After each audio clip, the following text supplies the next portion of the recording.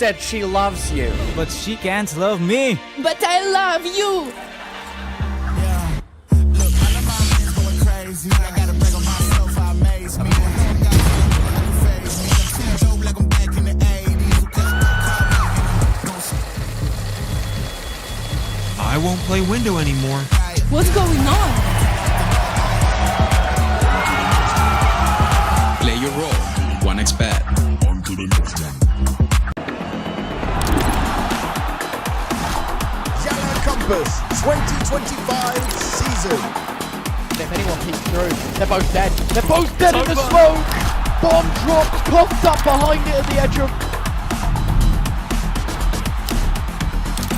Away with a kill, but quick trade back from Ariel. Still through the YaLLa Compass 2024 champions. YaLLa, let's go!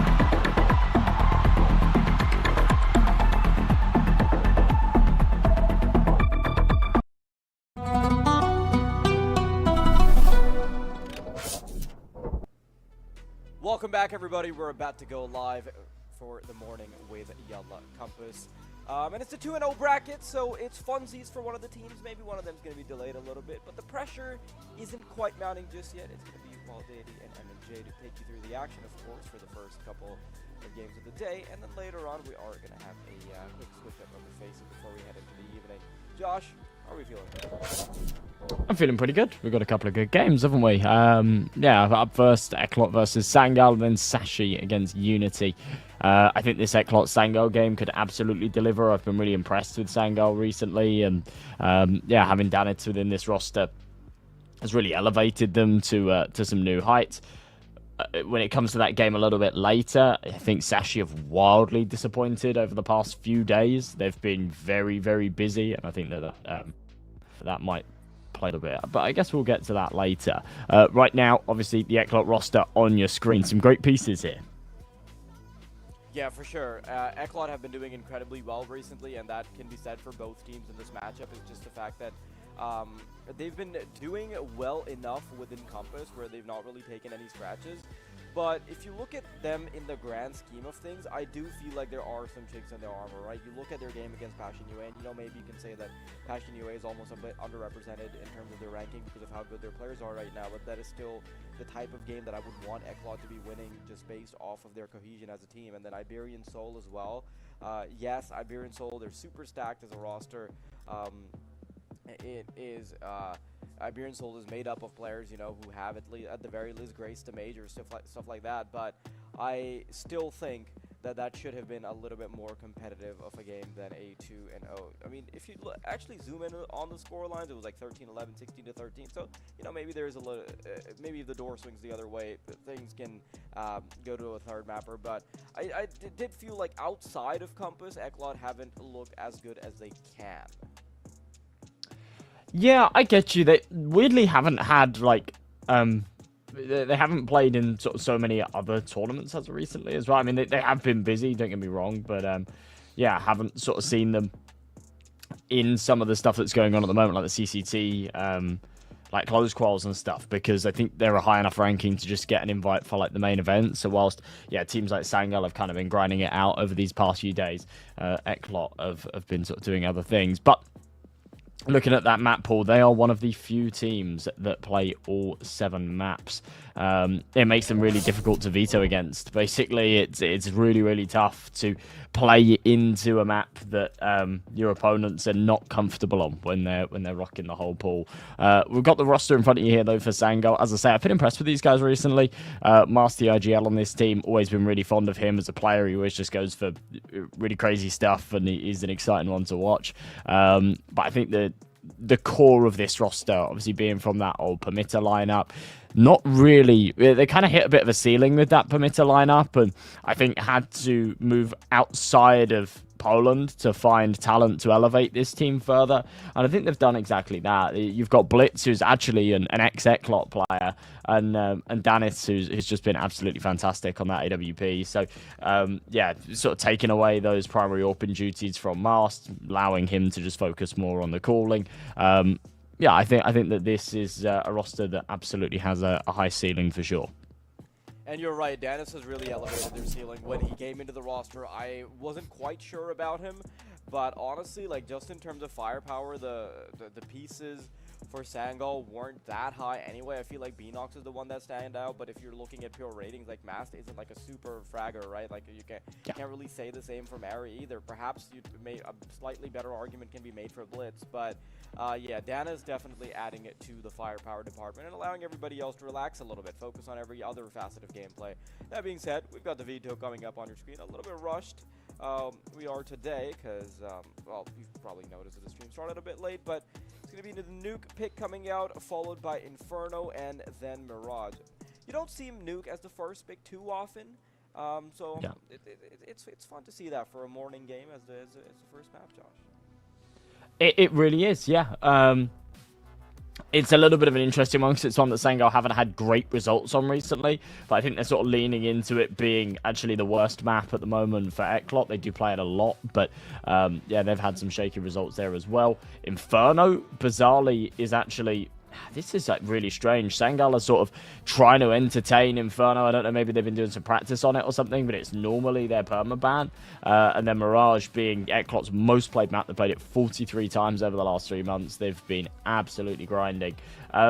One thing that I do want to touch upon, and it's kind of like completely irrelevant. It's just a bit of like a fun fact. So these two teams, the cores of these two teams have actually sort of played together for a long time. As I say, with Sangal, that core were with Permitter, and for YaLLa, they've just been together for a while now. And when you look at like the previous matchups, the head-to-heads, these guys last year actually played 26 maps against each other. How crazy is that? Now, they haven't butted heads so far this year, but that is one of the longest lists of head-to-heads I have seen at this tier of CS in a very long time, actually. And my favorite part about that is that it's not been particularly favoring one side too much. I think maybe a little bit towards Permitta, but there's definitely a streak of rounds for whatever team you favor. That being said, though, we're about to head straight into Nuke. Sangal on the T side, we've got Dynamo YaLLa on the C2. Are you live? Oh, wow. How does he... Oh, okay, gets away with the one. But yeah, had the right angle. They would just run into him there. Back's turned. And, yeah, had a real opportunity for more there. Routing down secret. Trades will come through. And a man advantage here for Sangal. But they don't have to commit to anything just yet. They've been really quick, so they can tap the brakes. They've got plenty of time to maneuver. Oh. Detour. Finding Blitz. Does quickly put it into a 2-on-2, so now we can start to have a bit of a conversation. Hang on. Shout out NGES. Everybody saw that. Mikey, good shot. He knocks down. Janice will be taken care of as well, so a slight interruption, but that's all good. Dynamo YaLLa are going to be keeping things clean, and part of that comes down to Mikey being able to hit some nice shots. E-Live as well before they can start navigating around Secret. They'll already have their heads ripped off of their shoulders. So Sangal, not the best of starts, but it's a new day, it's a new dawn, and it is also the 2-0 bracket, so not too pressured just yet. Still got a couple of chances if you fumbled it. Thought you were going to break into song again. I'm glad you didn't. It's too early for it. Yeah, for me too. I need to warm up my voice a little bit, lest I fumble it to the point where I can't be booked for any more games. Unrecoverable embarrassment. Flashbang over the top. MP9 actually playing in front of it. And they just don't expect that at all. Mo's down 2, runs out of bullets, has to swap to the USP, but he's got his teammate to alleviate some of that pressure. Bomb will be dropped, and this falls absolutely flat for Sangal. This is a force buy round as well. They got Tech 9s and armor. They didn't get a plant in the pistol. Still fancied the investment here. It just doesn't work. Beanox and Danis hoping to do any kind of damage here, but they know the round is lost.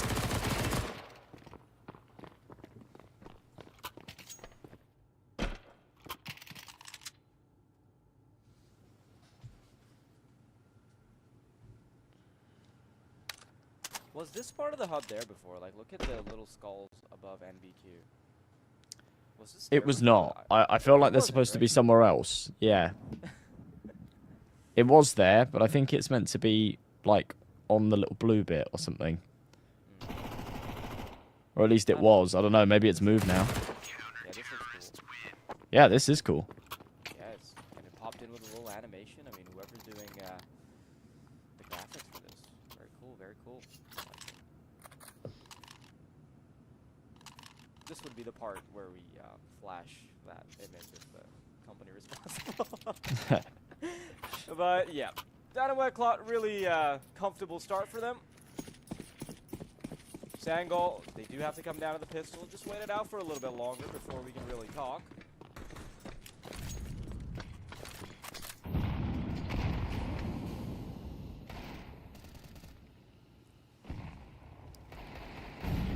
MBQ kind of been the king of this ramp position so far. This time he's got the M4 out as well, so looking to just shut this one down if any clocks come his way. Incendiary deployed. There is one on the other side. Won't spam or anything like that.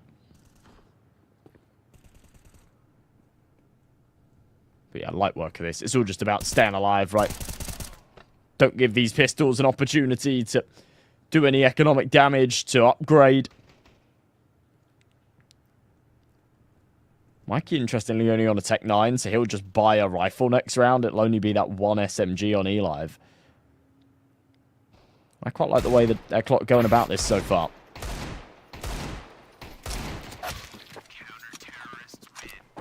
Yeah, it's been a really comfortable start for them here on Nuke.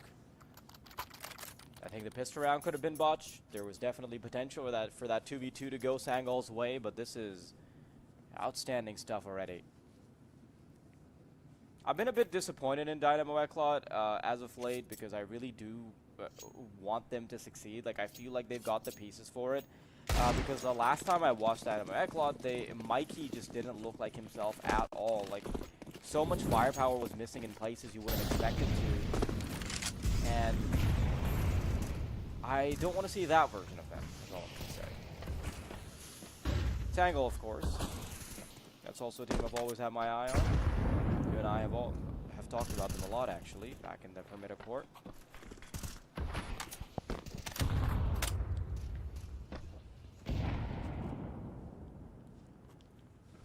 Well, time to shine now. This is the Sangol map pick. You can kind of shrug it off when you go 3-0 down, especially here on Nuke. When the buyers start coming, you've got to start fighting back, that's for sure. HG will blow that smoke open. No one trying to cross. Daitor will get that little bit of information. Is this a fake outside? Is it all a ruse for Sangol to route elsewhere? They're stacked up here in that squeaky door. The MP9 on the other side ready and waiting. Big pick. Well, the eLive gets away with murder, and he's got Mikey in the back pocket as well. Mass knows that there's a head he's spotted. Very patient with it. Does find a comfortable kill, but Forzy's eventually going to put him down, and the lurk, B-Nox, takes a little too long to activate. Does have the head on his crosshairs, but isn't able to pull the trigger in time. YaLLa, a fourth. That's great from YaLLa. I said before as well, the one contingency was that solo MP9. The fact that he's actually done as much work with it as he has just shows that it wasn't a contingency at all. And yeah, they should be good for 5 here. Josh, have you had breakfast yet? I have not. Have you? No, I mean, I've never committed the offense of just straight up eating while I'm on a broadcast, but does a cookie or two count? I think it definitely does. Oh. Yeah. Am I gonna be fired for it? You could. No. You could. I guess you could be discreet about it. Yeah. Hang on. Let me just.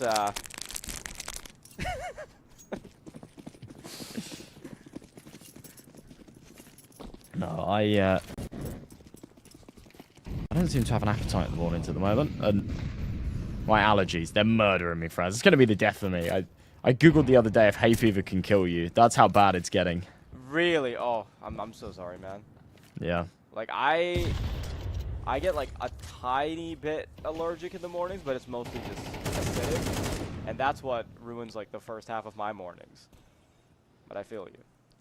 I wake up with like a gasp because I'm trying to breathe through my nose and then it doesn't work. Dude, you need to check for mold, I swear. Maybe. I think it's the plant sperm though. I think it's the flowers. Could have phrased it any other way. Flower cum. What? Never speak again. Detour. That's all. Oh. Ooh.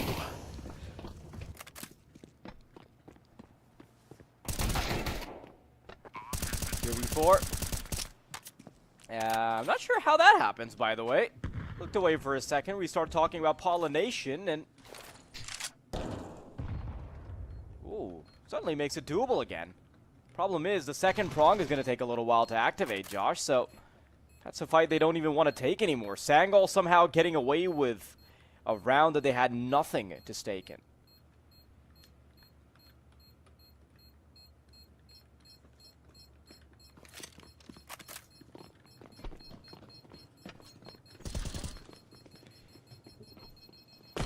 Well, the exit frags will do a bit of damage, and YaLLa, oh Jesus, alright, yeah, all of the damage, all the damage. Plenty of money in the bank there, as they'll keep a couple alive as well, and yeah, everybody's chilling. However, as you say, a round that Sangol didn't have much business in winning, they pull it off. It's their first on the board here for the T side. Puts them in a decent position as we move into the 6th. They'll have that AWP out on Dennis finally. The rifle's on the rest, trying to contend with Forsey, who has been a real force here. He's 8-1. He hasn't been all too relevant with that sniper. He's had that rifle out, but now he's got it in hand. He's dealing the damage. That is such a sick read. To anticipate that boost, deal with it, no trouble.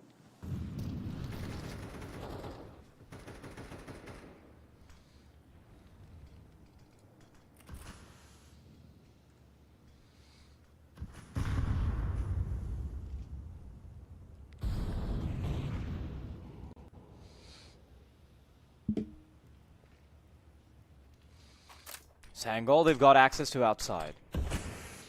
Mary is going to be able to find a little crack in their defenses as well, but Detour's going to take care of him. So Forsey responsible for making sure that they can't cross over. Problem is, he just doesn't have a sight line, courtesy of the smoke. The E-Live knows this. That information's been communicated. And because they walked all the way over, you can do the math in your head and figure out when you've got to pop the smoke, and that's exactly what he does. 45 seconds to go, anticipating them to be waiting for the smoke to obscure. They're very tactical. You avoid that nade, and this is where the E-Live's about to get pressured. It's all about wasting time for him because they've been a bit too liberal with how much they've taken their time with clearing angles. This is going to be desperate, Josh.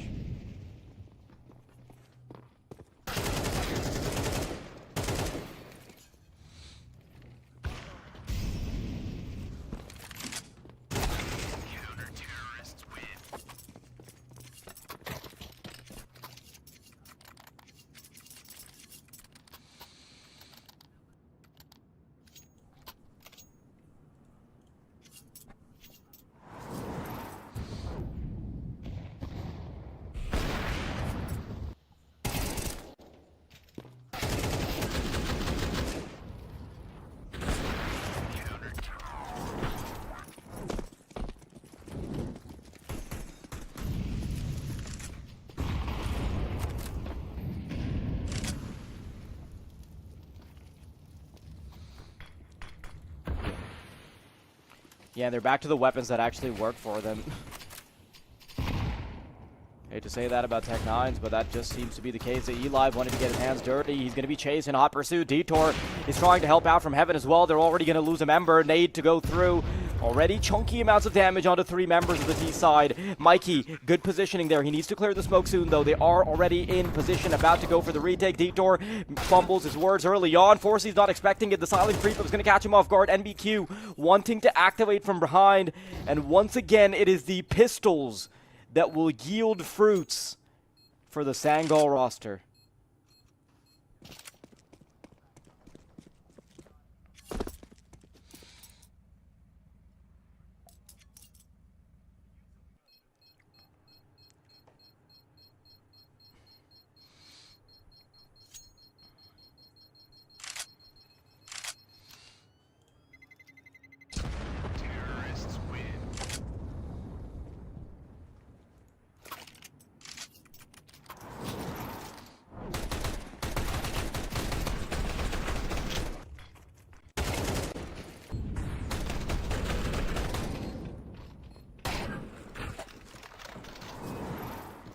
That angle from B-Nox, being the second prong to pop through, that changes everything. Like, if you still have that AWP activated, if they have one more angle to worry about, then maybe you could still materialize a 3v4, but it just wasn't going to happen.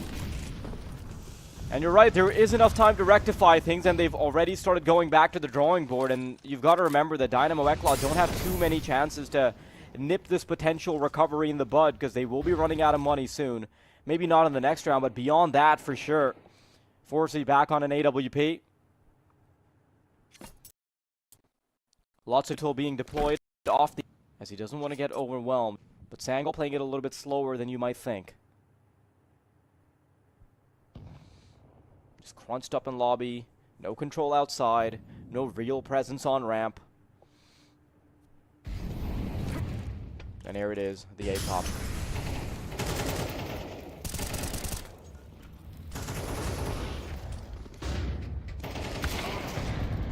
What?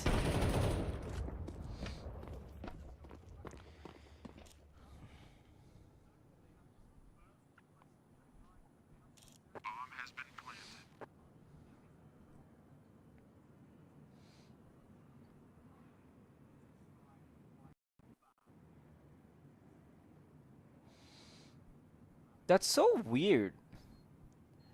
Like, the fact that they have full control, it's a staggered push from Sangal, it's the CTs to get 2 opening kills. Suddenly you look at the right side of your screen and it's populated with the T's winning out every engagement. I'm not really sure how that happens, how they end up losing those duels, because it did feel like Dynamo YaLLa had things under lock and key, but now they're starting to slip a bit.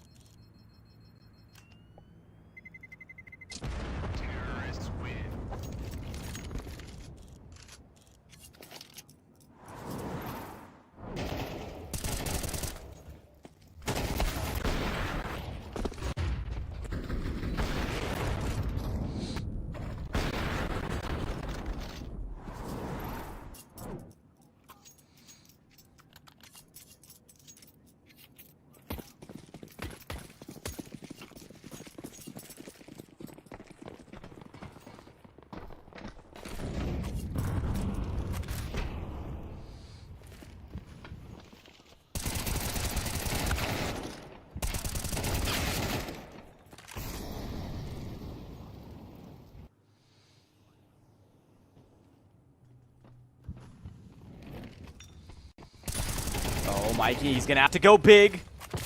Little bit of damage as change. But it's not enough. Forsey does get an opportunity to bring it down to the 1v2, but that will elude him as well. Sangal onto 4 now, with Dynamo YaLLa starting to break down a little bit, Josh. Definitely not how I'd expected to convert when we started. Also, Josh, just be transparent with me. Just keep it 100, okay? Can you hear, like, a drill in the background? Okay, thank God. I hope... okay. I don't know, well... there's just me, you, and an industrial drill.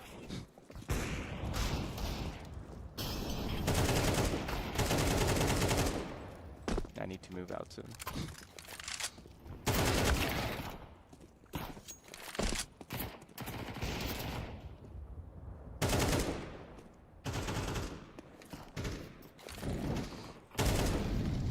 I feel like as soon as we go into a tangent, something or the other happens on screen. Mass tries to adjust to the crossing bird on his screen, doesn't quite pull the trigger in time. And bottom bomb site is the way they want to take this.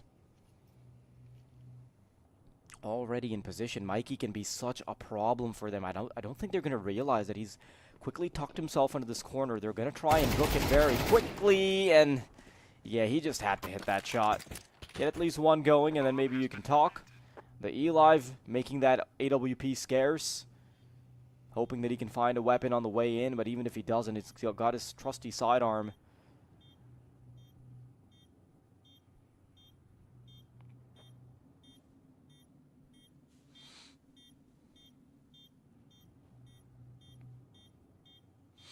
If I'm the E-Live now, I just go back upstairs and pick up that AWP.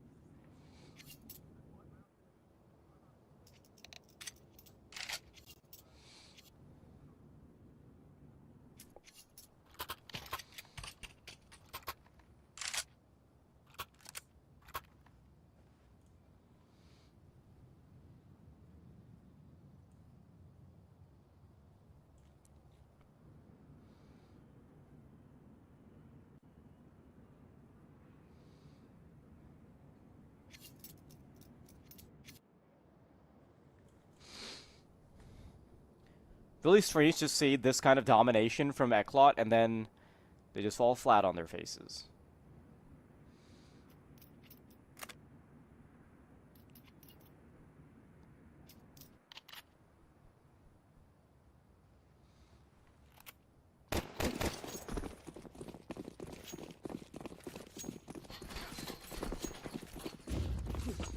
If Sangol can keep bolstering up the scoreline, then we might see a completely different finish. Now I'm hoping this entrance into Nuke is going to be a little bit more useful than the way they started.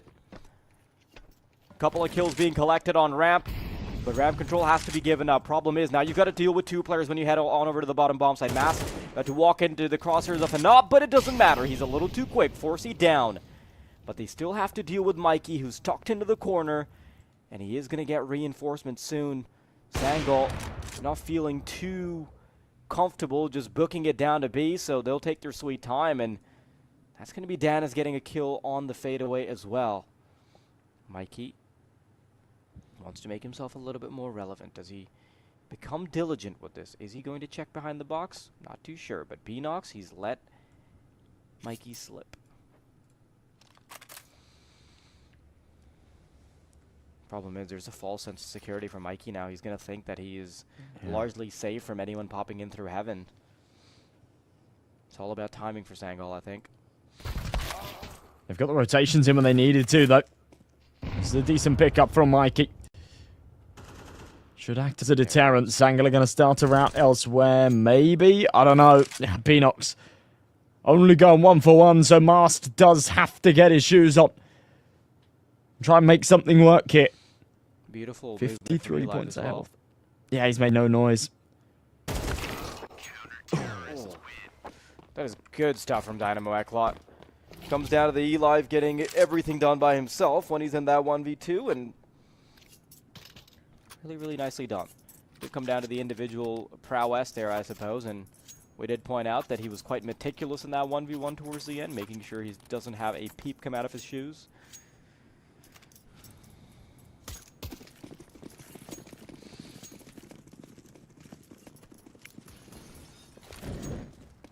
Well, they managed to pull it off.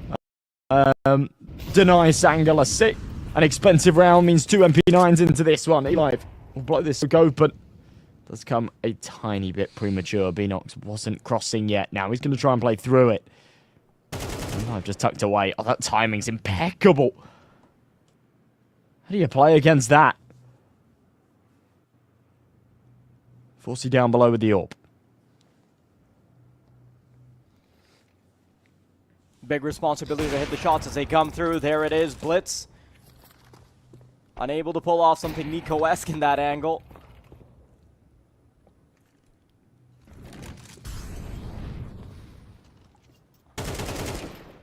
Mary, in the meantime, is going to make his lurk duties relevant.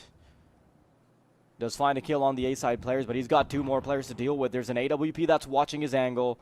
Sangol already sprawled onto the B side. He's got to be super careful. There it is. He spots the MP9. B side taken care of. Forcey's still able to find the lurker, though, but Danis is making sure that things will be kept honest.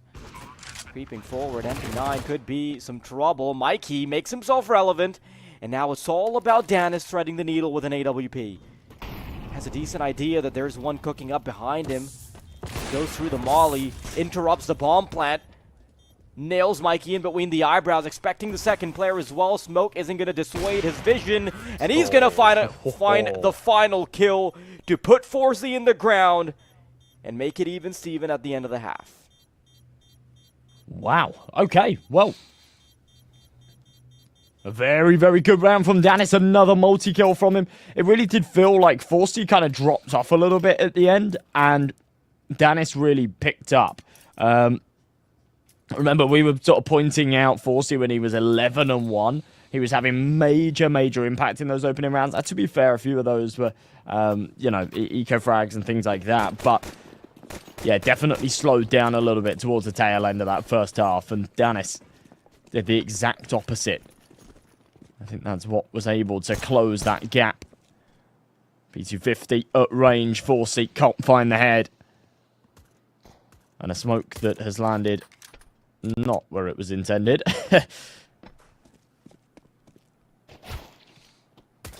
Just puts a nice little hat on the silo.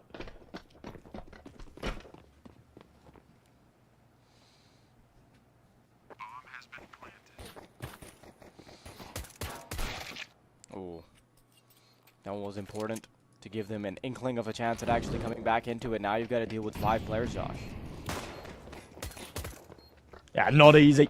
Danis dropping down in for the retake, but a 2-man disadvantage, and no kits is the biggest problem here, so you've got to be quick. And Mari, well, he is quick for the first, but it doesn't lead to anything more. 4C, Eli, Daitor, all in tandem, picking up 3. Eklot back on the board with a 7th, and a good start here to their T side.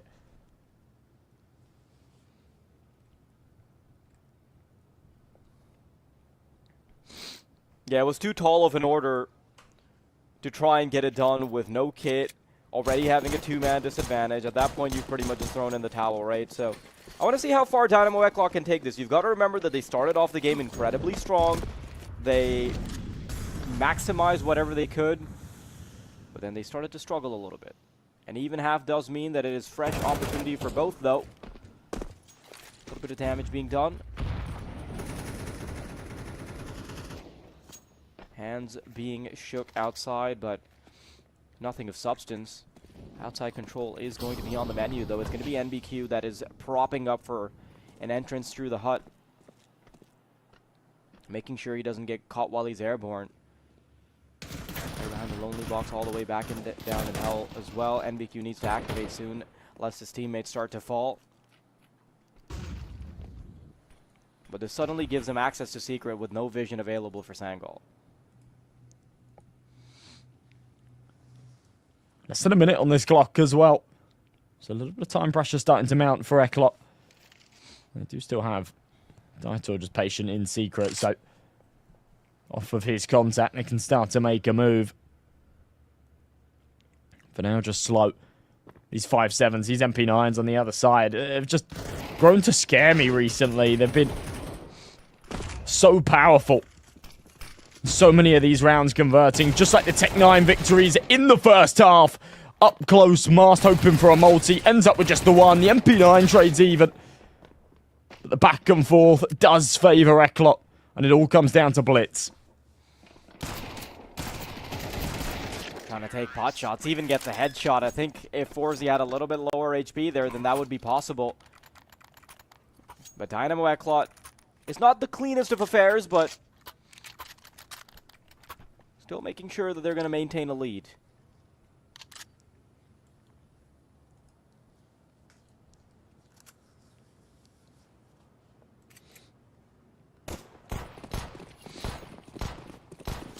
And you look over to the side of Sangol, that kill distribution isn't looking all that snappy. I mean, Blitz on 4 kills and 13 deaths when he's supposed to be some of the firepower of that department, right?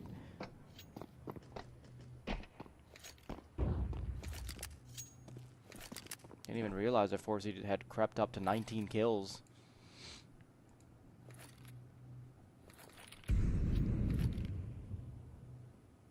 Yeah, he has his moments, and so much of the time they go unnoticed, but pushing for the 20 mark. This bomb goes down up top. They'll try and play this together. At the very least, we might see a couple of kills here. You got 5 grouped up. Mac 10 maybe in for a nasty surprise, or maybe in for a field day if their spacing allows it. 1 by 1 into Mikey. Feeds the beast with the Mac 10, but yeah, he shouldn't be able to get much more out of this. Eli's able to clean house. And he does want to be pressing for these kills with the SMG. Swaps it out. They'll only lose the 2 Mac 10s. That's absolutely fine.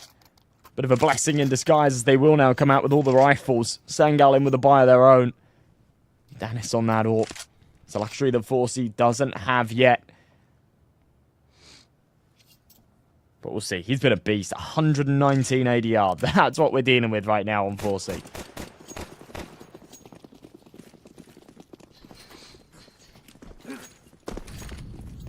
And unless they can start putting rounds on the board now, Sangol, I start to get really worried for them because Eklot, they still have their map pick to rely on. Sangol, they've got to get it all done right here. Lots of util already being deployed. We're only at the minute and 30 mark, and their pockets are already starting to look a little bit empty. 3 smokes, 1 molly across the board, maybe a couple flashes in there. Not the worst, but definitely not enough to hold an onslaught by herself. Oh, Blitz. Really good spray control at range. But the E-Live is going to match his Freak. Back into an even tug of war. Flashbang deployed. They don't try and press on ramp any further. There are 2 members that are waiting for them. Mast wanting to get his hands dirty a little bit. Wants to push through the smoke. Being expected, but still not found by 4Z. Nicely done.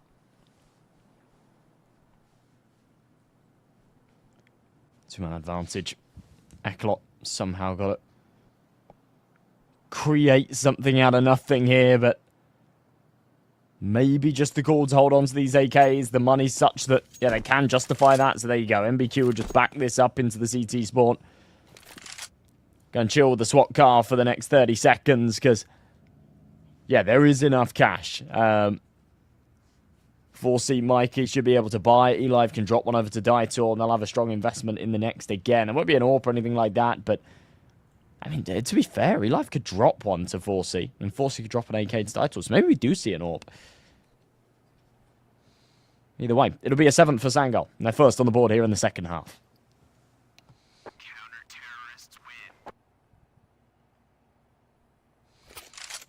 I'm starting to get a little bit worried now because, you know, 4Z was able to have quite a bit of impact by himself on the CT side. I'm not sure if that's going to be able to convert when you're on the T. Just a little easier to get picked off individually. Don't have the comfort of the defense. Lots of work being done on YaLLa, though. You got 4Z, you've got the E-Live who's been stepping in. So the captain also doing some really heavy lifting here with 14 kills. Sangol, not quite in that same boat just yet. They've had some high impact frags, but their highest impact player will be taken out by his counterpart. 20 broken for 4C.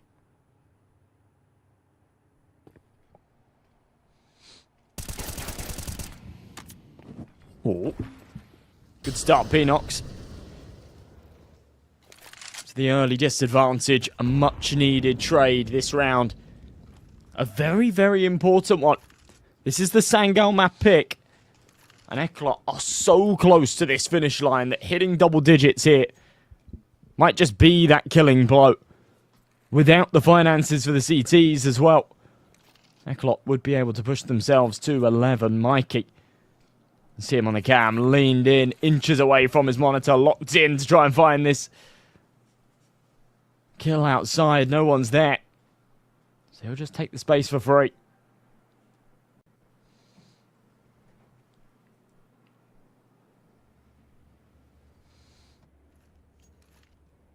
Oh, YaLLa.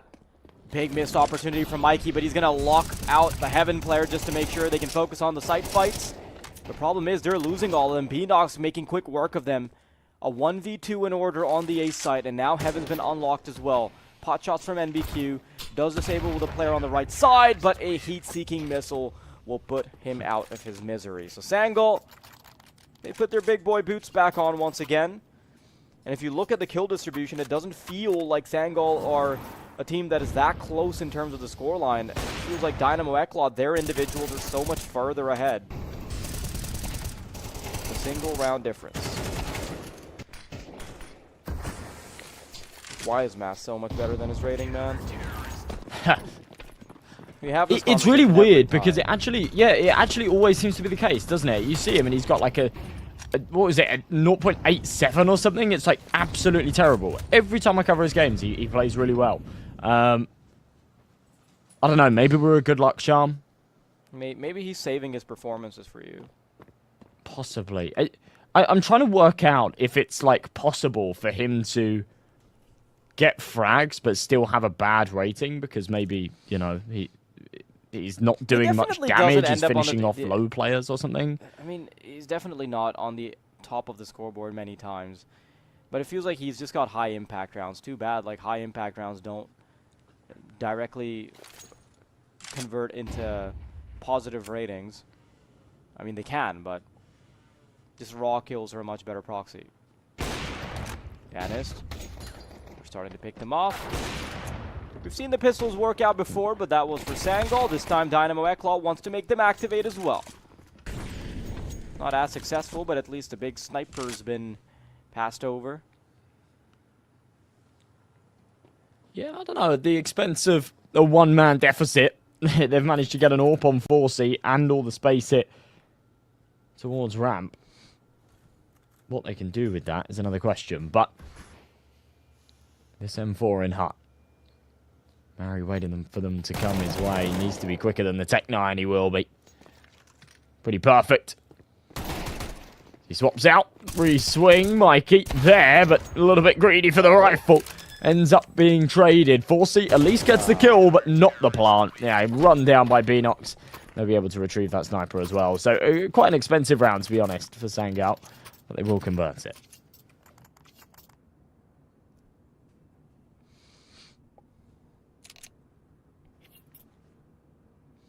I think if he had a little bit more time there towards the end, he might have actually been able to do something with the op, but has to commit to the plant. Bit unfortunate.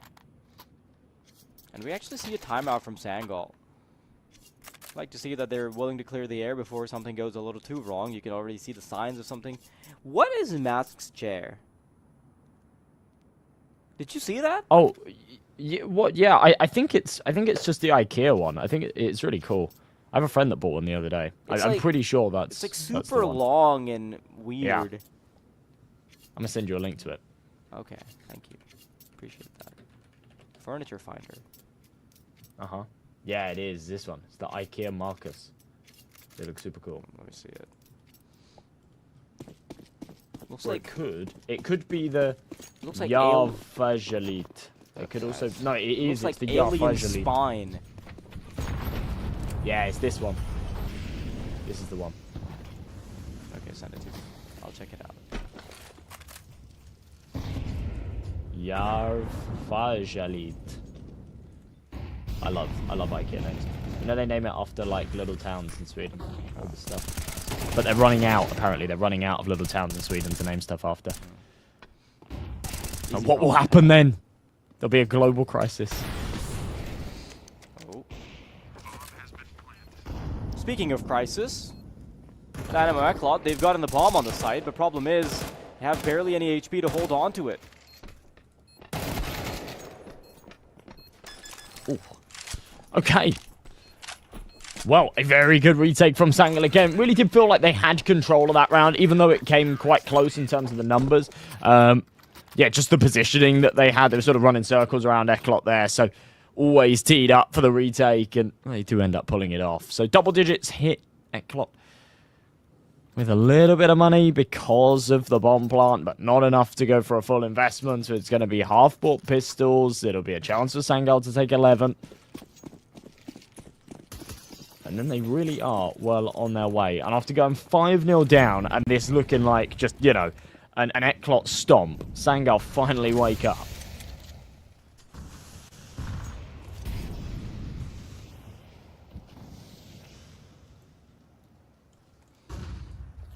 Yeah, great start from Dynamo YaLLa. It hasn't actually converted into a victory just yet. In fact, it might never on Nuke.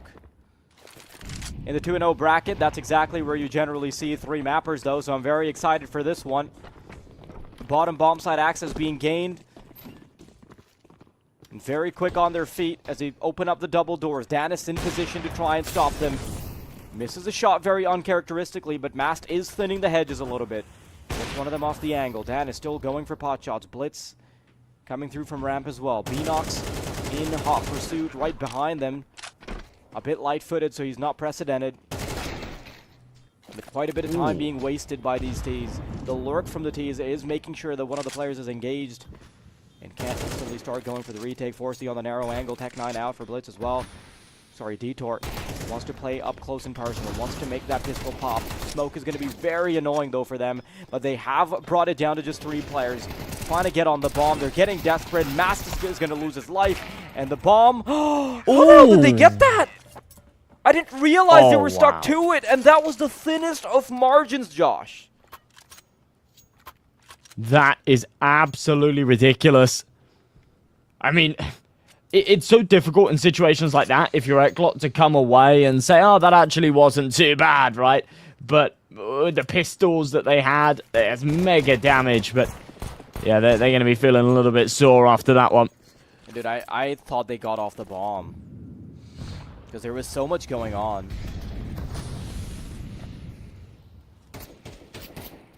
Chaos here on Nuke, masked. Deploys the smoke. Getting a little bit aggro here into lobby. Wants that deep sight line. All the action's happening outside though. Dennis with a big pick. MBQ tagged down low as well. And they are just peppering damage behind these smokes. Hey, Geo, blow it open, Mary. So clean.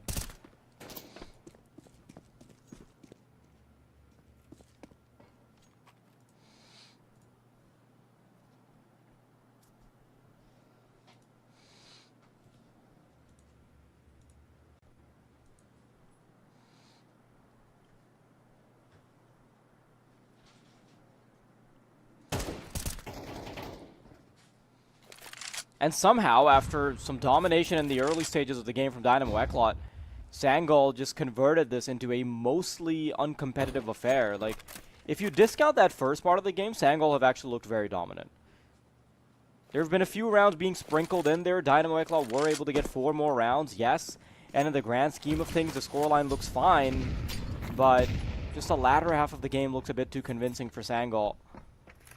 Some damage once again being inflicted, but a 2v5 is a bit impossible, practically. Unless they can do some crazy footwork.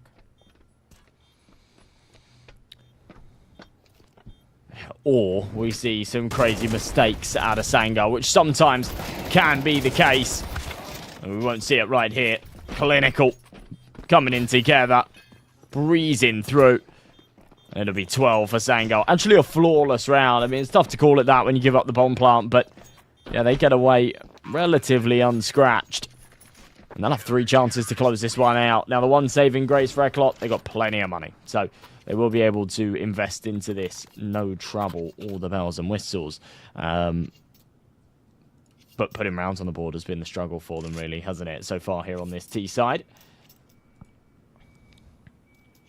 Not going to be an easy task.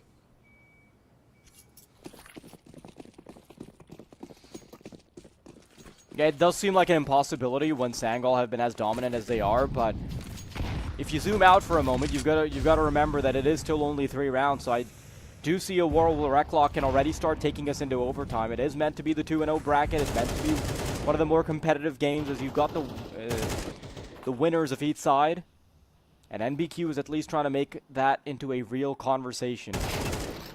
Enox very aware, but he's going to get caught by NBQ anyway. Double kill from the man is going to keep them a little bit more relevant in this game. Blitz doesn't want to keep holding the ramp angle now, wants to go back into a little bit of passivity, and I want to see what the A-side players are doing as well. So cheeky from Pinox outside. Doesn't end up getting more, though. Yeah, they've given up a lot of space here.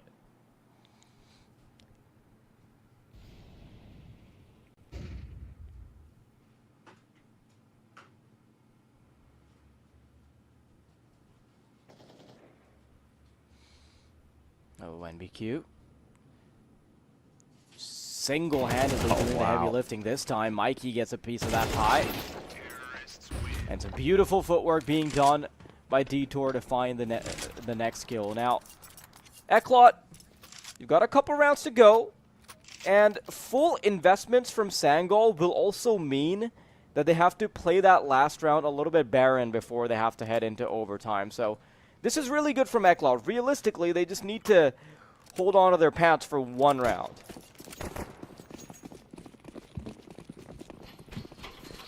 Yeah, I mean, we'll see how this goes. If we end up seeing a save or something, then perhaps there'll be sort of 2 opportunities with the rifles here for Sangol. But, oh, God, Blitz trying to play the off angle. Gets absolutely swarmed. Losing this ramp control. It's now onto Beanox, but Yeah, has to play sort of a 50-50 there. Can't do a whole lot more than just the one. Mask needs a single. He don't get it.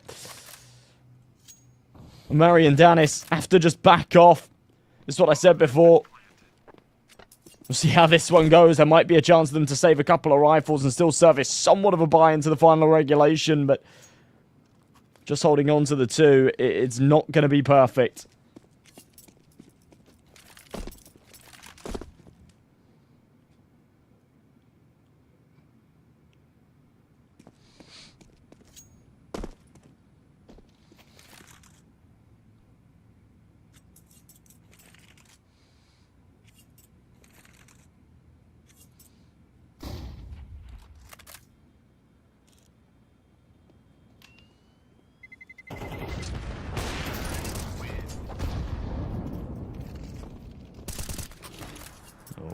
Oh, okay. Just about getting away with it.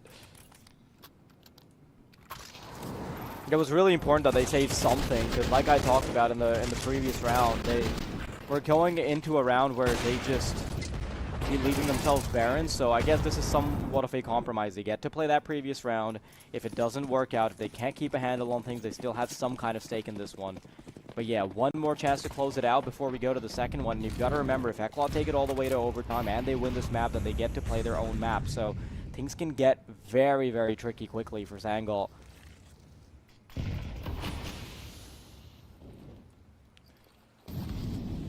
NBQ's been really successful on this spot, so don't hate it for trying it again. Give it another track. Ooh. Sees an elbow. I did say earlier, though, and I'll say it again, it's these 5-7s that scare me the most at the moment. There is only one in play, but it just feels like constantly buys like this one here are causing all the upsets. Mastered a good position for it as well, just on top of that hut.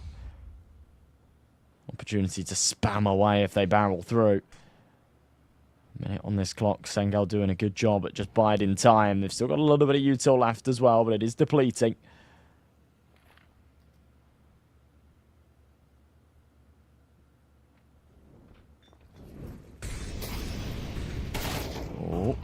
Oh, what an entry. Yeah, and NBQ's there as the insurance policy. They're going to get access to A. Blitz needs to do everything. He gets one, but overpeaks on the rafters and will be punished for it. Danis has 3 heads to find with his AWP, and I know he's been a masterful player, but this might be too much of an order for him.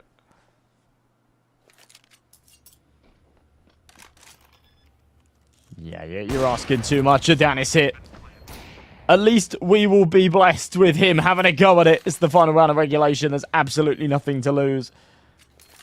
So yeah, he'll have a crack. Jiggling out.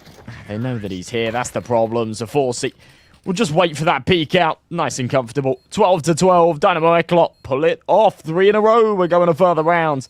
With how this game started, I don't think they'll be overjoyed with the fact that they're having to play OT here, but with how this second half was looking, yeah, they'll be very happy they've been able to claw that back. Going to a bit of a pause before we get underway.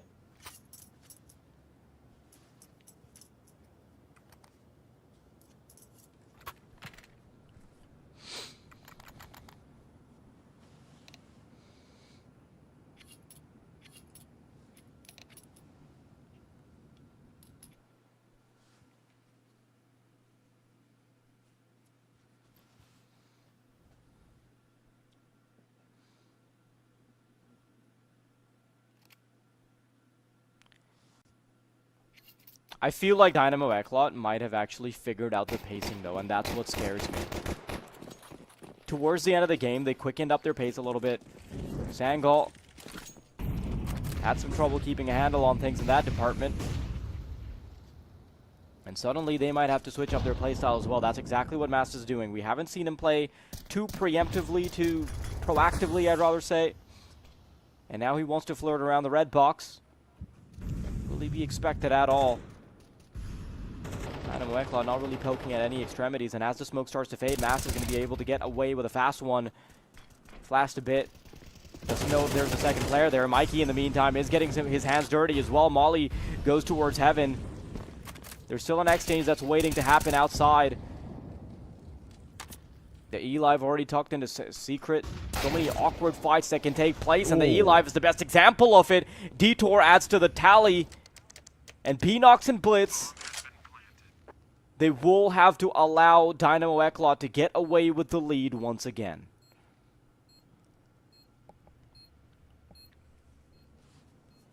What a start here. Couple of great entries again. It's no single individual. So everybody popping off there. It's actually Forsey, the one that goes without. He's 25 and 12. He's having one hell of a game. That bomb will go boom. They'll hit 13 for Blitz and Beenox. Yeah, it doesn't feel like a round that you necessarily have to save in. It's overtime, but wasn't a lot to gain there by throwing yourself at that. So it'll just be Beenox to stay alive. And Sangol now once again have their work cut out for them. They failed to do it on easy mode. Now they've got to do it the hard way.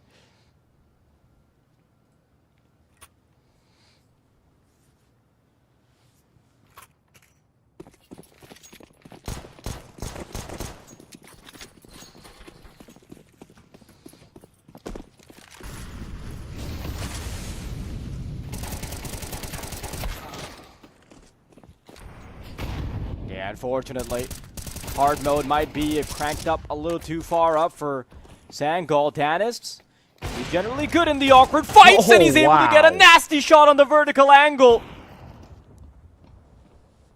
Mikey and Detour didn't realize they'd be left in this position. They did think they had an advantage, got a bit too advanced in Hut. But still, a chance to isolate duels. Down to the bottom bomb site we go. Mikey still staying around here in A to get his hands dirty, but man, Danis has been such an asset for the Sangol squad.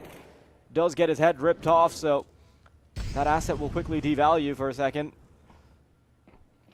But A-side access is available. They're being super meticulous with it. Mast is going to be that prong that stops them. Spotted, though.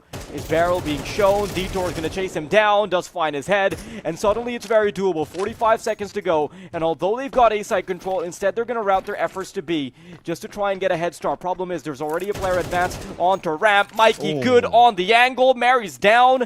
Blitz, a 1v2 to look for. Stuck behind this site. I mean, Daitor's low. But Blitz having to go about this loud and proud. The flashbang will blind him. I think they somewhat expect him to be in this corner, but the timing's good. Knows that the second's below him. But this is just so difficult.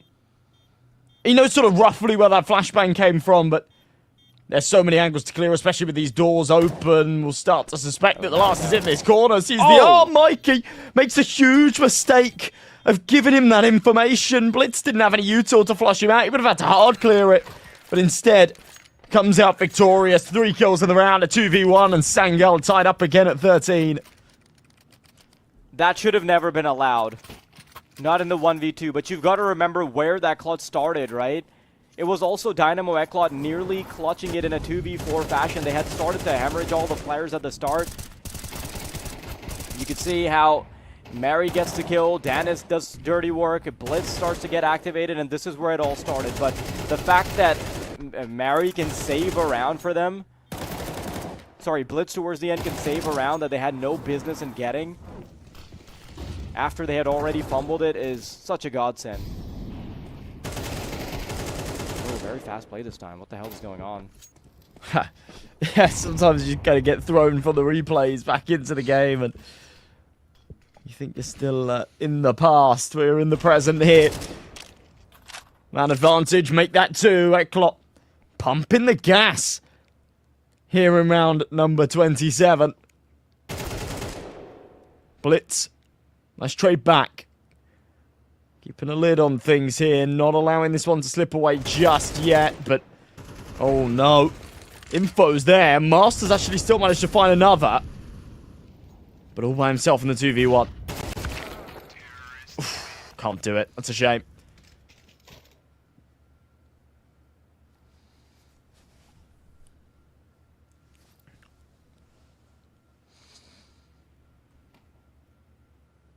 Very up in the air still.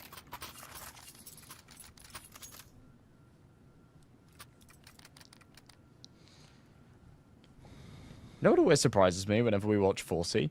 That he has a standalone microphone. That would, like, annoy me so much as a player. Like, sort of in the way. We should get him. We should get him on the cast. Yeah, I think he's already ready for it anyway. Has a better Yeah. microphone than me.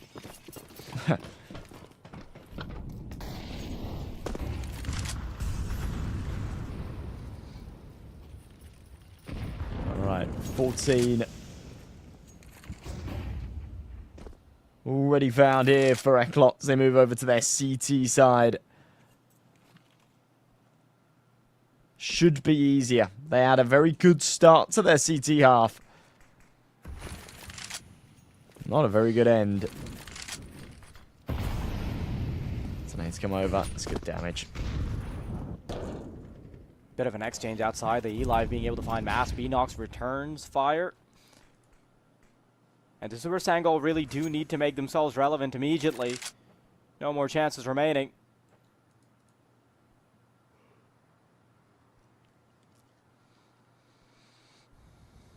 Don't want to be stuck in overtime purgatory.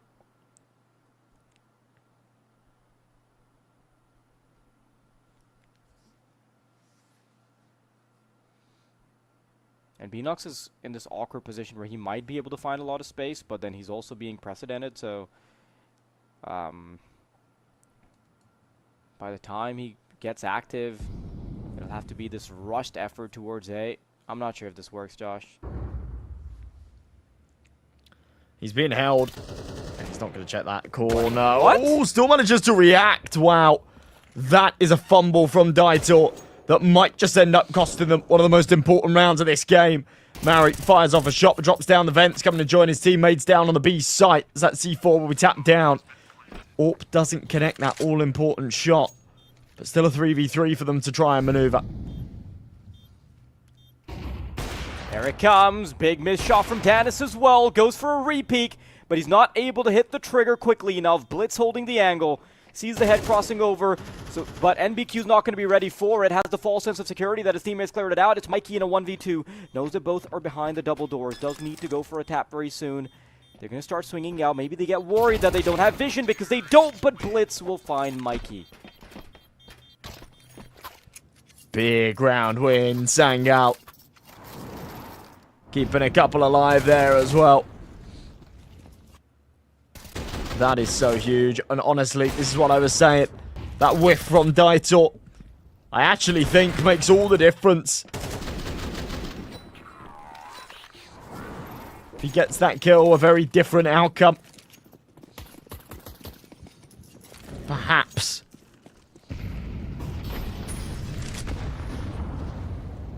Back onto the bite. 14 apiece.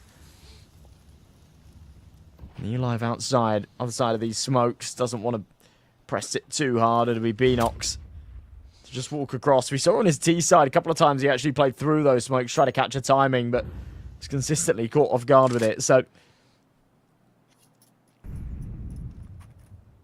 yeah, just getting sneaky with this one.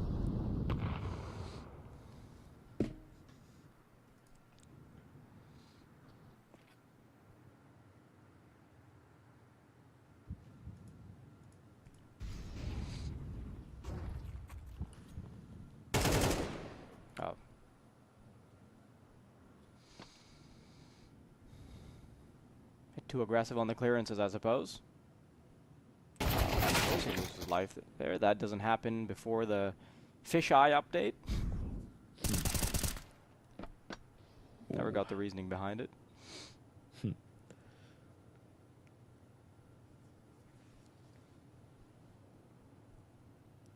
I'm a little bit lost. What do you mean by the fisheye update? You know how they changed the scope?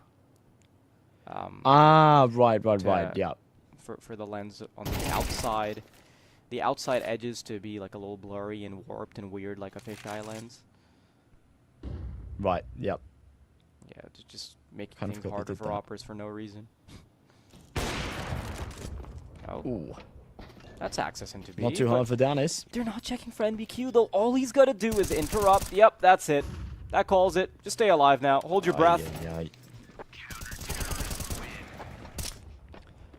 Dying off to time as well. It's not going to make a huge difference, but that is like an unforgivable time to not be clear in the back of the site, right? 7 seconds, man. Like, I can't even blame them.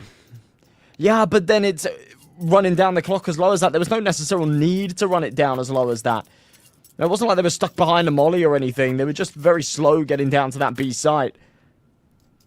I think it's just a bit of a breakdown in comms in that case.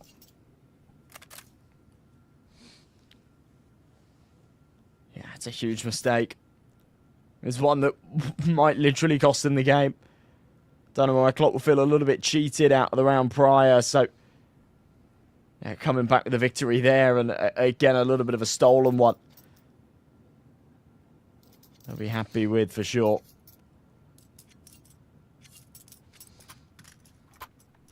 Last chance here though for Sangal.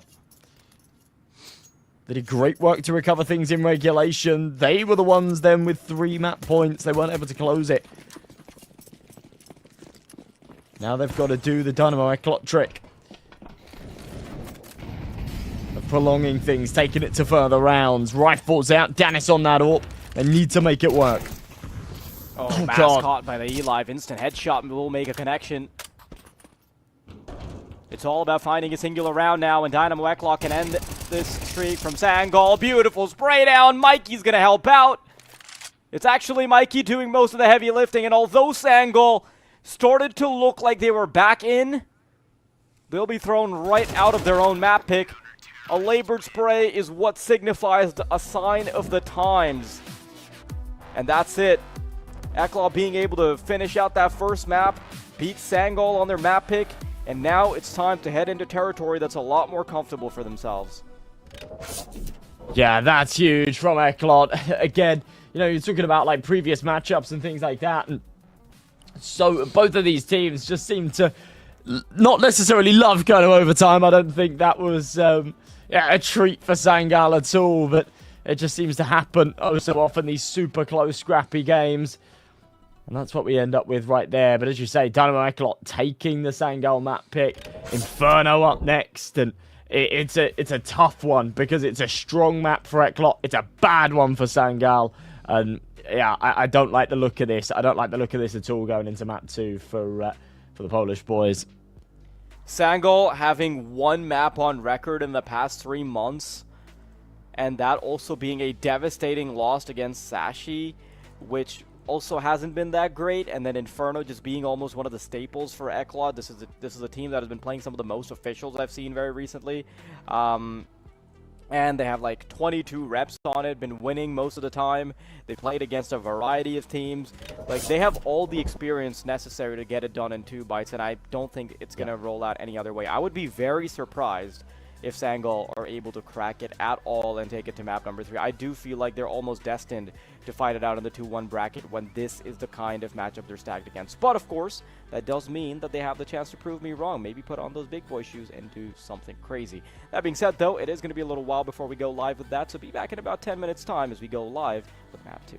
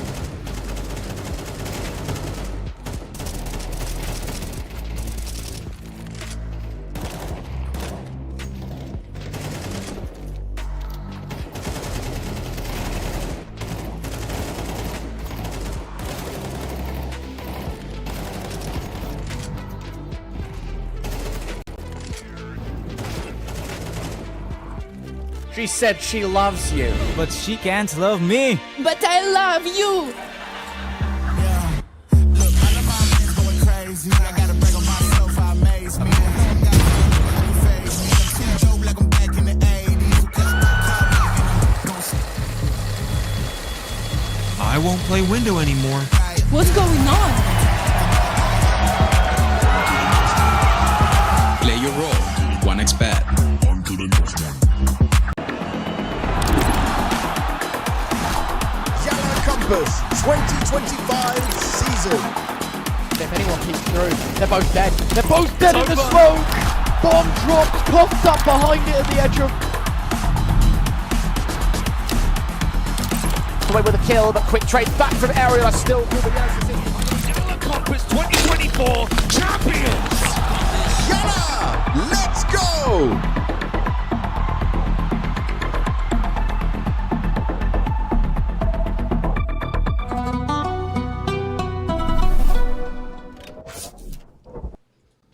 Welcome back, everybody. We're about to go live with the second map, and it was a very closely contested affair, but honestly, from both sides, it did look a little bit sloppy. So heading into Inferno, you would think that the narrative would be that this would still be very competitive, right? But then you reel it back a little bit, and a little update for the viewers.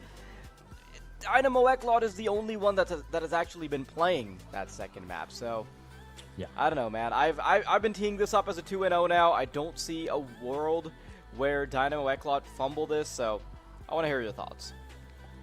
Yeah, I mean, you're absolutely right. This is kind of Sangol's permaban. They really don't touch Inferno. I'm not sure why they floated it in this series. They were sort of prioritizing trying to get Ancient out of the way, I guess. I hope that they've been putting in some practice hours on Inferno, but yeah, they really haven't touched it recently. They played it once against Sashi. That was, yeah, a few weeks ago. They got absolutely smoked. It was a 13-5, and that came up as a third map decider, so it wasn't, you know, even, I mean, Sashi are actually a pretty good Inferno team, but it wasn't even like a pick or anything. It just sort of was ended up being floated. I think probably because they'd have banned out Train not to play Sashi on Train. They're a good Train team, but yeah, I don't have high hopes for Inferno either. I think this is going to be a really, really tough one for Sashi. I don't think, not Sashi, sorry, Sangol. Yeah, I don't think that this is like a calculated move to float Inferno. I think this is like an uncomfortable symptom of just certain parallels coming together in the veto, and also, yeah, with YaLLa playing all 7 maps, it's really difficult to win a veto against them. Yeah, you're right. It's basically you'll be forced into at least one uncomfortable map when you're playing against a team like YaLLa that are fine with playing everything. And credit to Sangol, they were able to actually press on the one weak spot that YaLLa has, which is Nuke. But then they also had to kind of do it at the expense of potentially having to play, not getting a chance to play like one of their strengths, right? Like they had the choice of doing like Dust2 and Anubis based on what YaLLa would go as the first man, and they didn't get a chance to play either of them. They could have actually started with Anubis. Yeah, and this is sort of the thing you say, like, you're playing against a team that has the full 7 map pool, you end up having to play an uncomfortable map. It makes it all the more important that you then end up closing out your pick, because if you don't, then you do really, really start to have problems. And that's what we end up perhaps seeing here. It's a good start. Daitor cracking things open, him and Forsey breezing through this A site. Another one spotted on long. One on the site. It doesn't even look like Sangol are shooting back here. Well, Mass finally does something, right? But it is largely irrelevant to the outcome of this round. I respect the heroics, but they're not going to pay off any dividends. Finding the final player as well in the curtains of the smoke. And it's a beautiful way to be kicking things off. That's a good start. It's a very, very good start. As I say, it just didn't look like Sangol gave them any resistance there on A. They were going down without a fight. Every single duel. Comfortable and clean. It is going to be a force buy here for Sangol, interestingly. Mask no stranger to the second round buy. Knows how potent it can be at the moment, but One MP9, the rest on the 5.7s. It is a little worrying. But Dennis and Mary looking to put my worries to bed.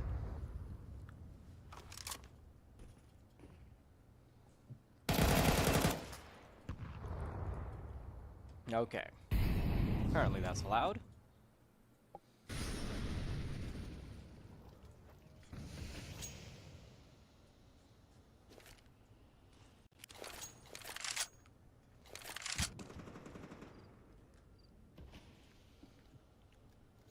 Couple of options they've got. But retrieving the bomb is of the essence to kick things off.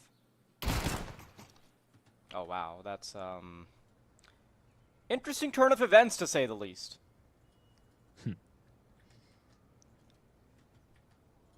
Dynamo YaLLa locked out completely. It's just 4Z with an AK-47. He does have bomb control, but finding 4 players, even trying to turn the clock backwards by getting the bomb down, just doesn't seem all that doable. He is being watched on the angle as he's making clearances happen. He will be spotted. Good shot from 4Z, and that does kind of give him access to the A side. Maybe if he can book it a little bit earlier, then he might be able to find something. Quickly try and get in the corner. He's got to watch out for apartments for the full wraparound. 4Z, maybe if he gets in the corner, then we can talk, but the flank is swift, and Sangol's return to the map is as well. Yeah, that's good stuff. That's really good stuff out of Sangol. It all starts off with that little sort of bait and switch there in the apartments. Works really nicely for those opening picks. Great shot from 4C, but yeah, not even allowed that bomb plant. Really does mean the money's not going to be great. They'll force back. Of course, they'll be on double eco otherwise.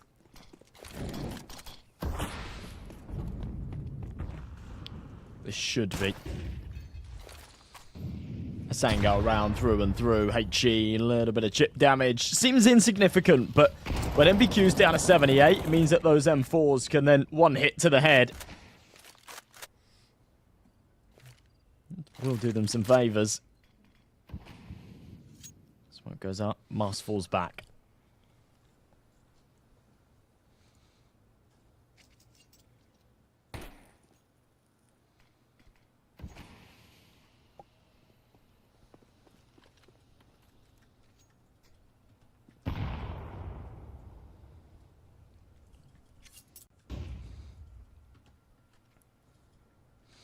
Bit of a slow round as Dynamo YaLLa don't really have a solid opening to pop through.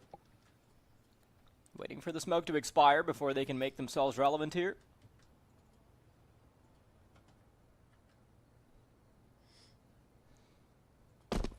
And the timer mostly ticked down with no real engagements happening, but here it comes. Tech9s to lead the charge. It's a Molotov to stop them in their tracks, and this is where I wouldn't hate it if they quickly went to the B site, and that's exactly what they do. NBQ's gonna stick around. That's the first shot. I'm not even sure if Sangol feel okay rotating, but Mast is gonna have to go big here. He's got the MAC-10. Labored spray doesn't even get to pop off enough shots. And Dynamo YaLLa have full control of the B site. Player advantage as well. And if they can do more damage, that would also be free goodie bags to take into the next round. But Blitz wants to try and make their lives harder. Eli swings out. That's a headshot. Perry and Beanox running for the hills as there is nothing they can bring to the table. Oh, that is a bad one to lose. Mary wipes the sweat off. They should be sweating right now. This is getting a little bit problematic. They've done great work to convert that second round, but overwhelmed by the Tech9s here. And what do you do for this next? And you're on double eco again. Guess Beanox could drop off a Mask. Mask can buy himself, and there's something here, maybe? But I can't imagine they pull it off again with the low buy.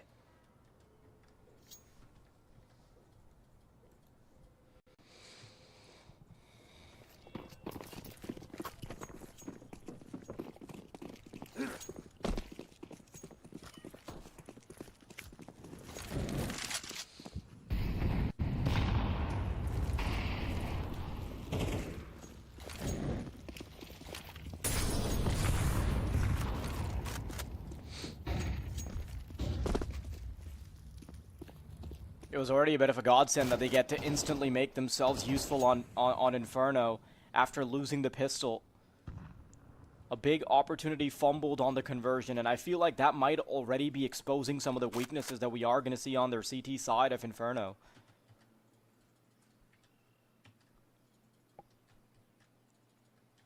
Boost lined up by Dynamo YaLLa, but it's a very conservative angle from both the Sangol players to be playing. Packed off entirely. A push about to brew. Mac 10 wanting to be ushered in. Rotations brought forward by Sangol. In the meantime, Dynamo YaLLa haven't even committed to a bomb site. There's 50 seconds, so now they are going to have to poke around the extremities soon. Smoked out. Mac 10 stuck behind it, and yeah. All right, this is. Yeah, this is a little bit too slow for YaLLa. I mean, they do still have one piece in place just to make sure that there's no lurk or anything coming in from behind, but Sangol with 2 in the apartments. This could be deadly. Dude, they've gone for the full wraparound, and now the apartments player will actually have access to them. Mary, trying to make their lives harder. They just need to get on the bomb instantly. At the very least, the bomb can't be denied, but it is still a 5v4 where it is possible. Detour expecting it, sees the elbow. Did he? I'm not too sure, actually. Oh! Yeah, it's just a spidey senses tingling, aren't they? Of course, he sees 2 coming his way. Swing out is good. Mary's still making himself useful. Takes his sweet time coming out of the apartments. NBQ being deadly. Mikey needs to activate as well, but he's going to be the first to go down with the ship. That's 2 kills. No, B-Nux will be able to keep himself alive and gets the final kill to bring Sangol right back in.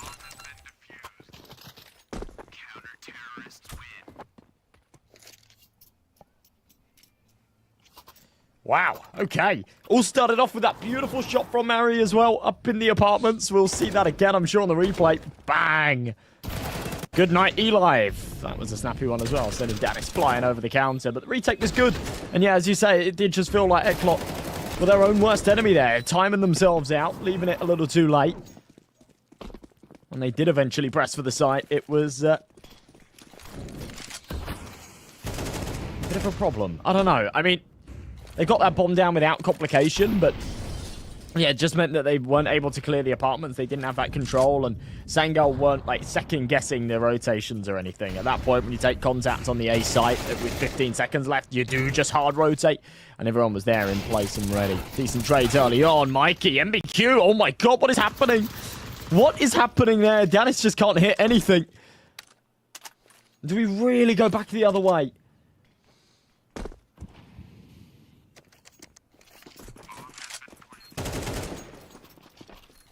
This game is ridiculous. Neither team have been able to string 2 together. And I thought by now Dynamo YaLLa would be able to do it. And for Sangol, they keep getting these weird rounds, but they keep also losing their sandals in the sand.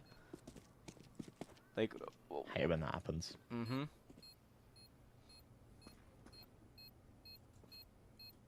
Rest in peace, my grey Crocs. Gone but never forgotten. If you're not careful, you might lose me in the sand. Don't pressure that line of reasoning.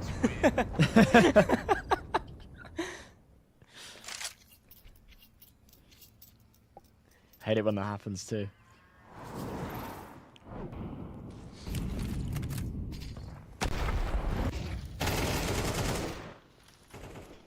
It's this double here. I'd love to see this from MBQ's POV. Look at this. It's just so ridiculous. You've got 2 rifles doubled up under the back. I'm not sure why they're both under there. Maybe they were about to boost and then called it off or something. It seems like a little bit of a breakdown of coordination, but it's just so ridiculous. Preemptive nade to blow the smoke open as well. Love that. Doesn't bear any fruits this time, but Sangol, of course, back on a buy of their own, so looking to return the favor. The Force Buy Wars. The problem is, the deeper you get into the Force Buy Wars, the more the T side are then able to stabilize a little bit. MBQ, oh, fumbles a tad, but still ends up with it. Dinosaur down to 1 HP. Oh, make that 5-7 work? No. That's a shame. The 5-7 hits the headshot on the 1 HP player. If it was anyone else. Yeah, if it starts with the other target, then maybe. Maybe it could be a little bit more messy, but yeah, Dynamo YaLLa finally able to string together a streak of rounds, and we will be seeing them get ahead a little bit.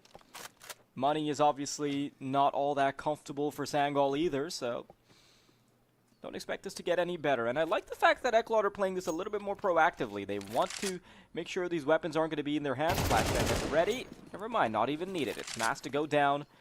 And now they've been able to triangulate that B-Nox is somewhere close to this B bomb site as well. First headshot, he's keeping himself alive. The Molotov is going to lock him in place, though, as he drops down.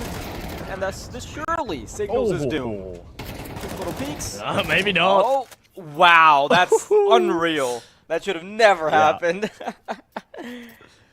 Now, the thing is with it, is after all of that, the prize is just an M4 and an eco round, right? Which shouldn't really have too much to really say. But yeah, he's done very well to stay alive there. And honestly, make things expensive for YaLLa. They didn't have the money to justify a hunt like that and to lose an extra couple of players like they did. So Mikey's down to a Mac 10 hit. Dieter on 1,450 bucks. A little bit of early contact. B-Nox. Oh my god, putting this M4 to good use. Will eventually be traded, but it can be passed along the bus. And the bomb down. This is still around that maybe they could service the USPs, get another. Right. Glad we're still watching the same game, I guess.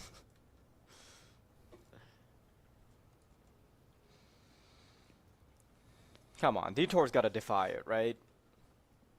Do something. I don't know. A freebie's in the car. Just turn the corner a little bit sooner and you find them. Oh, he sees the back, so that's good. Now, you've got to remember there's suddenly going to be this false sense of security. No, Detour, don't get on the railing. Thank you. There's going to be this false sense of security because they just came through from CT spawn, so they're going to feel like it's been cleared. But it's all about how soon Detour wants to activate.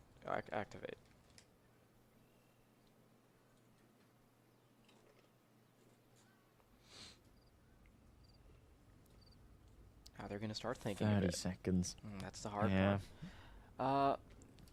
It is possible to only find 2 kills and get your hands on the bomb. So sees the head.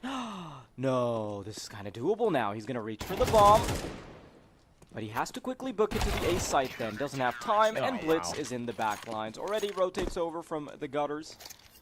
And Sangol will continue this little seesaw adventure we've been having. So I want to ask, was one of the kills a disconnect in the previous round? I was also wondering this because look at I this. saw it, up until here. Yeah, Mikey DC'd. Okay. Because, it was a 3v2 and then it became a 3v1 and I thought, did I miss something? And I didn't want to point it out. Yeah, that's rough. He's not back yet either. Because the 2v3 is actually still favorable for the Ts because they have much better weaponry and access to middle is still very restrictive. But yeah, it sucks. It really does. When Dynamo YaLLa could have finally strung together a few rounds and surprisingly a very competitive Inferno so far.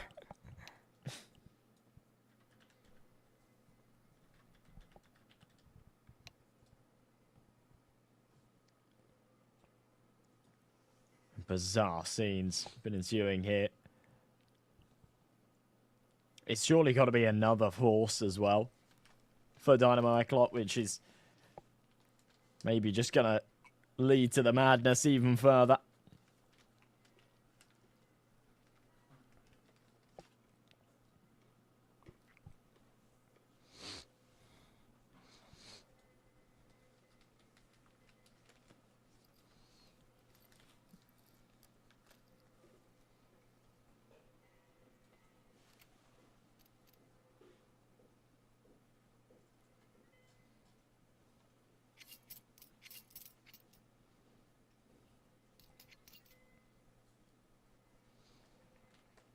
Josh, so who do you think is the strongest professional that you could still beat in an arm wrestle? So like I'm trying to pinpoint. I can't think of anybody I could beat in an arm wrestle.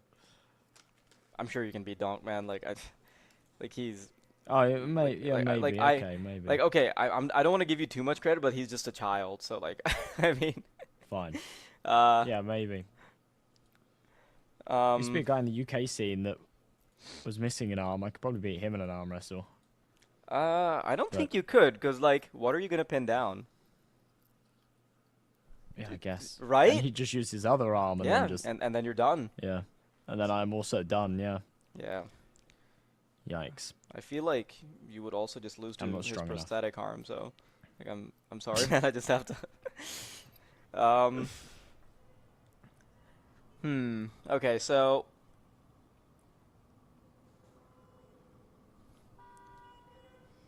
I don't know where I was going with that. Trying to flex his strength. No, dude, I would get totally dumpstered. Like, my upper body strength leaves much to be desired, because I was once... this is a story that a lot of my friends know, but I was actually crumpled by a bus, which makes it really difficult for me to actually get reasonably strong at anything upper body. So, yeah, I'm not winning any arm wrestles. Maybe against, like, again, Donk. But, yeah, it's not We need to make this happen. We need to You make think this so? happen. Just to, like, yeah, just to sort of prove it. Be like, yeah, So, like, it'll go why- in my bio. Beat So Donk in an arm why- wrestle. beat Donk, and then it says in an arm wrestle in the fine print, and like it would be even better if you could get Face It to organize that arm wrestling match, because then it would say you beat Donk on Face It in an arm wrestling match. Yeah, you could do it so like it only says in an arm wrestle when you like click view more, and then it just says beat Donk. So yeah, easy mate. In an arm wrestle. I'm still not confident that I definitely win, I'll be honest. Well, I'm not too confident that this game is going to go live anytime soon, so we're about to go to a quick break, and when we're back, we are going to be seeing the mess that has been Dynamo YaLLa versus Angle.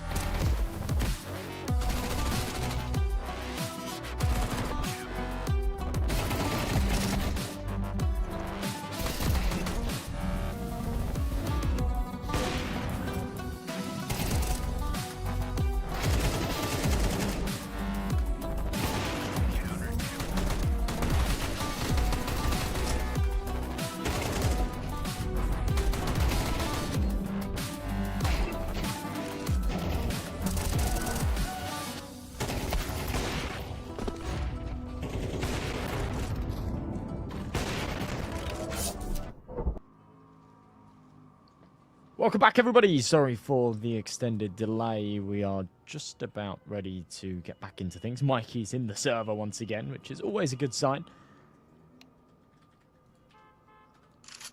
And yeah, we will be live in the next few seconds. So, by right back, where we left off was continuing this crazy back and forth. Sangout did eventually allow YaLLa to pull a couple in a row together, but it didn't last long. They bit right back. Now, for YaLLa, there is just about enough money to go for another investment, but yeah, low cash after that. Strong buy nonetheless. Good start, though it's masked. To draw first blood, Mikey's head on a skewer.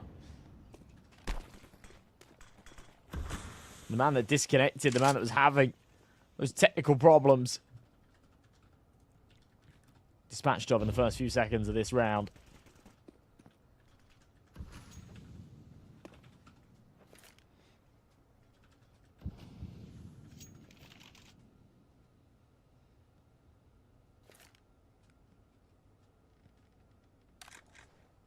It seemed like Mikey had a power outage. They almost ended up having to play with the coach, but he came back just in the nick of time.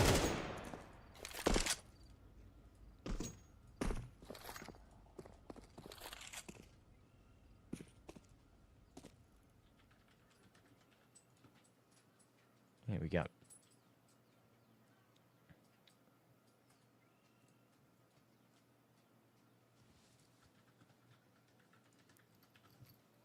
Very slow stuff. 30 seconds left on this clock, and Dynamo YaLLa, after their first little prod, have not made a move, have not moved a muscle hit. It's going to try and work its way round through short, nade into pit. Now it could be on the receiving end of it, but that's it. This is the problem when you play so slow. One incendiary can just stop the plan, and that's exactly what happens. They don't have time to plant this bomb anymore. That's it. Round over. They now risk dying after time, which is exactly what will happen for MBQ. Money broken. They try and get rid of that AWP on 4C. They won't be able to, but yeah, a pretty disastrous round, to be honest, if you're YaLLa. And arguably, you kind of need to buy around this now. Even though they absolutely won't want to.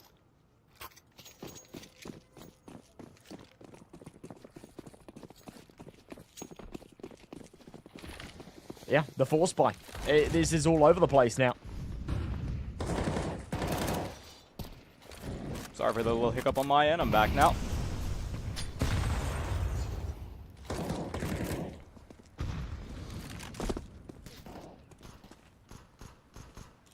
Thankfully, we don't end up with that code situation. What?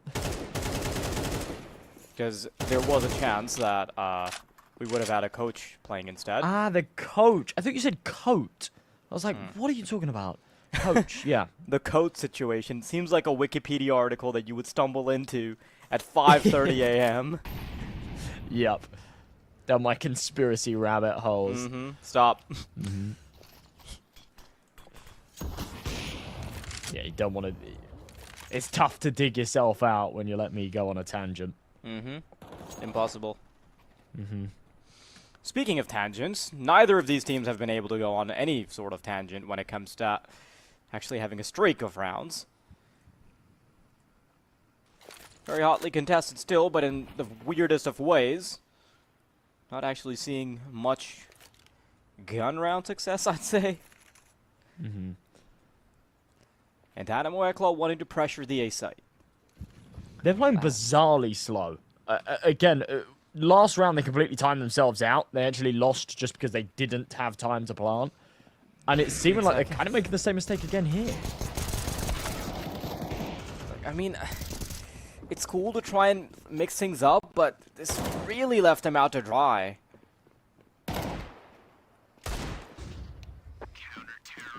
And the weird thing is that in that round, they had full control of the A site. And Daitor's just died after time again.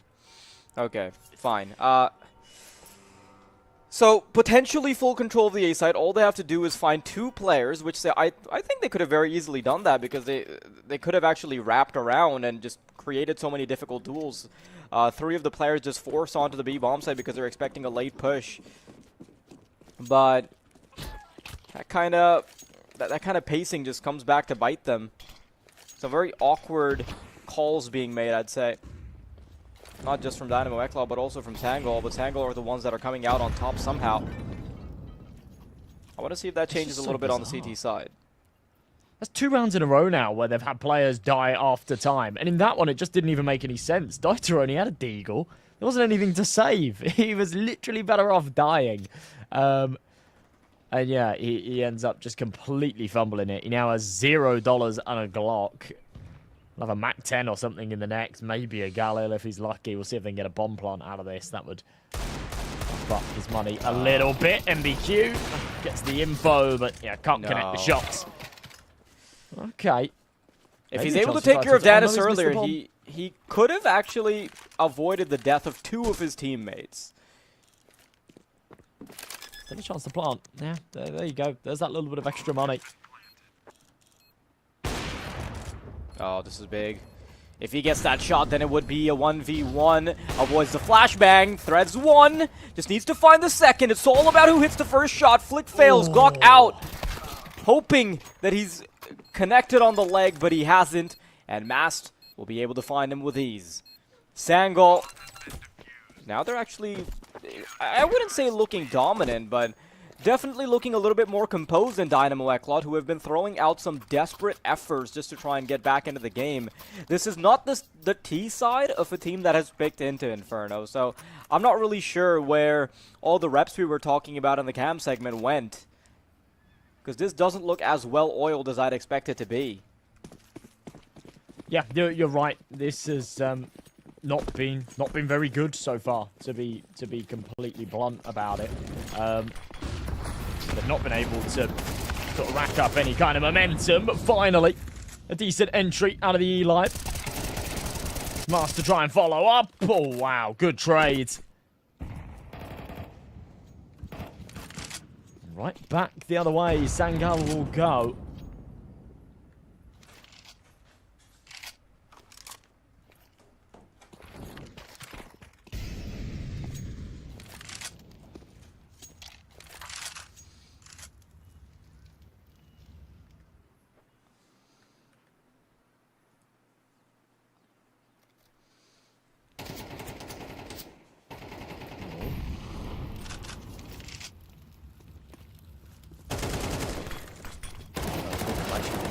Blitz, oh, hit fumbly on the trigger, and he is going to be caught. So this is access on the B bomb site, and Sangol, they've got plenty of money for the final round, so wouldn't hate it if they actually tried to go for it. But problem is, they're so far away that just getting close enough to the site probably brings them within that 15-second territory.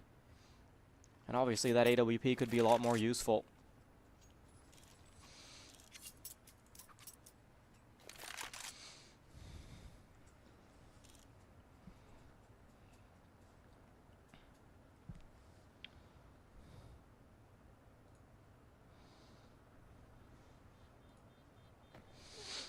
Okay, well, it will be a 5th round at the very least for YaLLa here.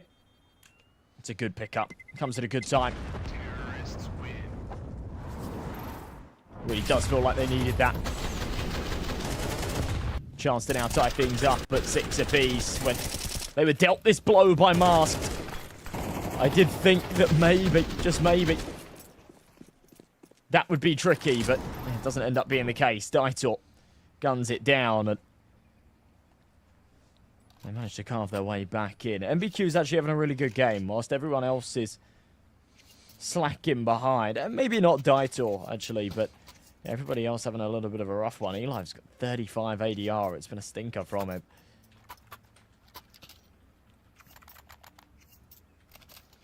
Double AWP set up here for the CTs. This is interesting, especially for Inferno.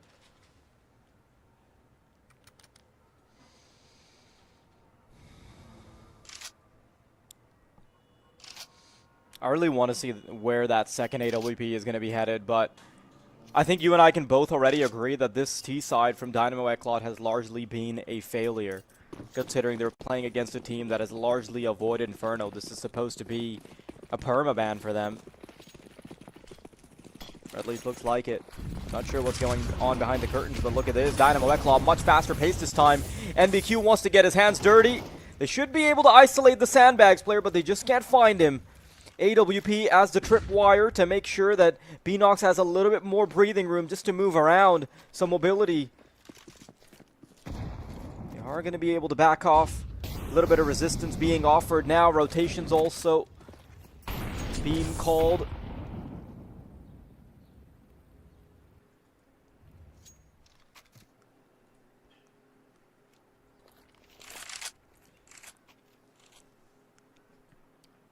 Trying to pile on the pressure here to this B site mast. That secondary sniper. Oh, God. Yeah, that is very quick from Mikey. Absolutely needed that entry.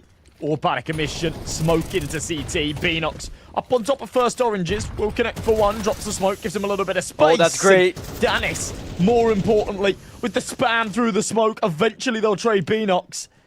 The 3v3, Orpa locked out. Wow! Oh my God, Danis, how does he do it? X-ray vision on Danis as he finds the bomb planter and suddenly adds so much more complication to this madness.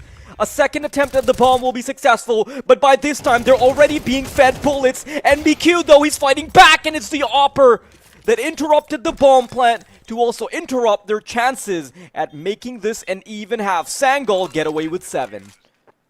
I just don't even know how you play against that. And I don't know how you sort of come away from a situation like that where you say, we didn't really do anything wrong. You know, we got the entry. It was good. We did well to overwhelm the second player on the site.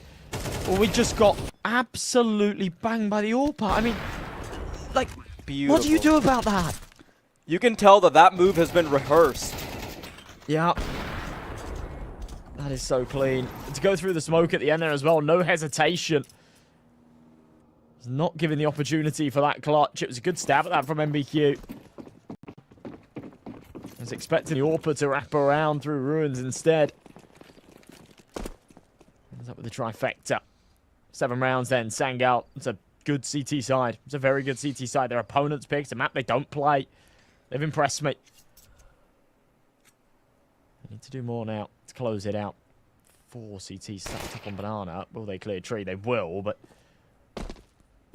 got a bit of damage. Oh. Oh, this time it's ridiculous. Good shot from NBQ. That's so sick from MBQ. Gonna get more chances to show what his USB is made of, but he's actually just gonna back off. He's waiting for reinforcements to try and help out. It's fine to give up control of the A bomb site as long as you can play that 4v3 later. They do need to get a move on soon. They have a kit in play. It's going to be useful.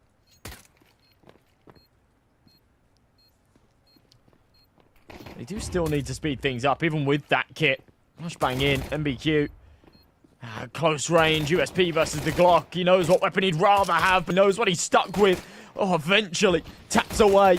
And it's the last, It's Mary. In pit, they need to deal with him, but running out of bullets. They still need to find this bomb, finally. One is on the defuse, and just in the nick of time. Force your follow-up. Eclot taking the second half pistol is key. And it was a very interesting and well-drilled setup here with the 4-man stack on Banana. But after losing the early advantage, I was worried for a moment. They still managed to get it done. Honestly, the pacing with which they went for the retake is almost a symptom of what we've seen so far. Like, I'm not sure what the root cause is. Maybe it's just like slower communications in general from Dynamo Eclot. But we've seen plenty of times where it feels like everything can be done 25% faster and they'd have better results.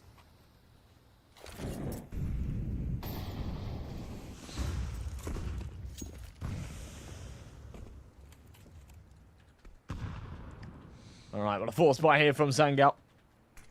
Bomb plant in the pistol, couple of kills. They, yeah, feel like they're in a decent spot to maybe try and do something here.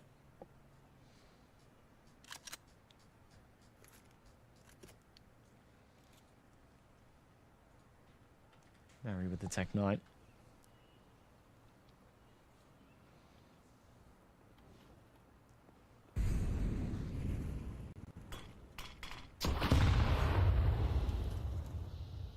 This is really slow. They're going to try and work up towards 8.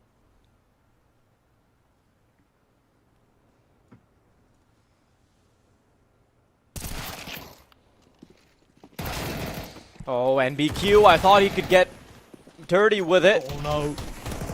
But Sangol certainly making themselves relevant in this round. Flashbang from Detour should be annoying for sure, but it doesn't catch 2 players behind the box. And Dynamo YaLLa, this has been such a disappointing state of affairs from them. You know, maybe... Hang on. 3 players that are quite low. 1 swift spray of the MP9 could actually rule them all. The E-Live needs to activate, man. He needs to do something quick. Detour, get into a fight. You need to find positioning. You need to find space for the E-Live. Here it comes. Finds the second. Doesn't know that the third one is tucked into the corner. And Mast will be able to dial his number. What a weird sequence from Dynamo YaLLa this entire game. Yeah, it has been.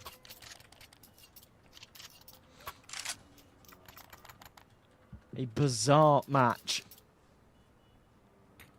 These back and forths, especially early doors in both halves. Neither team able to really build up any kind of momentum. Any kind of economy to go with it. YaLLa now on their CT side.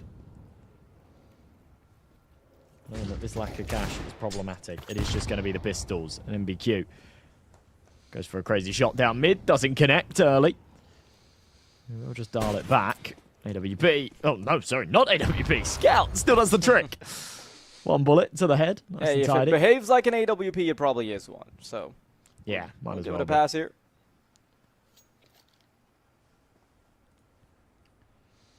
Sangol. Ooh. Janice, it would have really benefited from being an op this time. Yeah. Does connect on the body. So Dynamo YaLLa can still be nuisances in this round. Oh, that could have been the Deagle headshot. Detour is still able to do some cleaning up. And the Deagle start to activate. It's NBQ still being a monster from the bomb site. Will eventually be taken care of, but it's Mary in a 1v2. And the narrative of ecos, force buys, etc. being what rules this round, or this game, is going to stay consistent. But can Mary defy the odds? He's got half his health, AK-47 in hand, he's got bomb control, but he's only got 25 seconds. And that is the big problem right there. Smoke at least gives him some breathing room. Distraction being created. Mary aware that that was bait, so he's going to react. Switches to a better AK-47 with more bullets in it. The full wraparound, and while the E-Live is trying to be careful, be meticulous with his clearances, it also allows for time for Mary to go for the full wrap. Quick tap. The E-Live's expecting it, but it's a half-hearted commitment. Simply not enough time for him to be super careful, and Mary will, in fact, be in defiance of the narrative. YaLLa maybe kicking themselves a little bit that they didn't just charge it down when Mary was going for that plant. Or perhaps it was a fake, but bizarre. This one very nearly ends up working. Normally, to win rounds like that, it's required to hit crazy Deagle shots. That was far from the case. It was very messy. It wasn't particularly clean at all. Scrappy's body spams that get it over the line. Sangol looking for 10 now. They deny YaLLa the piece of the eco pie.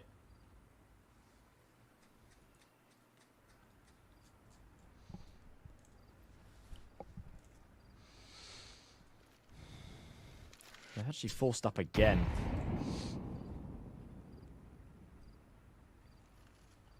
This I don't love. There's been very little to love in this game. For the weirdest sequences as far as money goes, rounds that should have been Okay. Let's make it happen. Come on. Let's keep the dream alive. Problem is, one Molotov should be all it takes. The smoke does allow for the E-Live to start navigating a bit. But Max is ready and waiting over towards T-Ramp. Bomb in an awkward spot, and they have to spend some resources actually recovering it. So I really appreciate this from Dynamo YaLLa. They go full passive. They want to make sure that their priority is interrupting that bomb. 4C, good connection. Now, it's going to be hard to get to A. Uh-oh. They've completely abandoned it. Nobody's going to be there to be a nuisance for the bomb plant. Force is already going to be on the rotate, though, so... he's not there quick enough. He's just not there quick enough at all. Spam through the smoke, not connecting. Bomb will go down. This feels like a retake that YaLLa need to go for. Mikey's found himself an AK. Dieter and Forcey are just so low. But Blitz is on 1 HP, so let's see what they can do with this. They don't have a kit and need to be quick.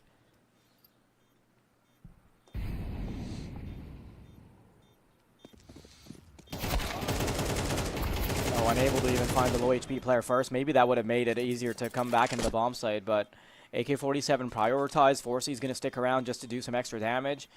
But I can't believe I'm saying this. Sangol is actually getting away with Inferno.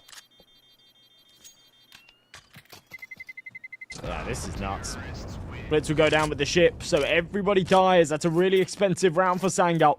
And weirdly, right, as much as this is never the right time to force buy if you're YaLLa, you're kind of thinking about it. Yeah, they're going to go for it because Forsty's got that scout, Mikey's got the saved AK, and everybody died for Sangol last round. So they're going to be on Mac 10s themselves, and there it is, 3 Mac 10s, 2 AKs.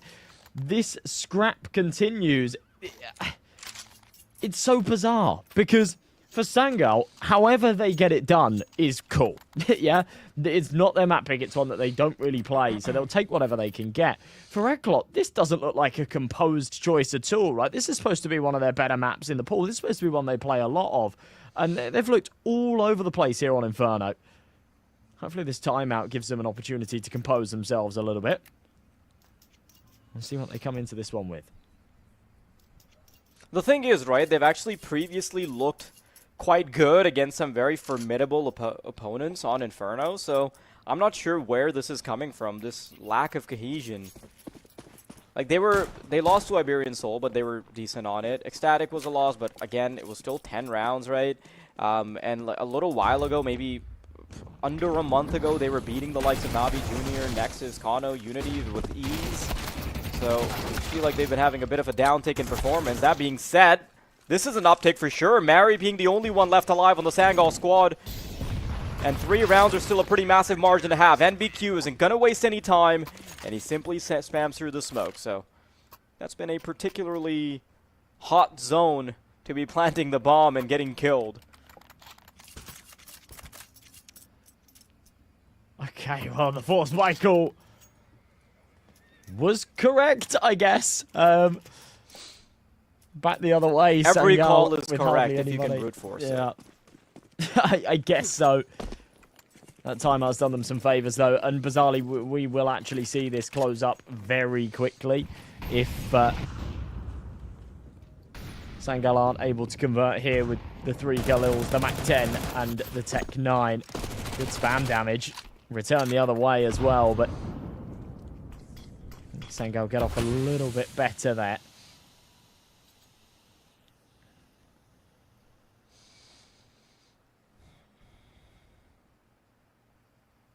MBQ's got to be careful.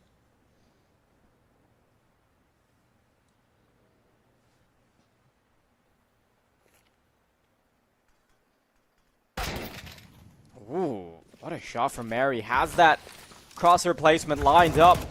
Sangol, once again, about to gain access to a site, but problem is they've got NBQ to go up against, who's been having a particularly hot hand, even in a bad game. And 19-12 is the man, and he'll be able to hold down the line initially for Detour to clean things up with a 3K of his own. Dynamo YaLLa starting to pressure the economy now of Sangol. And there's still a world where this is done in 2 bites, and I'm waiting for their CT side prowess that we've previously seen to come to life. But I'm not too convinced just yet, Josh. It's still a recoverable. It's kind of a shame. Go on. The headshot, the one tap that Mary gets was actually onto Mikey, who was already on like 12 HP or something. So, yeah, you sort of just, you know, you burn that, what would be a free kill onto anybody, onto the one player that's already sort of limping and out of the round. Yeah.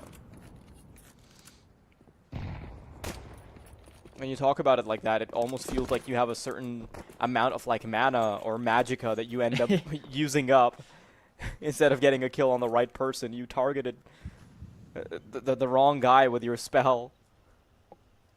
Yeah. You've used a 200 damage attack on a guy with 10 HP. It's just... Yeah. Blast burn on a Zigzagoon. Yeah, he's burnt all of his energy. That goes into the discard pile, and now he's on a Glock. Counter-Strike is really no different. When are Valve going to release a Counter-Strike card game? Can't wait. Well, this round's definitely not in the cards for Sangol, so he's going to have to gloss over that one.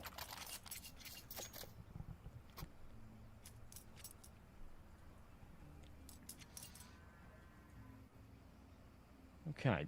Well, this one is do or die now, I think, for Sangol.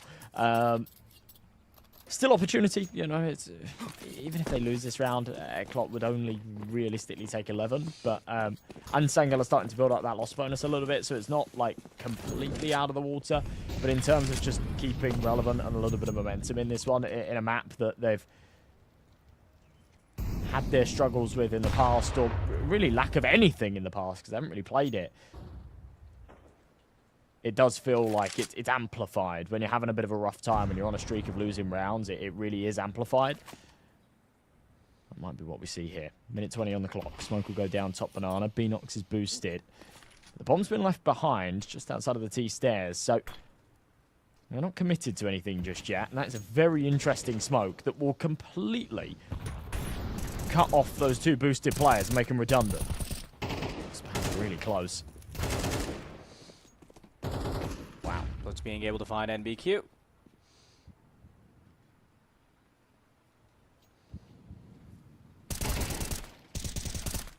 Detour finds Mary, forces to responding, so Dynamo Eklot not quite out of it.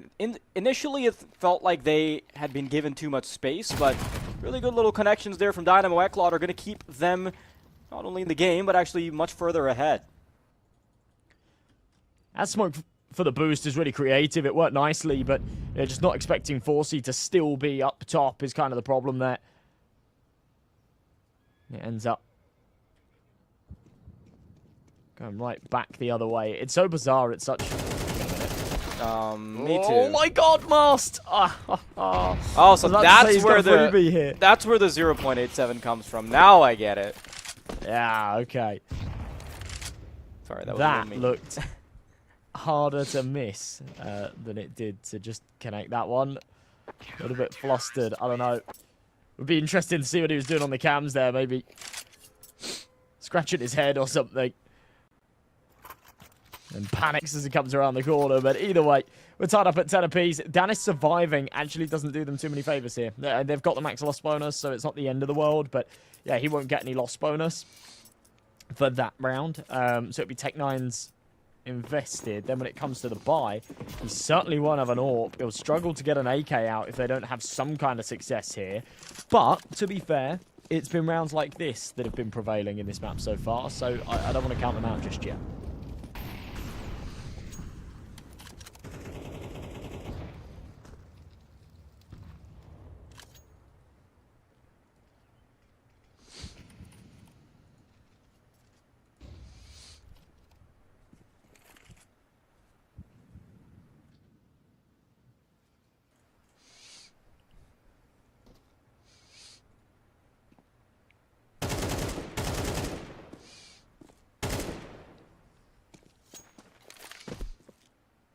It almost feels like Dynamo Eklot are a different team now with how composed they look.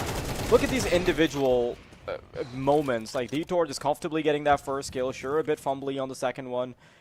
But definitely looking a lot more composed and cohesive than they were in the past. Bomb planted though, gives them a chance, also gives them a little bit of extra money, just about enough money to keep them competitive in the next round. Blitz with no HP, so he needs to be coy about how he plays this. Wants to play close to the smoke. His options narrowed down as a Molotov is going to stop him. That's Finds the big. first kill. Oh, maybe? No. I have my fingers crossed. That would have been quite the statement against his former teammate to 1v3 to push Sangel onto 11, but just not the health for it. Had the right read, had the right idea. That round just not going where it needed to, Sangel wanted it to. However, as I said, with Dennis not having any money, a bomb plant was really required there for him to be able to then have a decent investment into this next. And getting that bomb plant and the 3 kills that they found does mean that he'll have an AK here. So, yeah, he won't be down to a YaLLa or anything like that. We won't see him on a scout or something, you know, that you don't really want to see in a round like this. So, 11 to 10, Sangel, they won't have the AWP, but other than that, they're still afloat for YaLLa. A strong buy of their own. Plenty of money behind it. Good chance to just finish off what they've started here. A bit of aggression into the apartments. I like Forcey's angle. Mary shouldn't really be ready for this, but right now the crosshair's on the legs. Oh, flicks up. That's brilliant. I was worried he was going to get off with 85 damage and a bullet to the head there, but he does well.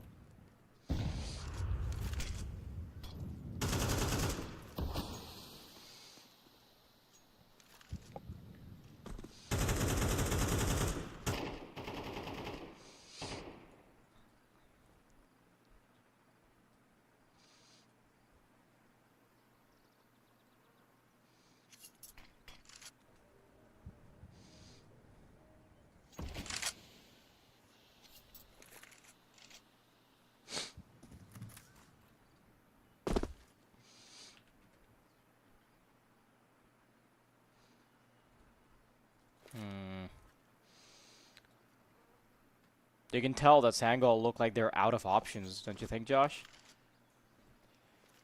Yeah. Just trying to go I for... kind of feel that. Yeah, this is just another limp wristed execute coming out from them. And look at this, Molotov's already being readied up by the Eli, which is going to make it really difficult to actually get the plant down. Mikey's responsibility is to delay, but hang on. They've somehow managed to gain access to the site. Problem is, NBQ and Detour both have nades. If they were in position in time, they'd have been able to get some vision. 3v3 though, doable for both parties involved. Could have even bounced those nades off the wall and denied that plant, but as you say, just not there quick enough. Oh no. It's a huge fumble to not find anything on the initial site execution, but look at that. Daitor with a nade in hand, but it's NBQ to be the savior, to cover his back. The retake is flawless. And whilst I'm sat there focusing on sort of how weak it was on the site defense, it doesn't matter because the big boys are in to clean up. They do exactly that. YaLLa onto 12. 2 chances to close this out in regulation and sweep Sangel under the rug with a 2-0 victory. And I want to highlight what you said about there being the big boys involved in that retake, right? Because Forcey was a force to be reckoned with in map number 1, and Detour and NBQ now 21 and 23 kills respectively.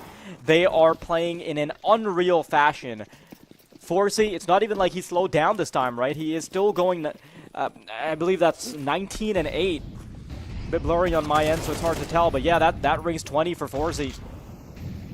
So 3 incredibly strong pillars from Dynamo YaLLa might mean that they'll be right back into the swing of things. And it's been a very labored game with the timeouts we've seen, with the pauses, but it does feel like Dynamo want to put us back on schedule. Sangol want to sing a different tune though. Great timing on the push. The Eli will be expected though. Beanox holding the angle. Brilliant spray down is going to delay what seemed like the inevitable. And we might be going to another overtime, Josh. Oh, wow. And there's enough money for the CTs to reinvest next round. So there's nothing to save here for Forcey. He's got 8k in the bank. He'll have a go even though it's a 1v3. He's just got the wrong tool for the job. Dax and Beanox are low. So if he had a rifle and a bit of util, it could go a long way for him. Right now, though, he is also, I hope he is also thinking about the fact that Sangel don't have money for an AWP, so don't give them one, yeah? T-side AWPing on Inferno can be a little bit difficult, so maybe they wouldn't want it, but, yeah, don't give them the option, right? So get on out of there, even with plenty of cash. Conserve the KD, conserve that AWP, the Kevlar, the helmet, the kit. go into the next knowing that they will not have that sniper. And still a little bit of an advantage here for YaLLa, but 6 in a row, that chain is broken. And Sangal now playing for overtime.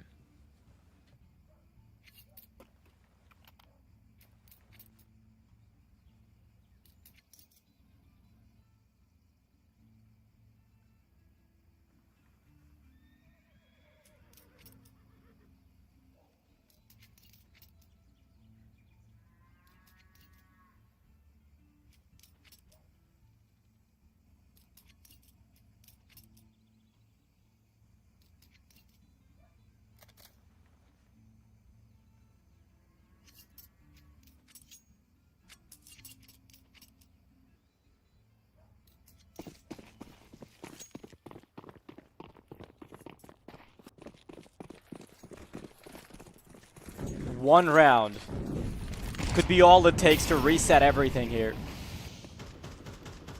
Not sure if Dynamo YaLLa are feeling charitable enough to allow that, but it might be forced out of their hands. This game has been such a ruckus for both parties.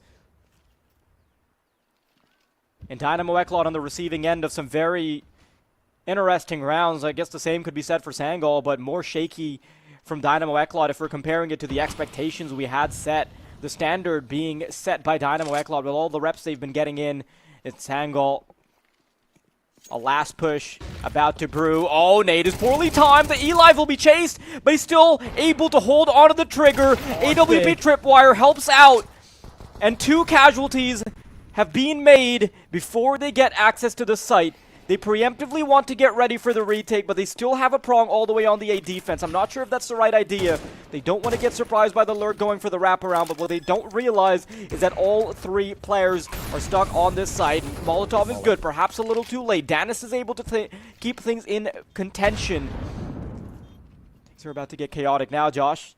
Mikey might be the first point of contact. Smoke to disallow the Banana players from being relevant. Molotov flushes out Danis. Now is just 2. Mast goes forward. He needs to get the fight in his own hands. Can't replicate what Beanox did. And it's Mary stuck behind the smoke. Wants to try and get the lineup. They need to throw themselves at him. 3 kits available, so it's not really a problem who goes for that fight. And Mary cannot get them off the bomb, which means that Dynamo YaLLa, after a very laborious effort, will be able to get 13 rounds on the board, disallow overtime, and book their spot in the next stage as they qualify with a clean 3-0 record. I think he thought that that first kill that he got with the smoke spam was actually the diffuser, which is a bit of a shame, but yeah, a valiant attempt out of Mary, but just generally not really enough there from Sangal. It's a 2-0, but I really don't think that scoreline does that game very much justice. A 16-14 overtime win in the first, and a 13-11 full distance slog in the second. YaLLa looking fantastic, though. Definitely some moments where they showed vulnerabilities, but generally consistent. Mikey, the star player, the one that's sort of supposed to be putting up the big numbers, actually having a little bit of a slow day at the office today. It was 4C that was, the beast, really. And MBQ and Dieter on that second map putting up some really, really good numbers as well. But yeah, that's going to wrap things up for our first series. Somewhat the expected result, but maybe not in the fashion that we saw it unfold. And honestly, I'm really disappointed that we're not seeing a much stronger showing from YaLLa, because on paper, they've got some incredible pieces. And you talked about the big boys, and the person that would generally come to mind if you talked to me about this team like 6 months ago would be Mikey, because he was such a heavy hitter. But recently, he's not been on the best of forms, right? He's and I feel like if he was anywhere closer to the top, this game would have been over before we ever even talked about the potential of overtime, before it ever got to a point where it could have gone the way of map 3. But it was definitely possible, and I'm really glad to see that from their opposition, from Sangal, we did end up seeing enough of an Inferno where I don't think that they're a completely lost cause on it, because heading into it, I thought maybe this would I never thought that this would actually crack double digits. So I guess in that sense, that is a pretty big tragedy avoided, even if they're not able to get it done. But it was a 2-0 bracket, so that's fine. We're about to head to the 1-1 now, though, as we head into the next game of Sashi versus Unity in just about a bit. That was a pretty extended game, so not a huge break. So be back in about 15 minutes time, and we should be going live with Sashi and Unity.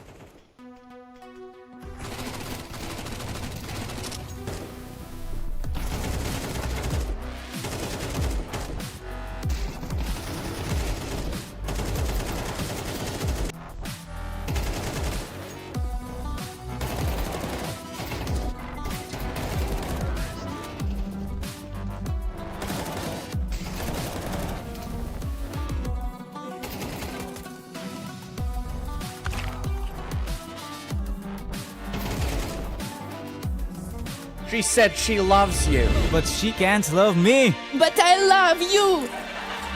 Yeah.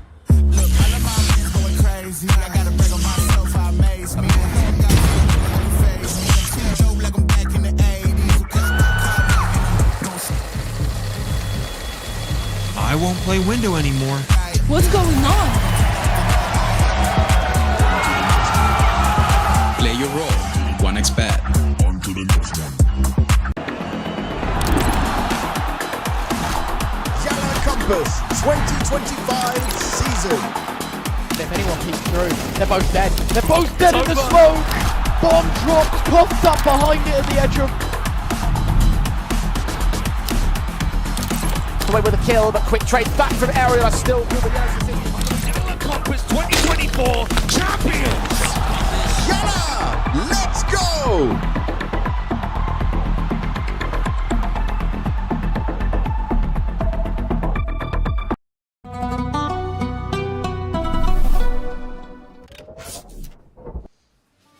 Welcome back, everybody. It was a surprisingly competitive affair in that first game, and it ended up being the full 3 hours, despite the fact that it only went to 2 maps. We had overtimes, we had technical timeouts, we had a lot of tactical timeouts, we had this kind of... We had everything under the sun, right? So, it's not like that game was cut and dry. And I, honestly... at some point started to think that we would have actually gone into a 3-mapper, but unfortunately Sangol weren't able to keep up the form that we thought that they had going into it, and Dynamo YaLLa did end up cleaning up their act. That being said, that one's done and dusted. That was Dynamo YaLLa qualifying, and now it is time for the teams in the 1-1 brackets to figure out where they're going to be standing. Of course, this one is a bit of a tough one. It's Sashi versus Unity, and the team that loses ends up on their last legs. For the sake of the schedule, it's a good job that one goes to 3 maps, I guess, because otherwise we would be well behind. But yeah, Sashi, a team that have had their ups and downs, to be honest, recently. I was watching a couple of their games yesterday.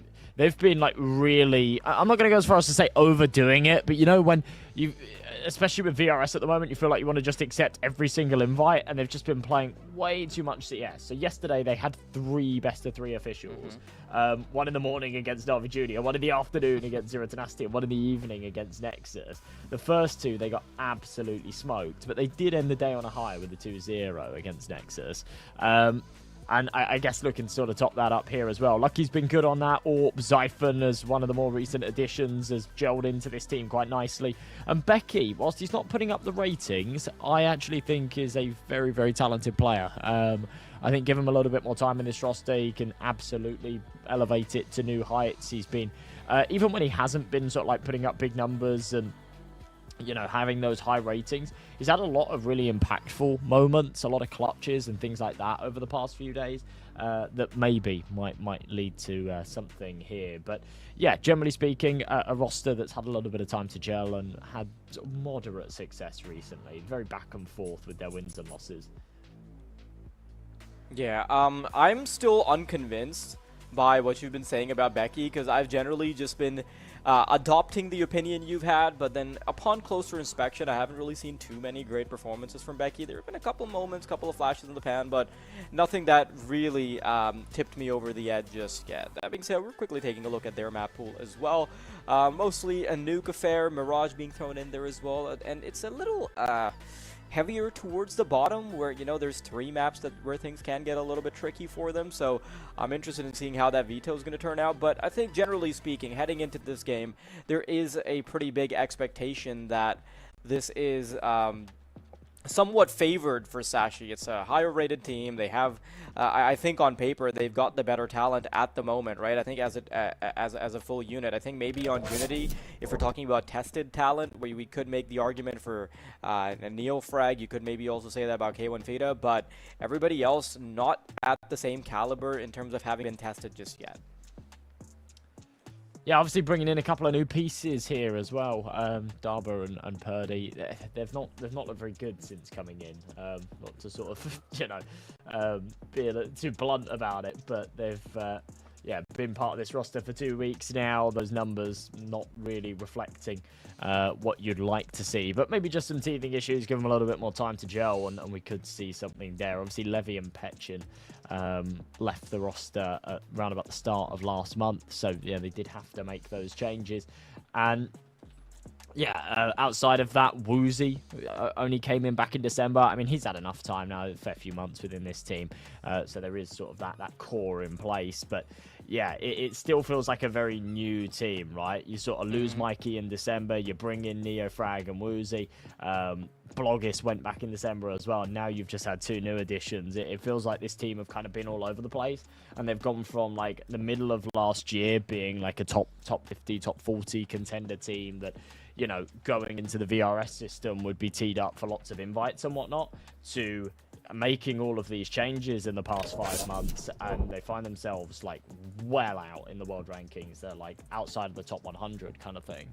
And sometimes I sympathize with teams if they lose their ranking spot, even if they've got all the pieces, because they've changed their core. But I feel like this is one of those situations where they genuinely are in the spot where they have to earn it back because the pieces they've added are completely untested. We're going to be quickly taking a look at the veto. I want to see where all this action is going to happen. I do actually have it opened up already because I did open up HLTV. So Nuke and Anubis being banned out, those are going to be maps that the teams generally shy away from. I think that Sashi having the first ban of Anubis is a tiny bit of a surprise, but not too much. The fact that they opt to ban Dust 2 next is the question mark for me, but whatever. Regardless, we're about to go into Ancient and Train as the first picks. Unity, bit of an island for Train. Maybe you could say the same for Sashi on Ancient, but you gotta remember the caliber they're playing against, the amount of reps they've got in. It's really difficult to have a consistent yardstick for the two. Yeah, this is kind of an interesting one, because Sashi are another team, one of the very few teams, but we've had 2 of them today, that play all 7 maps as well. Admittedly, not very well. Like, they play Dust 2, but they've had really bad results on Dust 2, so they're trying to ban it out. They didn't necessarily have to ban it here because Unity have had bad results there too. I don't think Unity would have wanted to play it, but maybe they'd have gone for some kind of punishment with that one. Unity are also a team that are trying to experiment with the map pool a little bit with these newer players. They insta-ban Nuke today because they haven't won a game on it yet, but they have been playing it.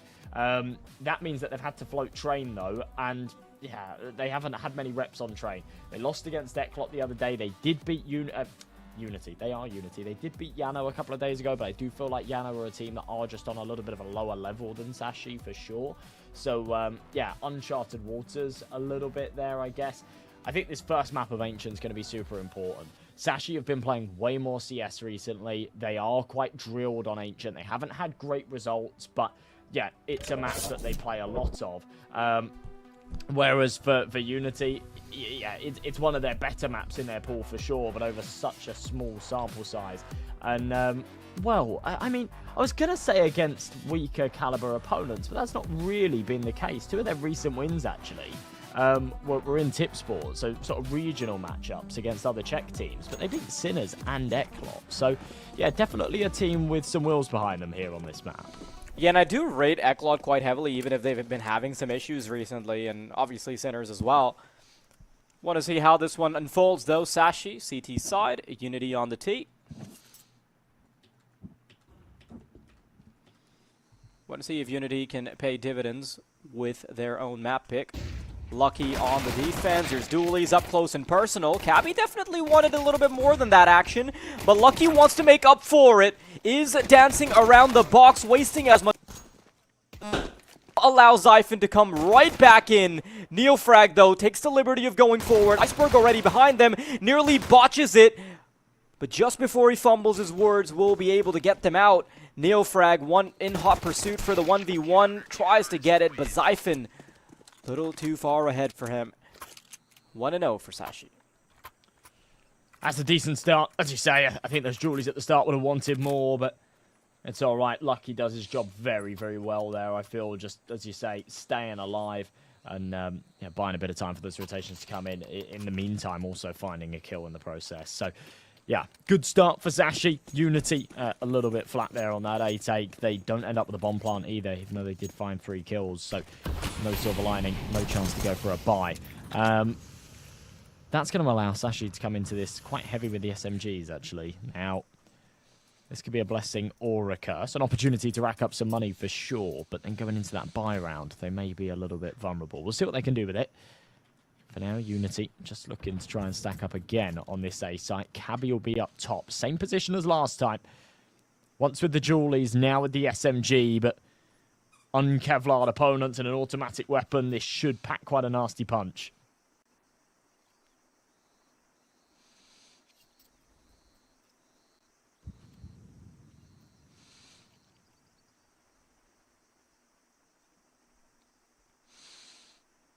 On the chopping block. Not a singular flashbang to even try and help them against his chainsaw. Okay, Cabby definitely doesn't get more than just one here. And that's an SMG being recovered. A Zyphon responsible for doing as much damage. And somehow, with 0 investment, they're able to get the bomb down. So this isn't a bad affair from Unity at all. Yeah, full eco round. You take what you can get, right? And a bomb plant is absolutely a success. That gives them that little bit of extra cash to go into this next one. Where they were on a buy anyway, but yeah, an extra $600 will be welcomed with open arms. That gives them the opportunity to just buy that extra util, so everybody with a full belt to work with, Kevlar helmets all across, and happy stuff. Now they've got to try and put some damage down. Woozy's got a kill, but only 7 ADR.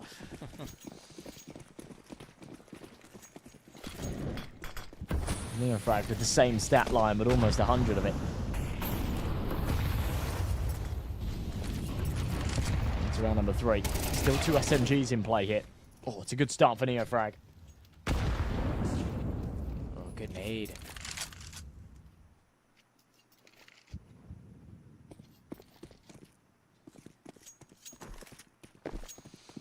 Chunky amounts of damage being distributed to the bodies of Unity. So it might make the defense a tad bit easier, but they're sneaking all the way in. Iceberg with, I believe that's a flash he's got readied up to go over the top of the wooden, no, it's okay, that's a smoke instead. I thought it was a jump throw, my bad.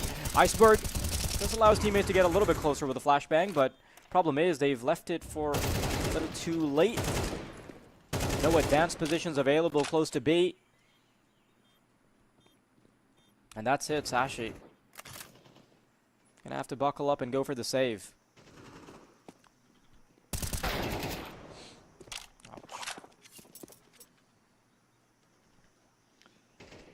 Wow.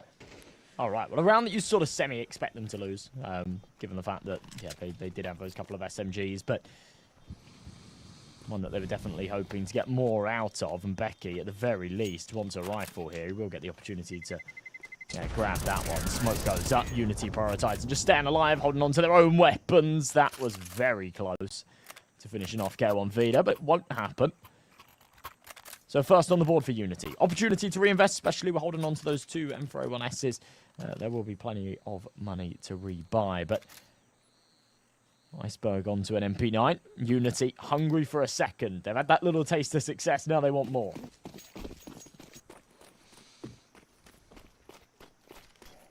Question is whether or not Sashi is going to allow it immediately. Native flashes who start taking control of middle. They're going to be successful in it. A couple of pot shots from Lucky actually end up connecting, so good lineup there. Purdy's going to be going down. And the general game plan from Sashi has been pretty simple. Just divvy up your resources, deploy the smokes when the time is necessary. Nothing too advanced. Bit of a godsend that they get a freebie on middle, Josh. That's a pretty decent position, actually. This man advantage. Feeder's going to work his way up onto the B side. Takes a tick of damage from the molly, but that won't matter. They know he's here. Just about trying to deal with him now. Kill's going his way. MP9 flies out. Iceberg. Oh, needed a second. Goes without it. No HE to finish off the low HP man, but the molly might just do the trick. It will. No escape for Woozy.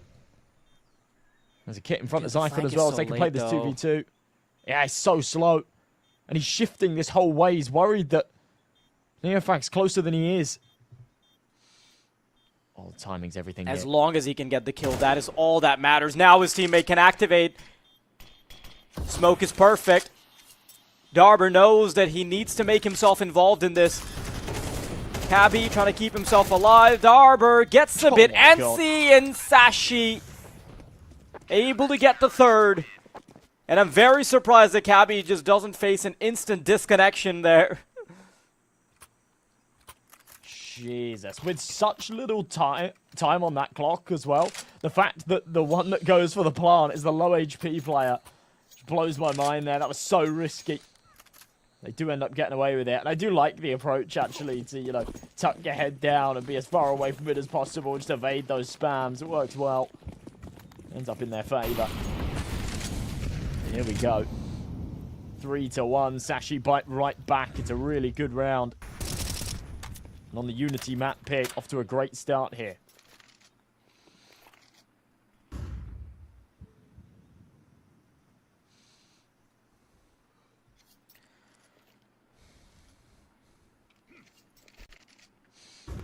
Quite a bit of space being taken by Becky, actually. He gets a chance to clear out Dape. And Cabby playing as close as he is. Oh, don't peek that too much. Might be found by the AWP, but the fact that he's playing this close does mean that he can activate with the flashbang. Tucked up. Op shot misses. Cabby. Another conversion happens, and that is infinite space being granted. Now, Unity know that they quickly have to try and get onto the B side because that is their only real avenue that they have any way of negotiating in. Becky won't be checked. Shot to the side of Darber's head. And Unity fall apart piece by piece.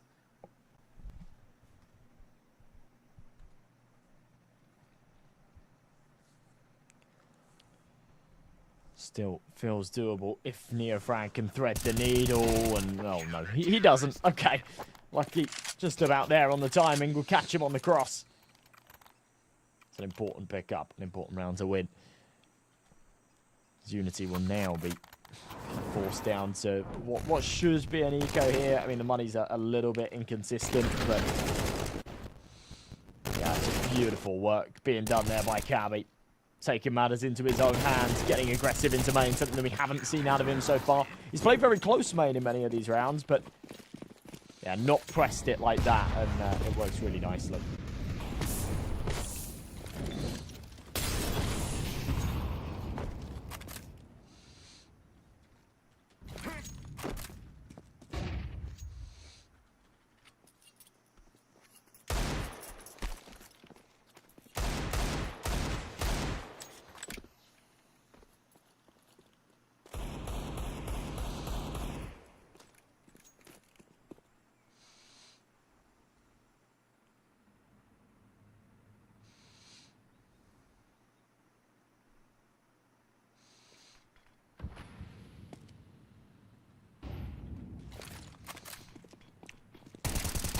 A chance for Sashi to get a perfectly clean round here.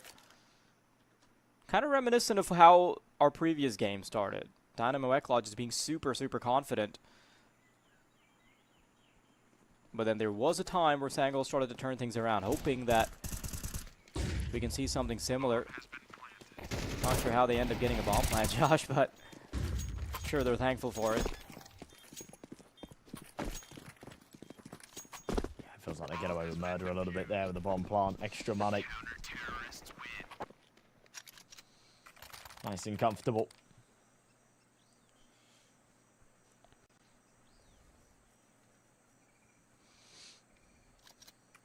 Into round number 7, though. Sashi still with the round count. And that's the most important thing here. Once Unity will take these little silver linings, these bomb plants, it'll give them a little bit of extra money and whatnot. They obviously want more than that. They want the whole pie. Now slowly but surely running out of opportunities here, especially on the T side on Ancient. Their map pick, but a good start. Iceberg trying to get aggressive. Feeder's there to punish. They won't expect the second man here, though. And as they start to pull it back, Lucky will be teed up for 2. Oh, it's a messy spray, but it's beautiful footwork. As he's creeping his way through main, and Yeah, manages to go incognito. That's brilliant. Good little flashbang, Neofrag, a bit too slow to it, or he would have gotten both. And Unity, time and time again, it's a flashbang or two, some kind of weird little angle, some util, some kind of flank that ends up catching them, right? There's always a tiny extra detail, a complication in the works that Sashi are able to provide. So we've seen the flash peek into main. We've seen this little creep up that we just saw from Lucky. We've seen the full flank on the wraparound. We've seen a kill with the Molotov on a retake. We've even seen a really weird little ninja defuse when there was barely any HP on Cabby. So within 6 rounds, we've seen all sorts of madness.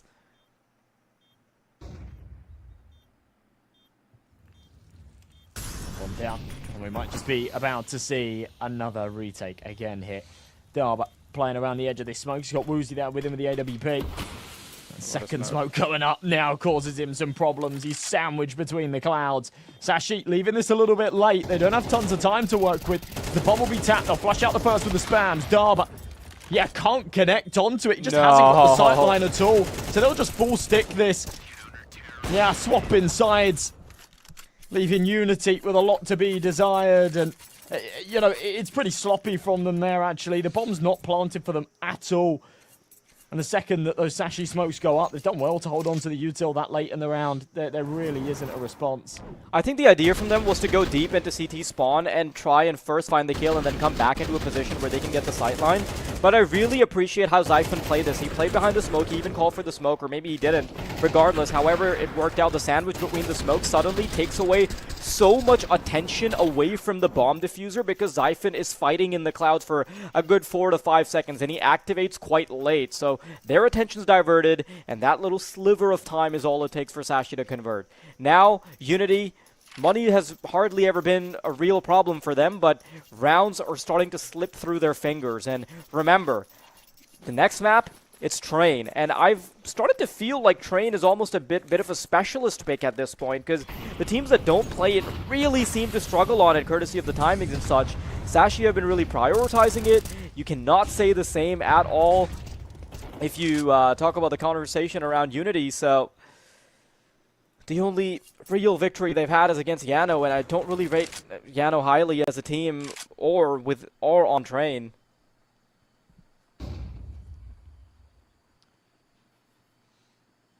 Sashi are a good Train team. They were the first adopters of Train. I think we covered that game actually. It was in the last season of Compass. It was the first HLTV game on the new map, and yeah, it's just such like an iceberg thing to, you know, pick up something early like that and try and be the pioneer of the new map. A lot of teams sort of shy away from it until they kind of have to play it. Yeah, it feels like such an honor to be able to say that we covered the first ever Train official. Yeah, it does. Poetic. But yeah, since then, Sashi have been a good Train team. They've been a good Train team. There have been other sides that have sort of found themselves having some success on Train as well. So Sashi have been tested, but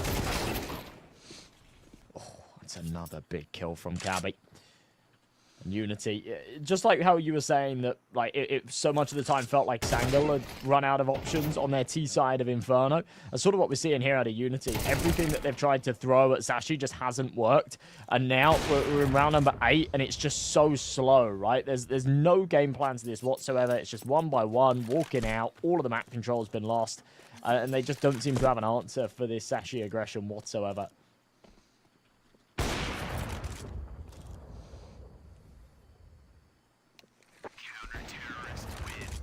Oh no, please don't peek that. Just stay put. Oh, wow.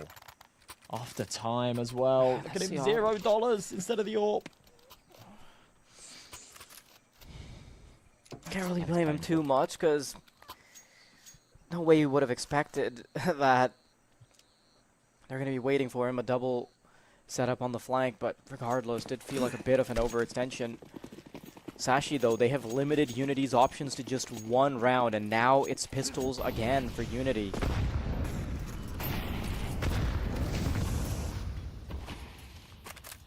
Can't believe we're seeing something so one-sided now. I know that Sashi are big favorites here, but maybe not to this degree, especially not with the history we've seen from Unity. I do really appreciate that Sashi is the type of team, though, that doesn't really struggle against underdogs, like struggling against... struggling when they have to close out a game that they should be winning. Every time they pioneer something, it feels like they are able to keep a handle on things until they're actually playing against a difficult opponent.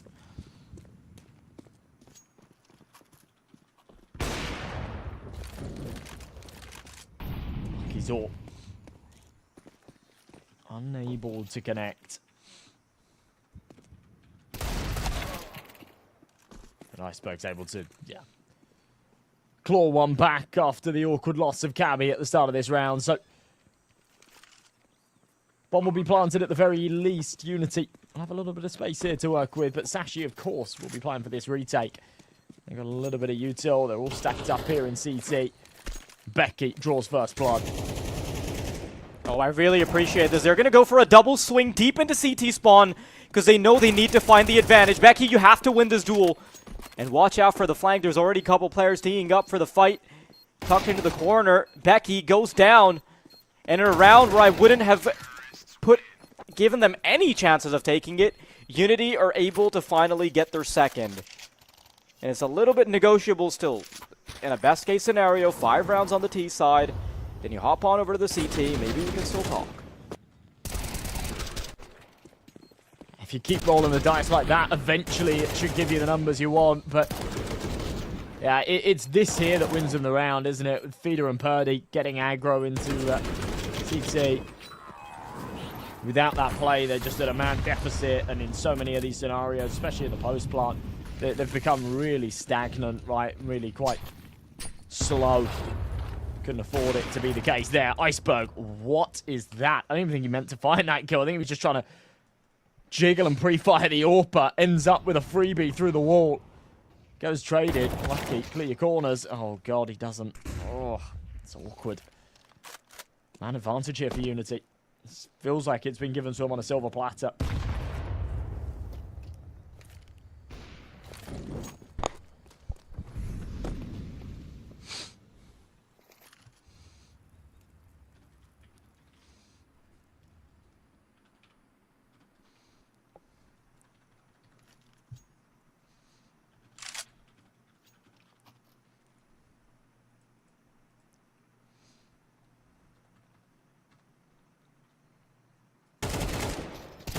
Good stuff from Neofrag. Extra damage on top of it. He'll be happy with it. 1.5 kills is fine. Oh, op caught.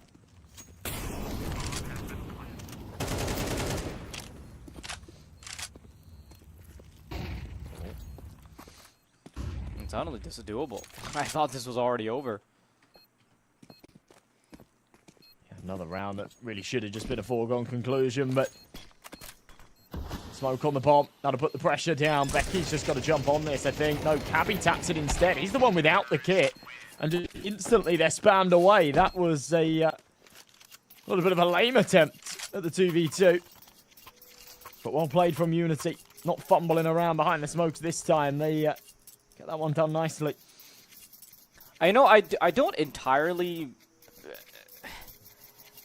I don't think Unity are completely out of it. Because now that they're getting back into the swing of things a little bit, and you've got to remember that Sashi were winning rounds off the back of some very incredible micro. If that stops working, I think at the macro level, Unity are actually playing fine. Those little flash peaks stop working, when those little smoke fumbles stop happening, I think Unity have a little bit better of a chance. Iceberg actually goes forward, avoids the molly, and is able to pepper some damage onto his opponent. Damage distributed onto Fida and Woozy. It really should be inconsequential considering the just pistols around them. Neofrag is able to recover a spray to keep himself alive long enough to find a double.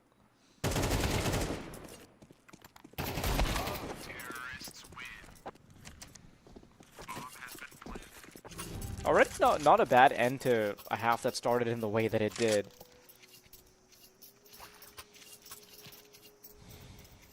Yeah, this has been well recovered by Unity, that's for sure. They could do with one more here. I think, you know, bearing in mind this is their map pick. If it's their opponent's map pick, it's, you know, whatever. Take it as it comes. But, yeah, bearing in mind this is their map pick, I really do feel like 5 rounds on their T side is what they need. At least they have the tools to try and get them there. AWP flies out of mid, or Woozy blinded, has to go back.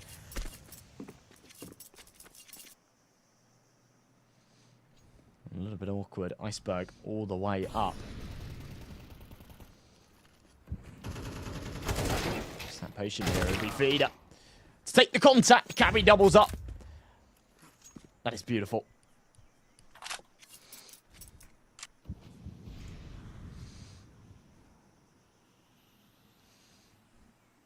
Hello.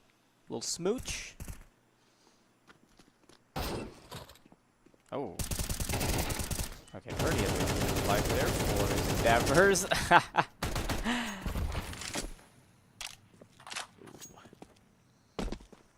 A scuffle in the smoke.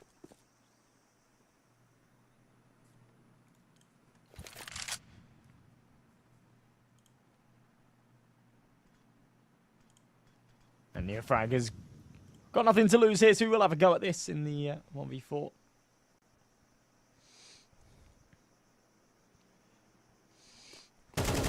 His way through, choose the bomb. Oh, wow, that was a very nice shot on the swing, but yeah, it doesn't get anything more out of it. So that'll put a nice bow on things here in the first half. Sashi 8-4, very good showing from them, but yeah, it could have been a little bit more after that 7-1 start. I think they would have liked a little bit more.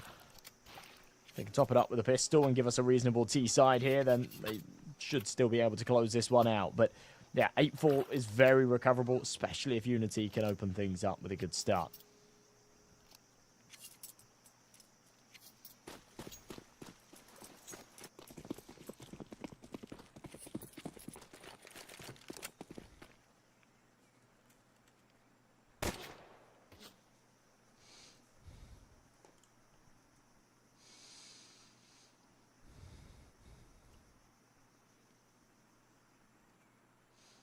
It's all about the pistol. I'm afraid if Sashi can get early control with the pistol, get a bit of a handle on the money, then it might be too far gone for Unity. Dualies are definitely the right option to have in this endeavor. Neofrag able to make quick work of one, but nothing more. Purdy has to try and maintain some access, some leeway back into the bomb site for the retake, so he's not going to be too antsy about going for a forward push. But a 4v4, and the retake is already about to happen. Instant shots from Zyphon. A deadly Glock will rule them all, and Purdy's still trying to fight back. It's still doable for the CT side, but they've got to watch out for the flank. They will. Instant shots from Darber. And all of a sudden, a 4v2 turns into a 1v2 for Lucky. And they're going to try and rush him down. Instant shot. Wow. B250's looking good. He'll be chased, circling around. He dances around Donut and shuts them down individually. Actually gets stuck on the wall there and just has to commit to the fight that I don't think he really wanted to take. Dawley's done great work for that first from Neofrag, but nothing more. Some great multi-kills here, and Poetic to end it with a clutch at the end. Look at this again, clinical from Lucky, and that's what I'm talking about, where he gets a little bit stuck. He doesn't really want to take that fight. He wants to just keep dancing around, but they're forced into it, wins it regardless.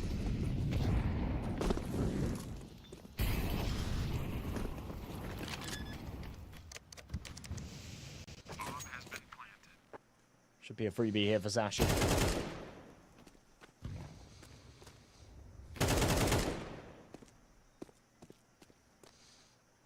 Oh, dude, I am so worried for Unity right now on Train. If they can't do anything on Ancient, I don't see an argument to be made for them to somehow bounce back on Train. I have a lot of faith in Sashi's ability to close that one out. I don't think their sample, their portfolio of having beaten Yano means anything.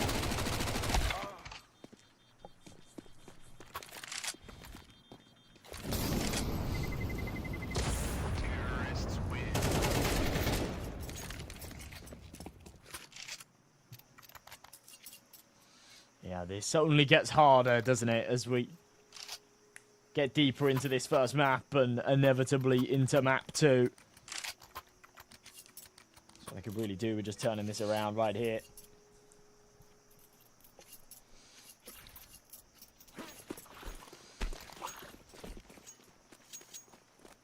Number 15 underway.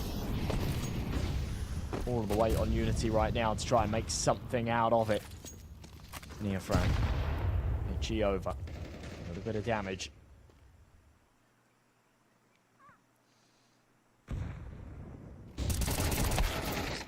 Keep inching his way around. There we go. Nice stuff from Zyphon.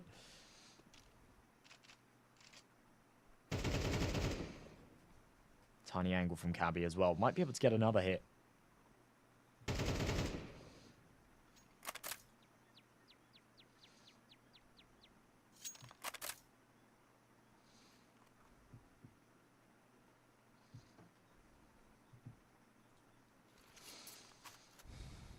Must win for sure. But options starting to look limited. Cabby nails a couple of bullets. And K1 is still keeping them at bay. And problem is, they don't really have enough HP to funnel themselves into a place like ramp where they can just get peppered with bullets and be shut down. So they route their efforts to A. Purdy. I think if he just committed to a spray down, he might have gotten more than he bargained for, but instead, he'll try and play it tactically. Expected though, and Zyphon will find him. Suddenly, with no information on how little HP is on the squad of Sashi, it just feels like terrible math to try and go for this, especially when they can still give themselves a fighting chance in the next one. I think Woozy and K1 Fida, if they can stick onto their hold on to their weapons, Darber as well, drops become reasonable. And that's the route they'll take, Josh. Oh man, that is a brutal one. Feeder. Might be teed up for an exit here. Lucky. Sort of running his way, but yeah, they won't press it any harder. They take a lot of damage from the bomb. Foolish for Zyphon to swing that with such low health, but shouldn't matter all too much. Shouldn't matter all too much. There is yeah, a reasonable amount of cash here for Sashi, so they'll reinvest for Unity, holding on to those rifles, as you say. There was this territory whereby they could, yeah, just comfortably drop over.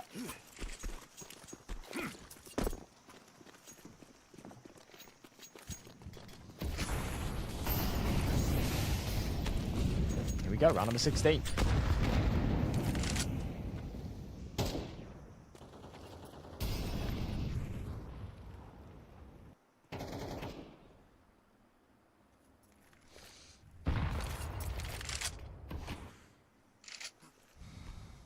Inches away from the finish line, and Sashi definitely want to get it done in 2 bites.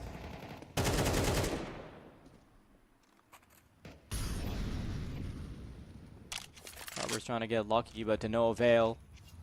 So far, there's only been a couple of moments of brilliance from Unity, but no real cohesive effort. They've also been hard done in a couple of scenarios, I'm not going to lie to you. I think if the micro just goes the other way in a few of these instances, then we'd be seeing a completely different scoreline, but this is an individual battering coming out from Sashi. Neofrag going exploring, and as the utility is being deployed, he's trying to play the trigger discipline. Instead, it's K1 Fida who finds it. Wait, how does Neofrag... No... What? Okay, whatever. I don't know what happened there, but Sashi, they're in control. Definitely too little being done based on the positions that they had. And I thought when every single one of these duels where it's like, you know, it's a situation where it's a 3v4 and it's like, okay, well, if this first prong wins this fight, then maybe they can get something going. They just lose all of those key fights.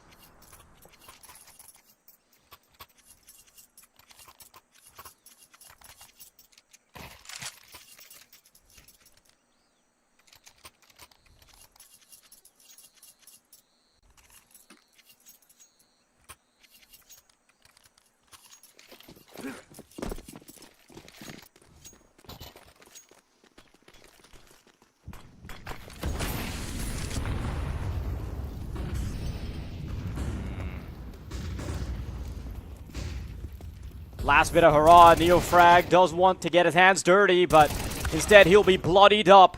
Frag's going the way of Sashi again. Darber unable to find anything. Just the angles that Sashi are able to manufacture in this instance. Leave them out to dry, and yeah, this just seems like a foregone conclusion. Purdy thinks he's got a bit of an angle, and I think he might actually. Does put himself in a position where he can find the AK-47. Recovery's good. Purdy still wants to delay the inevitable, and this could be the highlight for Unity of the day, but Purdy's going to fall just a little bit short. And now Kwinfida, with both his hands clasped together, his fingers intertwined, he is praying to God that they hit his bomb site. And that's what they're going to do. But he preemptively gives them the information so they can double book it down into B. And in the nick of time, he should be able to find the rotation as well. He's put his running shoes on, and so have Sashi. They will meet again in the back of CT. Fida's going to slow it down. He wants to find them on the crossover, but Cabby's double swing is perfect. And Sashi, it is an incredibly comfortable game for them with only a few nicks and bumps in the road, but other Unity has been dominated. Yeah, on their own map pick as well. I don't think there's really all too much positive you can take away from that. At 13-4. It felt a lot closer than that towards the tail end of that first half, didn't it? After we saw the 7-1 from Sashi, it was very dominant. Then Unity were able to manufacture 3 in a row, and you know, at that point, you really do think, okay, the pistol round came super close. Had they have won that pistol round, they'd have near enough been able to tie up the scoreline. And then it really does feel like we have a game on our hands. But, yeah, didn't end up being the case. Sashi just run away with things. And, yeah, it is actually Xiphon up at the top of that scoreboard, putting up some serious numbers. 20 and 8, just smurfing on Unity right there. And, yeah, you were right, my boy Becky, having a little bit of a slow one, but that's okay. He's gone 8 and 8, and maybe a chance to elevate that a little bit as we move over to Train. Yeah, and honestly, I'm not going to scrutinize a performance when they've won 13-4. It really doesn't matter. It's inconsequential as long as he's in his spot and he's doing okay enough that his team is able to get a win like that. That is not the type of game that I am going to have under the microscope. That being said, though, we've got Train coming up next, and that is a game that doesn't need a microscope to tell you that it should be very, very favored for Sashi, but it could still be turned around. You never know. It's Counter-Strike, and I love watching underdog victories, so that would be a really nice one to watch. Don't go anywhere. We'll be back in about 10 minutes' time to see Map 2.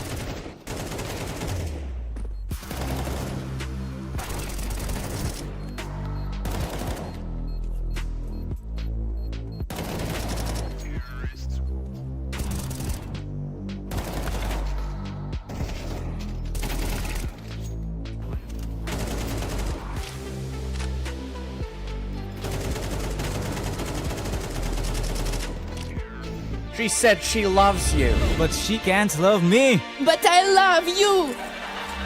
Yeah. Look, I know my man's going crazy. I gotta brag on myself, I amaze me. Like I'm back in the 80s. I won't play window anymore. What's going on? Play your role. 1xBet. On to the next one. YaLLa Compass 2025 season. If anyone peeks through, they're both dead. They're both dead in the smoke! Bomb dropped, coughed up behind it at the edge of... Away with a kill, but quick trade back from Aerial. Still through the YaLLa Compass 2024 champions. YaLLa, let's go!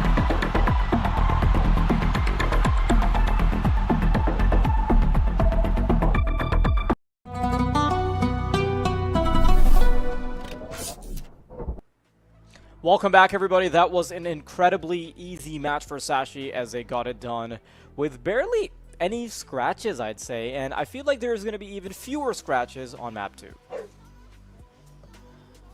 Yeah, I'm absolutely with you. Yeah, we've got Train up next. Of course, it's the Sashi map pick, and sorry about that. Yeah, it's a Sashi map pick, and we're yeah, I think we're in for I don't know. I'm not sure if they're just going to stomp again and we'll see like another 13-4 or something like that. But yeah, I think we should be in for like a fairly comfortable Sashi victory. They'll get that T-side start. They've actually been pretty good on their T-side recently here as well. They've sort of really worked out a strong way to play that T-half. And I think Train as well is like in a position at the moment whereby... even though it is inherently CT-sided, and it always has been, just the way that, like, certain map changes have taken place, the way that Pop Dog now works, the way that the red train has been moved a little bit, so you have some cover getting out of A main and things like that. I actually think it, like, ever so slightly sort of leans more in the T's favor than it ever has. So, yeah, I'm expecting a Sashi win here.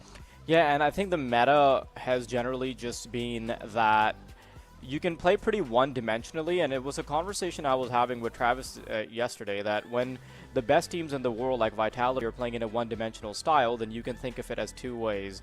You can either think, okay, the best team in the world, this map is so figured out that the best team in the world also just plays one-dimensionally, or you can say that this map is so hard to figure out that the best team can't figure it out yet, right? So it's almost two extremes that you can go to in terms of sort of philosophizing the way you're going to play this map. But I do think there's quite a bit to be discovered on it. I think it's not been quite optimized, and I think even from the development side of things, it isn't going to be, it's not really finished yet. So we'll have to wait and see, but that's a bigger conversation.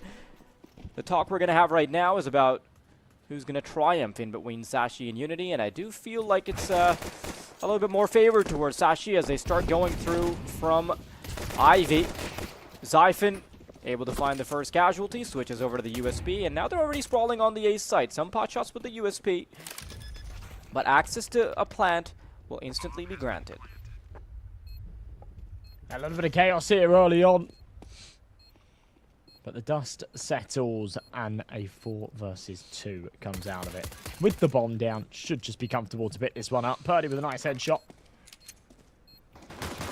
I can't imagine he gets a whole lot more out of this. Hang on a minute. Feeder's found one of his own. Trade is there. He doesn't have a kit. So for Cabby, it's all just about biding time, but this corner will be cleared. The Jawlies convert.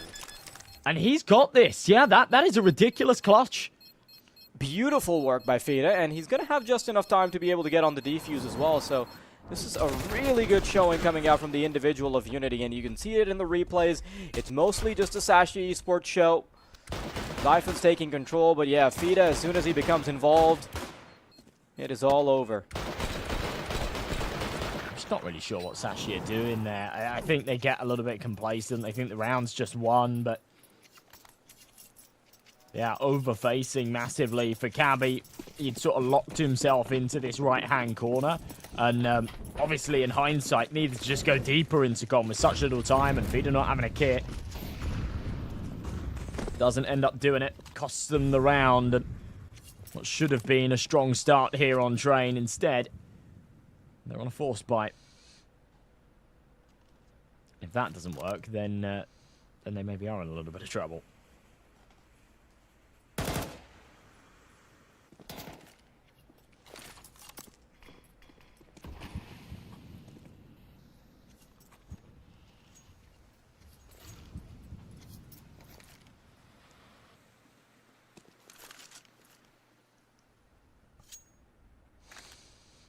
At least we're going to see a potentially good start for Unity. We haven't seen the conversion yet, but fingers crossed. Because I don't really want them to get stomped in the way that they did on Ancient. Hoping that they've got an answer for what Sashi's been cooking up on Train. Obviously the sample size isn't too inspiring, but we can still hold out hope. Even in the last map, Sangol ended up playing better than on the map that they weren't favored on, so maybe that is the theme of the day. Sashi about to pop in from B, though. Perhaps the theme is just 2 zeros. 3 players ready on this B site, so decent positions to try and deal with this. The trades are swift. Becky with a double entry. Zyphon's there with him.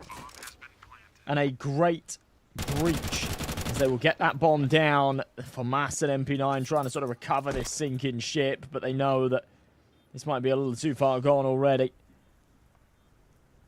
Surely not a lot that can be done here. Darba. Little jiggle.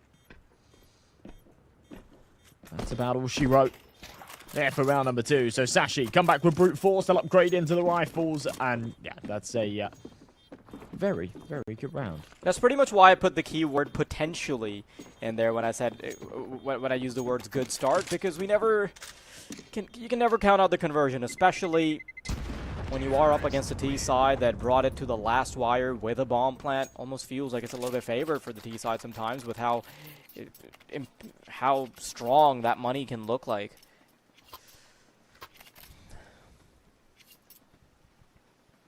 And it's an awkward position for the CTs to be in. Once you lose the conversion, money's sent barreling down. Now you're picking in between having a force buy, maybe saving for the long haul, but regardless, you end up spiraling a couple of rounds. And always playing catch up with the money unless you can do some serious damage with very limited equipment.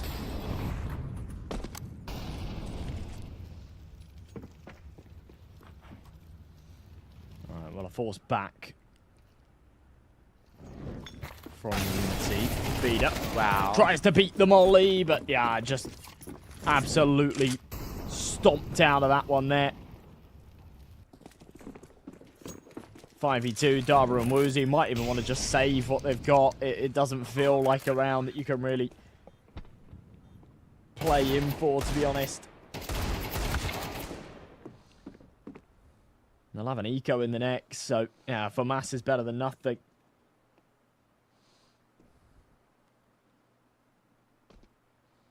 It doesn't look promising.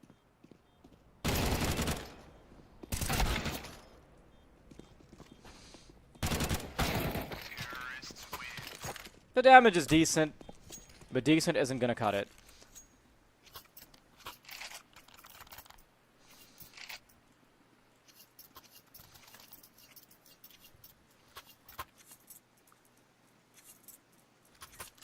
I'm trying to recall what games either team has already lost within the context of Compass. Okay. Okay, so before this match against Unity, Sashi lost to YaLLa, so that's a particularly formidable opponent, right? I mean, I want to see how Unity have ended up in the 1-1 bracket.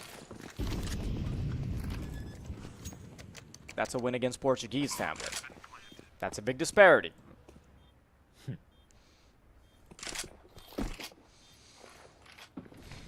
And I don't want to beat a horse while it's down, but you know that Portuguese family haven't quite been the epitome of top-tier CS by any stretch of the imagination recently. Yeah, no, they've been poor. I don't think there's any need to sort of beat around the bush with that. They have just been poor.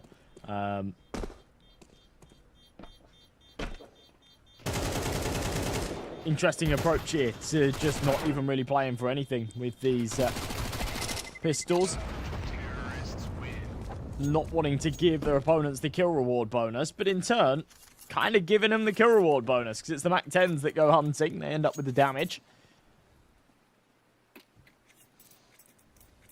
3-1, the scoreline will go.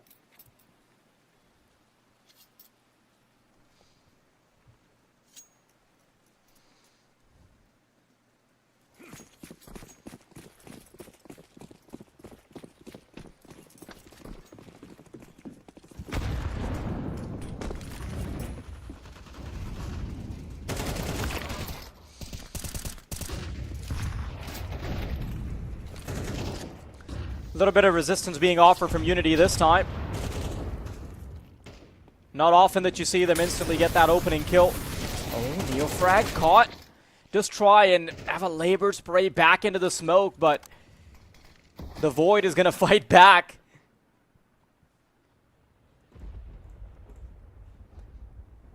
And Sashi once again bring this tug of war into an even standpoint.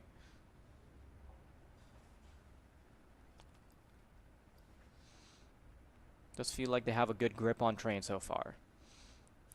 Purdy wants to get aggressive. Problem is, Becky is very ready for it. His whole responsibility is to be that lurk, make sure it's impossible for anyone to be a problem later from Long Dog. Arbor starts to find info, and that might actually speed up Purdy's aggression, and it would funnel him into Becky. It's all about that timing. K1 Fida needs some assistance. You killed the client hit the fight. Arbor keeps spraying, and it's 2 for 1. Purdy's got to be the difference maker here and make sure that he can at least try and find the equalizer. He's gone the whole way around. He's got 2 being funneled right into him. He's got the audio cue. Scroll hop will catch him. And Woozy left all alone. If only Purdy could get a double there. Yeah, again, it's just not enough, is it? It'll be a 4th for Sashi, and just like that, this becomes a bad CT start here.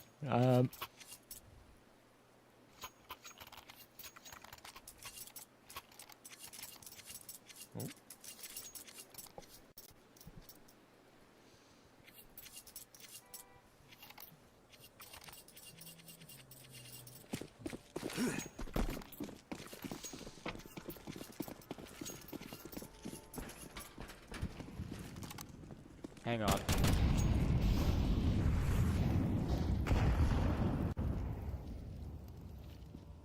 You're good. We're back. Alrighty. Nice start, Darba.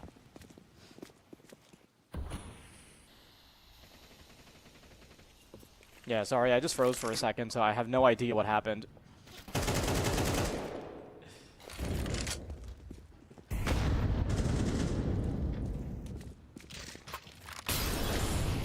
Okay. One engagements. Iceberg quite deep into the B bomb site.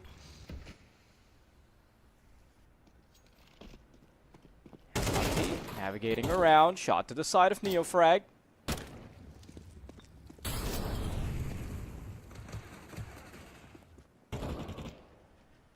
K1 Feed is still trying to be a problem. Zyphon's going to go down. Lucky keeps it consistent.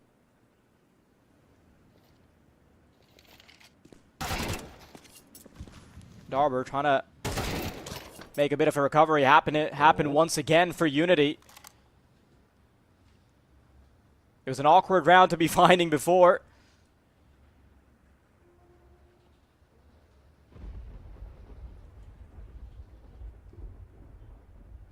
Be a beautiful round if he can actually get this done. Would put Unity right back into the game.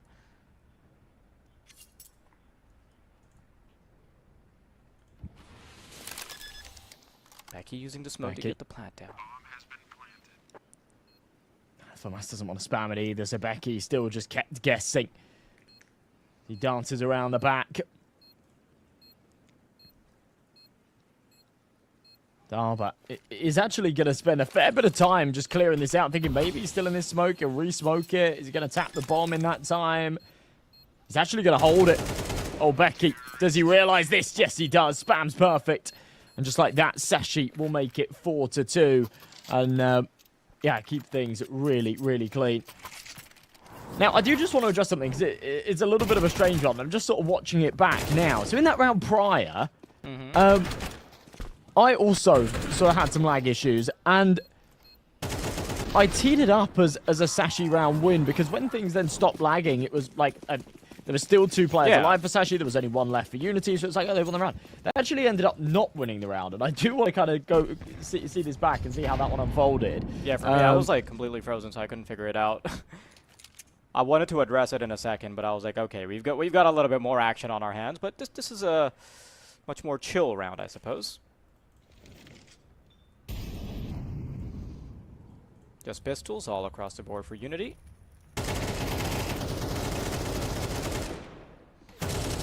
And it is going to be a much more expected round this time.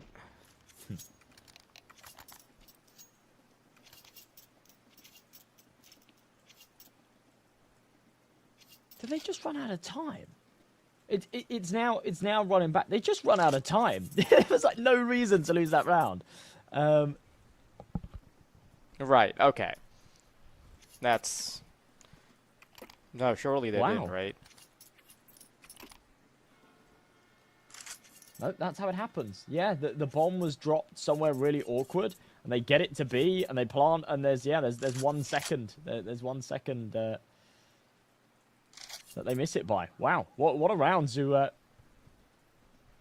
not missing as well. That's really bizarre from Sashi. Watching that back too, that's just really one that you shouldn't be losing. They spend way too much time recovering that bomb. They're thinking that it's being held. It just wasn't. Yeah. Crazy. All right. Well, back to the game at hand then. 5-2. Sashi looking good still.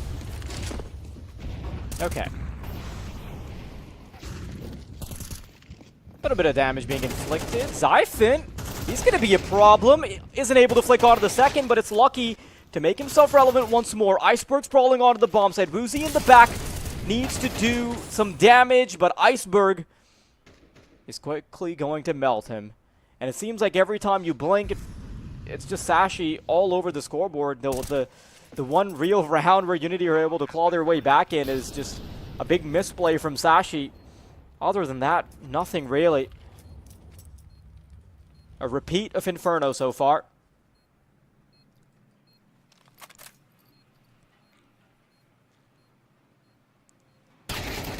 It really is. Wow, Becky finishing it off as well. He's having one of those really good games. Sort of going into his recent matches, you're right in saying that he's been on that bottom end of the scoreboard, but every now and again he just comes in against a team that he's comfortable with. And I think this is the thing, taking that step, going from a roster like Preezy, where consistently they're playing like United 21, EPL, or some of these like smaller leagues and tournaments where he's against lower caliber teams and therefore he's just able to farm. And then taking this step where you're then like firmly in tier 2 and you're playing against tier 2 squads sort of day in, day out, you do expect that slight performance drop off. But yeah, whenever he gets into a game where maybe he's just a little bit more comfortable, feels like one of the better players on the server, he steps up. And I'm really happy to see that games like this. Now he can actually step up, because the whole conversation we had around Becky, I think the copium that we were trying to inhale at the end of that first match is that Becky didn't really get too much of a chance to express himself, and the idea that it's a comfortable game so you can't scrutinize him. And now, you know, maybe when I'm not sure if they're going to feel any pushback, any resistance just yet, but it's nice to see that Becky's already on a high note, so that conversation can be put in the bin. He's not really had the best of ratings, which I think has brought his output into question, but give him enough time, he might be able to cook.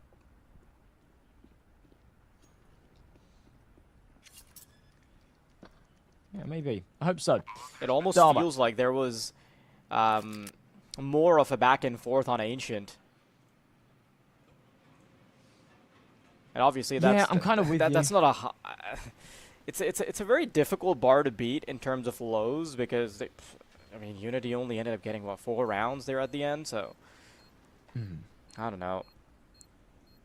Almost just feels like we're watching this play out the way we expected. No surprises, really. it's just difficult. It's like the thing is with Ancient is that half-time score is, yeah, it's not great, but you know you have those. It's a very sort of 50-50 map. It's quite balanced. Whereas here on Trains, we're giving up so many rounds on your CT side. You already sort of feel like you've lost it before you even hit the halfway point if you can't get more than like 4, right? And right now that's looking like a bit of a best case scenario. They will come back with a bite. A few of these rounds have come close as well. I was going to say it's been a stomp from Sashi, but you know, we have seen a couple of 1v1s. We've seen a couple of awkward moments. It's been far from perfect. It has been very good. Things will come in. Trying to get over the top of the train. Purdy. Close to the stairs. He's got an AWP there with him. Sashi starting to work their way up. They could be in for a nasty surprise because this is a good little double setup. Oh, Woozy. Got a little bit of support as well. Iceberg is going to go down. Nice to see that second prong come into action. And Sashi this time will finally be pressured.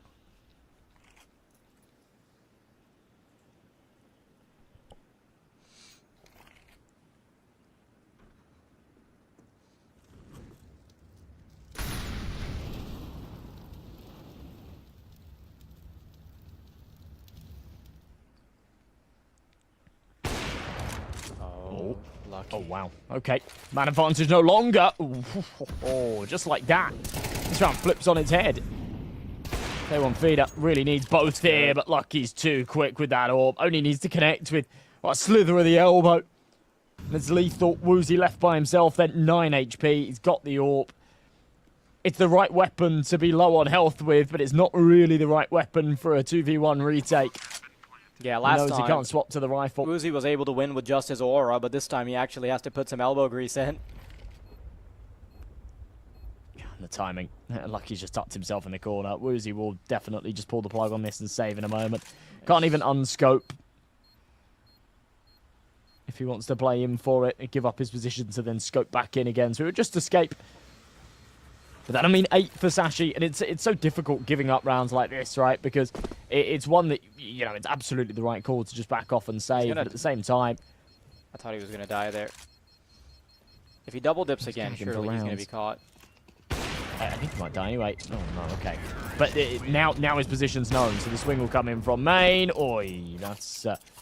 nice work to get both there, but the economic damage is irrelevant for Sashi. Iceberg's on 16k, that's how much money they've got. He's done well to hold on to that AWP. The only real consolation prize is that AWP, and even the one round other than the pistol that they've been able to get has been off of just some very interesting mess-ups by Sashi, so not really thinking too highly of their train performance already. And although the previous game was was inches away from putting us behind schedule, it almost feels like we'll be way ahead of it by the time this ends.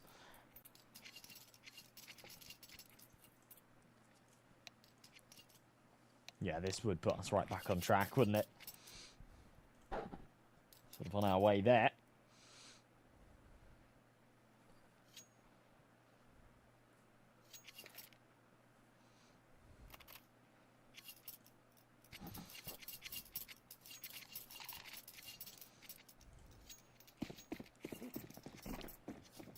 So, 2 rounds, and honestly, both of them are must-wins here for Unity. A 9-3 half doesn't cut it, an 8-4 doesn't really either, but they'll take what they can get at this point. Move into number 11, MP9, okay, not bad. 1 for 1, M4's there to follow it up. And a better start here for Unity, finally.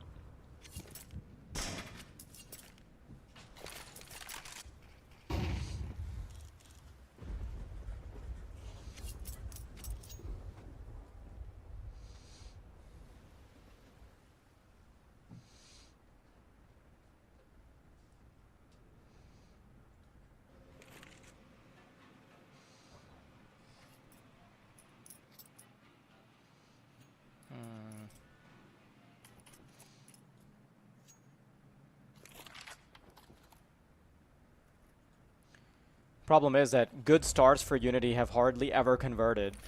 There have been a couple of moments where they've been able to take A main control, something of the sort, but then suddenly you look at the scoreboard and it gets populated with T-side names being on the left side.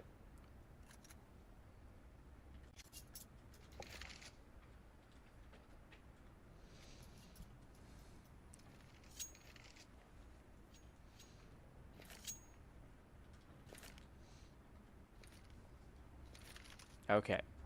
Don't really have time to be elaborate. They're just going to have to push into it. Yeah, what other option have you got?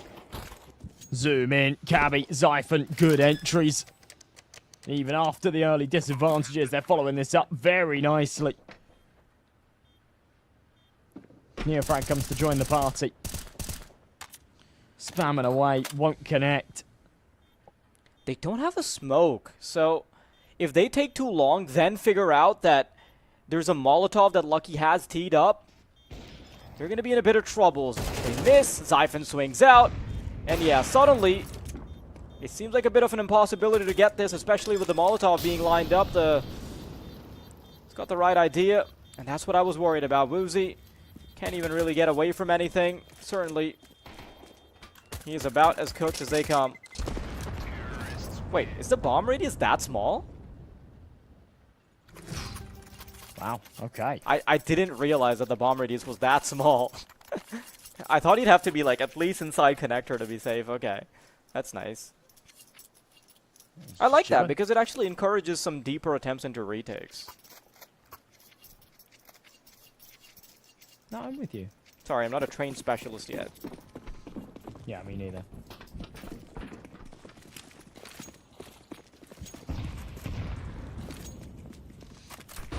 (9-2). M4 trying to barrel forward. Woozy's AWP kind of doing the same here. Getting aggro, but it's being held. Yeah, Lucky. Oh, God. I was going to say, should have that all day long, but his teammate walks in front of him.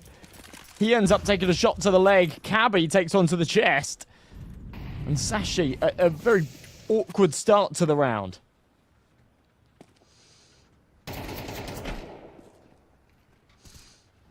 I mean, they still have access to the site. They can still keep fighting. Oh, Purdy going down actually suddenly puts Unity in a spot where the one prong they had very deep into the site to keep maintaining control, that's gone, but K1 Feed is still trying to do something about it. Need to pop the smoke will allow vision. Becky has to take care of the flank. And they know they've already done enough for the T side, but a little bit extra wouldn't hurt. Double swing, hard to deal with. Best case scenario to just get one in that engagement, and Xiphon's on for a triple if he wants to find the clutch. 30 seconds. Op will find him though, and Woozy does a decent job at least securing what they had built up for themselves in that last round. So 3 rounds, considering that Unity started off with a pistol win, is abysmal, and I wouldn't be surprised if Sashi just converted soon.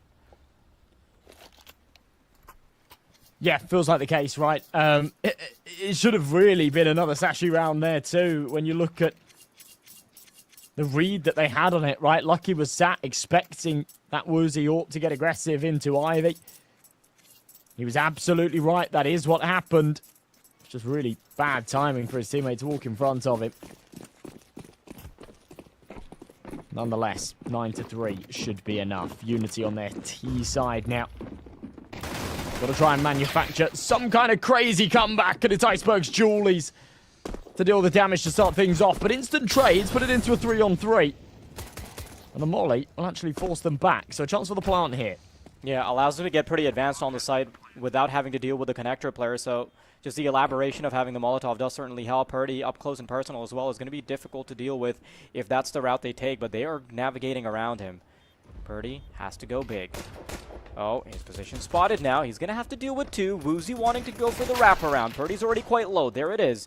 Woozy, now he's going to fight all by himself, and his P250 betrays him. Out of bullets. There's the stick on the bomb. It's got to be the full 10-second stick, so Woozy's got to be pristine with it. Starts rushing forward. It's just in the nick of time, and Woozy gets him right off of it as there's barely a second remaining. A godsend from Woozy to at least allow Unity to have some stake in the negotiations. Wow. Yeah, another one of those rounds that they shouldn't have really been able to take. That's half of their round count so far. That arguably shouldn't have gone their way, but he's given a little bit of a lifeline with the USP whiffs on that first short. And it's a good clutch. Credit where credit's due. New frag. First out, big entry. Cabby drops. It is just an eco, so you're not expecting anything really here out of the CT side. And I think they're quite happy to identify a rifle and just play into that rifle. Last thing they want is to be farmed by Mac 10s, so yeah, you find an AK, just run at him. If you kill him, then great. If you don't, that's fine. The good thing for Unity about MR12 is that it's always close enough within arm's reach to go for a bit of a comeback, and being on the T side, maybe. Maybe this can still be done. But the big boy weapons are about to come through. A 4-round margin isn't the end of the world, but that margin did seem a little bit larger a little while ago. I think if Unity actually convert the pistol in the first half, then they give themselves a bit more breathing room here, and we might have seen a competitive showing, but it's not out just yet. No ops yet, so that's a bit of a relief.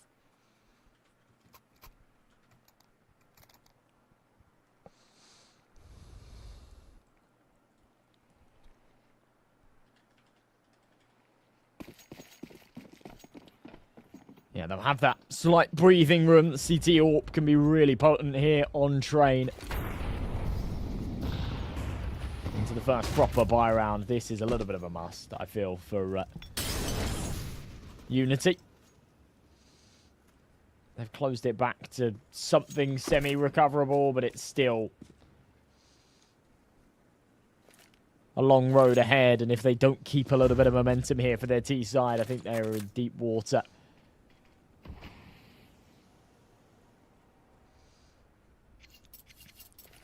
Purdy, Feeder, Woozy. Working their way over towards B. Here comes the execution.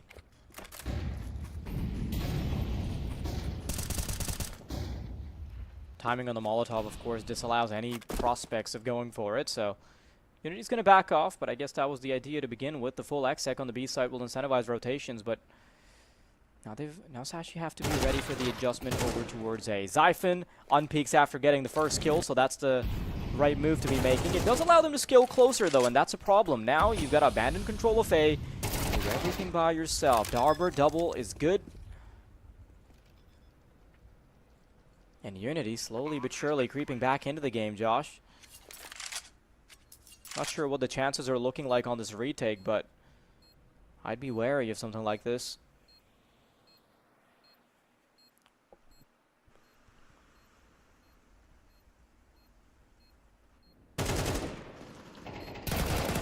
This retake just being dismantled. No chance. Back into that one for Sashi.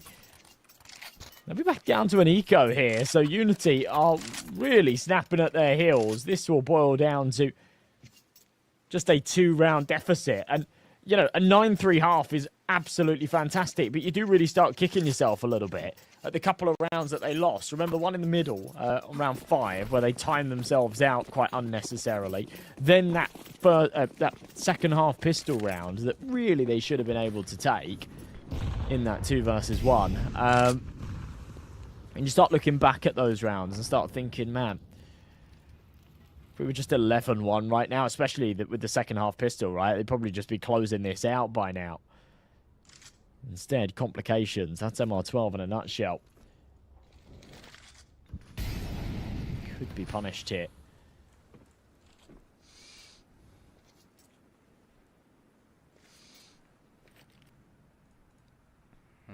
Let's see.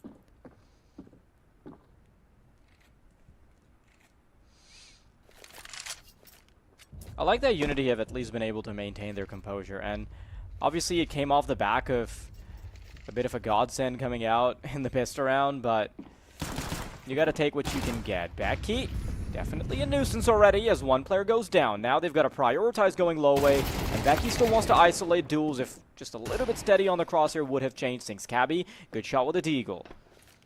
They are still being pressured despite the lack of weaponry available. Uh-oh, Labor Spray is going to allow for something a bit more.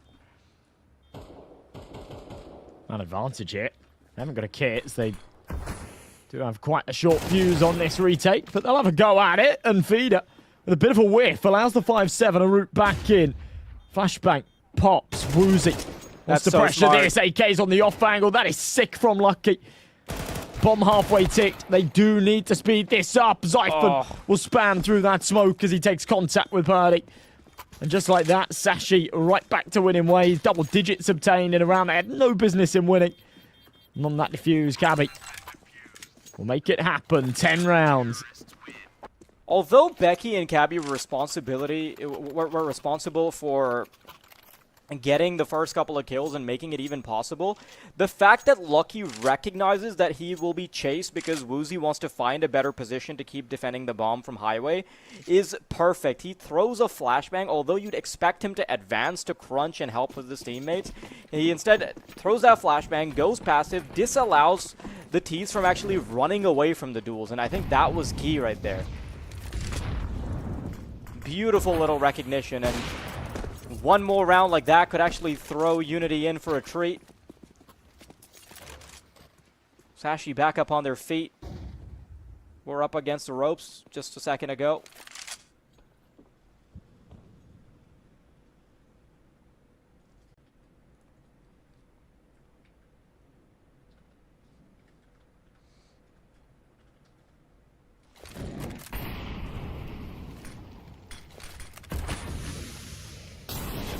Iceberg looking to take so much space. All the way up into main. Will make noise. They're going to be spamming for him, but returning the favor and a lot of damage dealt. Molly, a little too late. Rifle in hand. Darba gets the entry. That's Cabby gone. They still can't find their way out of main here.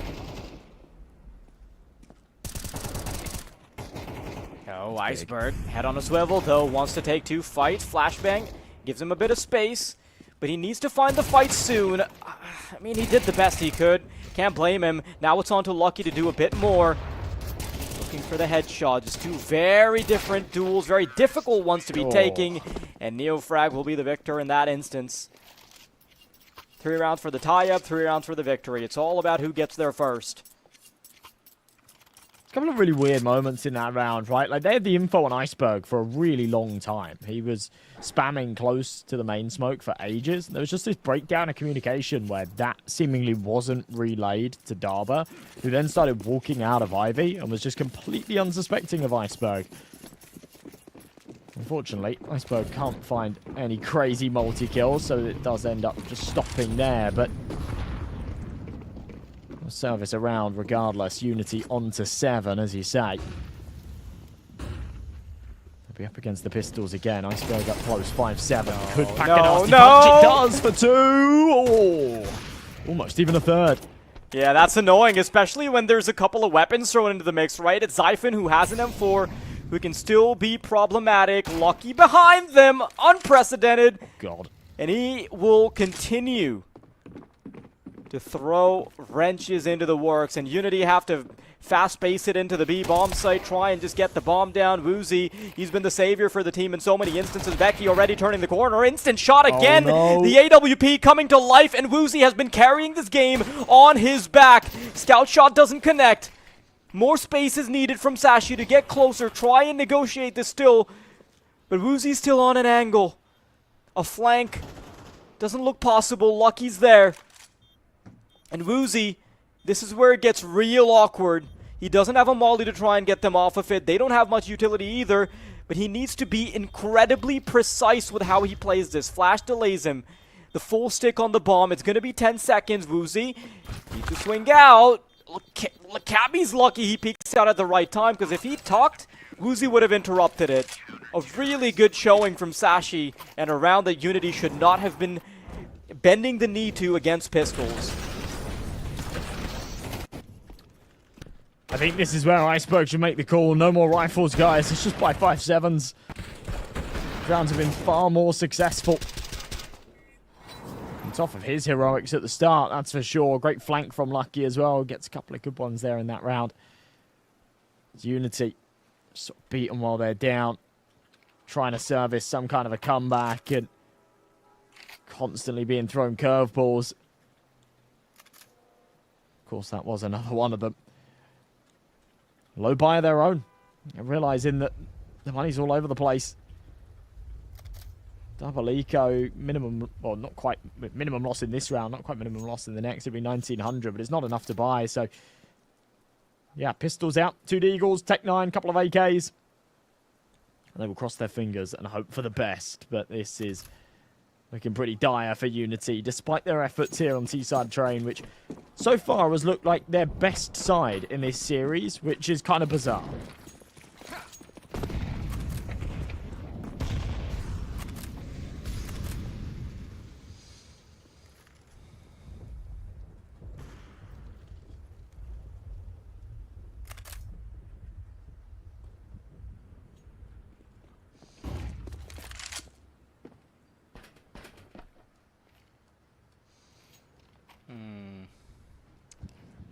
I think so many moments where Unity could have actually done it.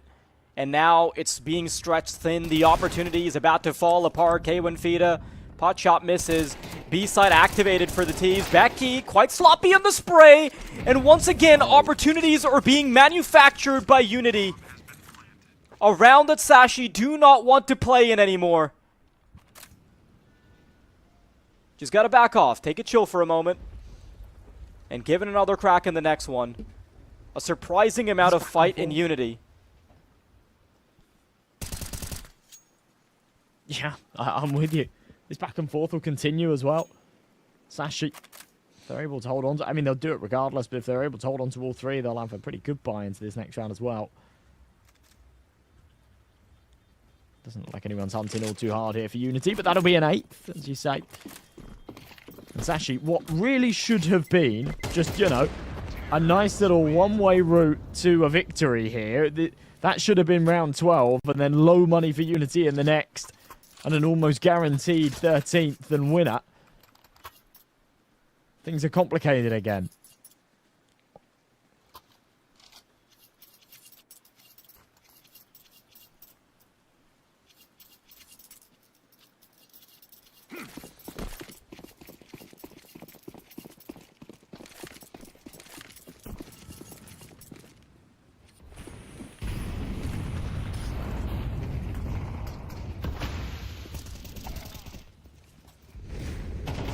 Okay, so... Iceberg. Quite a bit of fight from Sashi. But Unity will make it even Steven as they head on to A. They've got some control. The duo for Rifle and AWP. Lucky's been doing some godly work for them. But he's going to have to do a tiny bit more.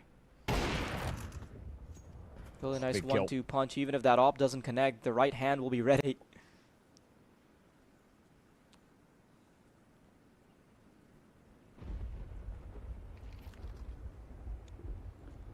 Darba, if there is ever a time to pull off a crazy clutch, it is right here and now. He's got time to work with. So start to maneuver towards this B site through Con. Lucky and Becky wanting to play this together. Don't allow him to isolate these duels. It does look like he'll be able to get a plant and play with a little bit of leverage here as Sashi come in for the retake. And they are going to come in from both sides. So whilst they can somewhat have each other's back, there's a very good chance here for Darba to pull this off. It's all about whether or not he can find an uncontested engagement, which doesn't happen. Had to be 2 1v1s being offered up, but very nicely threaded by the remaining members of Sashi. Now, thankfully for Unity, it's not all doom and gloom, because money will still be available, and 4 chances are okay. But Sashi are back on their feet. There were a couple of moments where I feel like if Unity were able to line up their cards right, they would have been able to overpower Sashi, but that ship has sailed. They'll have to swim to it now to catch it. It's not an easy endeavor.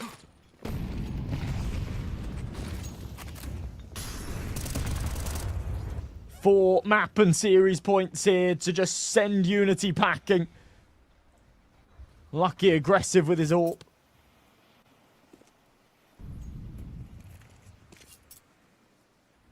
Wanting to put his foot down and finish this off. Train has been a little more complicated than I think they'd hoped for, especially after such a convincing performance on Ancient. But no need for that third map on Mirage as long as they can keep their head screwed on here. Unity. Need another 50%. They're set up here towards 8.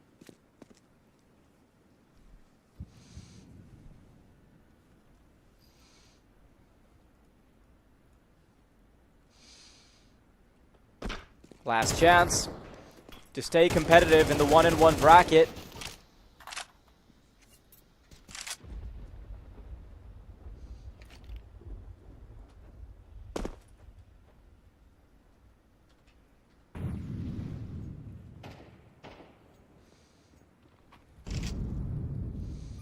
A site on the agenda.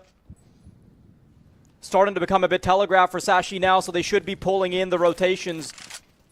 Smoke makes sure that they have a bit of extra time to make their way onto the site. Iceberg trying to find a sight line. They're starting to capitulate on the bomb site. Lucky's found the opening frag.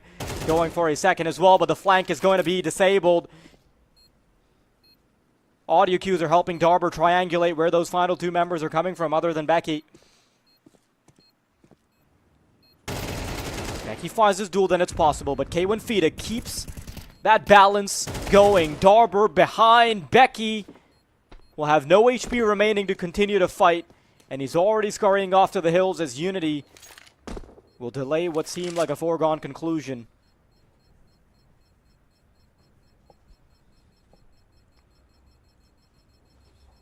This will be a 9th. And money's a little bit weird here for Sashi, actually. Becky stays alive. Lucky can buy, but not an AWP. The problem is that Iceberg's double eco. So I think they go for a force here. Then it'd be an eco in the follow-up. If they lose it, then it'd be the final round buy.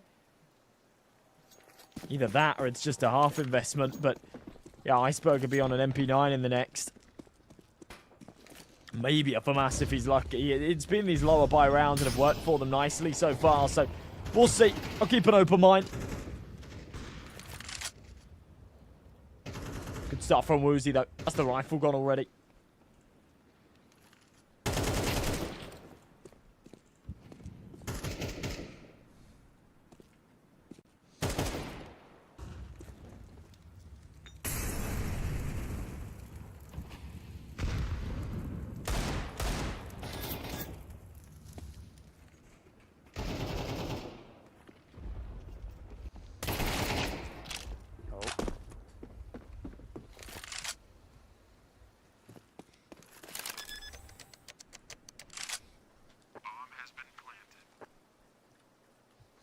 And you know already, I'm kind of impressed by Unity.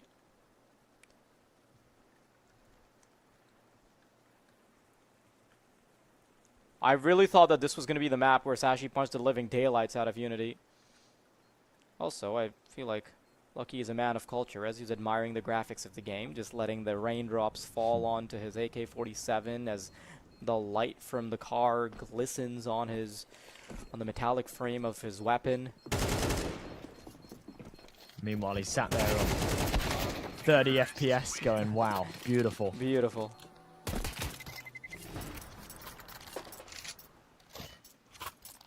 Okay, well, here comes that buy round for Sashi. Lucky out with the AWP, rest with the rifles. Iceberg is down to that aforementioned MP9, though. So far from perfect.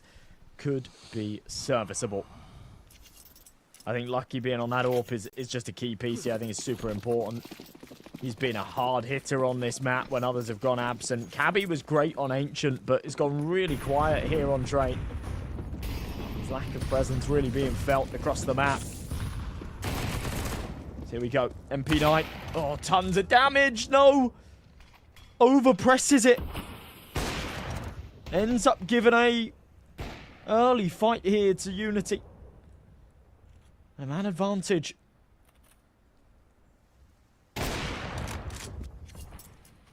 Big kill back from Lucky. Neofrag might be able to find a really good timing here. Does he get spotted on the fadeaway? Yes, he does, but a couple of tags being delivered.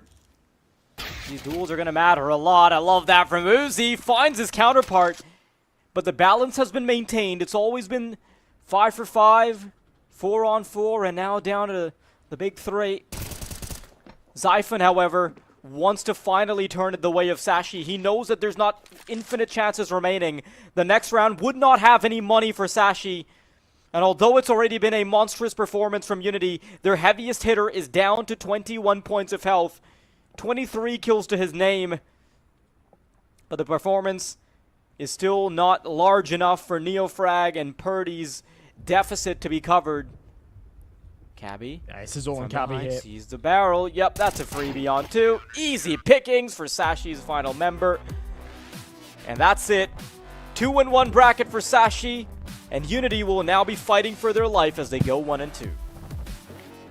I love that it's Cabby to actually do the lift in there in that final round as well. I said he'd had a slow map, he'd been a bit quiet, and yeah, ends up finding the triple to close things out on train. So beautiful work being done by Sashi. Great closer. You know, when the pressure's on, I think that they're a team that resilience and that tenure as a roster really shows in rounds like that and situations like that where it is very tempting. You know, in the round prior when Iceberg was on double eco, it is very tempting to just sort of throw yourself at a force and, yeah, things to go wrong. But they stay composed, they buy just the right amount, and, yeah, they're able to close things out when the rifles come back into play. But it was Zyphon having a really great series there. 36 and 23. Woozy over on the other side, that harder hitter. It's kind of crazy to almost be top fragging on the server when you lose 2-0. It just feels so cruel. He was, what, 23 and 12 at the end there. Yeah. And, yeah, to still not win the map, you've just got to sort of say, come on, guys. I've done my bit. Where are you? And the worst part is that Woozy was actually having super high impact kills as well. Like, you look at that ADR, it might be higher for K1 Fita, sure, but take us back to that pistol round that Woozy was able to get. So many kill times where he's getting multi-kills with the AWP, opening up so many avenues for them, and always keeping Sashi on their toes. I feel like without a man like Woozy, this game would not have even gotten close. They would have been beaten within an inch of their life if they didn't have that AWP popping off in the way that it did for Woozy. The 5-7 as well. But I will say that there were a lot of mistakes being made as well where Unity could have actually converted earlier because they're losing to the pistols, they're losing to all these haphazard flanks, things like that. So I do feel like if they go back to the drawing board, Train could actually become one of their staple maps if they can furnish such a good performance against a team like Sashi without much prep at all. That being said, though, that was the second match of the day. We still have 2 more bangers coming up. It's going to be Zero Tenacity versus Ruby, and then Delta versus Portuguese Family to end the day later on in the evening. Of course, it's not going to be us, it's going to be our lovely colleagues, the Eternal J and Dweg, to take you through the action. We're signing out, but the broadcast will be back in about an hour, so we'll see you then.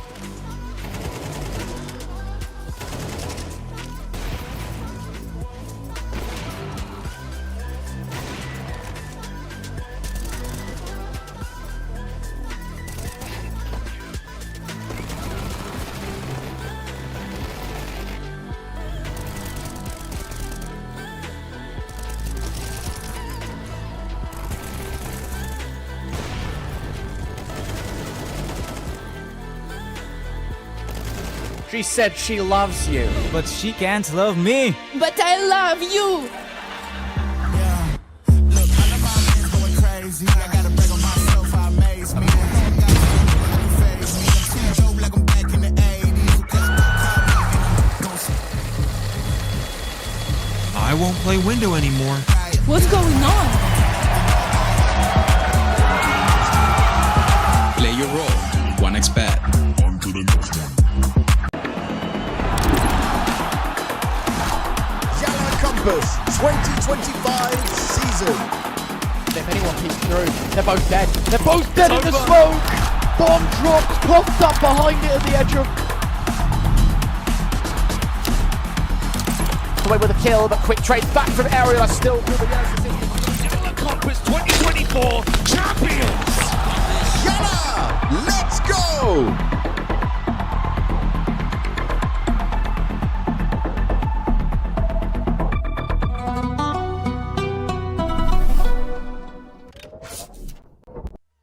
And a warm welcome back to Compass. We roll on with our day's worth of action. We move on to some more matches, more best of threes to see how round 3 of Swiss will play out to close. My name's Eternal J. I'm joined by Dwayne as per usual for the second half of today's broadcast. And look, mate, we've already seen some great matches so far. I think we might have at least one more in us here today. You'd expect so, right? This is the chance to get a bit more of a gauge. Who's going to be going out early? Who's going to be progressing in towards the main Swiss? And just getting a bit of a litmus test on maybe who some of the underdog teams are as well.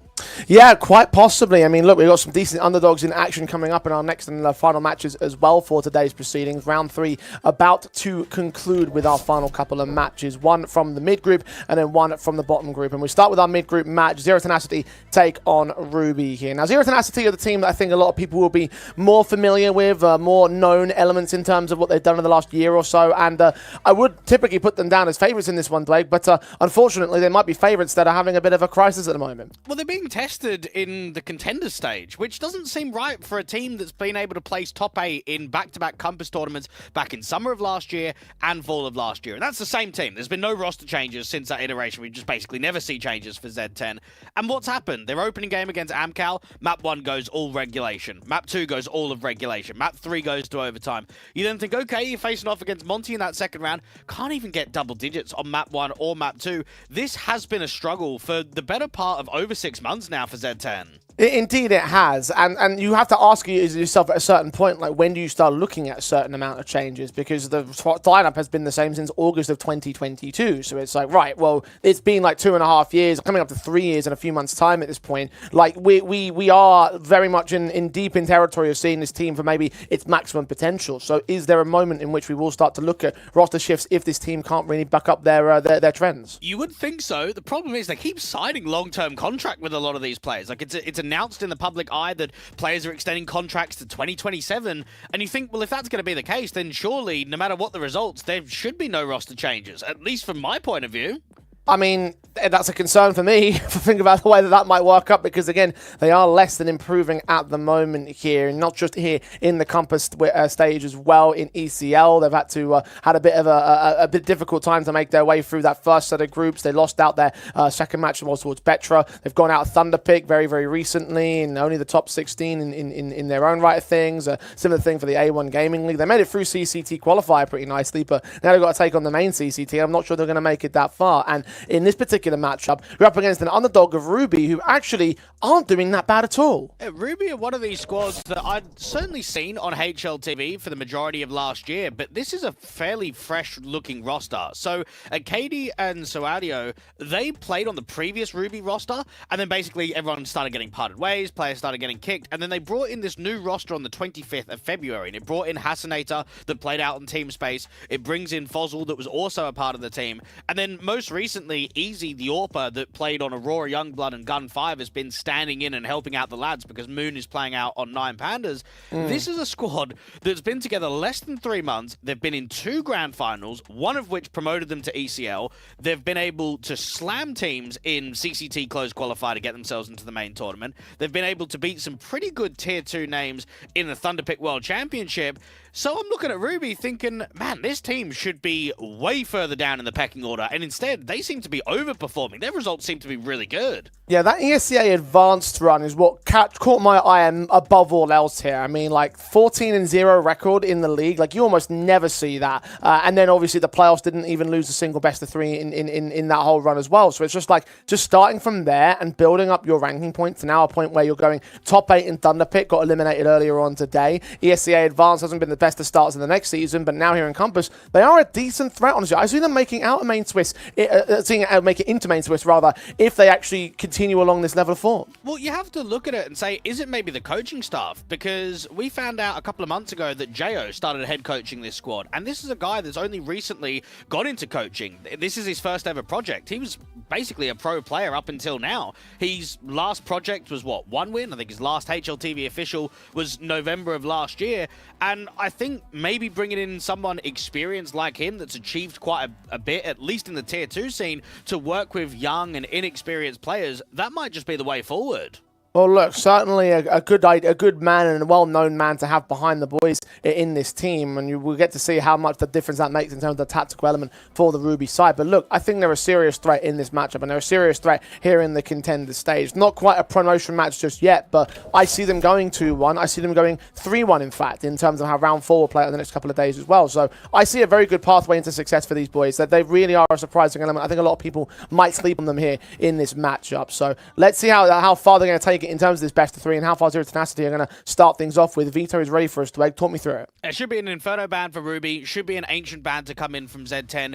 In terms of the picks, I always expect Nuke to come out from Z10, and then for Ruby, I think they've got a couple of options. Nuke is also a map that they don't mind playing. Dust 2 they've been picking quite a bit recently. I look at their Mirage as also a bit of an option. So yeah, they've got a few choices to put up their sleeve. Yeah, Nuke is actually where they managed to smash out BetBoom at 13-5 in recent times. So you've got some very good map ups in if that strong pick of Zero Tenacity does come through. They're going to opt against it and go towards Anubis instead. So much lower down in terms of its play rate and win rate for the Z10 side. I guess they also figure out that that threat of Nuke is lurking around the corner. Might float in as a third map of the series, though. It should be floated as a final map because it's a good map for both of these teams. Now, Z10, they used to pick a lot of Anubis. I think it's starting to shift slightly over the last couple of months, that it's been a little bit more Nuke picks than it has been for Anubis. But I look at this best of 3 series, and Z10 are going to know that they're in for a fight. They're in for a challenge. This is a team that's been a bit shaky as of late. They need to step their game up because they're going up against a team in hot form. Indeed they are, and even thinking about how Anubis is playing up for the Ruby side, I mean, that pick of the Zero Tenacity camp, that was also a win over BetBoom for Ruby. And I mean, that's one of the results that we talk about, and we're going to be talking about the most in terms of how far they can fulfill their potential, because I don't think anyone would have walked into that series and said Ruby are going to beat BetBoom, with the exception of maybe saying like, oh, it's a CIS derby here. 1 match out of 6 best of 3s which they've taken in a row. They've really been on the hot streak up until that streak was ended earlier on by Na'Vi Jr. So again, a lot of favoritism, a lot of positivity, I think, for Ruby in this matchup. I think that's the only reason why, the biggest case of how they were able to upset is that it is a CIS derby, conflicting play styles. But it is a good result, and I think for Ruby, it's now about using that tournament and using the recent form and trying to project it here into other tournaments, making sure they get a main Swiss stage that's strong in CCT, making sure the contender stage, at a bare minimum, gets them 3-1, 3-2 here in Compass, because they've got to be striving into playoffs. I'd like to see this team, at least in the bigger tournaments, get themselves in those deeper runs and kind of prove that these grand finals they've had in the smaller cups recently can be replicated. And I think that they can be, honestly. I have a lot of faith in Ruby at the moment. I think the question now remains is, can we think they can beat Zero Tenacity right here? There's certainly a threat. I certainly think it might be a close affair, but Zero Tenacity have experience that the Ruby boys don't. So how do we feel about that dynamic? I think for Ruby, they are going to be favorites coming into this one, but I've always got an asterisk with these kind of teams. It doesn't matter if the form looks really good. You just don't see them at Tier 2, at least at a top-end level. And I think at some point they're going to start getting red. At some point, teams are going to start adapting against them. So while I would probably back Ruby in this series, to me, this form can't continue. Well, let's see if they can bounce back from that earlier loss and defeat Zero Tenacity, who are on the CT side. Start for Dust 2, our first map up in this best of 3 that will decide who's going to the upper and lower groups. Of course, a 1-1 match here in our penultimate series of the day. Pistols set in for Ruby, get towards mid and short. It's Fozzle who is going to try and lead them in. Brute Holds that USP. Nice HE's down against them. Damage will be done quite heavily. Decent first blood is drawn out, but players also in the corner. Brute can only get 2 kills out of it. Kaidi takes it to a 3-on-3, and damage has been sustained on Ruby as well. At least they know that it's a heavy short take. Avan's attention's been brought out to long just in case of a late lurk. Zero Tenacity don't have much in terms of rotations. What they do have is a pincer in from mid. Shots against Kaidi is going to eventually remove him with that mid fight of Simki. Adjustment once again for Z10. Avan going to be ready for this long face. Ruby's 2 players are separated here. Soalio's now been spotted, so that can be engagements to take. Avan to swing whenever he's ready to. They'll now readjust the setup of the CT side as well. Smoke across. Soalio doesn't check the corner all the way. Avan swings to strike him down. And Hasanator in an impossible 1 versus 3. It cut back soon enough. They're struggling to hit that shot, but he's not that long for this world. We saw some pretty good Dust 2 picks coming out from the side of Ruby recently. I think about that Fireflux result, the Group C elimination game in Thunderpick. They were able to get themselves a 9-3 first half on the T side and close that game out 13-4. It's about being able to put up that pressure early on. I mean, for Hasanator, there's not going to be much being granted in this 1v3. You've already been goosed. Zero Tenacity have taken an easy round, and it just has to be noted, the protocol with the util was so on point. The HE timing, the flash around the corner, just the presence of how many CTs are out there towards short. Ruby just couldn't prepare for that. Again, that's going to be experience versus firepower here. That's the key name of the game for Zero Tenacity.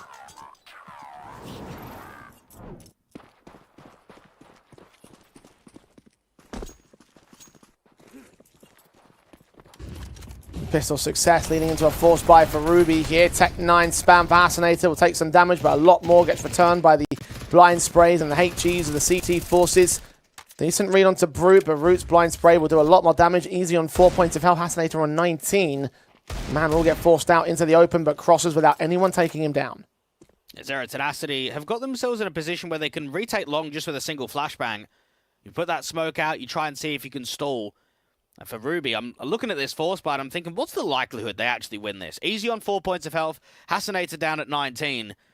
I think you need a bit of a miracle. You're looking at maybe Kaidi or Fozzle to try and work something with the Deegs, but from the outset, it doesn't look promising that this is going to be a round victory and a round steal for the T's.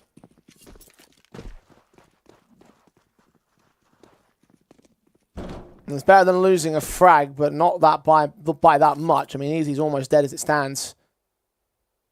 I'll leave him out towards long to ensure that full distraction with that scout. The pistols will try counter a rotation, but even that one player to get over on the B-bomb side, the shots from Brute's going to recognize that scout was in pit, but no more presence will be seen.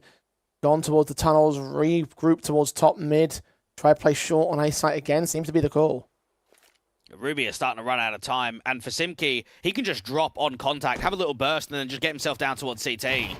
Comes out of there. Flashes will get sent and actually get a couple of kills out of this one, but Brute's still back towards car. Gets 2 kills, not quite the third. Has done a decent amount of damage, but the bomb it's been dropped towards CT spawn. They can watch for it. That FAMAS are going to pick up Kaidi and double up as well. Eventually close out the last man of Fozzle. Expensive round for Z10, but Ruby don't have the funds to try and punish it in the next 2-0 starts. And you mentioned the 14-0 regular season that Ruby was able to get in advance last season.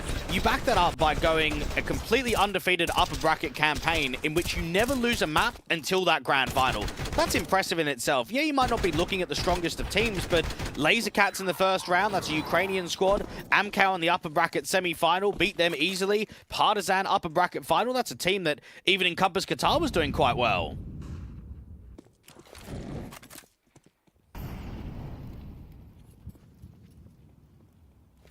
Decent results there.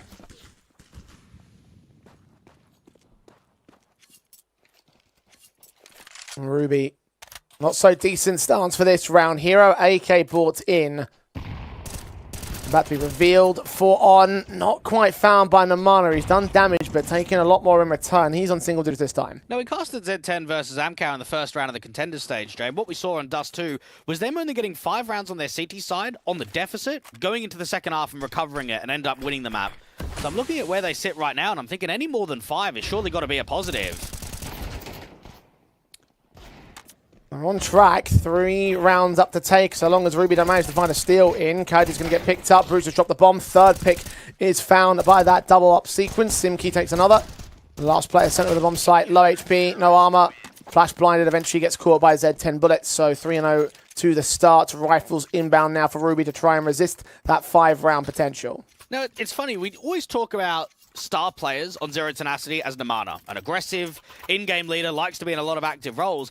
I look at Ruby, and it's the exact same conversation. Kaidi, their IGL, is the highest-rated player on the team in the last 3 months. He's the highest-rated player on Dust 2.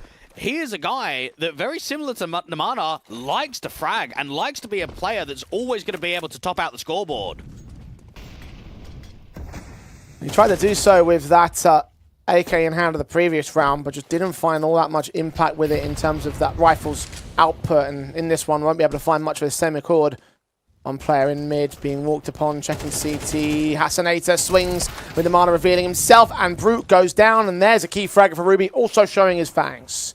Hassanator just attempting this B split now because Simki won't be able to do much. You feel for Avan because he's going to get no support. He needs to probably get 2, maybe even 3 kills on this B side defense. Choffa also moving up to the longhouse. Back will be turned towards man. Simki does get one out of it. Avan, very good resistance for what he can do. But now the last player.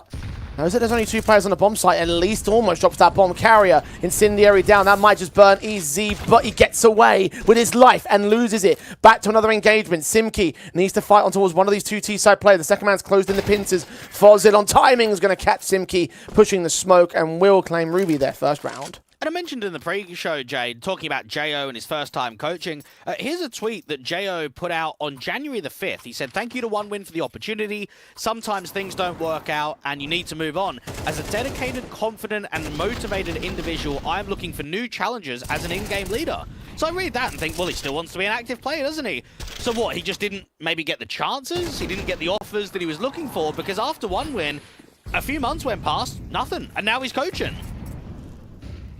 Well, if he's got the intentions of being an IGL, then maybe this will be a temporary stopgap in his career. I don't know what the details of the deal is, whether he's just standing in for them as a coach or whether he's like signing on a short-term position or whatever it might be. Well, he's been here 2 months now, and it seems as if the success is coming for the team. So if that's the case, I mean, we're seeing it a lot in the current day. A lot of these sort of tier 2 ex-pros that are transitioning from players and coaching in this local scene.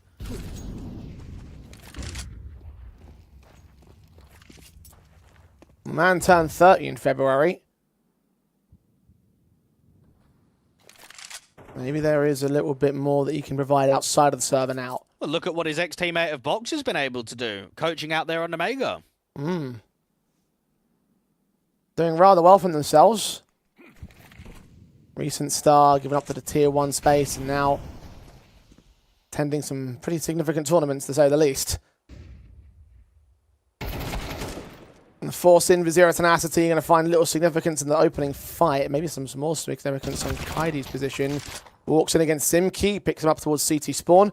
Long is the point of contention, though. The T's are on their way, and Brute's AWP can just find a frag. Turn onto Hassanator as well on shore. That's a double, and now 2 players remain for Ruby. They held their confidence up until this point. Brute has caught another, but Avan has lost his teammate. Namana fell. I don't know how. It might have been a DC, and Easy can pick up the round as a result of that. That's going to be frustrating for Zero Tenacity, because Brute especially had that in the palm of his hands. That look a double DC there from Z10.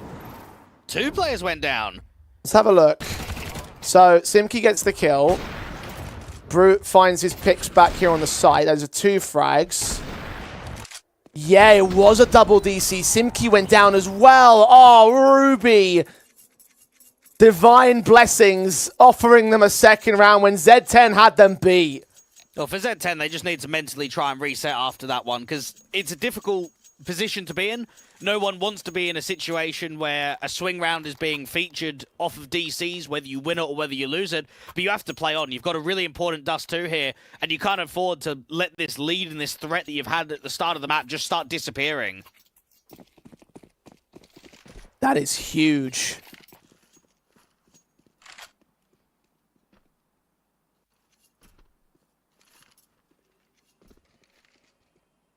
Not only are Ruby going to claim their second, they're going to be able to claim this round as well. Should equalize. There's ecos. Z10 forced into that previous. I'll have a rifle buy to try and fend off Ruby from claiming the lead, but really wouldn't be like to fighting for the lead at all. They'd much rather have themselves breaking away from the Ruby start.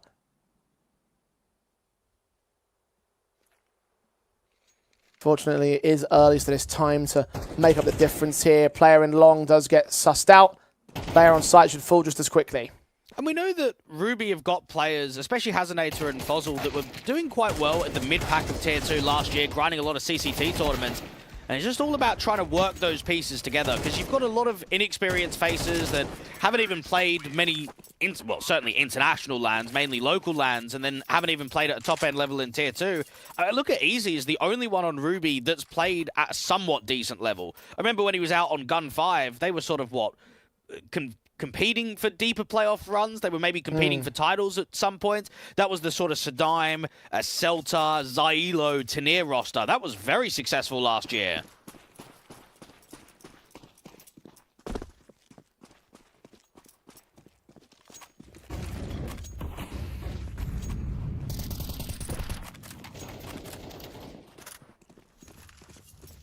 Now here on Ruby, trying to make a difference. That AWP's in play. But the same side also on Zero Tenacity. Glass Cannon for Brute. He did well on the site defensive, so see him try to step up to the mark for a second time here, but he's supported by two others. In defensive. Start to realise now that no one's over on the B bomb side. They've extended all the way to the tunnels here for Z10. The Brute Monster has struggled individually when it comes to Dust 2. Last 3 months, he's the second lowest rated player on the team, averaging just a .86. Now looking at his form with some of the multi-frags that we've seen from him on this A defense, this might be a turning point. This might be a much better showing from him than what we would usually see. And searching mid and seeing nothing, so now they're going to start to realise that this is going to be a long play. Good flash timing, catching everyone from Ruby. Smokes will come down, attempt to get body blocks. YaLLa is going to know that there's going to be players close range, but he can't quite find the fights against them, separated from his teammates thanks to that smoke put down to the CT side. Avon protects his teammate of Joffo, doubling up towards Hasanator as well. The booster attempted, they'll get a player on site. Kaidi down, Fozzle and Easy. Now just Easy alone. His AWP trying to support from long, had no vision because of the smoke, and no chance to win this round now. In terms of the gun round, Zero Tenacity have had their number. They've been the far superior team, and it's only because of that DC round that Ruby have been able to get the scoreline in a competitive state. If this continues on in the same sort of fashion, I'm expecting Z10 to go up 7-5, 8-4, that kind of scoreline margin at the turn.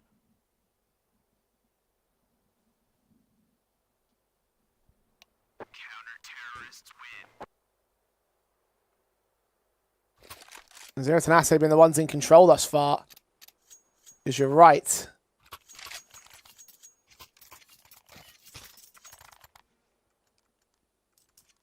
This scoreline could already be potentially 6-1.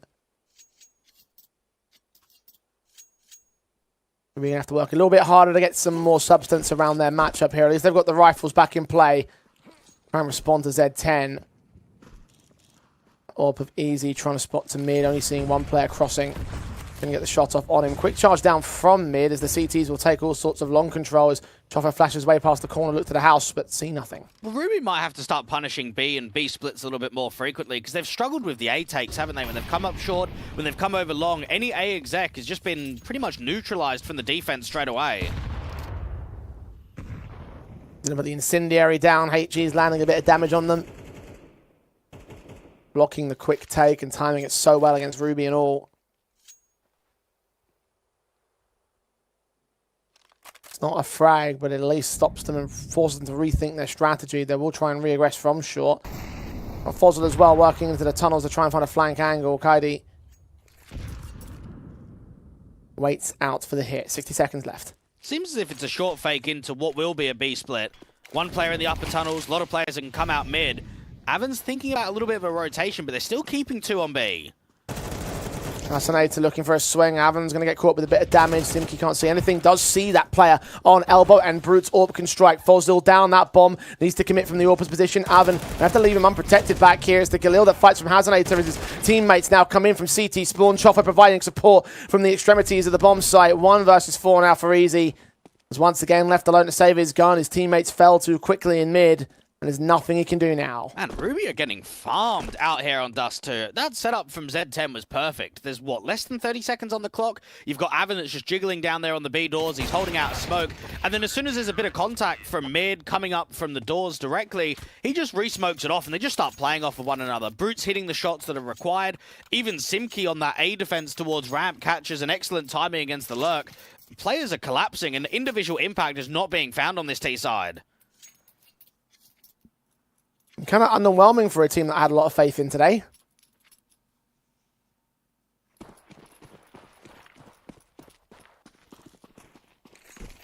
Underwhelming to start in the series on your own map pick. Good shot from one player. YaLLa straight up headshot onto Chofo. Good opening, but can it convert into anything more? They've only got these pistols. So might need to do a little bit more work to really get the one up over Z10. Ruby have played just 54 maps on HLTV in the last 3 months, and you compare that to Zero Tenacity at 114.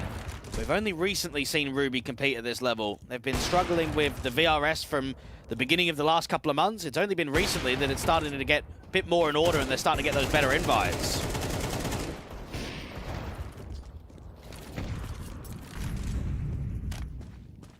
And still, both teams are down in terms of placings compared to last month's update. Wait, Ruby are down? Yeah, From last down month? 6 places in the world. Compared, like, this is obviously Valve invite rankings from yesterday, and then obviously from last month as well. That's surprising, considering the results that they've had recently. Yeah, no, I was taken aback by it as well. Yeah. My assumption is that because obviously the 14-0 matches from Advanced didn't count because they weren't on HLTV, that those are probably taken out the factor. And that's probably the thing that I'm thinking of as the reason why it's a lot lower than I was anticipating. Because trust me, I was shocked at that as well. No, but even, I mean, I know it's Advanced playoffs, but the level of caliber is a lot lower in those teams than it is in Thunderpick and what it's been in CCT Close Qualifier.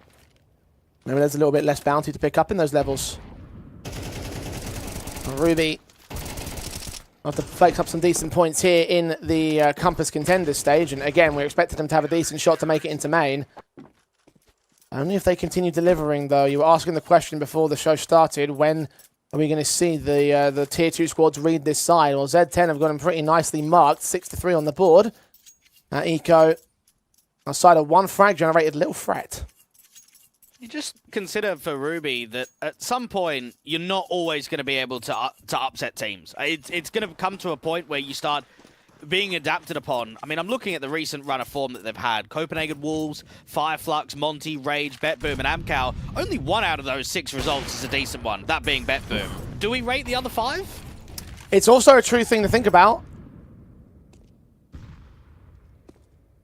Can talk about potentially some potential in the likes of like a Fireflux, for instance, but nothing of like true top tier 2 value. There's a fair point to make. Even so, it generated a lot of hype around this team, so much so that you even predicted them to win this series. I think I might have joined you on that one as well. Zero Tenacity showing that hype and streaks and recent form is only a few pieces of the puzzle here. Even for Z10, I'd say their recent form's been quite good. They've won, what, 6 out of their last 9 best-of-3s on HLTV, and they've been beating Amcal, Iberian Soul, Saber, Unity twice, and Sashi most recently.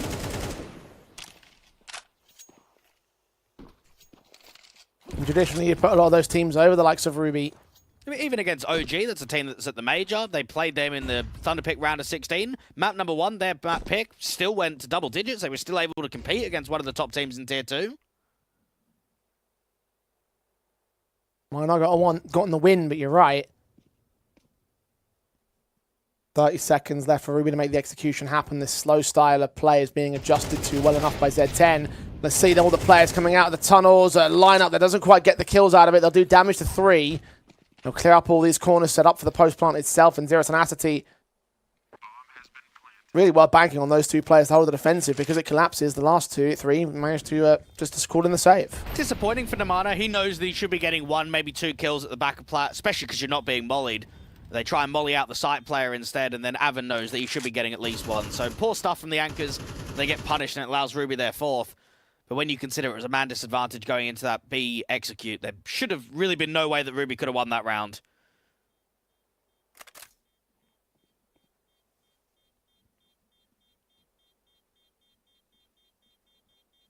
Well, hoping to shift momentum with this kind of round victory for Ruby. Money's still there for Z10 with the 3 players staying alive as well.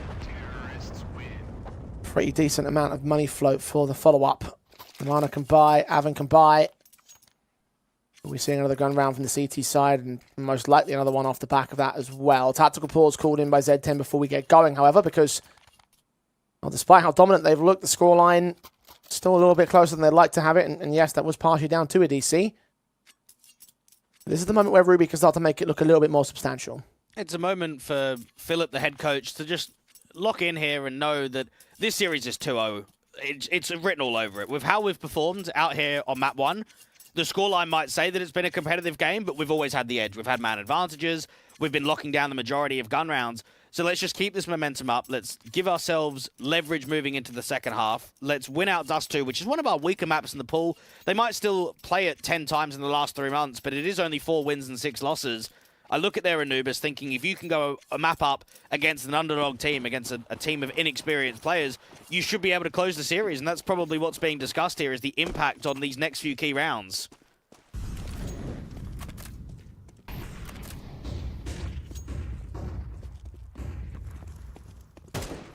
Quick flashes in from the T side, and Zero Tenacity reading that well to just dive out of the way, because that one player alone on the A side defense was going to be left pretty much exposed towards all of them. Only Fozzle here in mid is going to break away from the main attacking force. The smoke will clear and the Mana will get caught off guard for it. Simkey will be able to get a response, and now they'll know that this was all just a big luck play. Smokes are down, the HEs are coming in though. The utilities are going to telegraph what's happening. Counter flashes turn away from Incendiaries will block that. HE will open the smoke. About to see 2, gets his head taken off, but Choffo holds the trade in. Small gap in that smoke that Brute cannot see for, because 2 flashes will keep him blinded. Bomb is now close to sight, should get planted soon. So YaLLa is going to extend though. Is Brute going to be ready for this? No, his attention's drawn back, but some damage has been done right there. Gets a shot on easy still. Turns it into a 2 versus 3, making it 2v2. So YaLLa trying to make a hero play. Unable to get past the last of Avon, who is the last player in play. One decent trade from Kaide.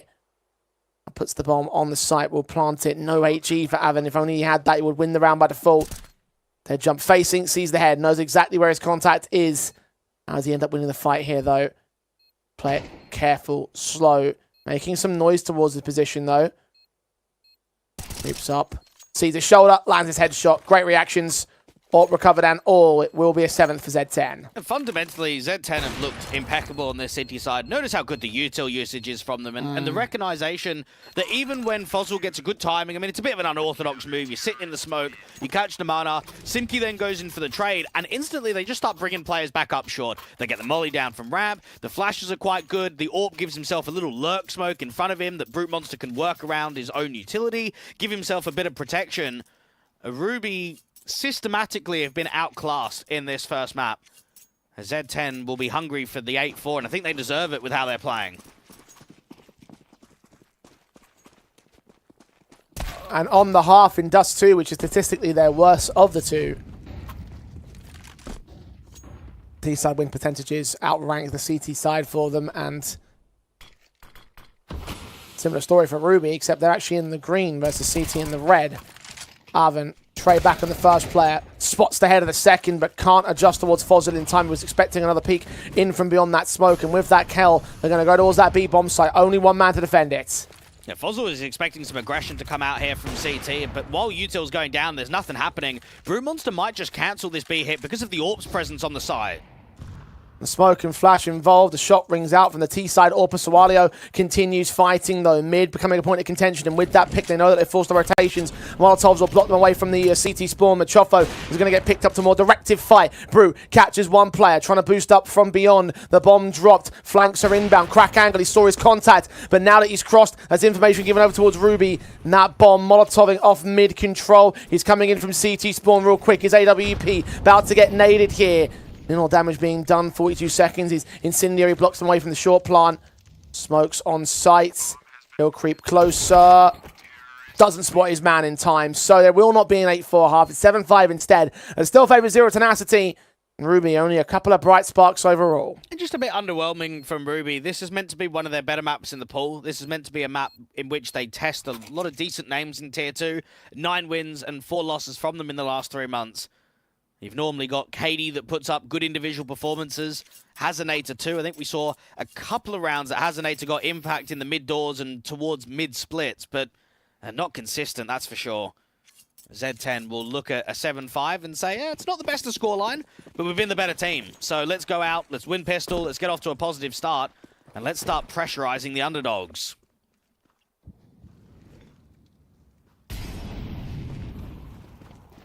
Second half pistol set to carry on momentum. Knowing that judging from performance, they have been the better team so far.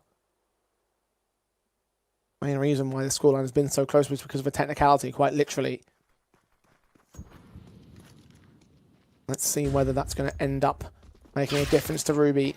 Down in towards CT spawn angle. Hassanate is going to get that first kill. Brute's going to turn back a decent trade. Easy struggling there on Long. The Longhouse player become the next point of contention. The next man to try and deny the plant itself. Unable to resist its forward players though. Namana and Choffa get a couple more picks in. Only one trader, Fozil.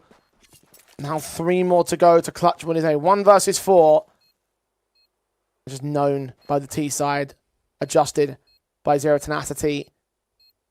There is no way he can go. He's just not even been given a chance. The jiggles are barely coming out, then they all swing together as 3. And it's just that disciplinary factor. You've got a 3v1 where maybe there's an opportunity if there's some overswings, if the USP can hit some crispy shots. If you're not being offered anything, if you're not even getting a contact, well, it's just, it's impossible. Great exec there from Zero Tenacity. Good entries on the bomb site when they smoke off CT and they just run up short.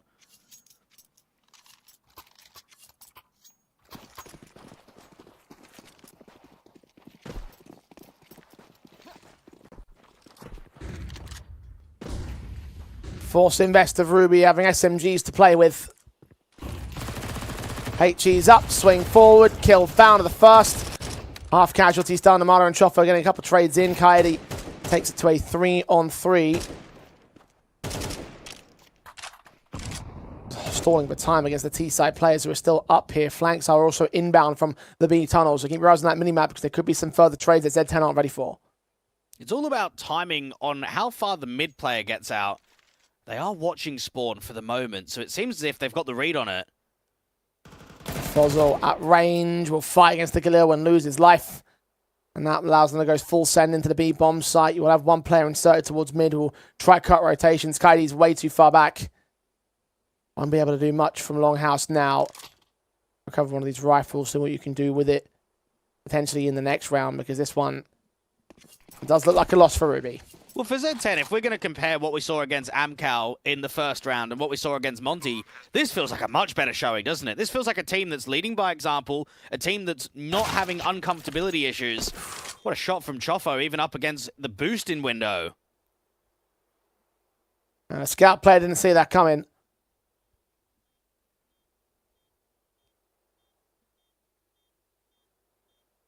Zoned in towards window itself, expecting there to be a pop out from that side of the map, but no, not to be. Kaidi.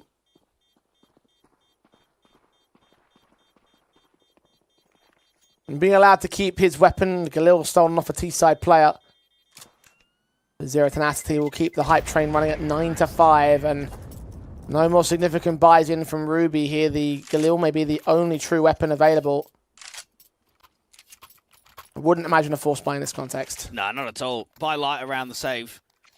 And for Ruby, I mean, these are the kind of performances where you start getting judgment on, was that recent run of form just a one-off? Just an asterisk, right? Where you beat some good teams, yeah, okay. What about if you can do it day by day, week by week? You're going up against a side of Z10 that are legitimately playing on HLTV every single day. They are a top tier 2 grinder. I wouldn't say they're a top tier 2 team, because that certainly is an incorrect statement, but they are a grinder. They play some of the most amount of maps out of almost any team in HLTV. That's an objective fact. That experience is leading them into a very good map up here of Dust 2. Stacks in towards the A gamble of the CT side. Ruby are going to try and fight them a bit more head on. Galil revealing itself. Flash blinded. Smokes are up. You've got a number of upgrade pistols as well that are trying to fight from range on Fozil especially. Burning to the back of the short angle. HG's come out against him as well. 25 HP now, dead to Choffo. Mana seeing a player at the back of the big box. Good shot for Easy instead. Picks him up from a small gap there at the CT cross. I'm going to try and do this the hard way here, Z10. Very patient here from the T side. They've done well to be able to slow the round down. Now they'll pick up the pace with flashes forward. Hassan to another decent kill. Simki trades on him though. Bat lines, back of short box will be cleared up. Lil going to get boosted. Can't see the planter though. Hoping for his head to peek above the smoke, but nothing presented. Find that smoke clears and Brute immediately deals with him. Second player goes down all the same. Takes at least 3 with him on Ruby's side. So costly for Z10 as they can also rebuy. Couldn't have come at a better time for the CTs. This will be one of 2 opportunities to fend off Z10 from taking this map though. We're looking at a gun round here and a gun round at 12-5. So, honestly, this needs to be good. Well, Zero Tenacity need a positive 2-0 in this best of 3 because they're playing on bait later this afternoon. And that's going to be one of the toughest matchups that they've had in recent times. That's an upper bracket round 1 match of the first of the playoffs of ECL. That's not going to be easy. They'll be lucky to even take a map, even contest in that series. So if you want to get yourself ready, if you want to get yourself prepared for the juggernaut of Tier 2, you've got to be beating Ruby and you've got to be beating them comfortably. And so far, what I've seen on Dust 2 is a good sign moving forward.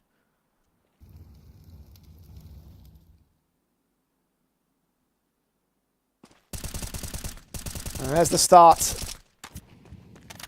Damage being done towards the T side. Lion, Ruby. See some of their own on Easy's part.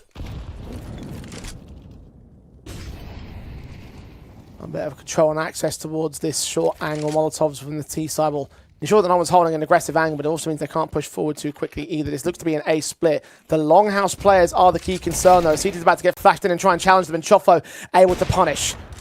Or AWP can't get the shot on the Choffo.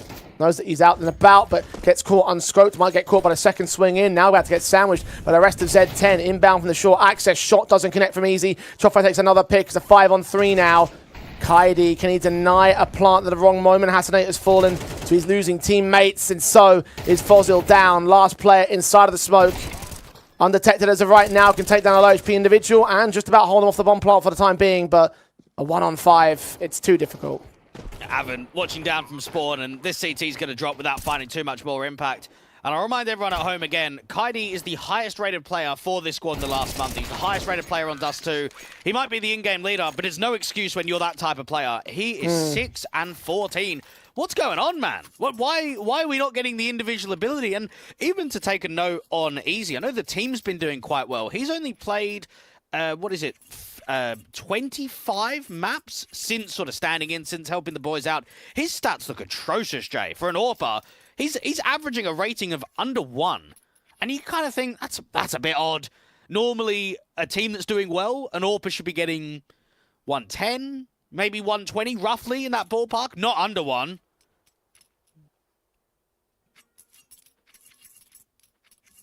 He's doing himself no favors here.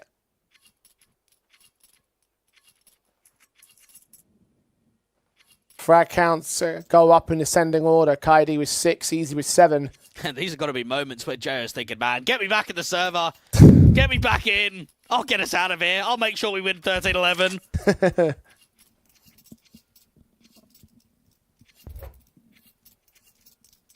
We call that doing an IMI. He's done it. There's multiple players that have been able to do that.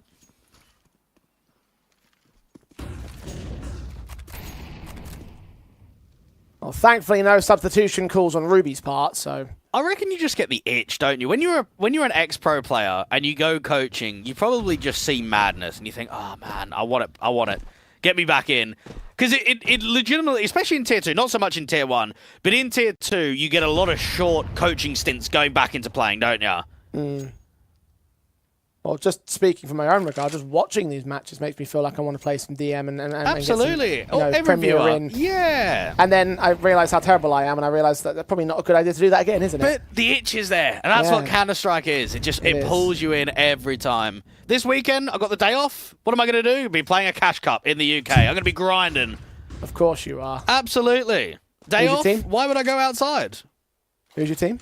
I don't know yet. I know League Bob is gonna come. Nice. Edenino as well, but so far we need a +2. So if you want to play, send me a message on Steam, Twitter. Well, I won't be the ankle weight around you guys. I won't volunteer. Yeah, fair enough. You can go on another team, maybe face us in the first round. That might help us get a bit of confidence. Have so little faith in yourself that you think you'd be bottom seed alongside me.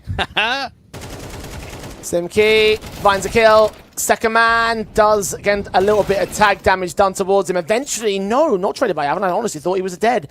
But no. 3 on 3. Plant will be secured. Z10 on the bomb site. The Orpa Brute. Waiting for a secondary face here. Waiting for CT side contact. Saw a shoulder.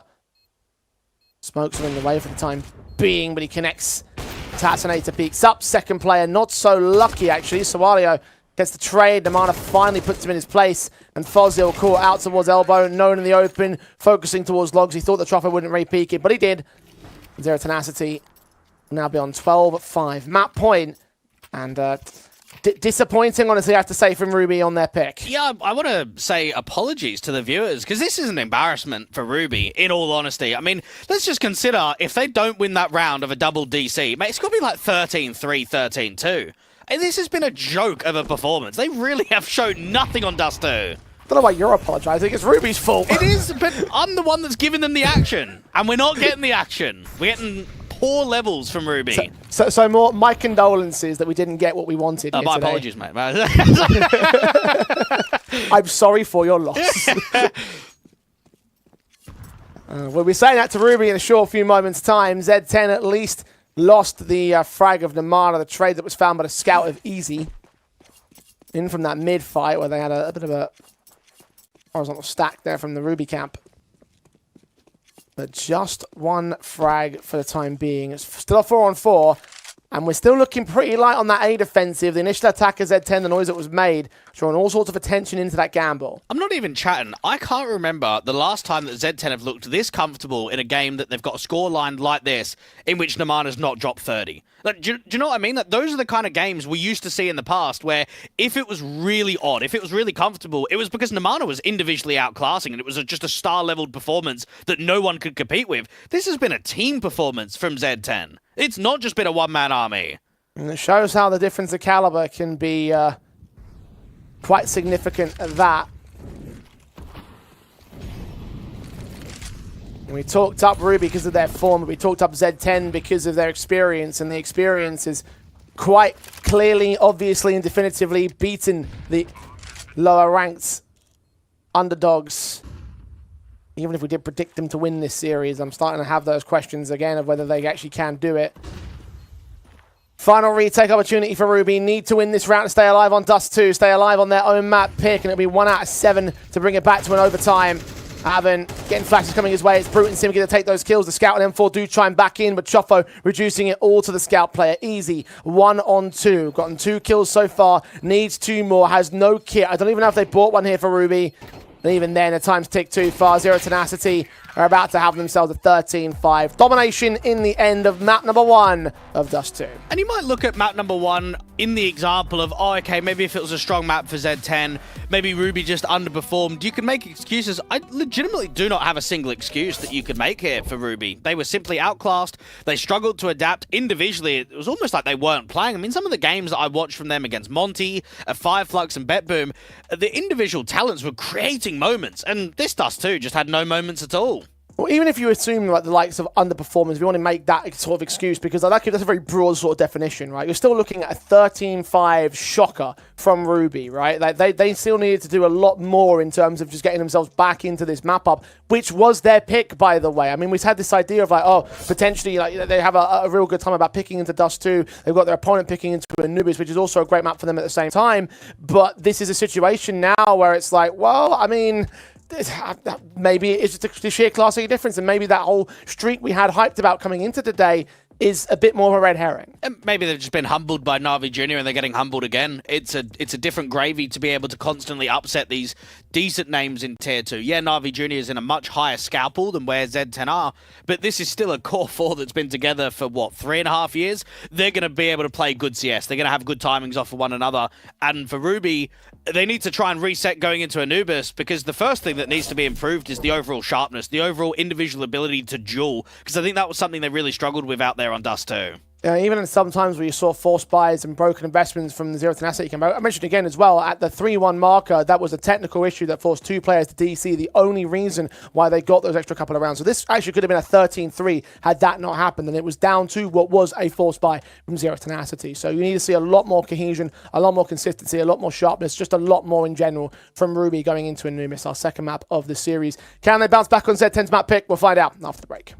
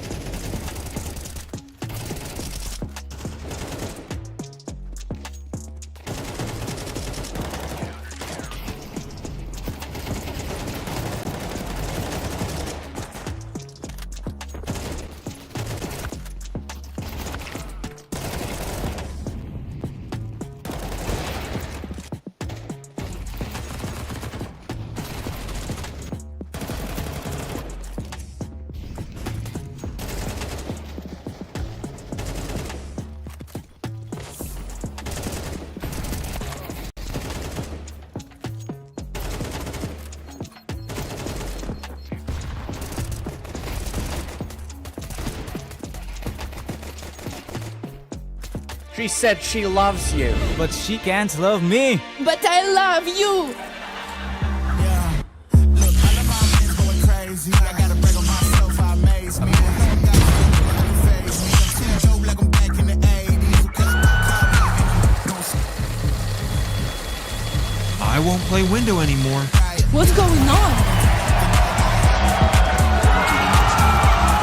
Play your role. 1xBet. On to the next one. YaLLa Compass 2025 season. If anyone peeks through, they're both dead. They're both dead in the smoke. Bomb drops, coughed up behind it at the edge of. Away with a kill, but quick trade back from Aerial. Still through the YaLLa Compass 2024 champions. YaLLa, let's go!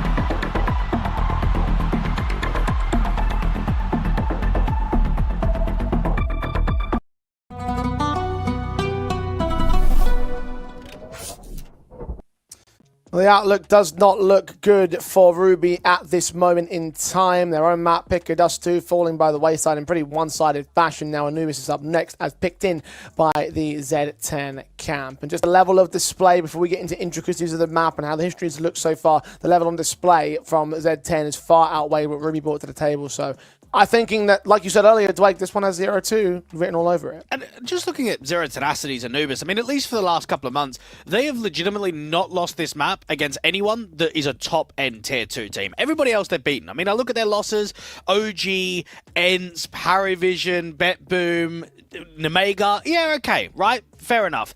Everyone else they're winning against. And I look at where Ruby stand in the grand scale of CS. I look at how they perform on map 1. I just don't see a way this goes to a 3-map decider. It just has to be a 2-0 for Z10 right now. And that's usually where the conversation should just stop short at the moment. But even if you wanted to get into those intricacies of comparing the maps, how about we take a look at Ruby's record, right? They've gotten 6 wins in the last 9, the 3 losses.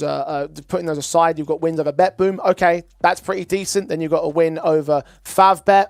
Not quite as special. X-Leon, definitely not as special. Nevermore, most certainly not as special. And then Nuclear Tigers and Laser Cats, both of which were 16, 14, and 19, 15 overtime. So it's like, right, okay, definitely not the level that Z10 are playing at. And unfortunately, whilst they had a lot of hype coming into the day, when they looked like they were going to be on a streak that would make a bit of an opportunity open up for them in terms of their Counter-Strike record, I don't think we're going to see that anymore. No, I don't at all, and it'd be a tough battle to go down from 1 and 2 here in the Contenders stage if they've really got a goal and an expectation of progressing into main Swiss.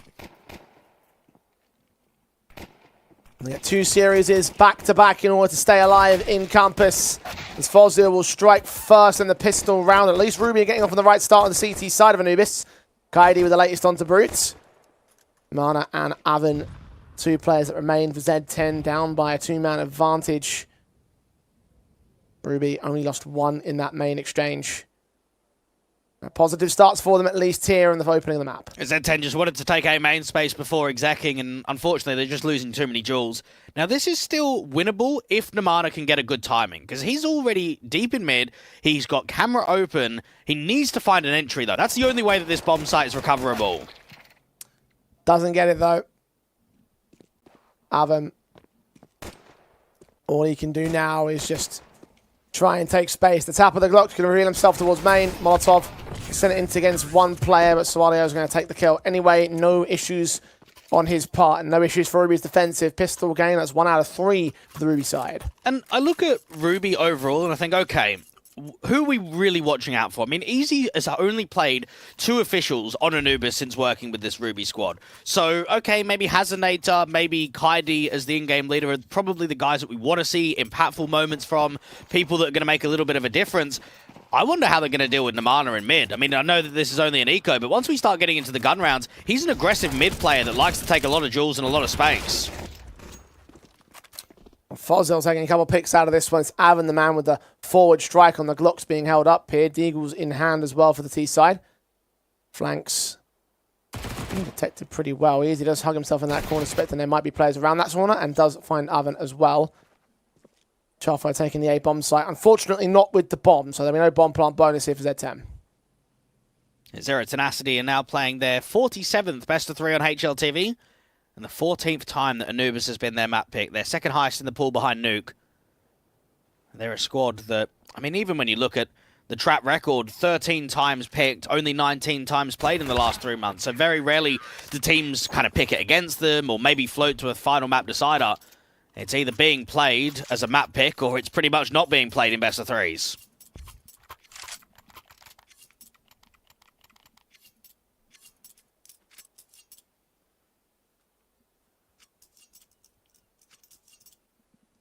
Z10 rifles up for them.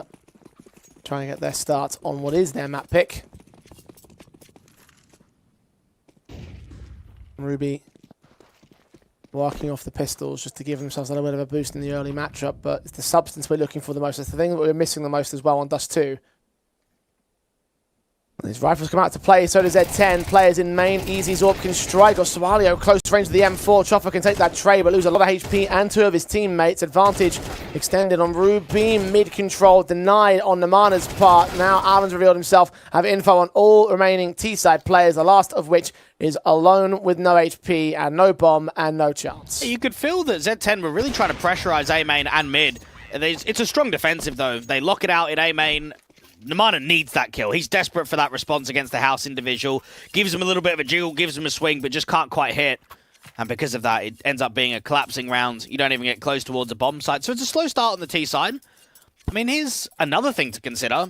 Z10's map pick, Ruby choosing to start on CT side of Anubis. Wonder why that's the case.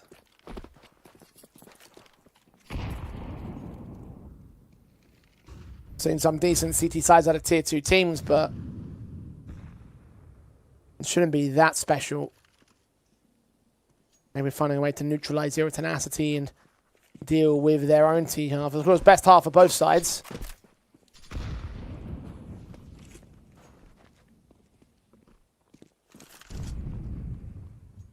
Zero Tenacity.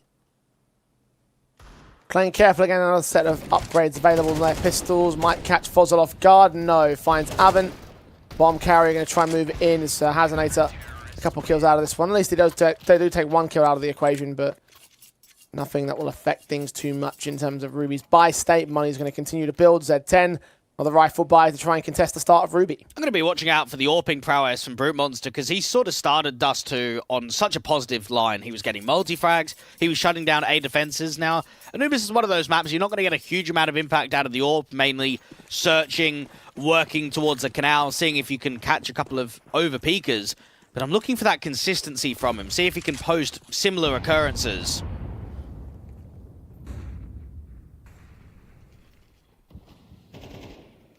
And the AWP seeking mid.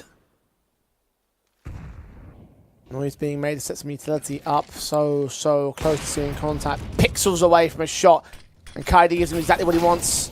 Swalio in from main. He gets baited into a shot against Simki. Hasanator walking up canals. Can't adjust towards Simki. That's a lot better from Z10. As soon as they bounce back hard. Well, for Ruby, they're just constantly trying to pressure A main, aren't they? So Z10 say, okay, rather than peeking it in dry, we're going to hit you with a little bit more util. We're going to draw that fight out in the open. I mean, all they need to do is molly doors, and it doesn't get re-smoked. The CT doesn't fall back. Just an insta swing straight into the open. And Z10 will look at that round and say, geez, that was free. Didn't even have to work for it.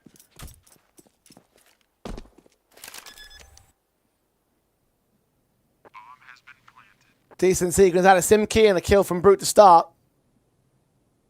3 kills for Simki, in fact. Not even any damage done to Zero Tenacity. That's how confident they got away with that rifle. The AWP of Easy now just to stay in play. Might get hunted down, however. Does take 1 player out, but Chofo is there for the return. And Z10 will get on the board to face another buy of Ruby. Well, Ruby have to look at the scenario and say, okay, we were working success with the aggro main. We need to find success elsewhere on the map. And that might be trying to get a triple play on B, try and get a flash play towards main. And they've got to try and work pressure points. They know that Avon's going to be the passive lurk outside of B, so that might be the first target. I'm also looking for Easy to say 6-1. Haven't seen the impact from him in terms of the AWP. This is now his chance to step up.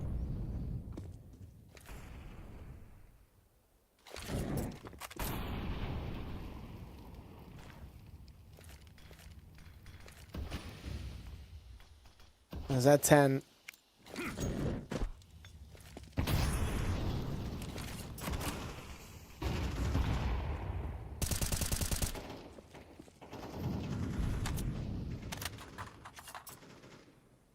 A slow approach towards this default. Again, not charging too far forward. We have seen some aggressive stances from players like Namana in the past.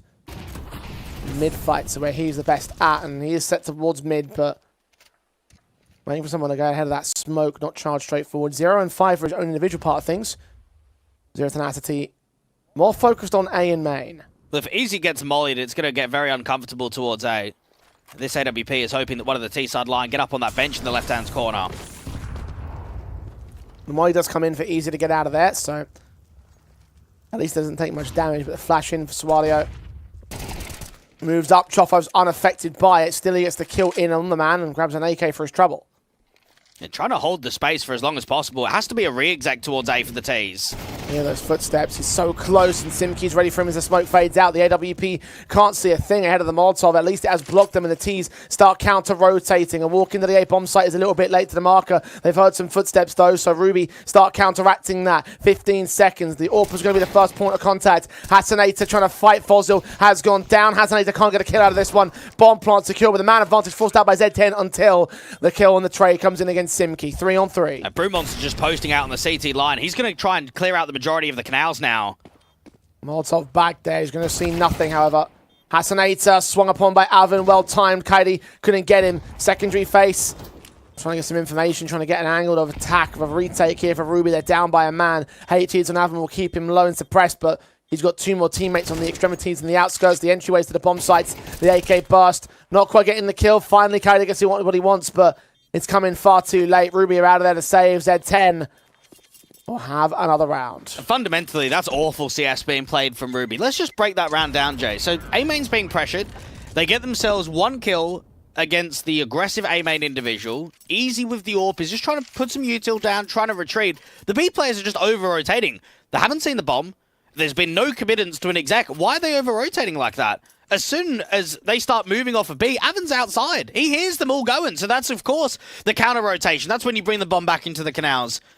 That was too easy to over-rotate the CTs.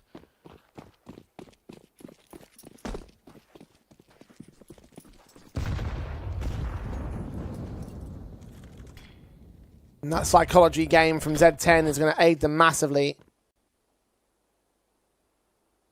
Make them believe that something that isn't happening is happening, and you can see how the line will collapse because of that. The B side had no one directly on it. They got the kill towards that player in Temple, and then Ruby just struggled to get back into the bomb site. Those kind of things continue, then we're going to see some more concerns out of the CT forces. At least the 2 rifles stay in for Easy and Kaidi. AWP set towards back of B site. It's going to start to rotate into Temple and eventually mid-control access. Kaidi's M4 on the A defense. Lack of info plays here from the CTs, and we're getting towards a minute marker on the clock. Simkey can just drive back Fozil. It's going to be tough for these 2 B players. I mean, Hasanator's only with the Julies. Smokes up. Hasanator's going to get ahead of the main smoke here. Does Avon get caught off guard by this? I don't think he does. Now so he's seen them. Neither side will get away with the kill on this one. The Julie spam does a little bit of damage. Eventually does find Simkey, so that's a bit of positivity for Ruby. Man down to the first, and that bomb's going to counter-commit. Yeah, Avon can still sell them on the B fake. That little bit of util, look at how much attention it's bringing. Easy's got a frag though. Fozil's grabbed the AK, and now it's down to 1 man on the A bomb site. P250 going to lead them up. The SMG sat in for Sualio, and they can hear those footsteps. They can hear those shots in. Namana cutting off one of the rotation. SMG fight gets only one. Backstabs have been stalled out here. AK's close, and the shot of Easy lands a kill. Namana needs a clutch. 2 more to go. And a 1 versus 3. They both line up for him, but he's caught trying to transition back and cannot get the bomb, cannot get the plant. Cannot get the round. A frustration from Z10 because you've lost a single kill to a straight spam. That's a Julie that's just peppering the bullets through the electric smoke, and you get a little bit of a lucky timing. Avon then is trying to hold the fort. He's trying to sell the B lean as much as possible, and he also dies outside of main without finding a single kill. You get into that A bomb site, and it's a re-smoke down from main, so you're getting stalled even further for time. That's a decent little eco there from Ruby. They didn't have much expense at all. Zero Tenacity will be furious at themselves. Indeed they will. Because that probably should have been their round, honestly. Better weapons. Onto that bomb site. Was set and ready for the hit. Almost everything went their way. In this case, Avon's going to get taken by a bit more of an aggressive play outside of B main. A frag for Hasanator. And the bomb access as well. I don't think they extended so far to see it. They put the smoke ahead of the bomb, so it will get recovered by Z10. Focus on the slight defensive more so for Simki. He's going to force him out of that Molotov. Well placed there by Fozzle. And Namana is clearing out all of mid to allow the A-split potential, but this is still tough in a 3v5 deficit. They need a clean entry. They've got to get this player out in the stairs, and it's a good shot for Namana. He's sprawling up.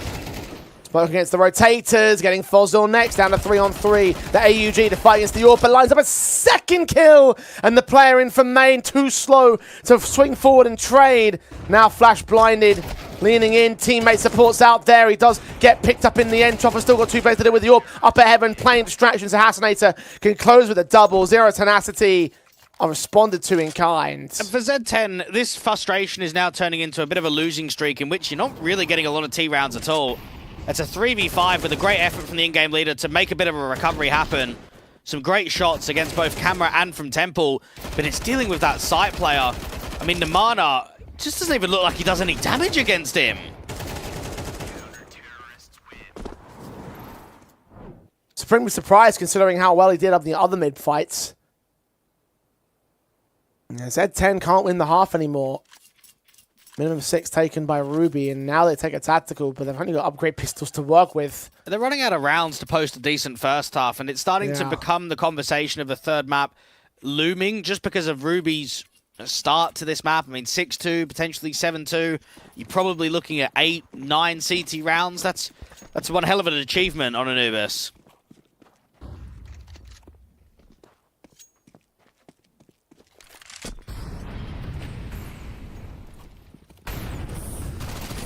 Quick in that B-bomb site. Matt 10 going to catch players repositioning. Fozzle's going to get overwhelmed. Hassanator's good for 1 pick and a second and a third on the transition. Easy's AWP. Lines up one of his own, and Sawalio in from mid will shut it down. Z10 felt like they got the jump onto Fozzle at least, but Ruby still come up for the better.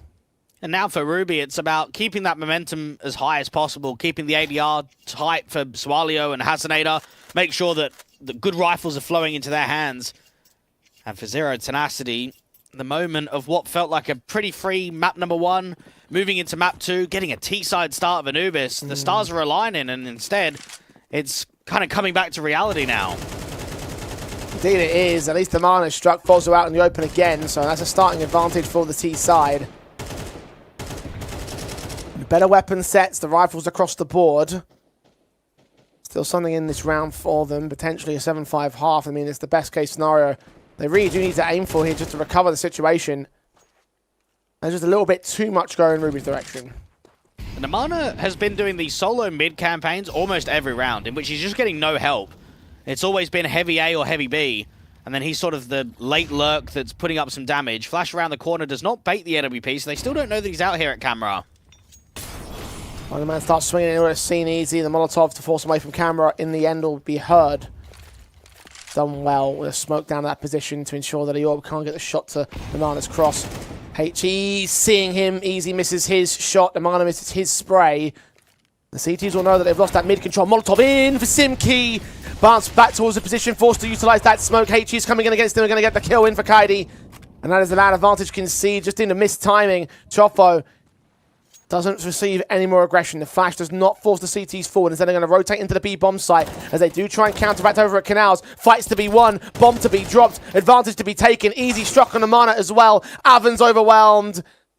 And it just crumbles again for Z10. It's a good little setup of what they've got there. So it seems as if they want to eventually go back towards B. It's a bit of an unlucky timing for Chofo where he gets caught with util in his hands. They try and transition back into the canals. They lose the bomb in an awkward position. I mean, Namana's setup was basically to catch those A players rotating back to mid through camera into Temple. And there's no denying that Z10 have got themselves in good situations. They've got themselves in good mid rounds. But it's just that finishing blow, that quality at the end of the round that they've struggled with.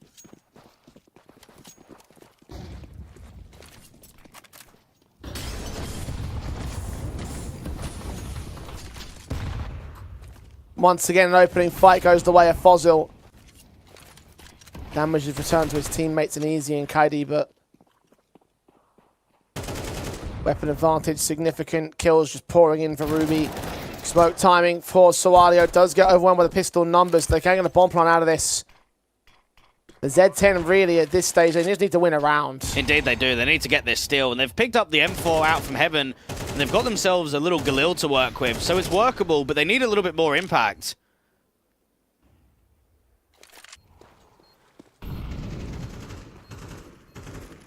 CT's moving in from Heaven, 2 of them out there, 1 T-side member to receive, Root to catch, Kaidi on reload alongside Simki and his kill, not his second. Fozil has traded to a 2 versus 2, the Galil from range gets overwhelmed, Brute only left towards camera, seen by 1, aware of by both, taps, desperate to get damage and kills, gets his pick back in, now the last player, but Fozil is out of time to Brute's peak, he knew what he had to do. And you know what sacrifices to make. Just about. Holding off there, Z10. It's a bit unorthodox for the P250 to make an advanced play, but maybe they were just getting desperate on the bomb site. 3v4, no kills are presenting. Okay, stuff it. I'm running through this camera smoke. I'm going to hope to try and get a quick kill and then dip back in.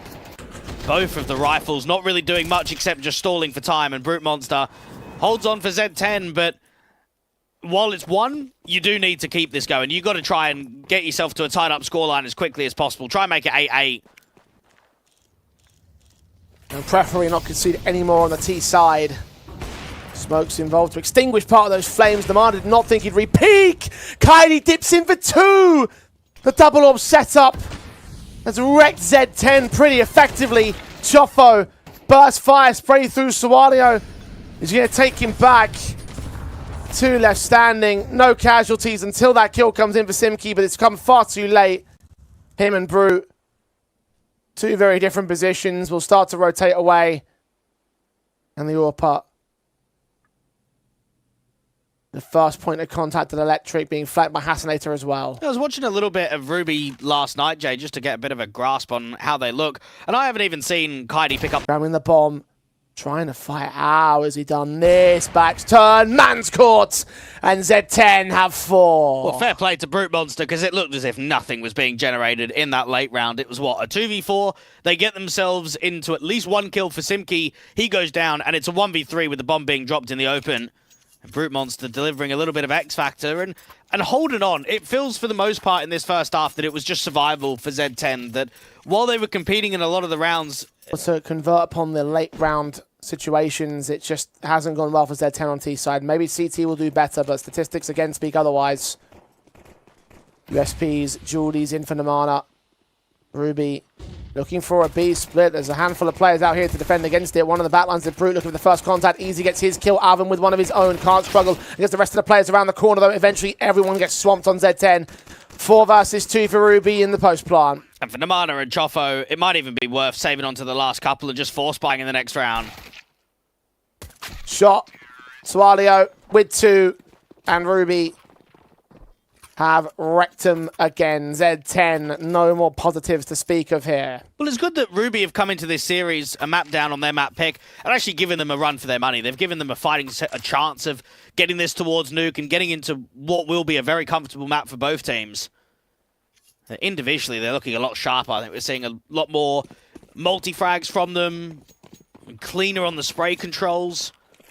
Across the board, this is a much more positive sign for Ruby in not just this best of 3, but just the landscape overall.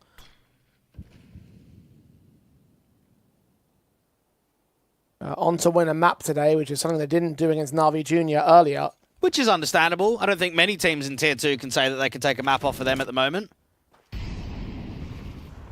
Having been swamped on map 1, though. With that context added as well, you're looking at Ruby returning from a very dire state of affairs across today's proceedings. Should be 10-4 up when Z10 will bring in their weapon buys.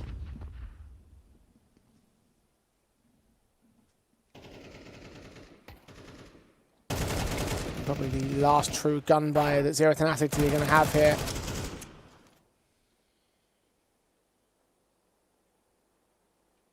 Easy pickings against Z10, Ruby.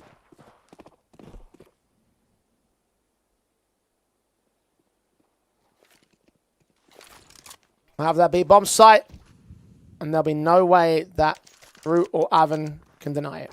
And both teams would benefit massively from winning this best of 3, not just going 2-1 up in the Contenders Swiss, but also just for the recent run of form. It would make Zero Tenacity win 7 out of their last 10 best of 3s on HLTV, and then for Ruby it would be what? Your 6-game winning streak, you lose 1, then you instantly bounce back. Then you start getting more W's up.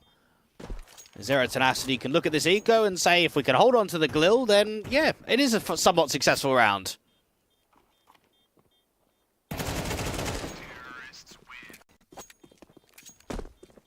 Nothing gained by Z10 here. Ruby.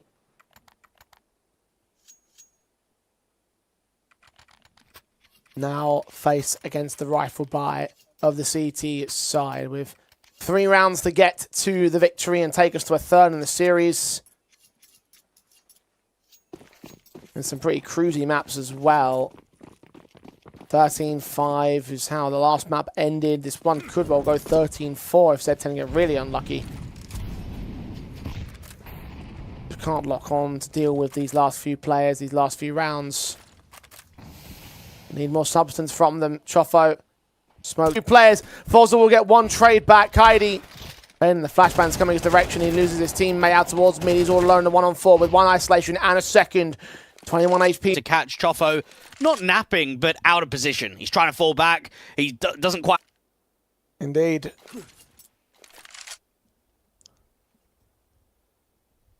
Oh, that utility from Kaide is forced him into a rotate away on the A bomb side. This is rather intelligent here. But we'll get a bomb plant at least. Z10 falling for this. He actually doesn't bother to commit towards the bomb site. I thought that he was going to try his hand at something. I thought he was going to go for the bomb plant here. I thought we were going to get a cash injection because that could be pretty useful to Ruby right now. I guess he was waiting for a player to pop out of main. Yeah, Nobody came. That's exactly what it was. Yeah, get that smoke down, hope to catch a rotation. If you get the kill, then you run it in. It's just not worth it because you don't know what's on the other side, do you? You don't know if A's still being held. You're on 21 points of health. Keep the AK and armor. And for everybody else, I mean, you can get an AK being invested for YaLLa. Try and get them in for maybe something a bit quicker. This might be the round where you have that tempo change for Ruby.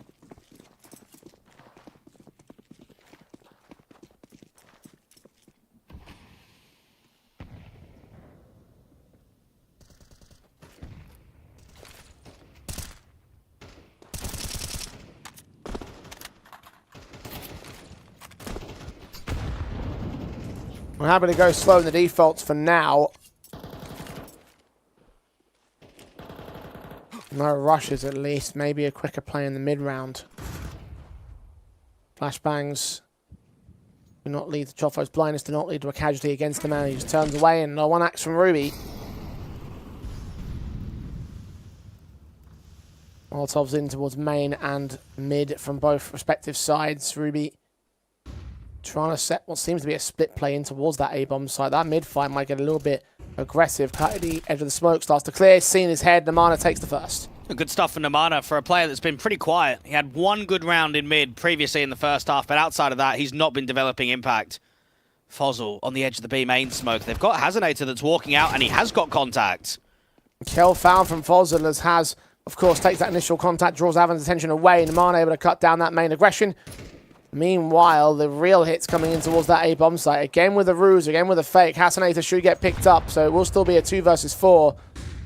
The bomb plant down on the A-bomb site. Hasanator gets 1 player with him, so it's a 2 versus 3 instead. Yeah, so YaLLa is going to try and get aggressive and cut those rotations straight away. Z10 should be wary that this is a possibility, though. Thinking about how they're going to approach Chofo. Doesn't know the exact position that Swado is in as well. The M4 wins the fight. Now it's easy all alone. 2 to find in heaven. Swing with a spray. Gets half damage.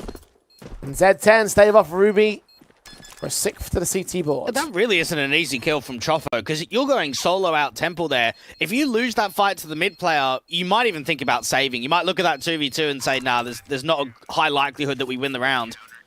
It's just knowing that there was so much of a fake out there on B and that the bomb got planted with plenty of time that they're probably going to get on the front foot. They're probably going to try and take space away from us. So good awareness to be able to clearly check out that right-hand side corner.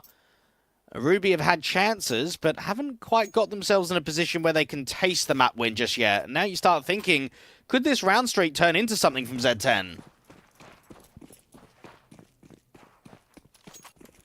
Well, you're looking at least to number 7. It's basics on the pistol upgrades. A couple available, Fascinator and Easy. The KK is the hero weapon for Kaidi because he can afford it. Passed off by Fozzle. Maybe he can be a difference maker here. A little bit of mid attack. Convert over towards that B bomb site real quick. Haven't seen what's coming in. Incendiary out towards the platform position. Not like it matters. Simki just mows through with the Quadra. The AK can stay in play. The M4 can't, but that's fine. Z10 with 7, Ruby with a bye. And for any of the viewers at home, Jay, why Avon mollied out there towards jail rather than the front of the entrance is that by the time you actually throw it, normally the T's have already got past that area of the map. And when they do, for the most part, try and come out of B main, they like to swing jail because it opens up the angle towards electric. So really clever for Avon to block out there towards jail, try and force the players into a different position. And then for Simki, I mean, he just mows with the AK. There's no better feeling than being able to get that kind of spray transfer. It was one of those hold mouse 1 and win moments. Very rare, but when they happen, they feel great. Roots up, extending towards mid, trying to look out the windows. Missed his chance to strike on the player that went towards Canals. Easy on the boost, was spotted there, and I'll know that they tried to set something up. Instead, he's going to prioritize that bomb plant. Trying to commit towards that bomb site. B is the target. And that AWP is still not creating a lot of movement. Still holding mid aggressively. Choffo waiting to see if anyone's going to walk on the edge of that smoke. The spam doesn't reveal anything. YaLLa gets aggressive. He's got Easy behind him. Start moving. Start firing. Incendiary up. Doesn't force YaLLa to hold back. Instead, he charges forward. Eventually, he's traded by Namana, and that cancels the hit of Ruby. You've got Fozil trying to act out towards the B bomb site. He's made some noise. Got Incendiaries coming his way. You see the player in the backside. He'll know about him now. Great smoke on timing. That will stop the attack again. Simki is just waiting for that pop through, and they're thinking about rotating a third player over. This is a great read from Z10. Flash forward. Avon swings in. Spray through. Damage done. Adjustment towards the second player. Catching him also whilst blinded. Spray the M4 of Simki is getting another mouse 1 sequence. Avon took one also at the crossfire. Hassanator with a 1v4 to win. Can win the first fight. And that second. Third man's close though and shuts him down with the AWP. Z10 are on the warpath back from the brink. 2 more rounds to equalize. Simki's spray transfers have been really cold. He's been extremely solid out on B. Him and Avon are starting to kind of work up a duo ship, aren't they? They're sort of playing off each other really nicely. They're holding each other's crossfires. Util usage is on point. I think Ruby need to start punishing mid and A a little bit more. Even in that round, they try and force an over-rotation, but Namana is just so quick to getting that 1-for-1. And then here it is again. Look at that control to the secondary player. So on point.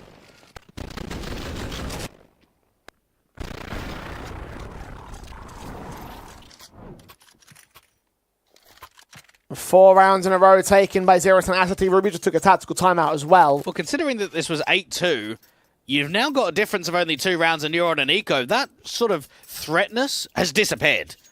I would probably put Z10 as the favourites now, even though it's the CT side of Anubis. In this sort of comeback, with just how Ruby have played in the second half, yeah, Z10 are on for the 2-0 for me. I guess at this point, this map's becoming CT-sided with the number of CT halves that we've seen out of these teams. Z10. Hell of a recovery. Ruby only winning the pistol in conversion again in this half. No follow-ups like it was on CT side for themselves. Ruby. Hero Galil sets as the automatic weapon. Tech 9s, Eagles, the works, the pistol upgrades is all you can really get outside of that. Range game could be a fun thing. Swalio flashes teammates forward through the window. They'll keep likes of Choffo blinded. Root's going to go down to that fight. Secondary engagement unable to land from Choffo. So 2-for-1s that favour the Ruby side. The pistols may still overwhelm here. Now, HE needs to be on point against the low HP player. Oh, spam comes in. It might just have to be a save insta. Fuzzle's low. And yep, Z10 back off. Oh dear. Ruby.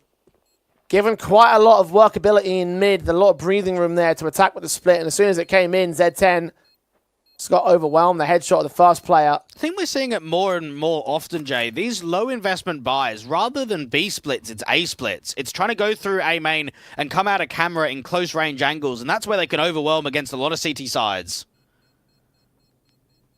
It works on this occasion.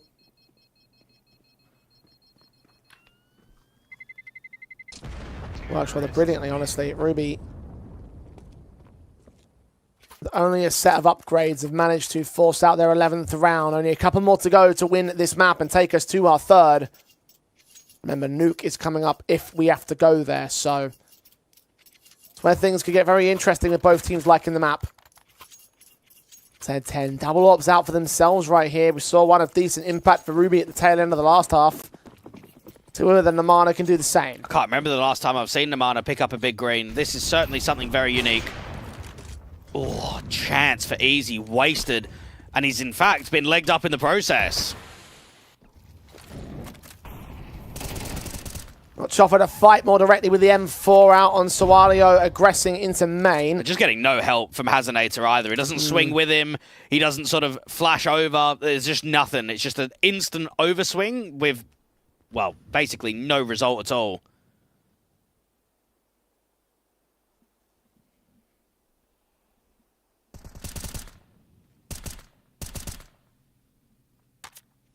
And clearly not a team player and Hazanator. He might be top frag of the board, but lack of support's going to leave his team down. Might just lead them back into Electric and Canals, though. B looks to be the target again for Ruby.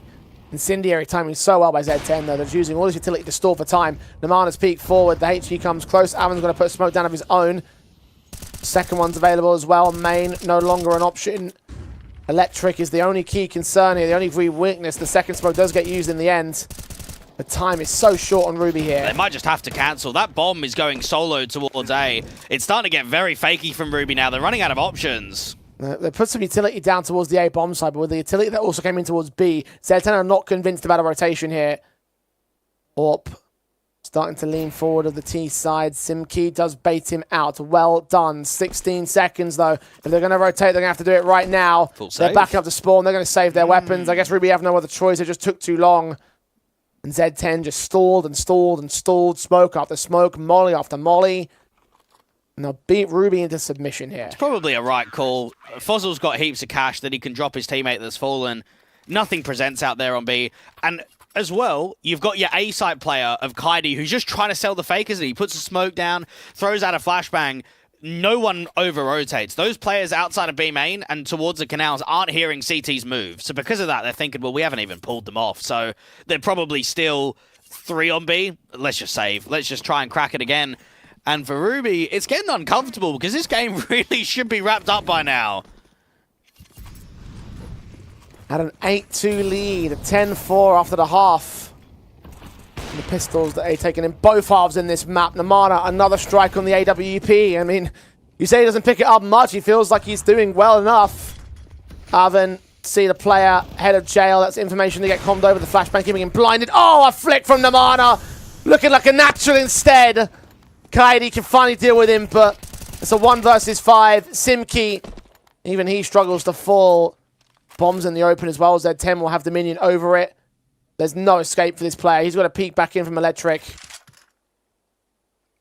It's upgrade to an AK, but a minute to work the 1v3. I reckon I've casted about Z10, 30, 40 odd best of 3s over the last couple of years. And I legitimately cannot remember the last time that I've seen Namana pick up an AWP. It's just such a rarity. But right now, because he's farming with it, he might as well keep it for the entirety. I think he might as well just try and see if he can make it 13-11 and just never drop it. The impact in mid on that B defensive, well placed, well shot, well adjusted, especially the player in jail, where it's like you're expecting someone to come towards main, but that's the guy already there. It was good that Namana didn't overpeak as well. I mean, when you're out there at Glyph and you know that there's a player in jail, sometimes you can feel that you need to abuse the angle. You need to wide swing a little bit to the right-hand side, get the sight line behind reverse default to look into jail, and instead he just waits for the fight to present. Ruby getting themselves economy-wise in a bit of a pickle. Money is not ideal. Money's good for Easy and Fozzle, and you've got AWP being saved, but YaLLa, Hazanator, nah, not really.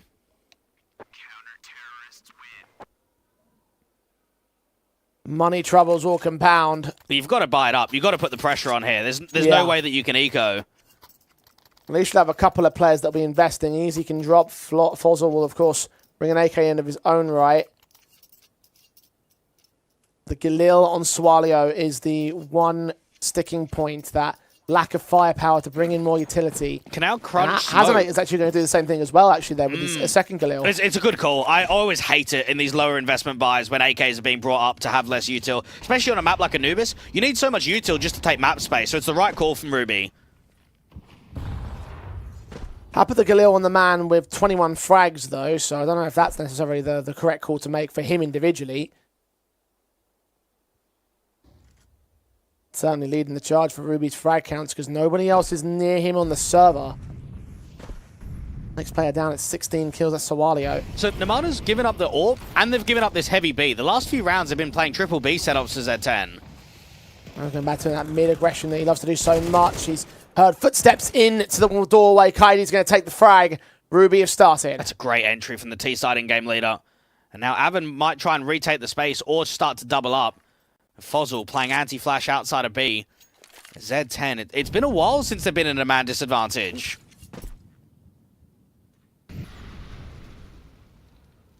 No smokes to telegraph more presence towards that mid-attack. It's going to leave only one player on the B defense. Be a hell of an M4. See whether Simkey can do magical things. Smoke's about to clear. Player's about to be spotted. Doesn't even win the first fight. That's probably round done already. Zero Tenacity realise it. They're backing up to save their guns. As Ruby will push ahead to map points on Anubis. 2 map points to work with. Z10 will give themselves a good buy into the next round, though. And for Ruby, it was just one in-game leader making that aggressive play. I think both teams knew that a duel was going to get presented there. With how much pace there was in for that mid-pick, it was only going to be a matter of time. And they keep the AWP in play. And for the T side, they probably don't need to send too many more hunters out to this. You don't want to be losing too much cash.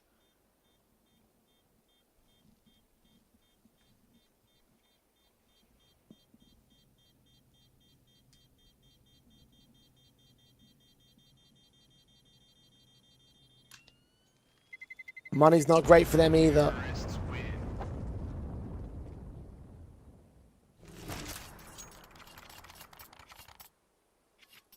And that emphasis taken away from B, put into mid, then you lost B. Z10 losing their grip on this comeback, have gone so far to be within one of Ruby. But now have 2 in a row to get to map point, and therefore the overtime. 2 map points on Ruby. Tactical timeouts called in by Zero Tenacity, and rightfully so right here. It's do or die. Well, let's just consider what Ruby have been able to achieve in this second half. They won pistol, they won anti-eco, and they've only won 2 gun rounds. So from Z10's point of view, they have still been the better team. It's just that you got the pressure of the scoreline. You got your back up against the wall because it is 10-12 down.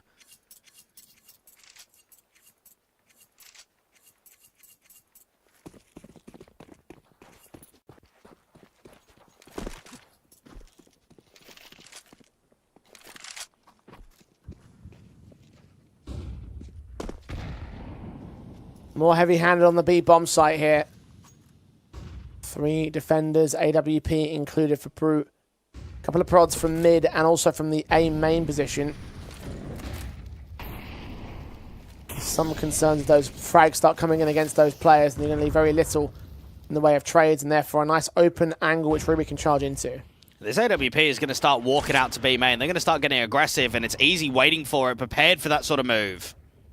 Brute down, first to fall, and with the first domino out of this map up, Avon the 3 swing and does take Fozzle out, so that's a trade that provides some potential. But only so far as a 4-on-4. They need an advantage here. Well, Z10 are just playing sites now. They're playing no one directly in mid, and they're going to start walking these B players into the canal. There will be a good timing in which this bomb could get seen out in the stairs, and if it gets dropped, it will make it very uncomfortable for the T-side line. Oh, now he's been spotted. That's information to gain with no further action towards this canal's angle. Simkey supported by Avon. He will go down in the end. Bomb being dropped, though, is going to stall for even more time out of Ruby. They might have to wait it out because Z10 may have all the inklings of the A hit. Avon He left alone on B site and will stay alone for the round because Z10 about to receive the hit on A. 2 players to hold him off. M4 blinded by smokes is going to play distraction as Namana centralized to the bomb site, gets 1 kill out of it and a second as well. Easy with an AWP trade. Chofo playing distraction, going to wait for backup to get here. Flashes inbound, bomb plant, tapped once, 10 seconds for Easy. Needs to hold it and stick it this time. No, he's forced away. Flashes are sent, shots do not connect. As Avon keeps Z10 in it. It's just a moment for an info play, which is very difficult. Once Simki gets caught out there in the canal, you are just trapped. You have to hope and fight. And he ends up getting 1 kill, drops that bomb, you funnel them into that A bomb side. And I think that's Namana at his very best, where he's not over-peaking, but he's waiting for his teammate to take first contact. Even though Trofo is smoked out in heaven, that little spam that he offers just brings enough attention away from him. And that's where the in-game leader can work 2 kills. That's more like it for Namana. You wish that we'd see more moments like that more consistently in this map. Indeed.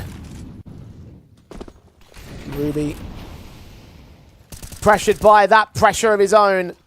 Easy's AWP doesn't get much out of that exchange. The Molotov doesn't land either. Counter HEs will do some damage as the T side set up for the execution here. It's counteracted by so much more of Z10. Simki might be exposed here, but has a little bit of a plan of how he wants to approach this defensive line. HE's on Brute, meanwhile in mid, indicating some sort of B attempt from Ruby. That bomb carrier almost started peeking. If he did, he might have lost his life. Instead, it's flash forward. No cross. Ruby need to work an opener. Now, previously, it was Kaidi on that mid-walk against Namana that was able to at least work a similar kind of round where it's a 5v5, there's probably a minute on the clock. It's going to be a retake of mid. 1 from camera and 3 to come in from mid, from the 2 from Temple. Chofo. Now the AWP shots ringing out. Utility of the HEs come down to dish out some damage, but very minimal on the T side. Well, the cities have got nothing left to block. They've got no util to slow down execs. Swing from Chofo finds an easy frag. First to fall. Kaidi's going to try and swing forward though. Is Chofo ready for this? He better be. Fight of the AK wins it. Namana quick to trade it back. They're so spread out here, Ruby. 1 man acting in towards the B bomb site, getting nothing for his trouble. Sawali is going to trade back Brew. And now A site is under siege. 10 seconds though. This bomb is so far away. Sawali needs to hold the bomb site back. He gets 2 kills out of it. But it still might not be enough time. Hasanator, he's too far away. Has he got the plant in? Oh, he just does. And that sequence from Hasanator now changes the complexion. 3 kills from Sawali. Just waiting for the peak of Simki back from mid. Grouping with his teammate, they move out towards heaven. The M4 looks to fight. There's no utility on Simki right here, but they backed away from the bomb site itself to fight back from heaven. Simki to engage. Sawalio picked up. Hasanator not detected yet. And Simki's going to swing out wide. Go towards the bomb site now. Where's his man? Bomb in the open. It's planted for main. He's going to have his attention drawn towards main. His back's turned towards the rifle. Oh, he still gets the kill. But has he done it in time? I don't think he has. Ruby are taking us to a 3rd map! What is going on? What is that round? That looked completely over. That is a situation of a 5v2 and Sawalio out of nowhere just starts hitting bangers. A main entry, cutting the rotations camera, the bomb goes down. You couldn't have asked for a better end. I am stunned that it ended like that. Okay. Oh, I need a breather for that one. Sawalio, the hero of the day, triple found. I genuinely thought they missed the moment. I genuinely thought they didn't have enough time to go for that bomb plant, but his efforts able to not only force out the room to get into the A bomb site, but basically to turn the whole round around, that was absolutely mental from him. So credit where it's due, because Ruby at the very last moment will take it in regulation, 13-11. And again, they're going to take us to a 3rd map in this series. They're going to give it a bit of a go when it started so poorly from them as well. Yeah, for Z10, they'll just be gutted because there's no excuse for being 2-8 down on a T side of Anubis. It's just a very poor showing from the start of the map. You start getting a bit of X factor. We see a lot more from their city side. They definitely felt towards the end that they were the better team, but it was just the lack of scoreline differential in their favor. They were just always on the back foot, and it comes down to legitimately the very last round in regulation where it seems like they've got the edge. It doesn't quite happen. OT's not granted. And now for Ruby, I was convinced that we were going to get a 2-0. Now Nuke is presenting. Indeed, and for 13-11 as well, it's going to be even more tragic for Z10 because that scoreline indicates that you could have done something differently in one particular round, and that would have been enough to switch the scoreline back in towards your favour if they'd won a pistol, for example, if they haven't given up one of those opportunities and one of those certain fights during the second half, even the first half of that with how many rounds they lost out there. I mean, it could have been a very different style, as I was saying. It could still have been a 2-0 on Anubis. It could have been, and I think for Z10, they just need to start locking in. I mean, you're going into Nuke, which is a map that's very strong for both teams. We know that the T side is going to struggle a lot more than the CT basis, so you got to make sure that no matter what side you start on, you just can't allow slow starts. You can't allow the underdog team in Ruby to be able to really pressure you like that, because if it appears twice, it's going to be the same result. You're going to be ending up losing this best of 3 series. Well, it's Nuke to decide it all, of course, a map that both teams like, but who likes it better? We're going to find out after this short break as we see who moves forward out of round 4 with a win and who'll be up for elimination here. Head towards that short break and come back with our final map of the best of 3.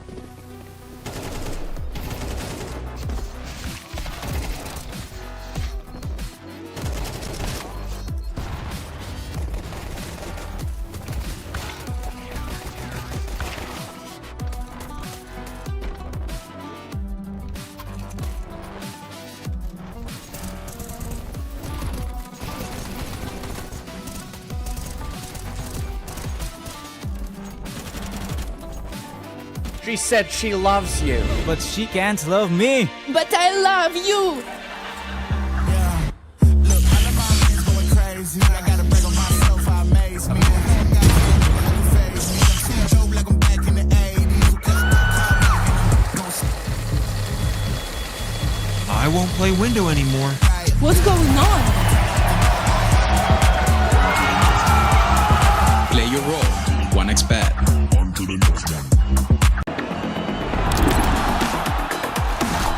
YaLLa Compass 2025 season. If anyone peeks through, they're both dead. They're both dead in the smoke. Bomb dropped, coughed up behind it at the edge of. Away with a kill, but quick trade back from Aerial. Still through the YaLLa Compass 2024 champions. YaLLa, let's go!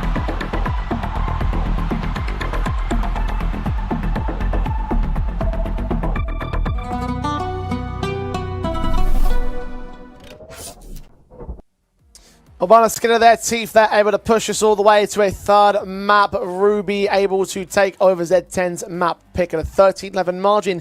Nuke is up next here, Dwayne. And the series in totality does indicate that Z10 have played the better matchup overall, but this is a map up we're going into now where both teams really do like it, actually.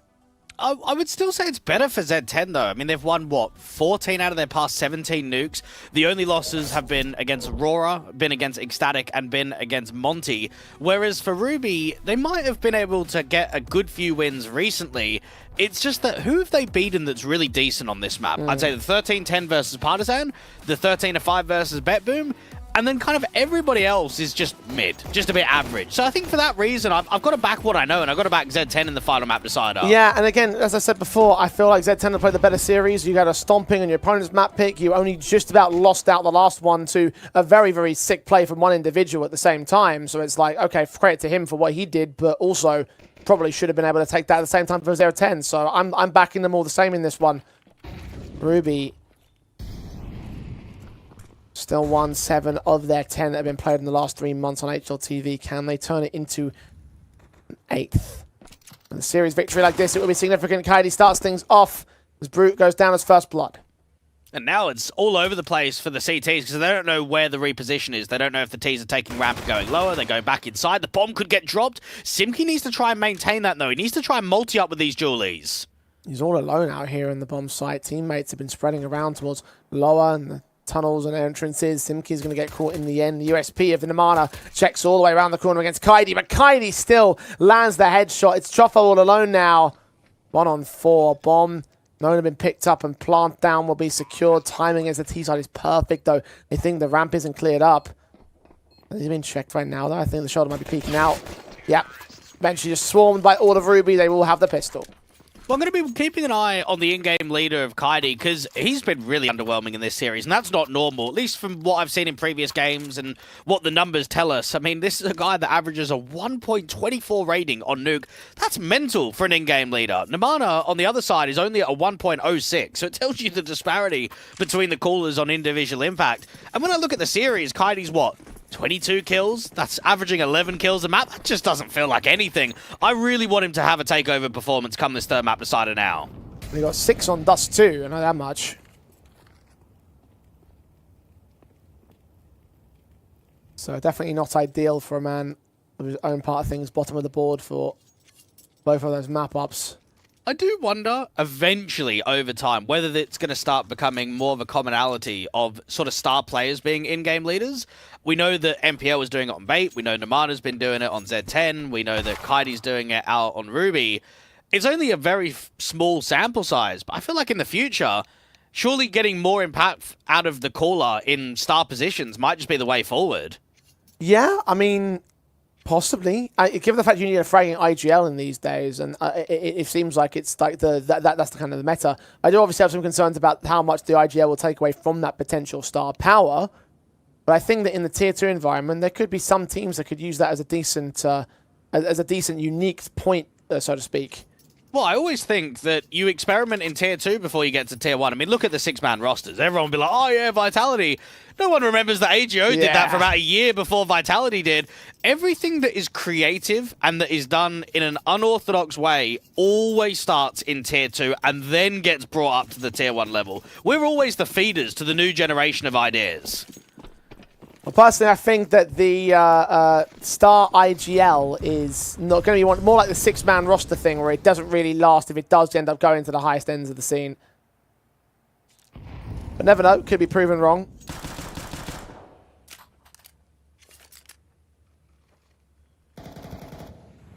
Especially if one of those stars do get a chance to move up to the highest ends of the space. Ruby.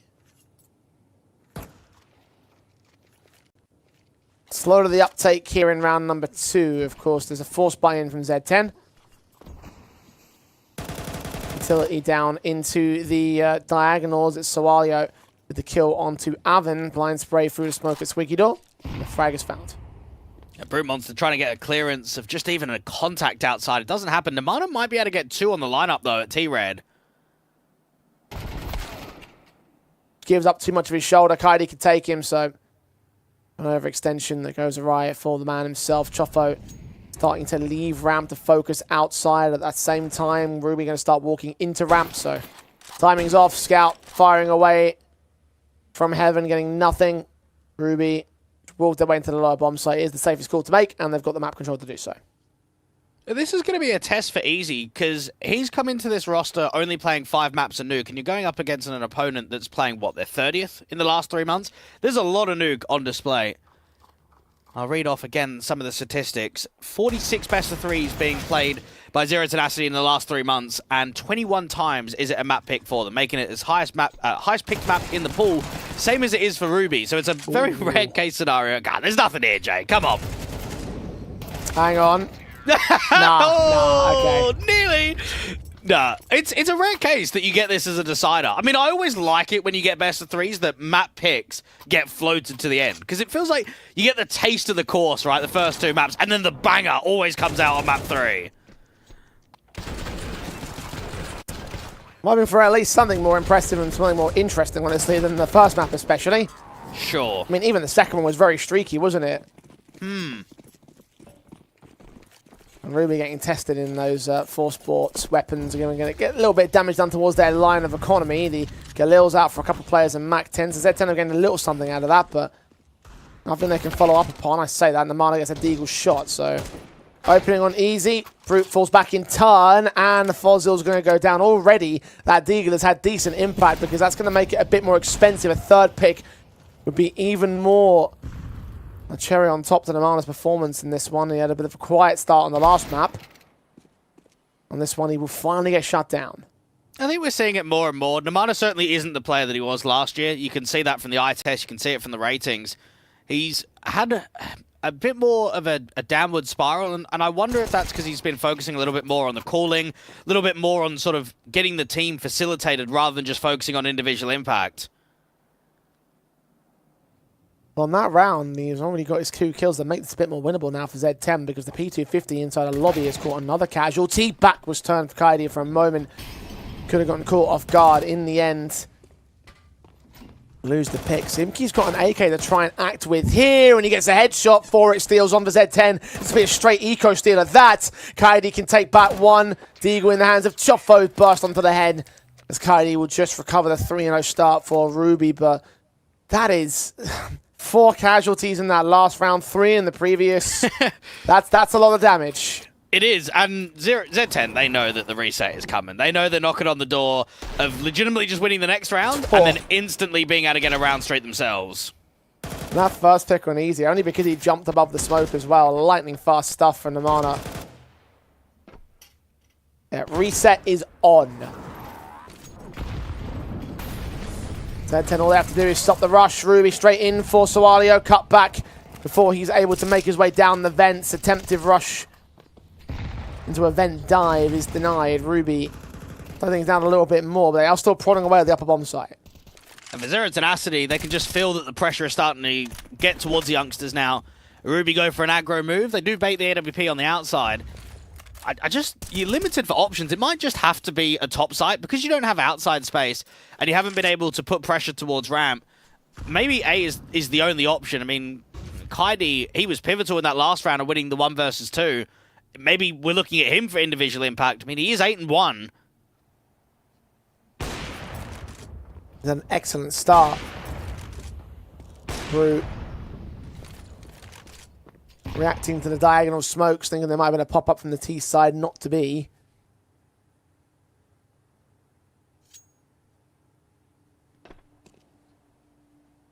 Ruby allowed to put 1 player downstairs. Kaidi has got 2 on the B site to try and hold off against. Ramp is being taken as well by the T's. The AWP is going to try and get here and resist them. Brutes sees a shadow. Incendiary against them. Is going to back away, not continue the fighting here. He thinks he might have stalled them. At least have separated them. B will be the target, and the 2 defenders have got a split play against them. At low time. They need to get entries, and they need them now. Mana defend to the back rafters, dropping Fozil. Bomb needs to commit to the right-hand side. Pickups found. Back of Dark, unchecked. Denied the bomb plant at the right moment. Now needs to deal with that 1 player coming in real quick. Assassinated with a frag. 6 seconds, though. CT's trying to resist. Alvin knows that he's won the round. He knows that his team are in this. Even taking the kill back on Hassanator, who I think fell before time. Z10 will claim their first. It's a real lazy clearance there from Ruby. They're going down to the lower rafters into B, and while they 1-for-1 trade Namana, there is still enough time on the clock where they can clear Dark. It's not as if they're so late on the clock they need to get the bomb down instantly. It's just a lazy check. Hassanator may have got the trade, but it's too late in that scenario. It needed to happen about 4 or 5 seconds earlier. Z10 instantly respond, and this should be a 4-spy. Yeah, I mean, Easy's double eco. Everybody else isn't. Ruby might look at it. Personally, I'd like to see a force here because they know that the CT economy line is light.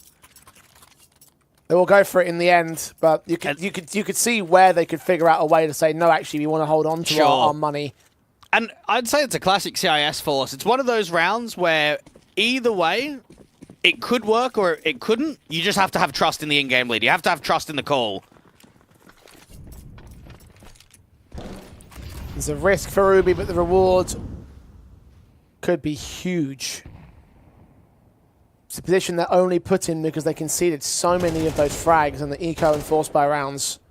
They could have even bought a hero AK and got someone down onto a pistol with no armor. They've opted against that in round 5. Well, have a bit more of a better utility basis, so they try and play outside again. The diagonal smokes, in effect, for the 2nd round in a row. I think the 3rd round overall. Fozil walking forward. Flashbang does not affect Avon, who gets his kill. I think he caught some stray bullets into Kaidi as well. M4 on the outside, seeing him push forward of that garage entrance. Namana gets the kill.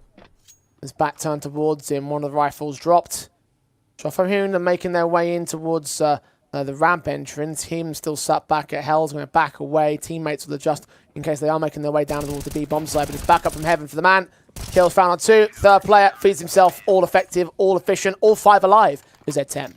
It feels like a Glock round, doesn't it? There's just no impact being generated there at all. And I love how Chofo recognizes that he hears them taking ramp, knows that they're a man up, and just think, there's no point taking fight straight on. Let's draw them in. Let's try and get their heads turning up there towards the ladder, not really pre-aiming me. It's a bit of an off angle. They really struggled to even put much damage against him. And for Z10, knowing where you are now and that you can start running away with the CT side, you've got to be trying to target 7 or 8 CT rounds. I think that's got to be the goal.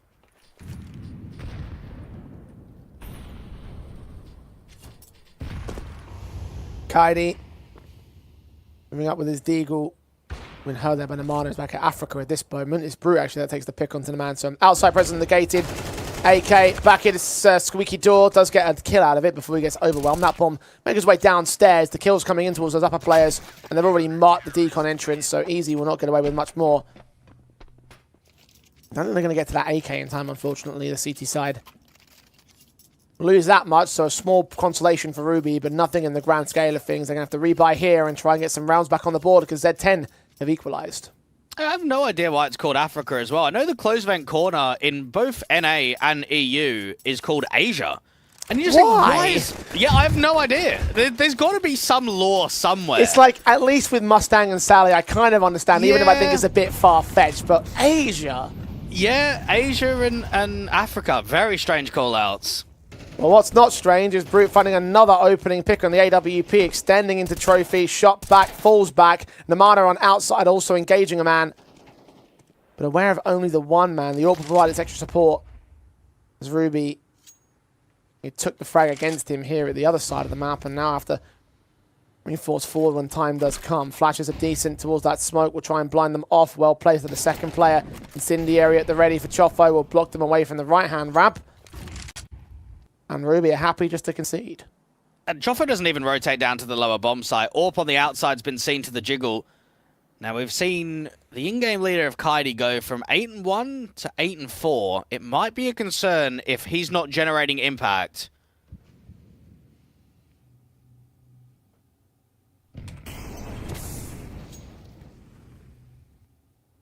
Well, Molly's in.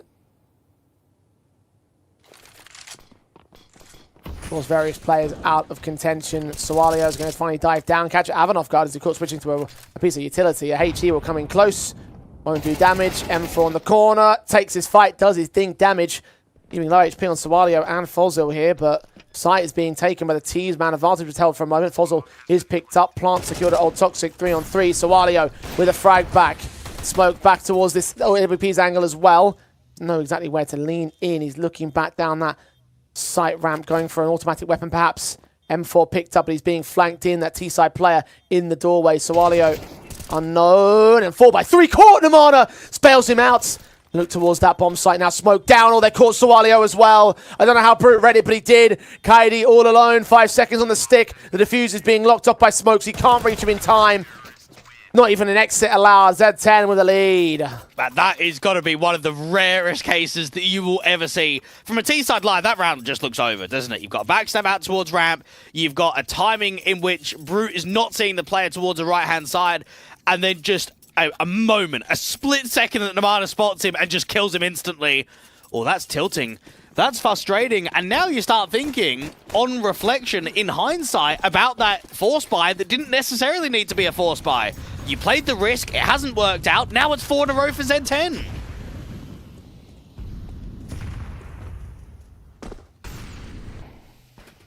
Now you're forcing up again, or hero weaponing, I guess you could say. There's Tech 9s and the likes in the half invest. Made their way down into secret so quickly. Namada's hearing all these footsteps, hearing all these players make their way out, but the AK fights and sticks around outside, losing his life, leaving it only to the pistols to execute, get a bomb plan out of this round, maybe at most. Got to do some serious overwhelming against this CT side line, and they know that Decon's contested. They've got 3 players total. The glass is open. Brute and Chofo strike well. Easy with one trade. Bomb is close. Needs to prioritize going down here. HG is against him. Brute hears the footsteps, gets the flick back, and Avan even denies the bomb from range. So not even a cash injection for Ruby. 5 in a row now for Z10. And for Zero Tenacity, you can just feel that they are crunching the souls out of Ruby right now. They are making it very difficult on map 1 to be able to perform. Map 2 was a slow start. We brought in a really big comeback. We couldn't close. We've now come on to map 3. You've had a good start. You won pistol. You won anti-eco. You followed up with a 3-0. But then since then, we've given you a lack of chances. We've given you a lack of ability to even perform.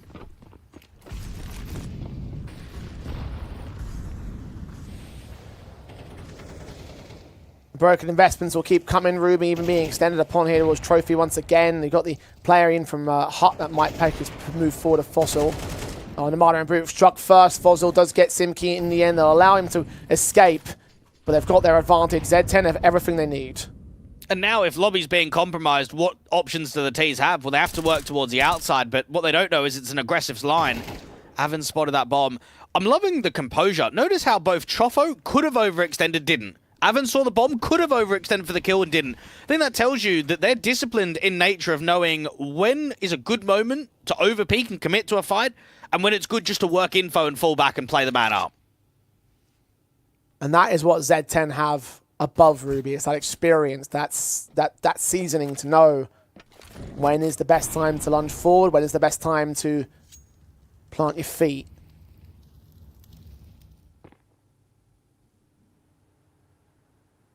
Two players that remain of Ruby are moving up towards ramp. Brute's not sure if this is all just noise being made to indicate a a hit or a counteraction or a fake to ruse in towards the A-bomb site. He'll hold down the angle as a result. They are giving away little bits of footstep noises. They have to make a decision now because there's 23 seconds on the clock. They're just getting nothing. They're not catching a single CT off position. And it probably just transitions into a save here. I don't think Fossil's going to get too much impact towards A. Shot back on Avon. Cody's not even got enough time to plant the bomb here. Ruby go quietly out of the round. 6 to the Z10 board. 6 in a row for Z10.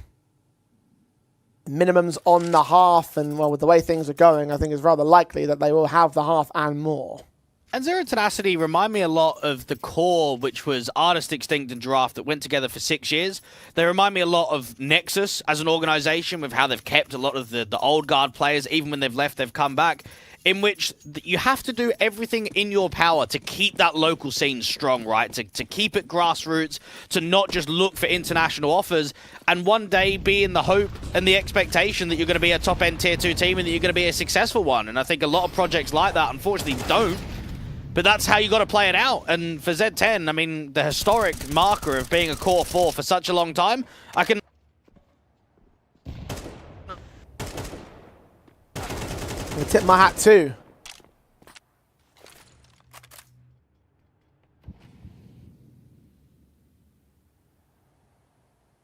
The most international high-end success has not been achieved so far this year in terms of this game against the side of Ruby. Doing well to try and win this particular matchup and go up high.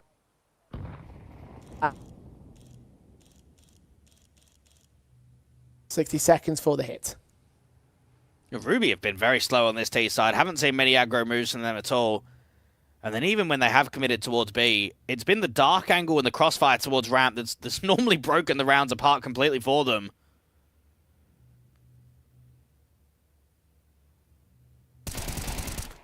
Fight from Choffa wins against Hasnator. Nice and easy.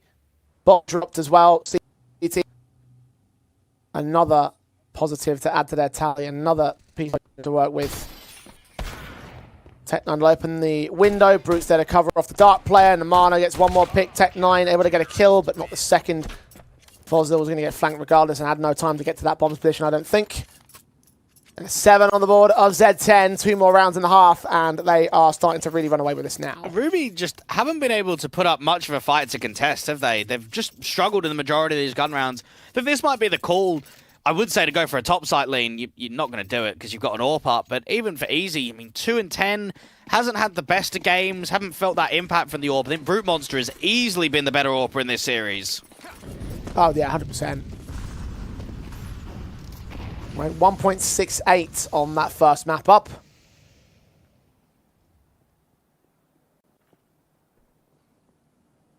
Contributed a total of 31 kills to Z10 series. And looks so efficient on that Dust 2 that Ruby will never give it a chance. And I have to say, this final map is looking a lot like our first map played out. It's easy. It was anything but that shot. And he still misses the second on the cross. Brute Monster down here towards low is going to stop all of that secret campaign. Start driving those T-side players perhaps into main or back to lobby. Avon keeping an eye out towards the door. And it's even in these kind of rounds where Ruby, they lose an opener and they can't find a response anywhere on the map.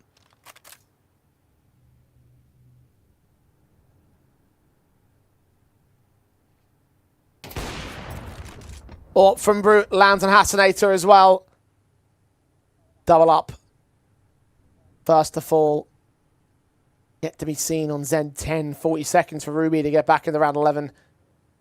Now so spread out. The AWP has done wonders at dealing with their positions. You mentioned that secret control. Just quick ramp towards ramp here. And they weren't ready for that rotation.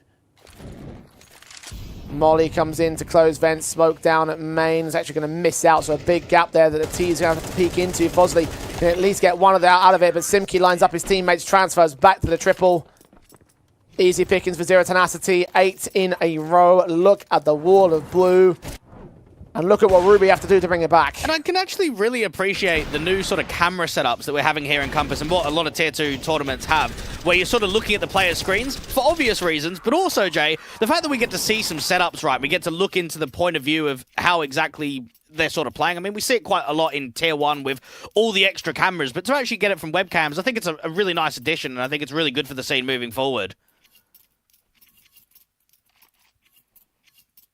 Yeah, I don't need to see Avan's flashbang forehead, honestly. The Elige special where he's playing main on Nuke.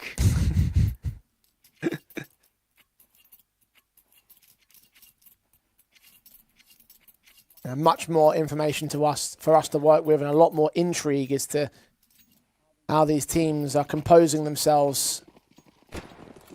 Ruby.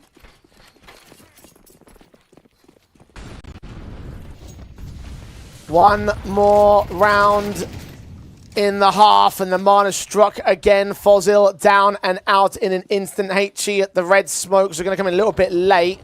Brute's AWP to lean forward. Kaid is still going to get picked up. Shot back. Brute escapes the ire of the trade. Finally gets picked up. But Simki's found another in a hut. So it's all left to YaLLa. The hero of the last map. The man that won that incredible 3K that pushed Anubis past the finish line for Ruby. In this one, he is all a silent element. 9-3. Zero Tenacity. Zero Tenacity have been all over them, and I can't wait for the Ruby fans to get the radar gifts out.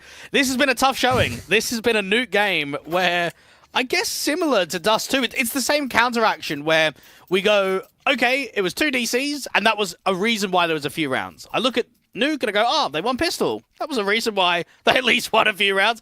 Outside of that, there's nothing, mate. They've just shown us absolutely naught. And what a shame for Map 1 and Map 3 to just go down in this fashion after you've beaten some pretty good names in Tier 2 and been on a bit of a hot streak recently.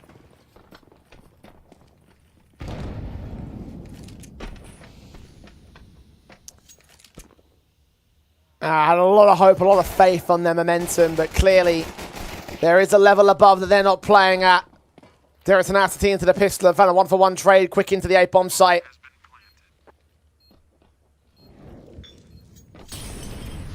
Molly's to drive him away. Zero Tenacity.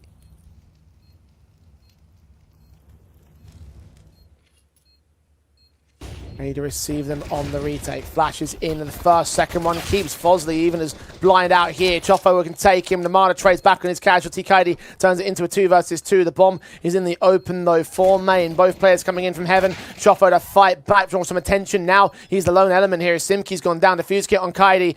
Picked up, held bound. Needs to swing, and the USP covers him. So Ruby will at least hang in there with a pistol win. Unfortunately for Z10, they just give up isolated fights in that 2v2. They try and slow it down. You've got your door player that's getting no support, and then your hut player that basically can't really defend against what is a kit being stuck and then a secondary player holding against it. Z10 probably should have closed it down there, and they've now lost 2 for 2 in pistols on Nuke. They won't be happy about that one at all. Take a tactical instead. Because Zero Tenacity have done damage in their previous ecos and conversions, and they obviously set Ruby on for the reset in the first half, is how they were able to get so much of a commanding lead over them. It was 9 in a row on that CT side to lead to the 9-3 half. And Ruby,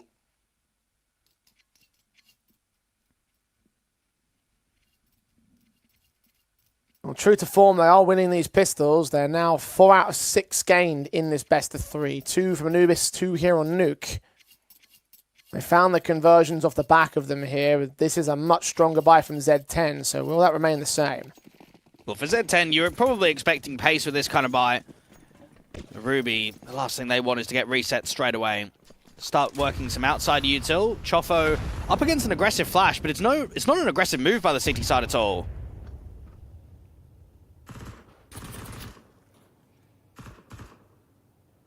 Working from a couple of different positions, but you're right.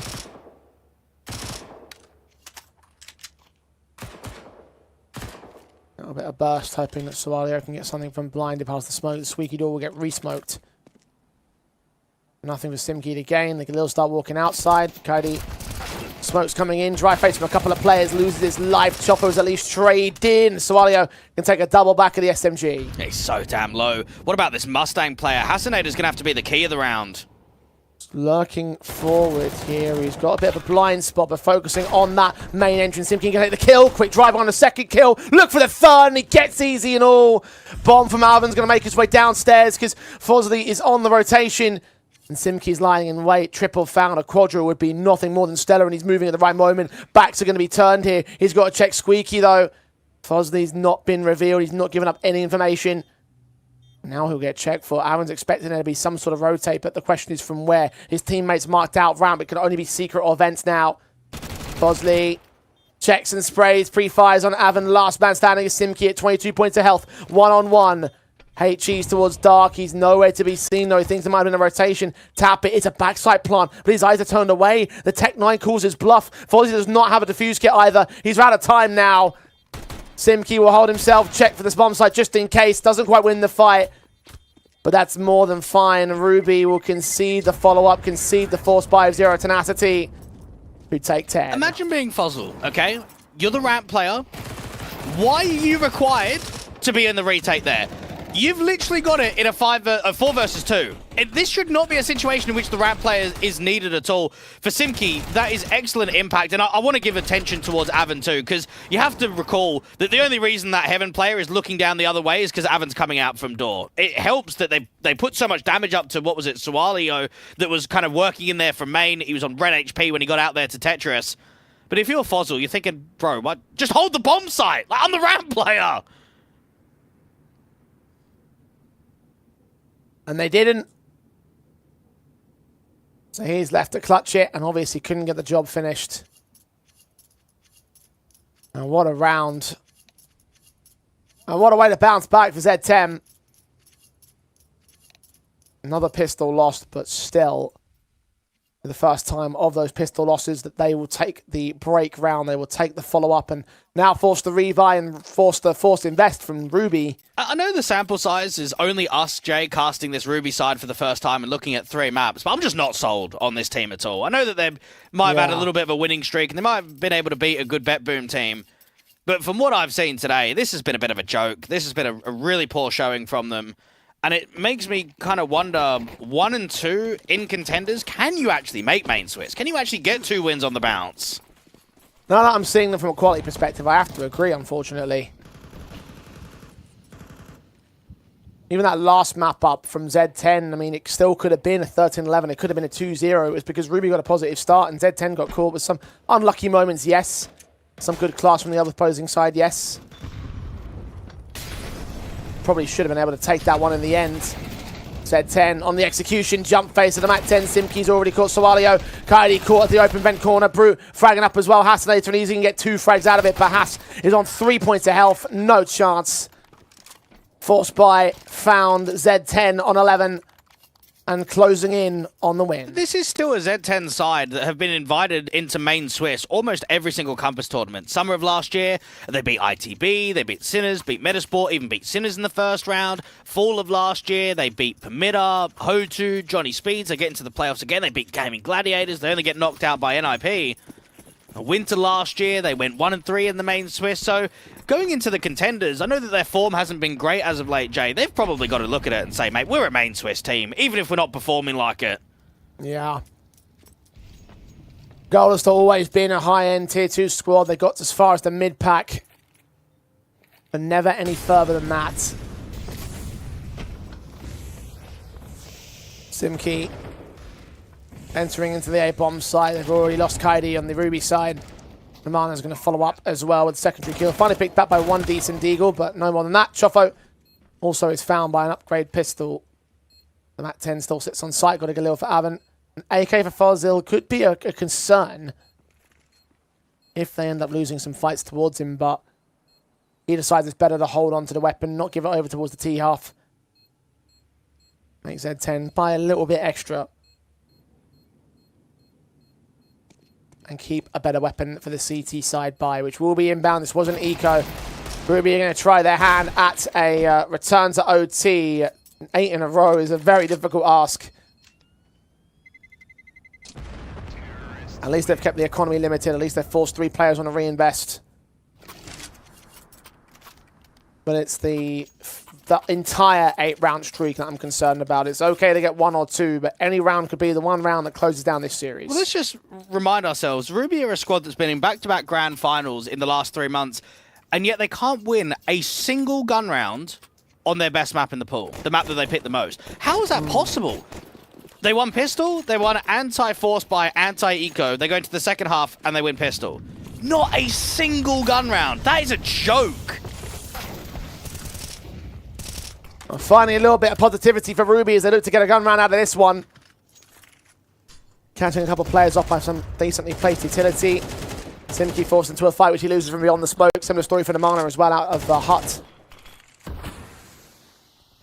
And Chofo trying to lead them ahead in the trophy room going in towards the ramp entrance. Z10 will be stalled out at least for now on this round. Burst fire. The AKs from beyond contact, unable to land anything for now. I think the biggest letdown and the person that's going to be the most disappointed on Ruby is going to be Jo, the head coach. This is a guy that's got, what, 1,480 maps on HLTV. He went to quite a few minors. He had some very successful projects in K23 and Omega. This is not on. Not after how we've performed over the last few days.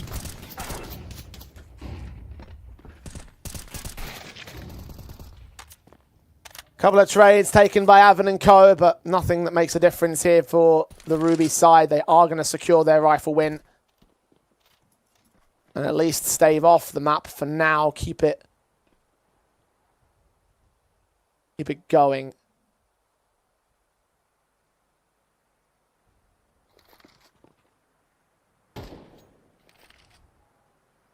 As I said before, 1 out of 8 on the comeback, 1 out of 8 to overtime. So survival is all they're focusing on right now. And Avon's getting very close to quite a big milestone of 1,500 maps played on HLTV. This is currently his 1,490th. So a few more best of threes and he's going to make it there. He's played over 900 maps with Zero Tenacity. That's a guy that played on quite a lot of the top local teams, For Glory, Onyx, Juggernauts, Blue Jays. Even played out on Endpoint that we've discussed way back in the day. So for him to be the most experienced player joining up here in Z10 was sort of the lift that was required to get themselves at least in a decent conversation of Tier 2. I'd like to see at what point in the year does Z10 cause a bit of a threat at the higher end. Because you are right, even last year was a successful year for them. Definitely the best year that the org has ever had. But it still wasn't enough to be a threat in Tier 2, at least at that top end. Very true.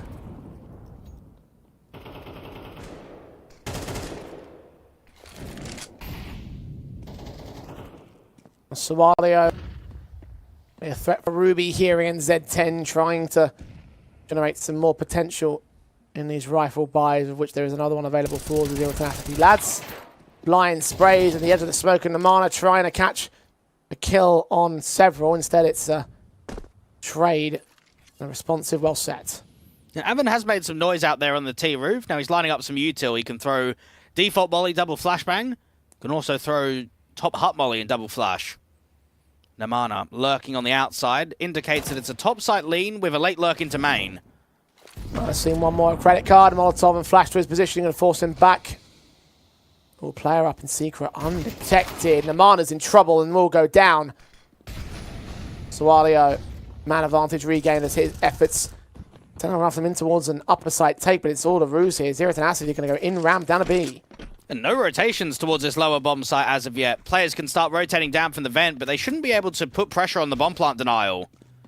Assassinator and Co coming in from the vent. They'll be heard. Smoke down at double doors. Plant will be secured. Open it up and not see the man reveal themselves as Chofo turning attention over. Avon's going to play out towards the double doors angle. Chofo gets his kill. 3 on 3. He's low HP though, and Easy can find the trade onto Brute. Try the wall bang, get close, but doesn't actually line it up against him. Now the T's are a little bit exposed out here, but they still continue to fight back towards the double doors. Trade back still from Alvin, looking for one man left. He doesn't finish the job. Ruby stay alive still. Oh, good effort there from Avon. One of the strongest posers in the entire game. It's only weak when you've got to be focused in 2 different areas. When you've got players coming in from single door and double, you just keep doing 180 degrees, don't you? Keep looking left and right, and it gets quite uneasy. A great effort here from Avon. We'll see it again. Turn around, turn back. He gets so close to that final connection against Fuzzle. That would have been one of the sickest sequences of the day. possibly of the contender stage. But it didn't happen, so it's not. Z10 continue to have this lead slightly reduced. Fast plays out. Nades and M4s will line them up and knock them down. It is eco pistols, and actually rather harsh eco pistols. Not even Kevlar was brought into this round. They're looking for a very strong buy in the next. Choffer can take one player out, but that's as far as it goes for him. Ruby have bolstered the cash basis, so they'll be buying until the very end of the game. Z10 be buying as well. And then I look at Ruby and I think, right, if we just exclude all other competitions, if we're not thinking about Thunderpick, we're not thinking about CCT, they lost to Saber in the opening round. I never even heard of those Ukrainian players, Jay. They then beat Delta in the second round, and it's like, well, come on. I mean, that's just a layup. So I kind of wonder, is the form just off here in Compass? Are we just not seeing the performances in other tournaments? Maybe, I guess.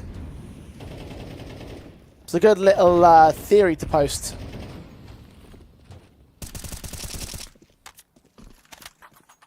Of course, Delta will be in action as our final match of the day and our final match of this round of Swiss.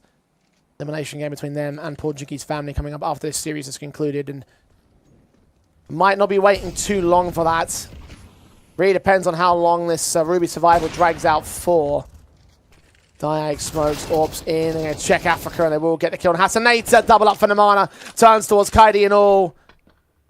And that is the start, the beginning of the end. And the GOAT is back. Namana just instantly strikes. Brute Monster gets another one. Man, we've just seen 3 kills in the matter of about 5 seconds. 4 in the case of 10. YaLLa, the latest victim, Fozil all alone to face Ruby's demise here. The hands of zero tenacity. 1-on-5 clutch that you would call impossible. Zavan swings, he'll get the kill in, and it's locked in. The 2-1 series, 13-7. They'll move on to the 2-1 matches of round 4. And fair play to Z10. I know you and I, Jay, we cast them a little bit as of late, and the times that I do see them, I can kind of see the vision. I can see the way that they're exploiting opposition, the way that they're playing Counter-Strike.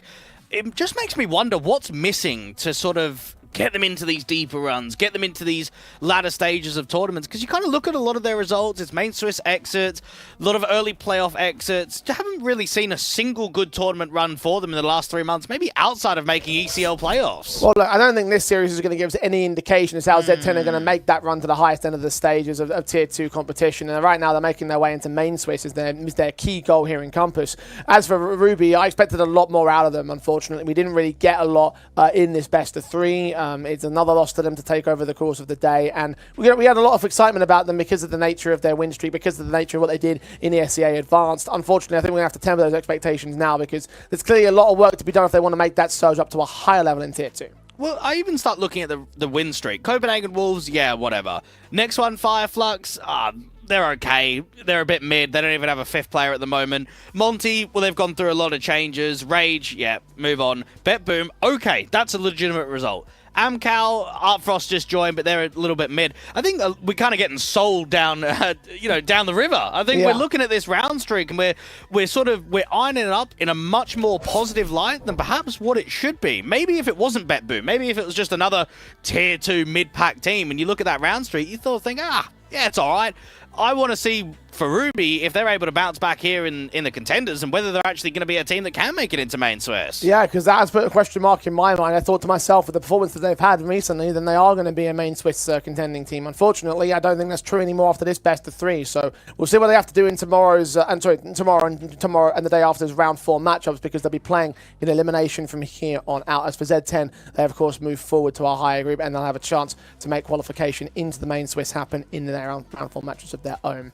For us, however, in round 3, we've got one more best of 3 for you, and it is going to be an elimination game. The clash between 2 very low-ranked teams, and one that is going to be a lot of intrigue around it because of the survival of one squad may actually rest on how this plays out. It's Portuguese family versus Delta after this very short break. Do not go anywhere. We'll return with our final match of round 3 of Swiss.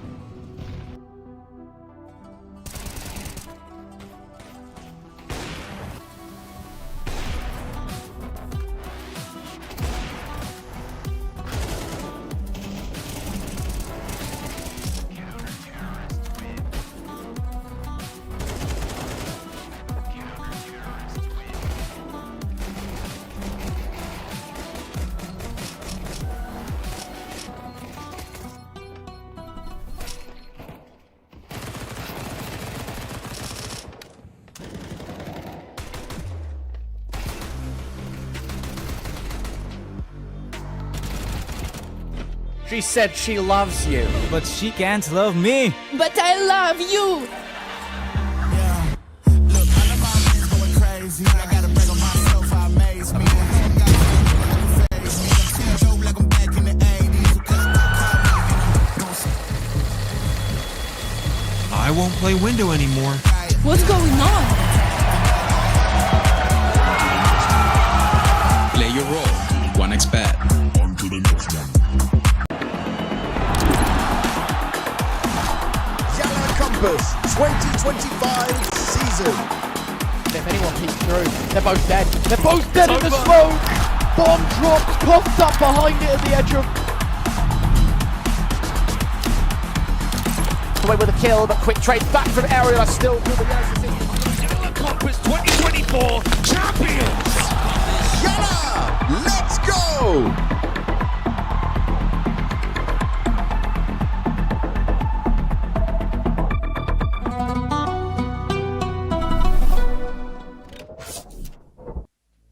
Welcome back to Compass Spring. We're into our final matchup of round 3 of the Contenders Swiss stage. I'm Eternal J. I'm joined by Dweg as per usual for this one, our final matchup of proceedings. And Dweg, as a bin man, I'm sure you'd recognise a clash for trash when you see one. Absolutely. We've got dogs on one side, we've got dogs on the other side. So whoever loses is obviously just the biggest dog out of the lot. Yes, it's elimination 0-2 matchup as Delta will take on Portuguese family. And look, joking aside on this one, Dweg, we have got a matchup that I don't have a lot of faith in either of these two teams. I want to start with Portuguese family first and foremost because, look, this team is walking as the favourites. That doesn't mean they're very good. We are talking multiple losses in massively one-sided fashion. They are a dead team walking in my eyes. Portuguese family have won just 1 out of their past 23 officials on HLTV.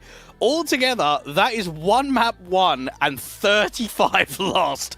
We're going up for them against Delta, who have also lost 6 best-of-3s in a row, which have all been 0-2 losses. They haven't even got to single digits on any of those maps. Their best was 9 rounds on Mirage and 9 rounds on Dust 2 versus Rage in the first round of Contenders, which is a regional matchup, a matchup that we see quite frequently in the Kazakh scene. Yes, for Delta, I mean, the one saving grace for Portuguese family is the fact that Delta are only new to the international Tier 2 space, and unfortunately for them, they have looked well out of their depth. It's just been very, very, like, it's like you would expect at least if you have like a 0-2, like you really just keep the maps close in some sort of respect where you have something to play from in terms of just decency, and we just haven't seen that at all from them. So many games going down to like just overwhelmingly one-sided losses, like 13-0s, 13-2s, 13-5s. I think the best scoreline they have is like a 13-8 at the moment or something like that. Like they truly have been, it's really been a very dire time for the team, and this is one of those things we talked about with the VRS. You're going to get teams like this at certain capacities. Unfortunately, all we can do is weigh them up objectively and just speak the truth about how good they really are. It looks like it's back to the local scene for Delta. They just aren't ready for European competition, and I think we see it with a lot of teams in the past. Think about when some of the Asian teams come out to Europe. They're just getting farmed, aren't they? They're just so out of their depth. It's like sometimes when the North American teams get opportunities at Tier 1 and they just get destroyed. It's a different caliber when you're not used to playing. So I think for Delta, they need to go back to the Kazakh LANs. They need to basically be the #1 team that there is there. Basically beat everyone, keep getting their VRS up in the local divisions, and then just treat every international European competition as experience. They just have to have no expectations in every tournament that they're playing in. And I think, honestly, that's the best thing that you could hope for out of them. Unfortunately, I think after this competition, because I think this is the last one they've got on the books at the moment, this is going to be like their one opportunity to make something decent happen, and now they're going to go right back into that local scene, and we're not going to see them at least until they make another decent LAN win happen for themselves. The Portuguese family, I don't know if we're going to see this team at all very, very soon. Like I said earlier, dead team walking. They've lost their organization. They're losing matches. They're losing rankings by quite the margin, I might add. Negative 34 places in the world from April to May's ranking update from Valve's GitHub. That just really shows how unbelievably they have fallen from being the old GTZ Bulls. It's been 60 days since the Portuguese last won a best-of-3 on HLTV. That's insane! That's 2 months! How is that possible? That's so many games and such a long time. This may be the worst track record I have ever seen on HLTV, and I think there's no surprise why they got dropped by the org. There is literally no evidence you could say of, got unlucky there. No, you just can't. I mean, this is just terrible form. I like to try and soften the blow somewhat, but I can't really dispute you there because you're bang on, unfortunately. Like, as much as I want to say that they have like the favoritism in this particular best of 3, I don't see them going past round 4, unfortunately. No. Like even the composition of the lineup, I don't know much about J2's, but Renatu Hacks, like this is a guy who's standing in as far as I can tell. He's normally a coach that was last seen on Rhino.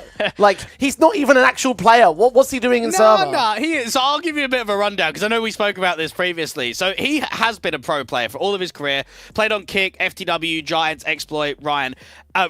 And then that was where the situation came in, because when I remember for one thing, and that was that he was coaching Rhino for about a month, and then he left right before the EU RMR closed qualifier, wasn't it? It was just like mental at the time. What's going on? He's not ready for coaching. He's back to playing. I think he's just trying to help the boys out. And look, he is at least an experienced player, but for Portuguese family, it's so rough. And I think I've seen in the past long and extended losses. I think Honorous is one that comes straight to my mind. The very early Astralis talent comes to my mind. The Viperio squad that qualified to the RMR after that was just losing everything on CCT. But to lose this many games, to not win a best of 3 in 2 months, mate, the confidence has got to be so low. It's just unbelievably low for the team. I'll give a little bit of credit. Obviously, those win percentages say 0% on Portuguese Family's map. Well, that's not explicitly true. When you take a look at the core 3, things are a little bit... There's a few more results for them favour. But look, it's still not great. Their highest win percentage map in the pool is Inferno at 45.5%. So, like, just to really highlight exactly how dire things have really been, as if we haven't been highlighting it all throughout the pre-matchup here. Again, the main reason why we're rating them as favourites is because Delta have 0 experience at this level of Counter-Strike, and it's shown in their results against even the weakened Tier 2 opposition that they just haven't really been able to hold any weight in this level of the highlights. So Matt Vito's up on screen. Dwayne Ancient picked in by Delta. Nuke picked out by the by the Portuguese side, and our final map up will be Anubis in either side of here. Now, as much as I want to talk about Vito's, I don't think it's going to make a difference here. No, it's a bit of a surprise to see the Nuke, though, because Nuke never gets picked by Portuguese family. They normally pick Ancient, they pick quite a bit of Inferno, a bit of Anubis. So they've obviously picked Nuke in the idea that Delta haven't played Nuke on HLTV, and with how they've looked in basically every other map in the pool, this is obviously a curveball that's going to be quite weak. Now, I'm looking at Ancient, and I'm thinking there's a big losing streak for Portuguese family. 7 officials in a row being lost on Ancient. There's 9 officials in a row being lost on Nuke, 6 on Mirage, and 5 on Anubis. So, look, the map pool's really weak for the Portuguese, but I still think it's stronger in this isolated context of this one best of 3. See, isn't the map pool being weak, or are just the team very weak, right? Because it's like, again, it's across the board here is the issues that they have. Again, I do not have a lot of faith that this team are going to do much in the Swiss stage. I have faith that they can beat out this Delta side, but I think as soon as they go to round 4, they're eliminated, and I don't think they're going to stick around for long after that. It's probably going to be one of the last appearances that we see out of this set of 5 players, just to get through the invites that they've got, just to get through the obligations that they've committed to, and then just go separate ways, find new projects, and go from there. It feels like that with the way that they've been playing, is that once they got dropped by the org, they're going to continue playing out the tournaments, and then when they stop getting invited, that's when you look for other offers. It's a shame, though, because I think we have seen some bright sparks. I mean, I remember for this core towards the start of the year, they were beating in best of 3s, teams like Z10, teams like Ecstatic, your Partisan, your Sashi, your actual decent names in Tier 2. And now it's just like, no one. Just, you're not getting a win anywhere. Now, at least they've contested in best of 3s. You look at their opening matchup that they had against Sashi in the first round. One map of Nuke went all the way to regulation of 11 to 13. Their matchup against Unity, an okay squad. It goes all rounds of regulation in map 1, overtime in map 2. They've been holding weight, but they've just been struggling to push those series into actual wins. Yeah, and that sort of like is obviously going to be a thing that will continue to be a problem, I think, for PT Family when it comes to like later on in the competition. I think that there's going to be a lot more confidence out of this one. So I feel like that this is the kind of match you look at them and just say, right, this is our opportunity to get some confidence on the board, just to smash out a bit of a newbie sort of squad and just, you know, play on from there, right? Just to give us a little bit more of a mental confidence boost and just try see what more we can do at the very end of this team's life up here. Because even though I do have not many good things to say about either team. I do have to say that at least they have the experience behind them to try and see if we can look for a 2-0, because like Delta have not shown any level of competition in any respect, and that is the only saving grace for the family. Well, I'll put it this way. For the Unorg squad, if they're not getting a 2-0 today, they should just disband after this best of 3. Like, it's a joke to give them a map. No matter how weak the form has looked for the Portuguese, they're still holding weight in Tier 2. They even won a best of 1 versus Metasport recently that have qualified to the major. So we know that they can hold.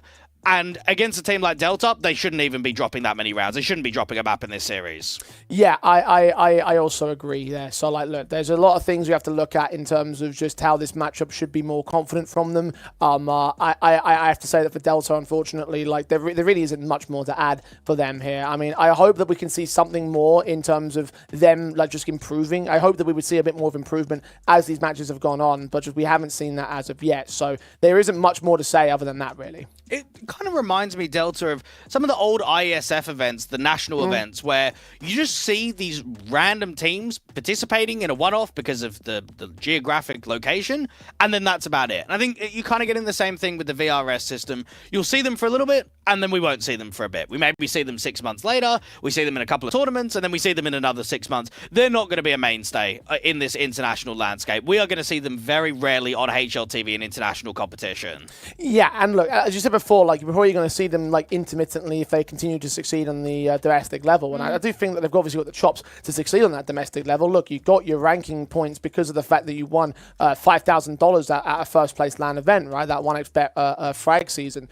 So that you've got something there about, you know, making something work in the domestic space. But if the fact of the matter is that they got there because of that one event, so it's going to take another event to get back on VRS, and therefore we won't see them for a very long time. At the very least, you can. I think the thing that you said earlier a moment ago about them just taking these opportunities in the international space as an opportunity to learn a bit more, to practice, to sort of get experience behind your belt and try and build up from there. That really is the ultimate benefit that Delta are going to get out of competitions like this. So I think we're looking at them more as just improving for the future rather than doing anything here and now. So I'd even disagree with that, because what are you learning when you're getting slammed? I think that's the biggest problem that Delta have. When you're getting 13-0'd and you're taking a few rounds in every single map, there's just no learning, because you can't even bring that to the local scene. Because in the local scene, you're not being tested. Whereas you come here in Tier 2, you can't even work a default. You can't even work picks. It's just such a different game. Indeed it is, and Delta have been playing that very different game to no success at this juncture. Can they find any success? Well, only time is going to tell. Time that's not on our side, unfortunately. We're getting into a very short break, so we're having some technical issues for one of the players over on the Portuguese family side. So do stay with us. When we come back, we'll kick things off between our final matchup of round 3.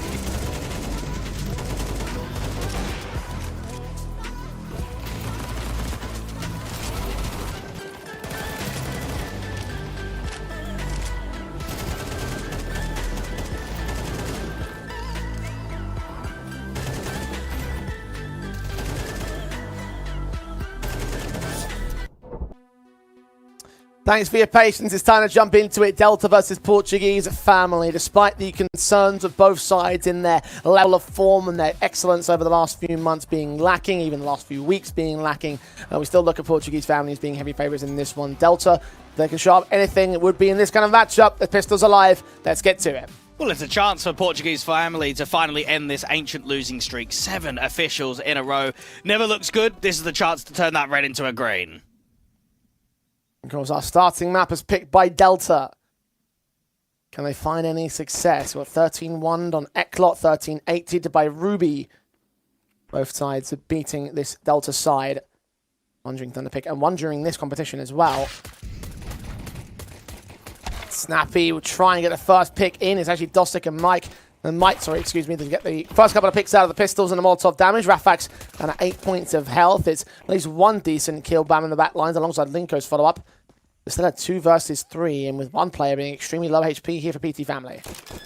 Dosix to get the bomb down. Rafax to come in from that long smoke. Linko now isolating the Jules. Doesn't know about the backstab. Struggling against the default player. Bloody hell. What's happening, Jay? What's going on? I'm getting real NIP Amcal vibes out of this one, no. Dweg. I'm getting real negative vibes. Delta will take the pistol.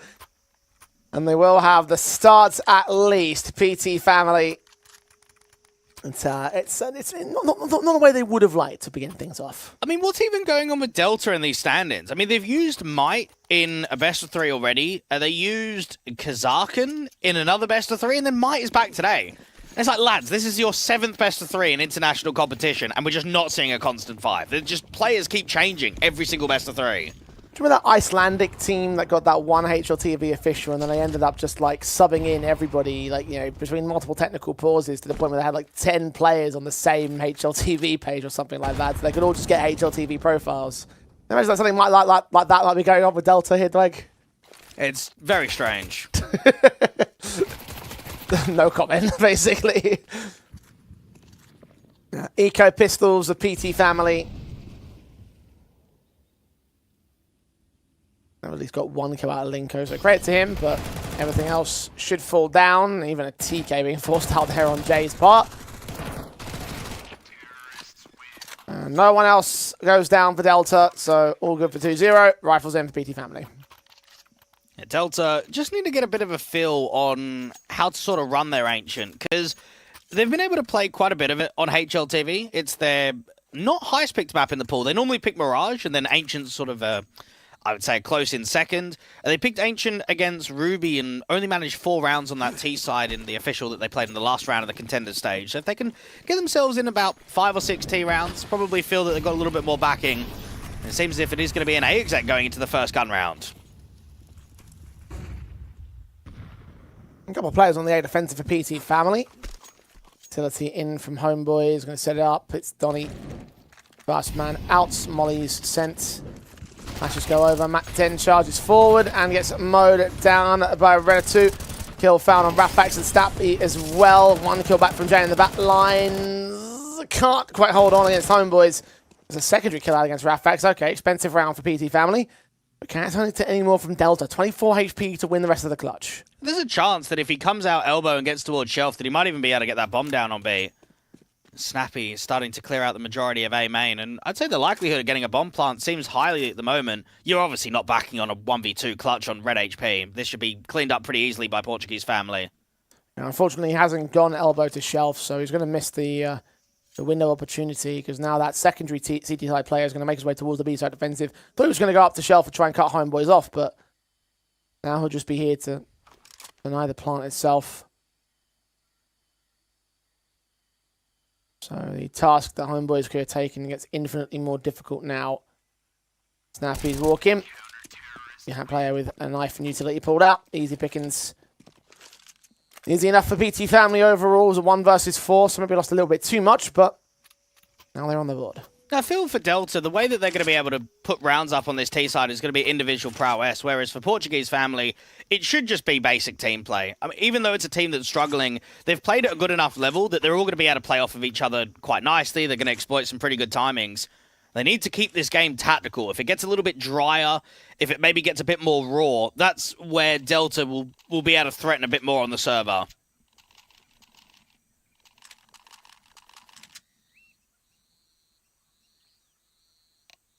Yeah, so far, the pistol conversion's not enough to generate enough threat in the early matchup. Rifles, the PT family. This will be a bit of a broken bye here from the Delta camp. Damage eventually compounding from that USP round.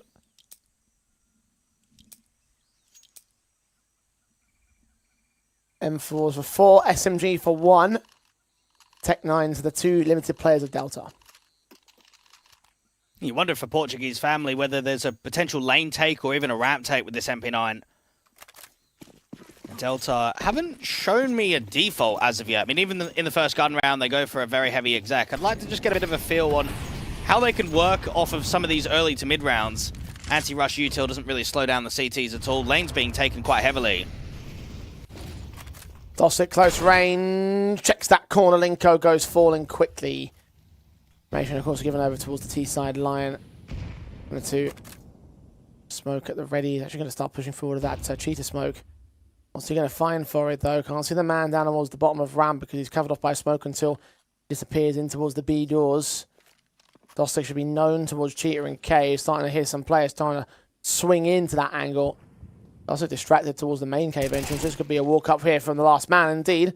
Turns it into a 4-on-4. Just so much info here for Portuguese family. They're rotating a second player over to Donut. They're rotating a third player towards A. They could just leave this single lane spotter and then just keep everybody else on tight crossfires on this A bomb site. Jay with a decent burst fire. Going to spot players from the main entrance. Homeboys from range actually get Rafax instead. So advantage still here with the Delta side. Extension does a lot of damage. And that means Vanuatu can get 1 pick out of it. Isolate a secondary frag as Dune goes down. The SMG now searches. Homeboy's a lot higher HP than his compadres, though. The AK is moving in as well towards mid. Bomb, 30 seconds. Needs to get planted. Vanuatu getting another kill on Mike. That's a quadra for him in the round. Maybe even the ace available. Homeboys, just swung upon.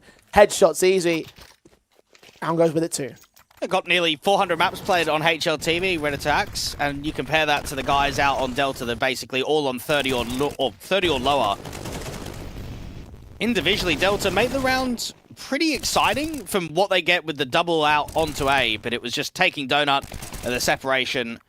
Even the last shot was a bit of a crispy one. I mean, how often do you see a full ace coming through from a player that takes 1 point of damage? Yeah. Very rarely. Style over substance in that round, I think. At least kept a couple of frags against PT family. You're still seeing SMGs in for Linko, for example, and a very low economical float. But we've got Tech-9s with no Kevlar. Deagle as well for Homeboys. Just an upgrade set of pistols in order to follow it up. So you're not looking at much, unfortunately, for the T side. It's also a really weird veto from Delta in which they've allowed Nuke to not be banned. I mean, it's their insta-ban in every single best of 3 that they've played, not only on HLTV versus international teams, but also against local teams. I'm not quite sure why they allowed that to come in.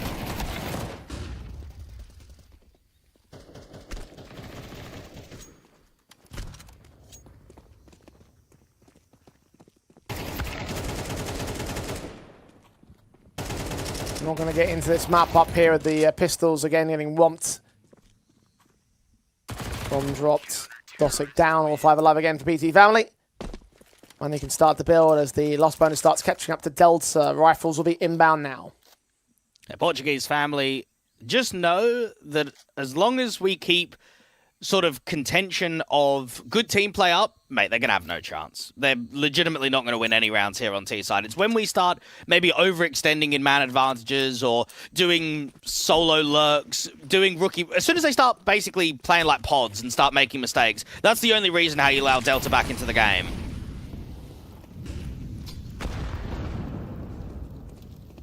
Very good HG sets in from mid, and Donnie took that right to the face pretty much, 46 HP. And Jay swinging up towards the lane line. Doster's going to catch him off guard. Is he aware of that secondary CT player? Not quite. Going to make his way in towards that cubby corner as he goes down. Runner 2 hacks also got Donnie as well, so he finished off the job. He started off in mid. Advantage tips the way of PT family. I don't even know what Dossix is doing there in lane. He's just sitting in the lane smoke rather than getting back behind bucket or getting outside of the doors. Really strange position. Delta can start exploiting red room, but you've got a crossfire of 2 CTs. One with an AK, one with an M4. AK more directive fights to see the shadows round the corner. That's baited by that Swallow, but in the end, Rafax will line up all three of them anyway, so all's good for on the trot of PT family. Delta and facing another experienced set of players, unfortunately not coming out any better for it. Now, the one blessing in disguise that Portuguese family might have, Jay, is how many local LAN tournaments we're seeing in Portugal and Spain across the last couple of months. So if they do want to keep this project together, I think that they can boost themselves quite highly on the VRS the next time one of those LANs comes around. It's just whether, first off, the financial aspect, and secondly, if the team actually wants to stay.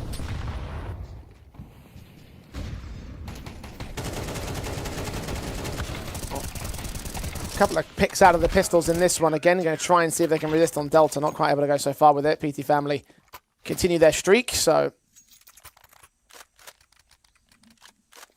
keep themselves all together and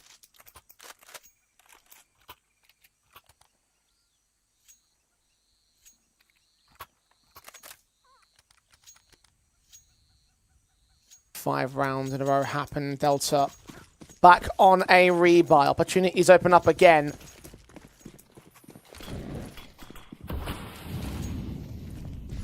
Need to get something out of this because PT family starting to do some pretty great things at the score line and not allowing Delta into many openings here. It's just those occasional kills that make it look expensive, but nothing that will really suffice to a round. Now, they haven't got a bomb plant in the last 5, so I'm going to pose the question to you, Jay. Are they getting a bomb plant in this first half? They've got close to a bomb site quite a few times. I'm going to go with no. You're going to go for another 5 rounds in a row, no plant? Yeah.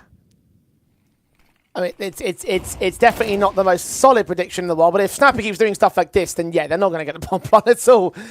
2 picks found on Dosik, a 5-on-3 established. Might fell first, of course. Yeah, PT family just toying with Delta now.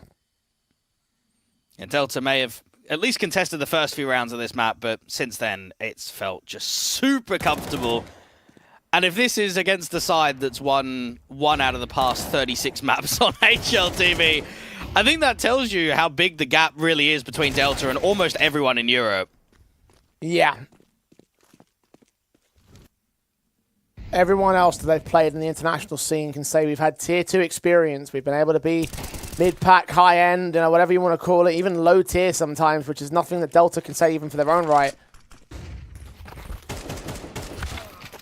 Dune can again pick one up from range and get close to the site, but still no plants for the Delta side. Still no stop of the streak. 6-2, 6 in a row. Tactical got called in by Delta. But honestly, I don't know if they can improve anything at the moment. And it makes you wonder, why aren't the vets of the Kazakhstan doing more for these up-and-coming teams? But think about some of the boys that we've had in the past, right? Your Buster, your Hobbit, Kickit, Nealon. A few of them have retired, right? A few of them aren't really playing. Why aren't they coaching or even playing in Rage or Delta? I feel like when you've got household names that have been legends in the scene, to me, from an outsider perspective, it feels like they're not doing anything to help the grassroots scene. And look, it's the same in the UK. I mean, we certainly have a lot of retirement players that just basically left completely, went over to Valorant, never came back. You need those sort of players to help the grassroots, and we're just not seeing it. As a UK scene veteran, I can tell you that's part of the reason why the scene pretty much died. No, you do turn some attention to those guys. Donny struck first. Snappy will trade it right back. Homeboys are the victim. Re-swing back in ahead of the smoker donut. They're going to walk through it and try and look for Dune here. Maybe so. A little bit interesting as Rafax takes the pick up the red room player. Staying out towards mid, seeing nothing. Jay does get caught by Dune on a secondary frag. B is known to be this target now, with nothing seen over on A, with the extension towards mid and the attention drawn out towards lane. Now Snappy was setting for another backstab, and this could well drop the bomb here. Depends on where he looks to move, where he decides to play. and when he decides to make action. The T's are just so late to reacting. That re-smoke goes down towards Cheetah. They're obviously getting baited into a trap, and they're just not adapting to it enough. There's a good timing towards the top of Shelf, but there's still 2 players on B to defend here from Portuguese family. Well, Delta correctly recognizing the fact that with that pick over at Shelf, they have an open A bomb site. Dune still loses the fight on Linko. That makes it a 2 versus 2. Delta, they get that bomb plant, so my prediction goes wrong. But can they fend off a weakened PT family? Well, Dossix has got a smoke. He really needs to be putting that down to the donut entrance or CT. There's no point holding on to it.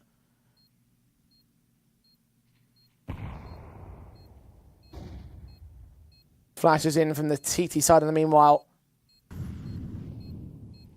It's in the areas to drive him out of positions. Linko lands Dossic. That's the utility gone to waste. Might. Was he seen? Was he heard? He might well have been. Jump Face going to confirm it. The M4 gets the kill. The diffuser is being held. And we are going to see another round for PT family. Once again, 7-2. Delta getting closer to some success. Getting a bomb point out of the round now. Starting to, generate something there. But still, the scoreline is still getting away from them. It's just, why is that smoke just not going down? It's just small factors that are just going to edge you pretty much round victories. I mean, you're looking at a 3v2 there. Rather than packing and grouping, you leave a T-side lurk who's, maintaining bottom ramp? Why? Why aren't they just all sprinting together? Why aren't they all running donut? Even the basics aren't being exploited on a good enough level.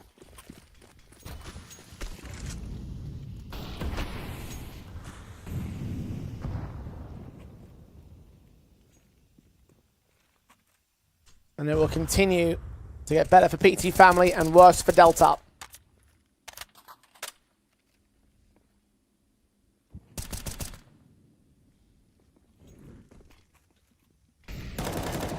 Seven-round streak looks not to come to an end as the CTs will try and make their moves in. Aggress towards the Delta side. Maybe a couple of aggressive punishments available. Even that much is a little bit less possibility. The smoking of the B doors means that Delta are going to have to flash peek their way in. He's got all this information with potential because of the fact that he can take away that map control by virtue of utility. The utility that responds to still gets him a couple picks out of it. Homeboys is fragged back. Renatu going to take a kill on towards elbow. Donny falls, swing of the M4s. Striking back, Renatu hacks on another kill. The last man of Dossic just not getting anything out of this. Delta not getting anything out of this game at all, and it is kind of what we expected. We did say that PT family should get away with this confidently, even with their overall scene concerns, and, well, that's what we're seeing now. It just reminds me of those, British football geezers that could run for about 5 minutes before getting knackered, that just watch professional football. They go, it's easy, mate. Get me in there. I could do it. And then you watch this and you go, do you know how tough Tier 2 actually is? Do you know how tough professional CS? It is just different gravy, and sometimes you need these examples to really exploit how far the gap is. And here's the thing, Delta probably would beat a random 5-man mix from Twitch chat or something. 100% they would. So just to really highlight it, in the level of relevant competition, it doesn't really help them. PT family walking up, doing so close to seeing Jay. Jay still gets the kill. Bomb dropped. Back is turned towards one player at the B-doors that could provide a threat. Instead, the mid-control starts to get taken away by the CT forces. And Renatu does also get picked up at low HP now for Donny. He gets another headshot on Linko. That's a little bit better. Ratfax's orb missed shot. USP doesn't get the tag he's looking for. The HE should get the man, though. 3 points of health. He's lucky to be alive. Dossic, the bomb down on the B-bomb site. Will Ratfax want to try his hand at a retake? I mean, they've got money here, PT family, so what's to go? They might as well attempt to go for it. The only counter argument is that you would give a free AWP over to the opposition. Rafax is taking his time about this, and it feels as if Delta are finally going to end the round streak. Took long enough.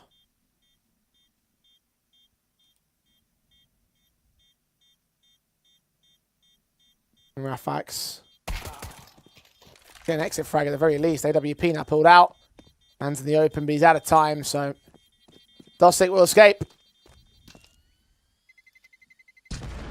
Didn't come with his losses, still took 4 casualties on the Delta side, and PT family will still have a strong buy going into the last round of the half.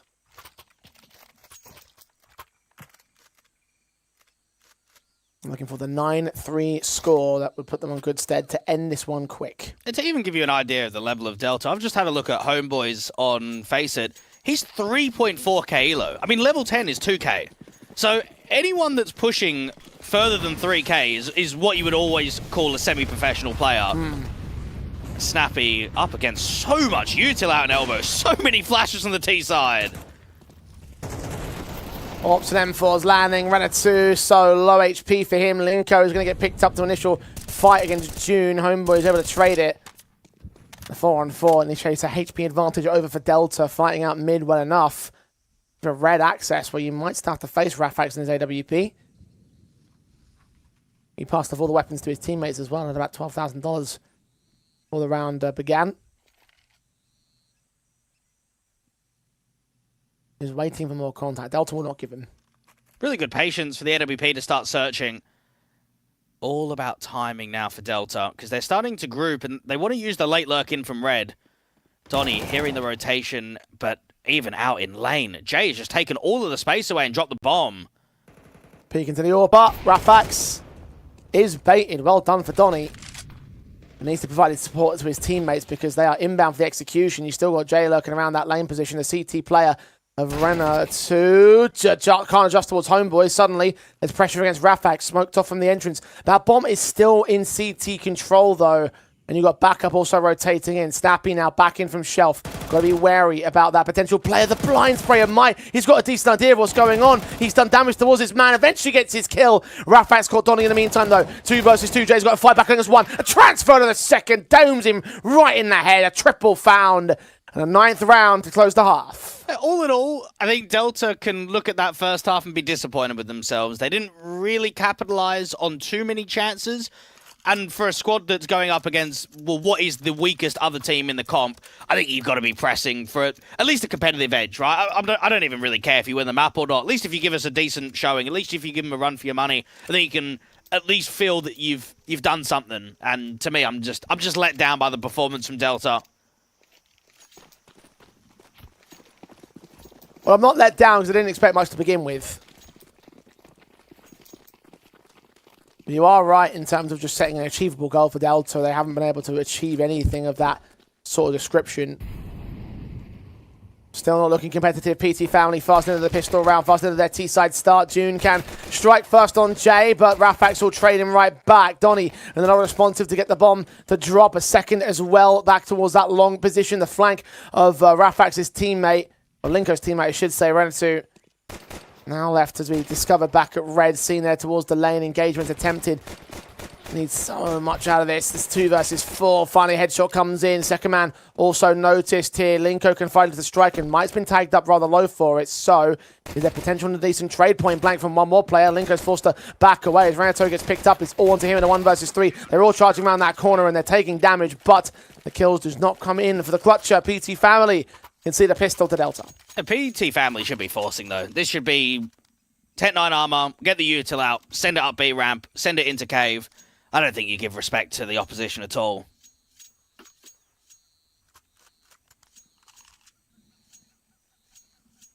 But they think they do. Yeah, Glock, Eco. With PT50 thrown in there for a good measure on a handful of players. Of course, the rifles will get away with this round pretty cleanly. PT Family.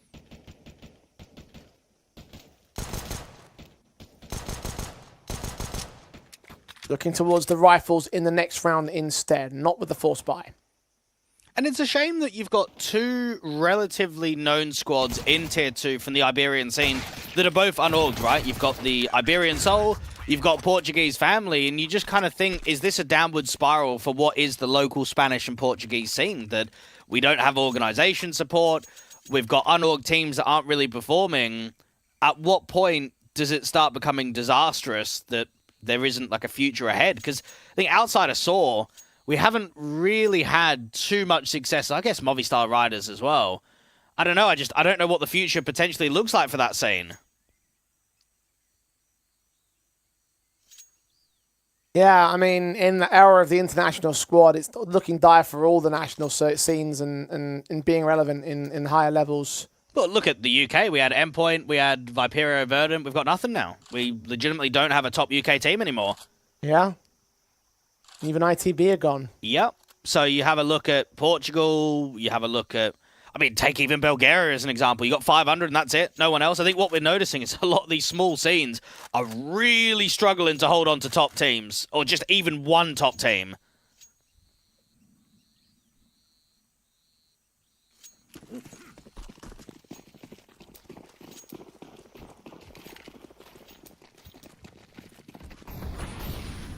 And as such, futures be looking bleak for the individuals of PT Family, for the team of PT Family. Burst and spray for Linko, who will do some initial damage, at least in the here and now. Try and take a rifle round against Delta. We've got a number of bonus weapons, the SMGs on 3. Molly's be good at driving them back away from the ramp. Aggression. Ranatu still finding Doom with his back being turned, looking out towards Cave. The spray does not connect to a second man. Fortunate for Delta. MP9 close range, can't even get a single. Pre-aim is lazy. MP9 on the bomb site's already been seen. Homeboys needs to try and help him out. He can't even do it. Dossix is doing as well as possible. He's actually doing a huge amount of damage. That's a shame that he doesn't hold off there on B, because he was creating a chance for his team when no one else was helping him. Unfortunately, PT Family had the drop on Delta and the triple fragger of their own right, Jay. Well enough to fill in the numbers and counteract when guys like Renatu can't. And PT Family will have their start in the half, the opening round for the beginning of the end, so to speak. Delta. The broken investment back into round number 16, hoping that they can answer in return, try and return a bit more momentum as well, work the economy game against PT Family, and they've struck first. Snappy, first man down. Unfortunately, it's come at the cost of the entire A-bomb site. One flashbang and a bit of util on B has just sent everyone over rotating. For Delta, they've got themselves a man up, but this is such a tough retake. And deep smoke to come through to the donut entrance as well will suppress all this mid presence. I think that Jay has no idea about it just yet. Fight on for the kill. He's still got a smoke on his pouch. He opts not to go for it because he can get the picks for it regardless. They have lost Renato towards Sweetie Spawn. And both Dossick and Dune making their way in from Temple, but they know exactly where the majority of PT Family are at. Molotov to clear out the back of the big box. No one's there. Check the site and still no one's there. Smoke on the bomb. This could provide an opportunity. 10 seconds stick of the diffuser. There's no kit. At least Linko will get dropped. They make it expensive, but it will not make it around here. 11 for PT Family. Jay's one of the very few players on this lineup that I've just never even heard of. He's got, what, 34 maps played on HLTV, played in the original GTZ lineup, played on a squad called the Agency Clan, that's an organization that's been around in a few different lineups across a few different territories, and then Exad Gaming. Other than that, that's been kind of it. So I know that it's been a tough time for the boys, but I'm sure that he's learning quite a bit from some of the top players in Portugal. It's not that long ago that this core was actually somewhat successful.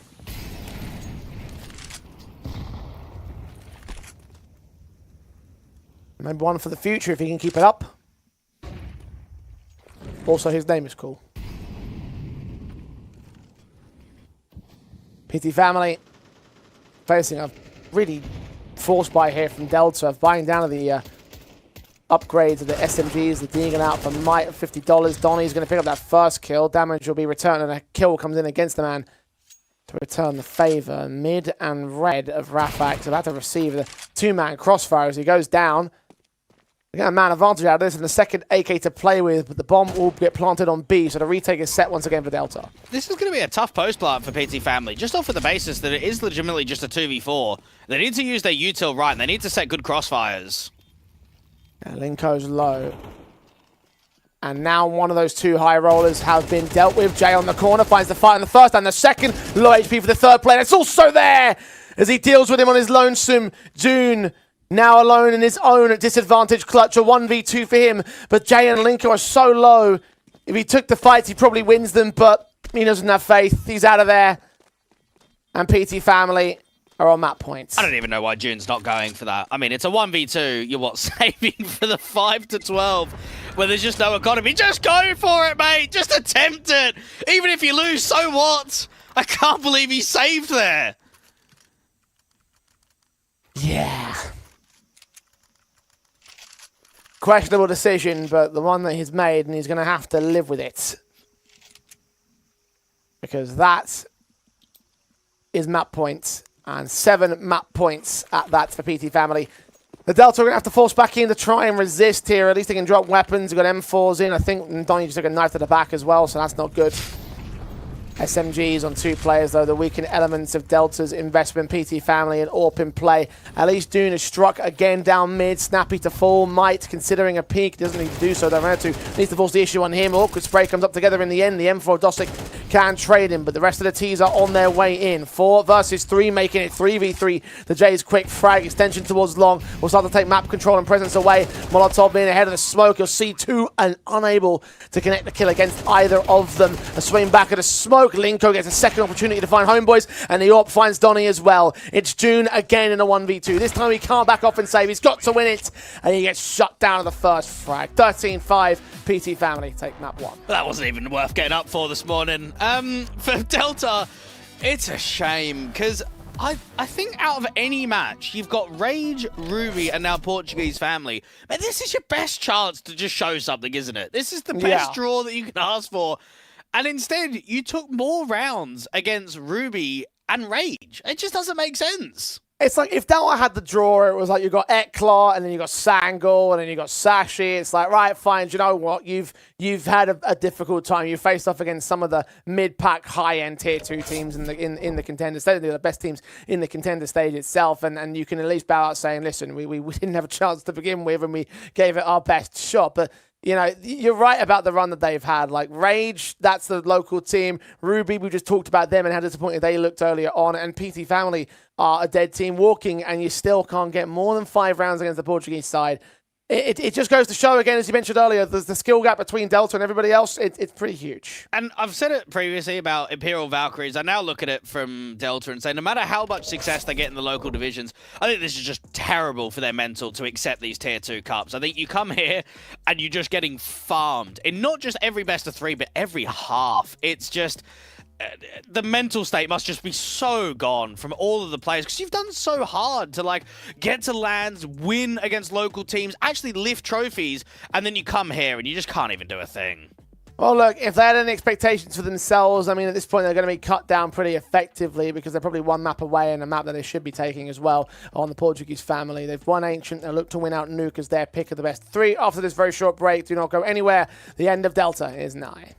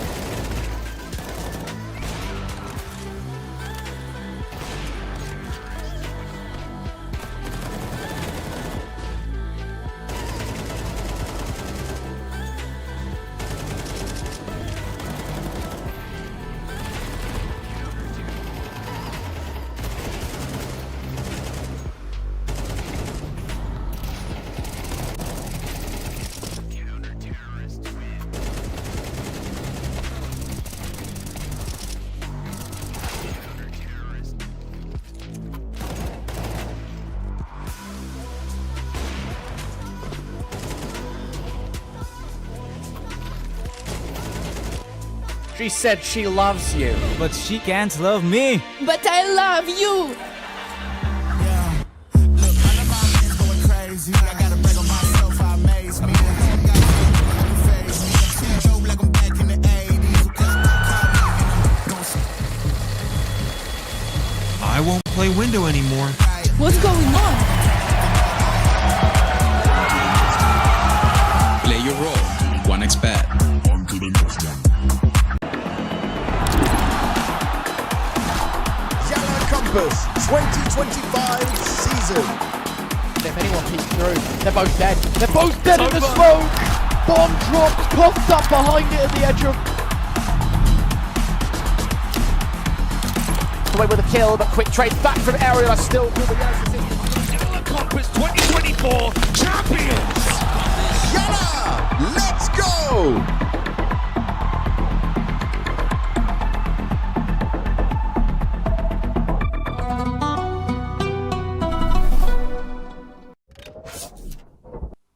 What more can you say after an opening map like that? Truly a one-sided affair from Portuguese family. A 13-5 leaves them pretty decently set for Nuke, their own map pick. I mean, what more can you add after a showing like that for Delta? They very clearly have been outclassed since coming up to the Tier 2 higher landscape, and here against the Tier 2 lower landscape of Portuguese family, it's just more of the same, unfortunately. And it's a bit of a comical sort of message that we've got a nuke pick from the Portuguese side in which they've lost 9 nukes in a row.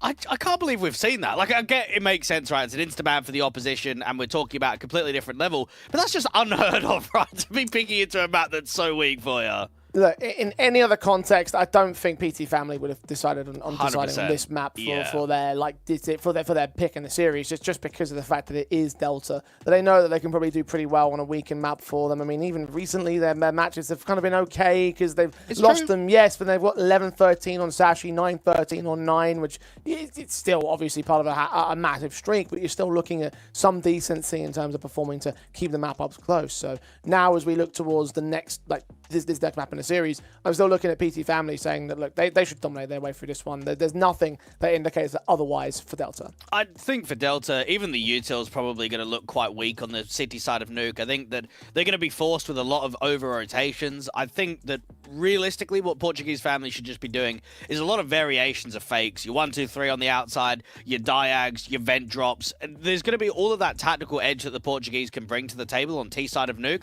And I think Delta are just going to be scrabbled. They're going to just look all over the place. Nuke is such a difficult map to play on the CT basis if you don't know what you're doing. And I just look at this circumstance and say they're going to be running around like headless chickens. Yeah, usually this will be the point where I'd say the only saving grace for Delta is the fact that they have got no Nuke officials on the on HLTV. But I'm also just looking at it saying, listen, right, like, are they even practicing Nuke? I don't know. I don't think so. And so it's like, yeah, like there's nothing more. I wish I could have more to say about this this situation, but unfortunately there really isn't much to add. Portuguese Family should have this handily. The only thing that Delta can hope to do, as we've said for multiple series is over, and we'll say it once again here and now, is just make it look decent, make it look competitive, make us look like you had something to exit out of the tournament with. Well, we mentioned at the start of the game that the best result is taking 9 rounds off of Rage. No map has been able to go to double digits, and even on your map pick, you get 5, and the majority of them are coming from pistol and conversion. So I think getting pistol rounds are going to be required on both the first half and the second, but I'm expecting this to be a bit of a speedrun simulator. I'm expecting this game to be wrapped up relatively quickly. I don't think we're going to have many rounds from Delta at all. Yeah, I'm of a similar affair as well. I imagine they're picking towards the CT side of things, so maybe a bit more pistol success to give them a little bit of a streak that'll sort of build up the bulk of their rounds on the server and in the half and in the matchup in general. So I see that as sort of like the direction in which they will find the most amount in terms of the scoreline success. But in terms of tangibility, in terms of like something of substance, I think you're bang on in terms of what they could be seeing. I think you have assessed things correctly with how they could get faked and baited release. I mean, we've even saw on that last map how they were getting faked and baited by just a couple of bits of utility on that B-bomb site rotation. That's why A was so open so many times there. And obviously that's diving into a level of depth we probably don't need to, but it just, again, is going to highlight exactly how well this map can go. And it's another map where Might is going to be playing again, and it's a bit frustrating. Obviously, you're a weakened squad, But to be going into officials with different lineups is just the worst case scenario, because I'm not even sure how you're meant to progress, right? I mean, how are you meant to improve as a team and notice your weaknesses if you keep using these stand-in players?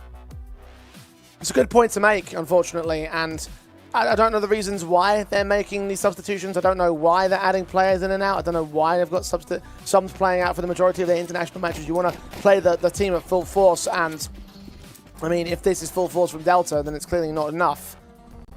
PT family on the T side, of course, to begin things, and the pistol is set in for what may well be and what should well be the final map of round 3 of Swiss. Might has struck first again, taking first blood. Dropping that bomb for now. Jay is going to try to see if he can flank in alongside Snappy, who moves in from main. Dossett's going to get caught. Might's going to get gooshed back out of the way he looks to go as Homeboys leans into the bomb site. We'll see smokes coming down against him and Might. It's 44. Good to see all the util landing for Portuguese family. Positive side moving forward to their T side.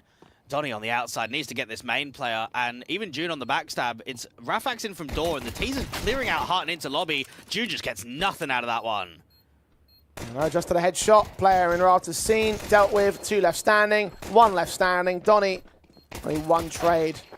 And 1v4 can only take damage to the next player as well. Snappy closes it out for PT Family's pistol. I do wonder if any team in Tier 2 that were taking on Delta recently thought that we could legitimately get 2 13-0s back-to-back. Because I know in CSGO there was about 3 officials in history that had flawless best-of-3s. But in CS2, it's not been done yet. Yeah, it's true, isn't it?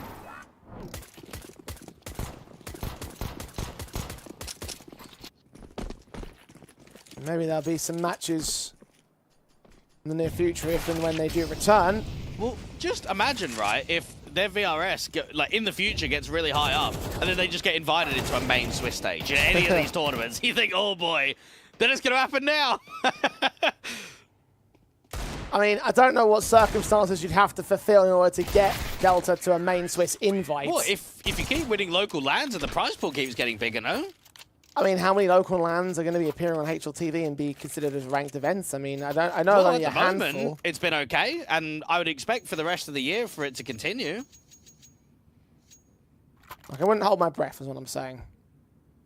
We'll come back to that discussion in 6 months' time when there's like a 500,000 Kazakh BYOC. Something tells me that they would have to invite Tier 1 teams as well. Yeah. It's like, yeah. I don't know. We'll see. PT Family, guns set against them in Delta's first buy of the map. Walk forward to the T side, going to try and engage out of the main entryways towards the respective positions of ramp and site. You've got a bit of a walkout from Squeaky Door. 1 player outside in the yard. Jay is going to get Donnie. Cover that smoke. They know that there's a player in the closed vent corner. They're very aware of that heaven angle. Swing up. Jay, secondary kill. Tertiary also landed. Mike was caught by the flashbang, and he's dead as well. Even Homeboys goes falling. June in a 1-on-5.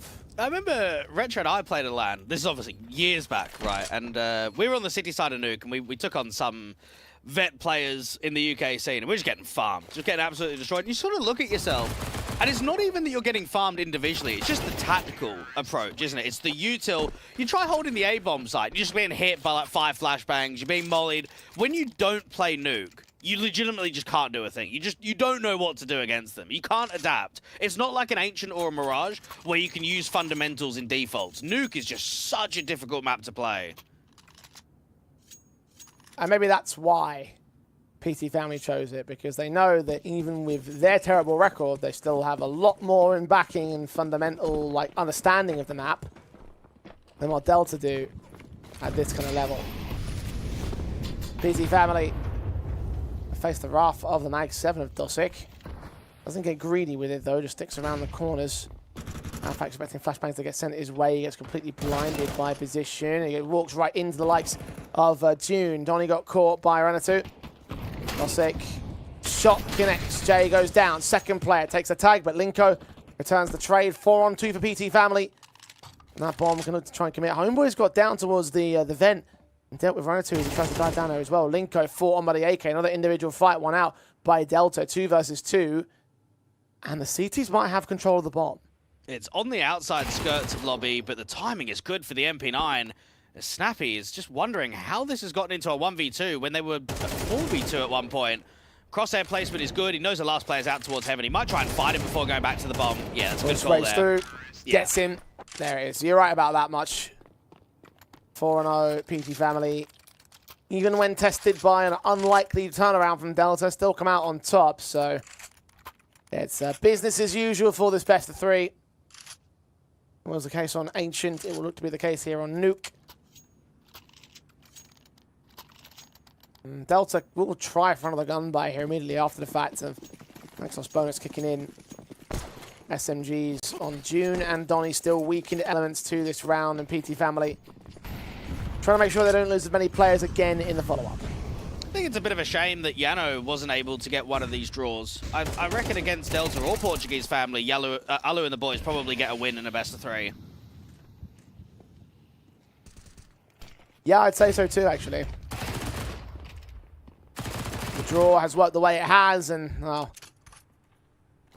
better for PT family and Delta right now, although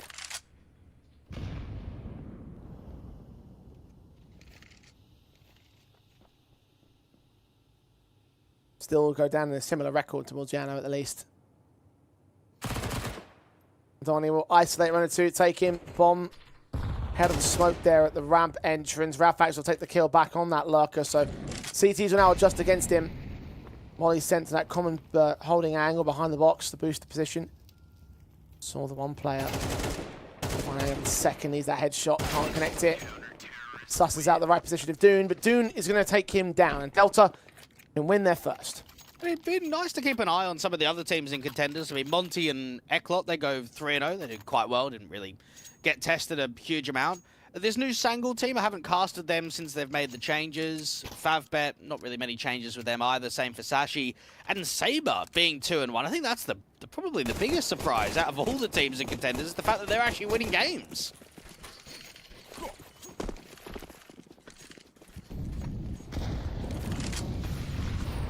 Well, let's be fair here. Raze did forfeit their round 2 matchup, so... Yeah, they still had to win their first one though, didn't they? Yeah, they faced Ruby. That's a pretty good upset, I would say. Okay, showing they got a lot more than Delta do.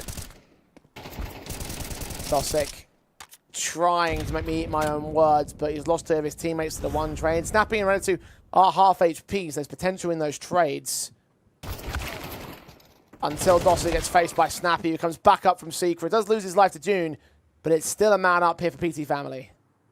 June might get a line up for a moment. Oh, he runs out of bullets against Linko.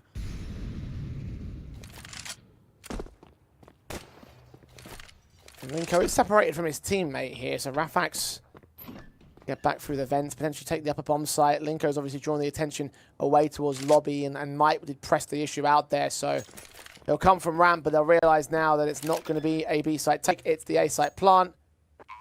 And Mike gonna go all the way back here. No defuse kit, no real utility. A flashbang only to get him into the bomb site.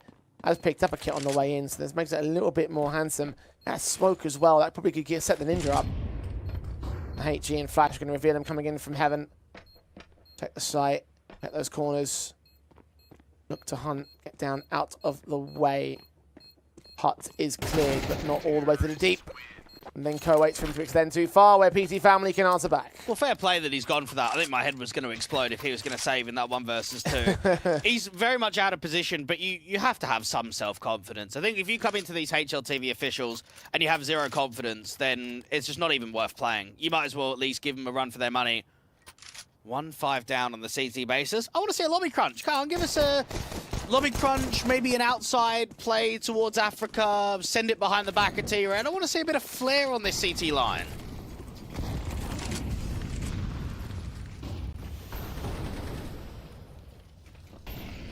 Outside presence held. Donnie HE doesn't spot the individual. Smoke comes up. Snappy tap his way to victory over towards the outer yard. CT side. All you can do is just burst through and wait for PT Found to give up the ghost here. They've already lost that first pick and no trades are found. Snappy pick on Dosick down as Secret. Delta have taken all of lobby. They've got all the space. And if they continue out, they will have the bomb control. Great shot, though. June is just backstabbing. So he's got bomb, but it's a 2v5 and now a 2v4. Yeah, I don't think, even with bomb control, they're going to be able to do anything. Yeah, well, that's... Yeah, exactly. So, Dwight, what are you having for dinner? I don't know. I was thinking steaks tonight, mate. Not bad. I've got some spag bowl ready for me. Oh, classic. It's getting warm enough in the afternoons for a barbecue. It's a bit late now. I mean, sunset's what, another hour and a half? Maybe if Portuguese family get a move on. Yeah. Rush A, no stop. The 13-1. Call it a night. Yeah, do you know what? I'm surprised we haven't seen top site leans in terms of fast pace. I was kind of expecting Portuguese family to bully them a little bit with the pacing, and instead it's been really disciplined. It's been a very slow T-side from them. Well, do you know what? Portuguese family are equally not exactly in the most confident stead of the Tier 2 teams here. So it's like, if they're going to take this silly and they're going to concede a matchup, it'd be pretty embarrassing if they did lose a map to Delta. Like you said earlier, if they lose one, then that's going to be, well, not so fantastic. So take it at least somewhat seriously. And slow approach. The CT side are the ones who are going to pick up the pace and try to bring the fight towards the T side here in lobby. They've picked up a piece, but the trade has been found quickly. And looking for more out of it. Homeboys does find Rafax. He spotted him before the smoke had bloomed, so advantage is taken here by Delta. He's still got outside presence. We've got several players to the T side that will try and strike, but Jay is found by Dosic.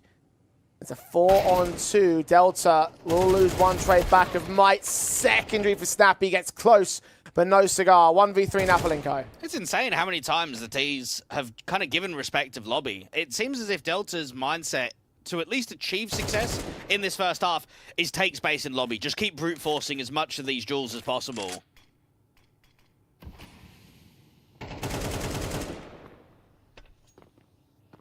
Linko. Down to the first player. Oh no, oh no. Dosic is going to cover him. And that is a round saved for the Delta side. Second on their board as PT family. And they get away with damage, and damn near a clutch, honestly, but not to be. Well, they're running out of cash now for PT family. How are they running out of money? How is that a thing? This actually might have to be the top site rush. This is the kind of round to do it in, because you are low on investment. I can't believe I'm watching this. Mac 10 for Rafax. And PT family are going outside default instead. The CT side looking to press. Actually, they do find Renatu. An upgrade for the Mac 10 to get towards a rifle. Khalil of J leaning up towards the upper bomb side. Dossi going to get the kill back against Snappy. Might's going to chime in as well. Linko with one pick, and Rafax goes down. So the rush tactic, actually, that's why they didn't go for it. Delta were ready. The Portuguese family now need to just mentally reset a little bit. Because if you give Delta even 5 CT rounds, there's not a threat of the map win, of course. But there is a threat that they're going to do a lot more on Ancient. And with how the economy goes, especially in MR12, it can start running away with you with a bit of a round streak. You just need to end this quickly. You need to make sure that you don't let them have any leverage in this map at all. You can do that with a gun buy in the next round. This one's a bit more for formality. Delta. An SMG set close range against the pistol players. Moving for a bit of a money payday for June. AK from range takes the majority of players. Actually split between the two sides. 2 kills apiece. Snappy. Any exits would be nice, but ultimately you are looking at the end of the road for him in this round. Of 4th for the Delta side. Okay. Knife kill for exit. Oh, okay, he's got it. It's all good. Second kill. Oh, he missed the mark. Homeboy's going to get him, so. That 3rd SMG frag and the rifle that gets saved in as well. Delta with their 4th. Money now for PT family. They're going to buy. PT family, they need to make sure that this is an 8-4 half. Delta, I mean, I'm scared to see what their T side looks like, because I think it's going to be atrocious.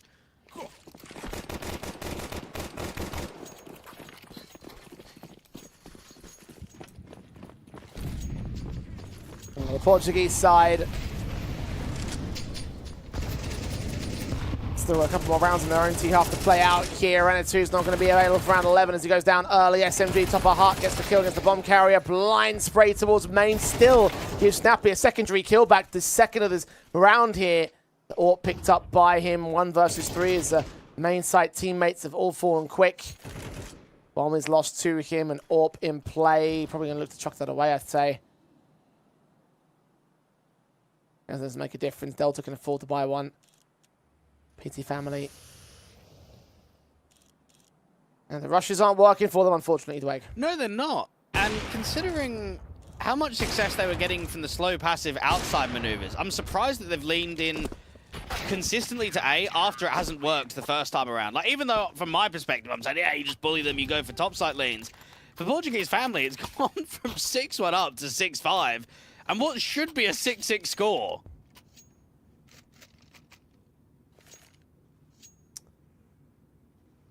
It's not the way they wanted to end the T-side half.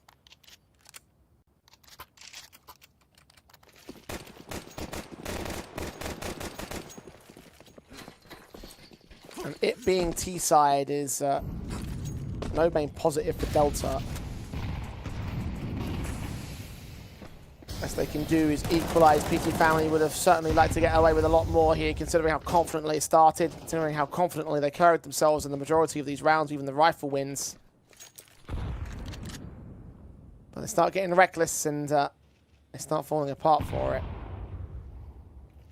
Homeboys ready at the open vent corner, going to get that down the vent in case there's a dive. Might end up being the upper side take with a couple of Mac 10s. Smoke in from Mike's going to be a bit mistimed. A strike in from the AK. Snappy takes that kill in. M4 upper heaven, struggles to get any picks back. Bomb plant will be secured, can't be denied. Retake is on. Linko needs to slow down these rotators because June from heaven is doing damage with Donny. They do get a couple picks back and return. 2v2 with Homeboys' response. Both players in at lobby, both known to the Delta side. Mac 10 will be difficult for range game fights, which they have to take here in PT family, especially in the rafters. Homeboys runs away and the Mac 10 doesn't catch him. Smoke missing the bomb, missing the diffuser here. Trying to engage against Rafax. Linko waiting for his chance to strike. Got Donny down on the site as well. Tap it, hold it. Coming through, Rafax with a decent pick and a follow-up comes in nice and effective. And PT family will make it 7-5 at the turn of the half.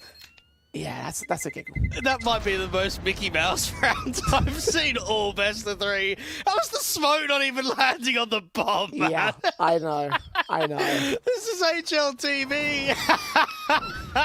This is meant to be a decent level. They can't even land the smoke on the bomb. Well, for Snappy, at least he's realised that these main splits are really successful. Every time he's coming outside into A through main, he's just always winning a fight. Just a shame we can't do anything more with that information because PT family are now on the second half of the CT side. And Delta are up to attack with, and you were mentioning earlier, Dwayne, you've got no faith in Delta's T half of things. Nuke is not a simple map to play. There is a reason why it is not that well picked among pugs and matchmaking and Premier.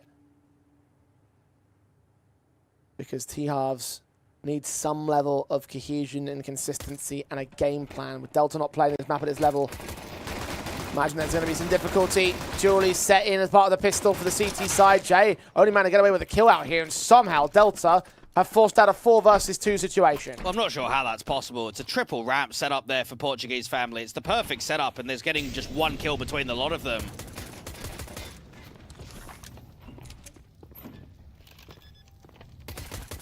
Bomb plant should be secured. June checked for, kill gets found, so they've reduced to 1 player, and Delta are relatively low HP. In fact, going to be a kill against Homeboys, and Might on 2 points of health in the 2 versus 2. Player in the back corner now been seen, got info on both individuals, but doesn't stop Dosic from doming ahead of Snappy. And Rafax at 12 points of health. Headshot taken, low HP, 1 man left in Dosic. 1v1 swing. He's going to tempt fate. Dosic going to try to give him a little bit of HP back. Look at Rafax creeping closer to take the directive engagement. Dosic will trade him back. And Delta will have the pistol. Yeah, it's a joke there from Portuguese family. I mean, the Julies is on a bait. You've got a player at Hell and another player on the railings. I legitimately don't know how that's possible that you only get 1 kill. You might be able to say, oh, you're doing damage with the dig. That's just unacceptable. The Portuguese family have just trolled the pistol round, and you're giving Delta more and more chances in this map, which just should never really be happening at all.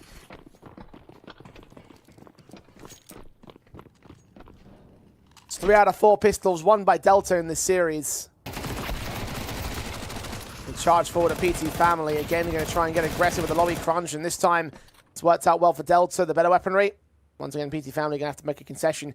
And as well, and I can't believe I'm saying this, give a lead to Delta.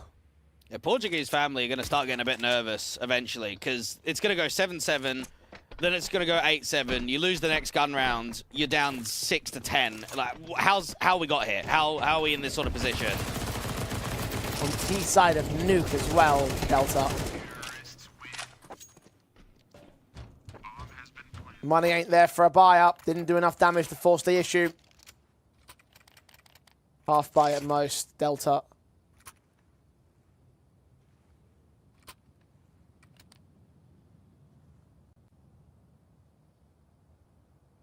Just going to face a handful of hand cannons.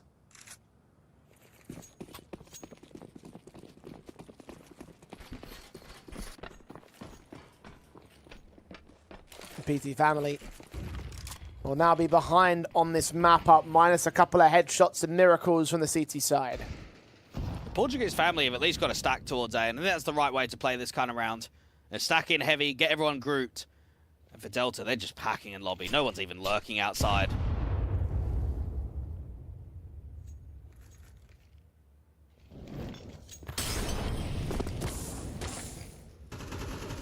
Decent way to force Renatu out.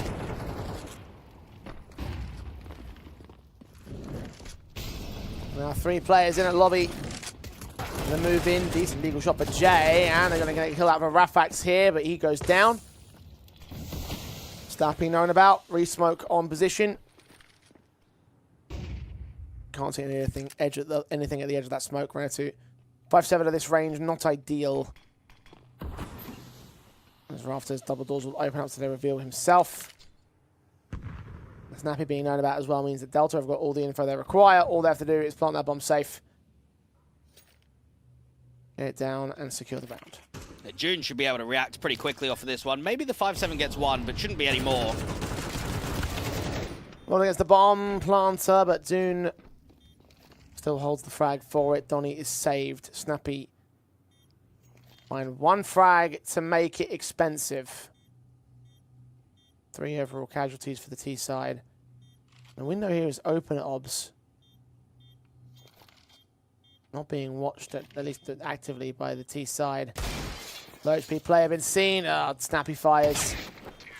Gives it the element of surprise. Donny can take him. Delta are ahead of PT Family. PT Family have a rifle investment, and now they've got to just try and shut this down here. You've let Delta have their time, pistol conversion, eco, whatever.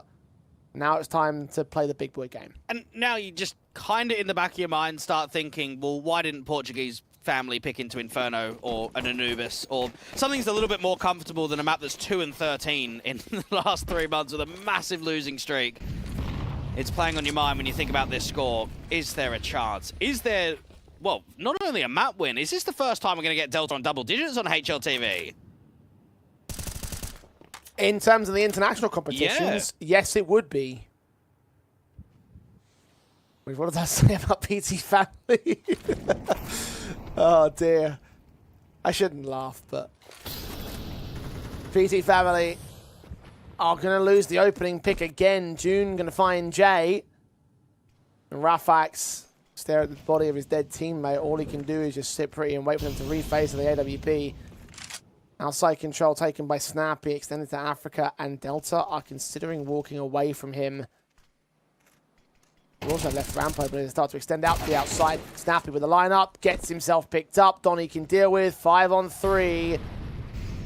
Delta start looking towards the execution. Well, Renatu needs to try and slow down the door progression because it looks like it's going to be an A split.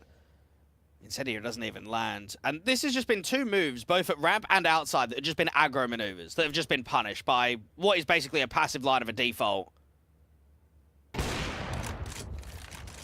Finally, Rafax gets something. Might to fall. Nothing more than a blood splaying on the back of the hot wall. A kill from Renatu as well on site as they go for the execution. Good shot of Rafax, and Renatu gets his kill. All left to Homeboys now, 17 seconds, bombs on his back, checked by the M4, frag gets gained, dives down into the B bomb site, the AWP shot misses, it's a 1v1, very winnable from here. Rafax will give chase, make noise, bomb plant to be secured. Is he going to go for a blind shot? No, he's missed his marker, and Homeboys creeps away. Check round the outside of the smoke. The no-scope comes in from Rafax, and it misses entirely. And the AWP finally gets his chance. Homeboys, tunnel vision to the right-hand side. And to the left, he peeks. It loses his life. 8 on the board. PT family have evened it up. Do you know what? They actually deserve to lose that round. Like, they're just trolling right now. Like, the Portuguese are full trolling. I don't know why they think they need to make solo info plays against a team that literally doesn't play Nuke. All you need to do is have basic crossfires and basic protocols. These solo missions, searching, lurking, why are we seeing it? Just play basic Counter-Strike. Just default on the CT side. You do that, you're not going to lose rounds. I've got a really bad feeling they're going to lose this map. Please don't say that to us. No, they just are trolling, bro. Please, I don't want to play map 3. I want dinner. I want my spag bowl. Again, they've pushed the issue. Again, Renatu's going down.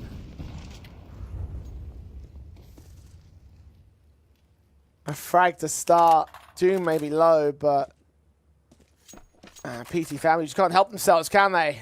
They're getting hungry, and they're getting tested. And that's what you want if you're Delta.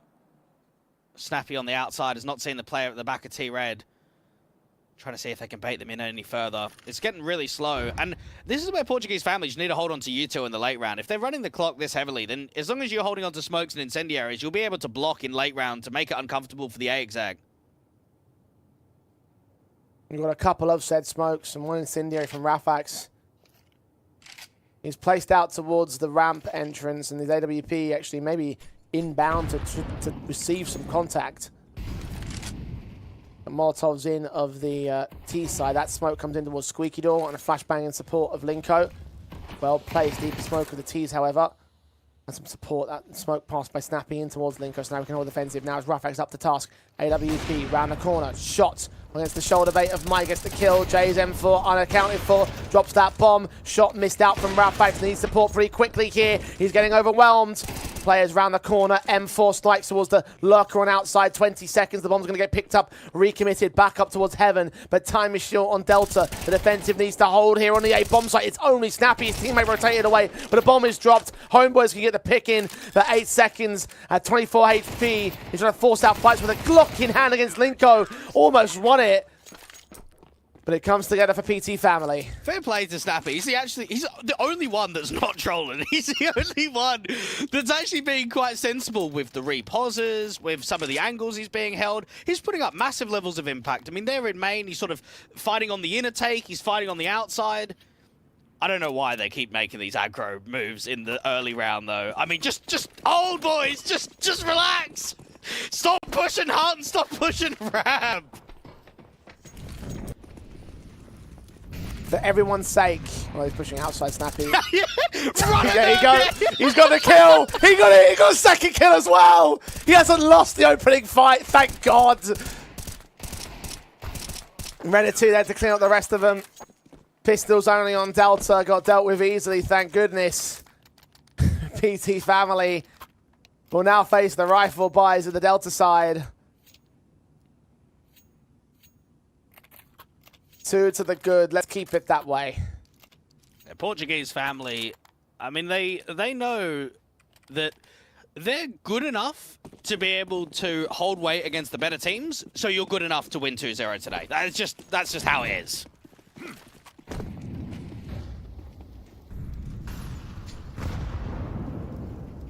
AWP in of the AWP. Shots connects on tonight. Start for Rafax. Outside control taken. Extension in ahead of the smoke of the CT side. Also is going to ensure that Ramp's not really taken either from Delta. So they know that there's only really one angle in which they can play, and that's into lobby. Smokes towards outside will start to set something else up. But at least they have the man advantage here, PT family. I can't believe Door's not even being naded from Delta. I didn't realize that until this round. You should always be nading Door, like every default, because it forces CTs to re-smoke that area off. I don't know how that's not happening. Well, They haven't. I'll leave it closed. Snappy. M4, 4 on. Smokes get sent down. Respoke onto the CT side to block Delta's access. Dune has caught Jay in the meantime, though, so that man advantage has been removed. The M4 tapping to reveal its position. They know that someone close. They must be aware of the far away player. Good smoke down on it. Squeaky's going to ensure that if they do burst it open, they're not going to get much vision. Snappy with his kill from Secret. Runner 2 can strike. Donnie gets one trade back. They're going in for that AK. And time is short on them. Donnie with another pick. To 2-on-2 they go. Homeboy is on the bomb site, going to lead them into upper, have the drop off, and find his contact, but missing his window. Now they're going to have to rotate towards the B bomb site. Linko's going to catch Homeboys. It's on Donnie now. Gonna try and get that bomb down, but he's going to have to fight straight away, and the CTs are separating from one another. One's going vent, one's going ramp. Plant down to the back site. Donnie's got the AK pulled out in time. Wins the fight against Linko. Surely not, boys. Surely not. Orp at range. Donnie trying to bait him, trying to seek him. He's seen his shoulder. He sees his contact, but Rafax still wins the fight. I genuinely thought. They actually are finding the biggest ways possible to troll these rounds. But Rafax is actually going to have to clutch. He's clutched twice with the AWP already, down on B. I'm just thankful. Just thankful that he hit the shot because he missed. It's almost like they're having fun, but they're not having fun. They're having fun with how they're playing, but they're not having fun with how close these rounds actually are. Oh my goodness. I feel for Delta because they actually haven't been given respect here on Nuke, which I think is a real shame. Because it doesn't matter what level your opponent is, I feel like you always should offer respect. That's just how you play the game. And to see the mindset on how they've played has just been a joke. Fires execute in. Jay is going to mum down 2 players. Third man's low will get picked up. Rafax's AWP can strike. Bomb dropped. Homeboys has put paid to those thoughts of the AWP. They have got the rifles though, so backstab's closing. Renato's being marked. Seeing the edge of the smoke. It's a 2 versus 2 What's he even doing? He doesn't even have a teammate inside. He just walked through a ramp smoke. Please don't. PT family, I can't, man. I can't. Snappy. Linko back at Squeaky. Oh, they're going to check this. He's going to lean into them and lose his life. Delta on 9. PT family cannot take the match point. Jay pretty much just won the round off of dealing with the ramp rush with both an incendiary and a HE. And then the AWP is just overswinging like crazy. Gets the first contact, doesn't fall away, just looks to re-peek. Renner 2 does the exact same. Everyone is just fighting. And now I'm looking at this as a force buy, thinking they lose this. It actually is 11-11. Please don't. Please don't. Come on, Anubis! Don't you dare, Dwayne. I swear to God. Look at it charging forward again. They're aggressing again, trying to bring the fights back. It's not worked. It hasn't worked, like, at all. 4 versus 2. Delta making light work of this round. The force buy goes completely awry. And we're on for an even scoreline.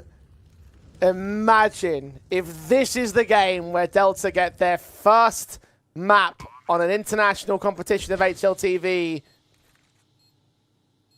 Because we're all set to first night now. This is going to be the first time we'll see them on double digits on an international competition on HLTV. Safe for Rafax, because he's out of there. They just need to lock in. That's just all they really need to achieve in this second half. They're being tested way too much, and they can only blame themselves for it. Delta, look, it's an achievement. It is, to be able to press a team as much as they have. I think in the past, we've certainly seen at least a couple of maps where they've caused a little bit of a threat. This is the first time in all of those 6 best-of-3s in which you can actually see them winning the map. You can actually see a vision where they go 13-11 here.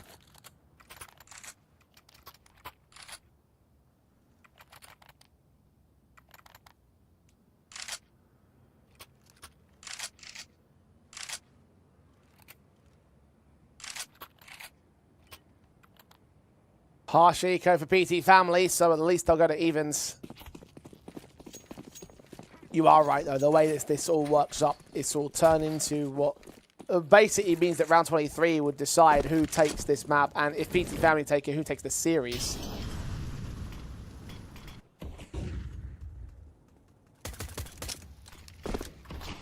smokes to the diags, HEs against Snappy. Simple stuff, simple execution. Really good timing for the CZ that's got on T-Roof. The gap in that smoke almost got caught off. I mean, Renatu's got good timing. Unfortunately, he's not going to be able to backstab against them in time.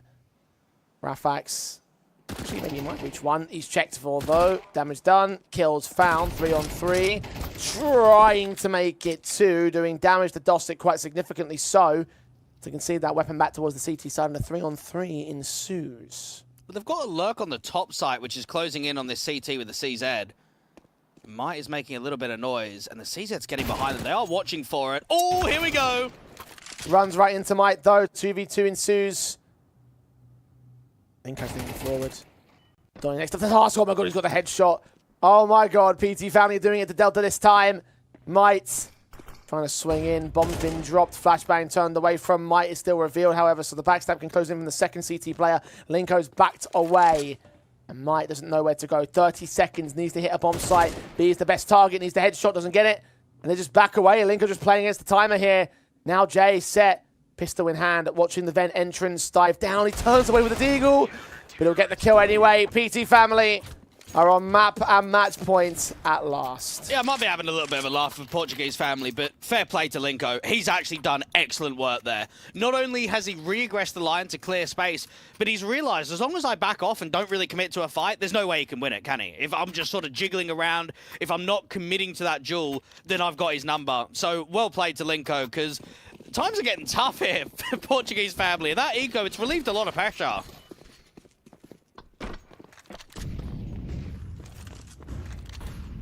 Two chances to close it down. Charging up outside once again for Snappy. Rafax caught. Jay gets a kill out towards the ramp entrance, and Snappy can get one kill out against Donk.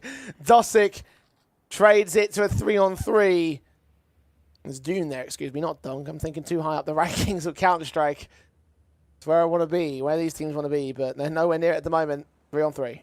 I just can't believe that they still are just sending it on the CT side. I mean, it's Yeah, so... I don't know either. It's so unusual to see it in Pro CS like this. Jay, the ramp player, is up against Might, who can now upgrade to an AK. It's getting really silent, getting really slow, and there might just be a good timing here for Might. Indeed there is. Catches his man. 3 on 2. Delta, even hearing the players rotating downstairs. Quick from Linko. That bomb doesn't need to commit. Renatu still sticks around about outside the garage, gets his kill back in. Now they've got the info on both players of the CT side here. The question is, which side do they want to go for? Creep out from Donnie, recognizing that the rotation came back. Heaven could still be contested. AK to swing for the fight, and Renatu's going to win it. All on Donnie now. Molotov in towards Heaven. Going to check the outside because Linko's best rotation is coming in from Secret or from Vent. Nice set, repositioning towards the closed Vent corner. Heard the tags of Renatu. Extend out to check it. Utility in. Flashbang turned away from. Fight. Headshot gained. Last man round the corner. Linko is picked up. And Donnie keeps it in for Delta. PT family. We're not done yet. Well done to Donnie. That's well played in what is a very tough situation. It's a 1v2. You know that there's a player Heaven. You know that there's a player main, but you've still got to hit that quick burst. You've still got to hit that quick shot against the last. Portuguese family would have felt that they should have closed it there. 2v1, not quite to be. Do we go OT or do we go 13-11? It's looking like OT with a setup of PT family here. M4's on 2 players only. They're going outside again. I can't even laugh at it anymore, Dwayne. Like, this is just ridiculous. Runner 2 picked up easy. Delta up by a man. PT family. Outside presence removed from them. Snappy's going to get sussed out by Donnie. Linko can take one back on Dosic. And a secondary kill from Jay at Heaven gets Donnie to a 3 on 3. But now the action out towards Hut has been seen. Jay checks for it, dives out, does take a bit of damage, and loses the fight against Might. Advantage retaken by Delta. Linko's got to worry about that. Secret player, and the Deagle of Rafax wrapping back in towards lobby. Angle taken, kill not found. A lot of damage done towards his T side, and Homeboys is hoping for a lobby extension. He's hoping that the CT start making that info play. Rafax has an idea. It's all about timing because this bomb could get dropped in the open. Deagle's shot on the player on site, though, reveals his position. Linko's still set up here. Back towards main. Kill gets found. 1v1. June is known about, and he finally can close it down for PT family at 13-11. It's a 2-0 series that sends them into round 4, keeping them alive here in the Compass Contenders stage. As for Delta, well, it's 0-3 eliminated from the Contenders. Do you know what, CJ? I want to wrap up this pre-show pretty quickly. That was embarrassing. What a bloody joke that is. I mean, this is meant to be some of the best in Portugal, and I'm getting that. Mate, that's not even funny. Like, that is... Wow. I feel for your fans, because... yeah, if that's what you guys are trying to offer on HLTV, well then good luck to you, because you're going to disband quickly. I mean, look, we talked about it earlier. Dead team walking. I think it's very obvious by how this series went down here. Ancient obviously was expected to be 13-5. It should have been 13-5 on Nuke as well, but just the amount of times they went over fighting, the amount of times they just trolled rounds in the most literal of senses and just gave it over to the Delta side just highlights exactly how awful this team can be. And I mean, just to think about this, right? You're the only team in the international competitions. Even Rage didn't let double digits go towards Delta. Like, let that just highlight exactly how bad that second half especially was. It had to win a 1v2 to close out the game. I mean, yeah, it's for Portuguese family. I think it's just, it tells you exactly what we were talking about at the start of the game, why it's been 60 days since they've won a best of 3, why it was, what, 1 out of their past 23 series as being won on HLTV. This certainly is a dead project.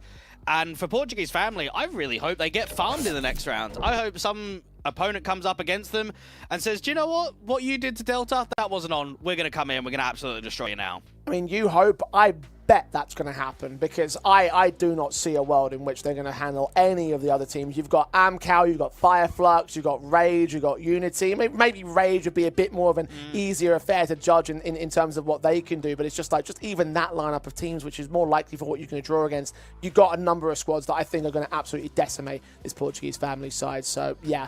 Thanks for coming for the Delta side. At least you got your little moment of sunshine. You got at least a little bit of a laugh out of me. But it was always going to end up this way for them, unfortunately. So to wrap up for their side of things, Dwayne is just back towards the domestic scene, back towards the Kazakhstani lands, and see whether you can get back on VRS and come back in maybe a few months' time. Yeah, I'd like to see them on HLTV again. I think there's been a few teams in history across Tier 2 that you've always felt have just not been ready for that level. Mate, take a few months.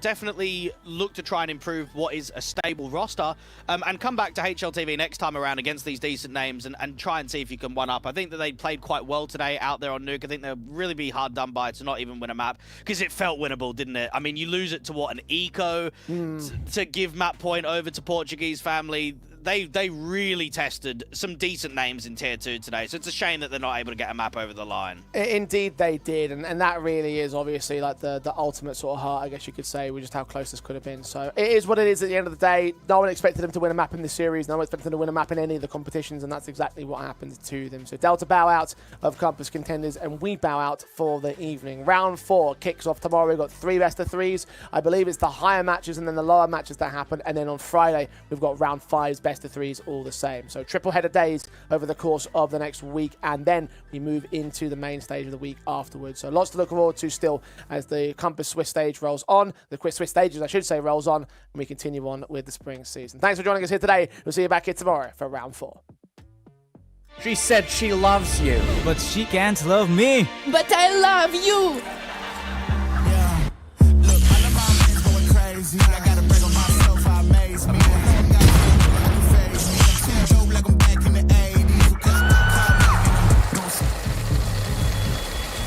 I won't play window anymore. What's going on? Play your role. 1xBet. On to the next one. YaLLa Compass 2025 season. If anyone peeks through, they're both dead. They're both dead in the smoke!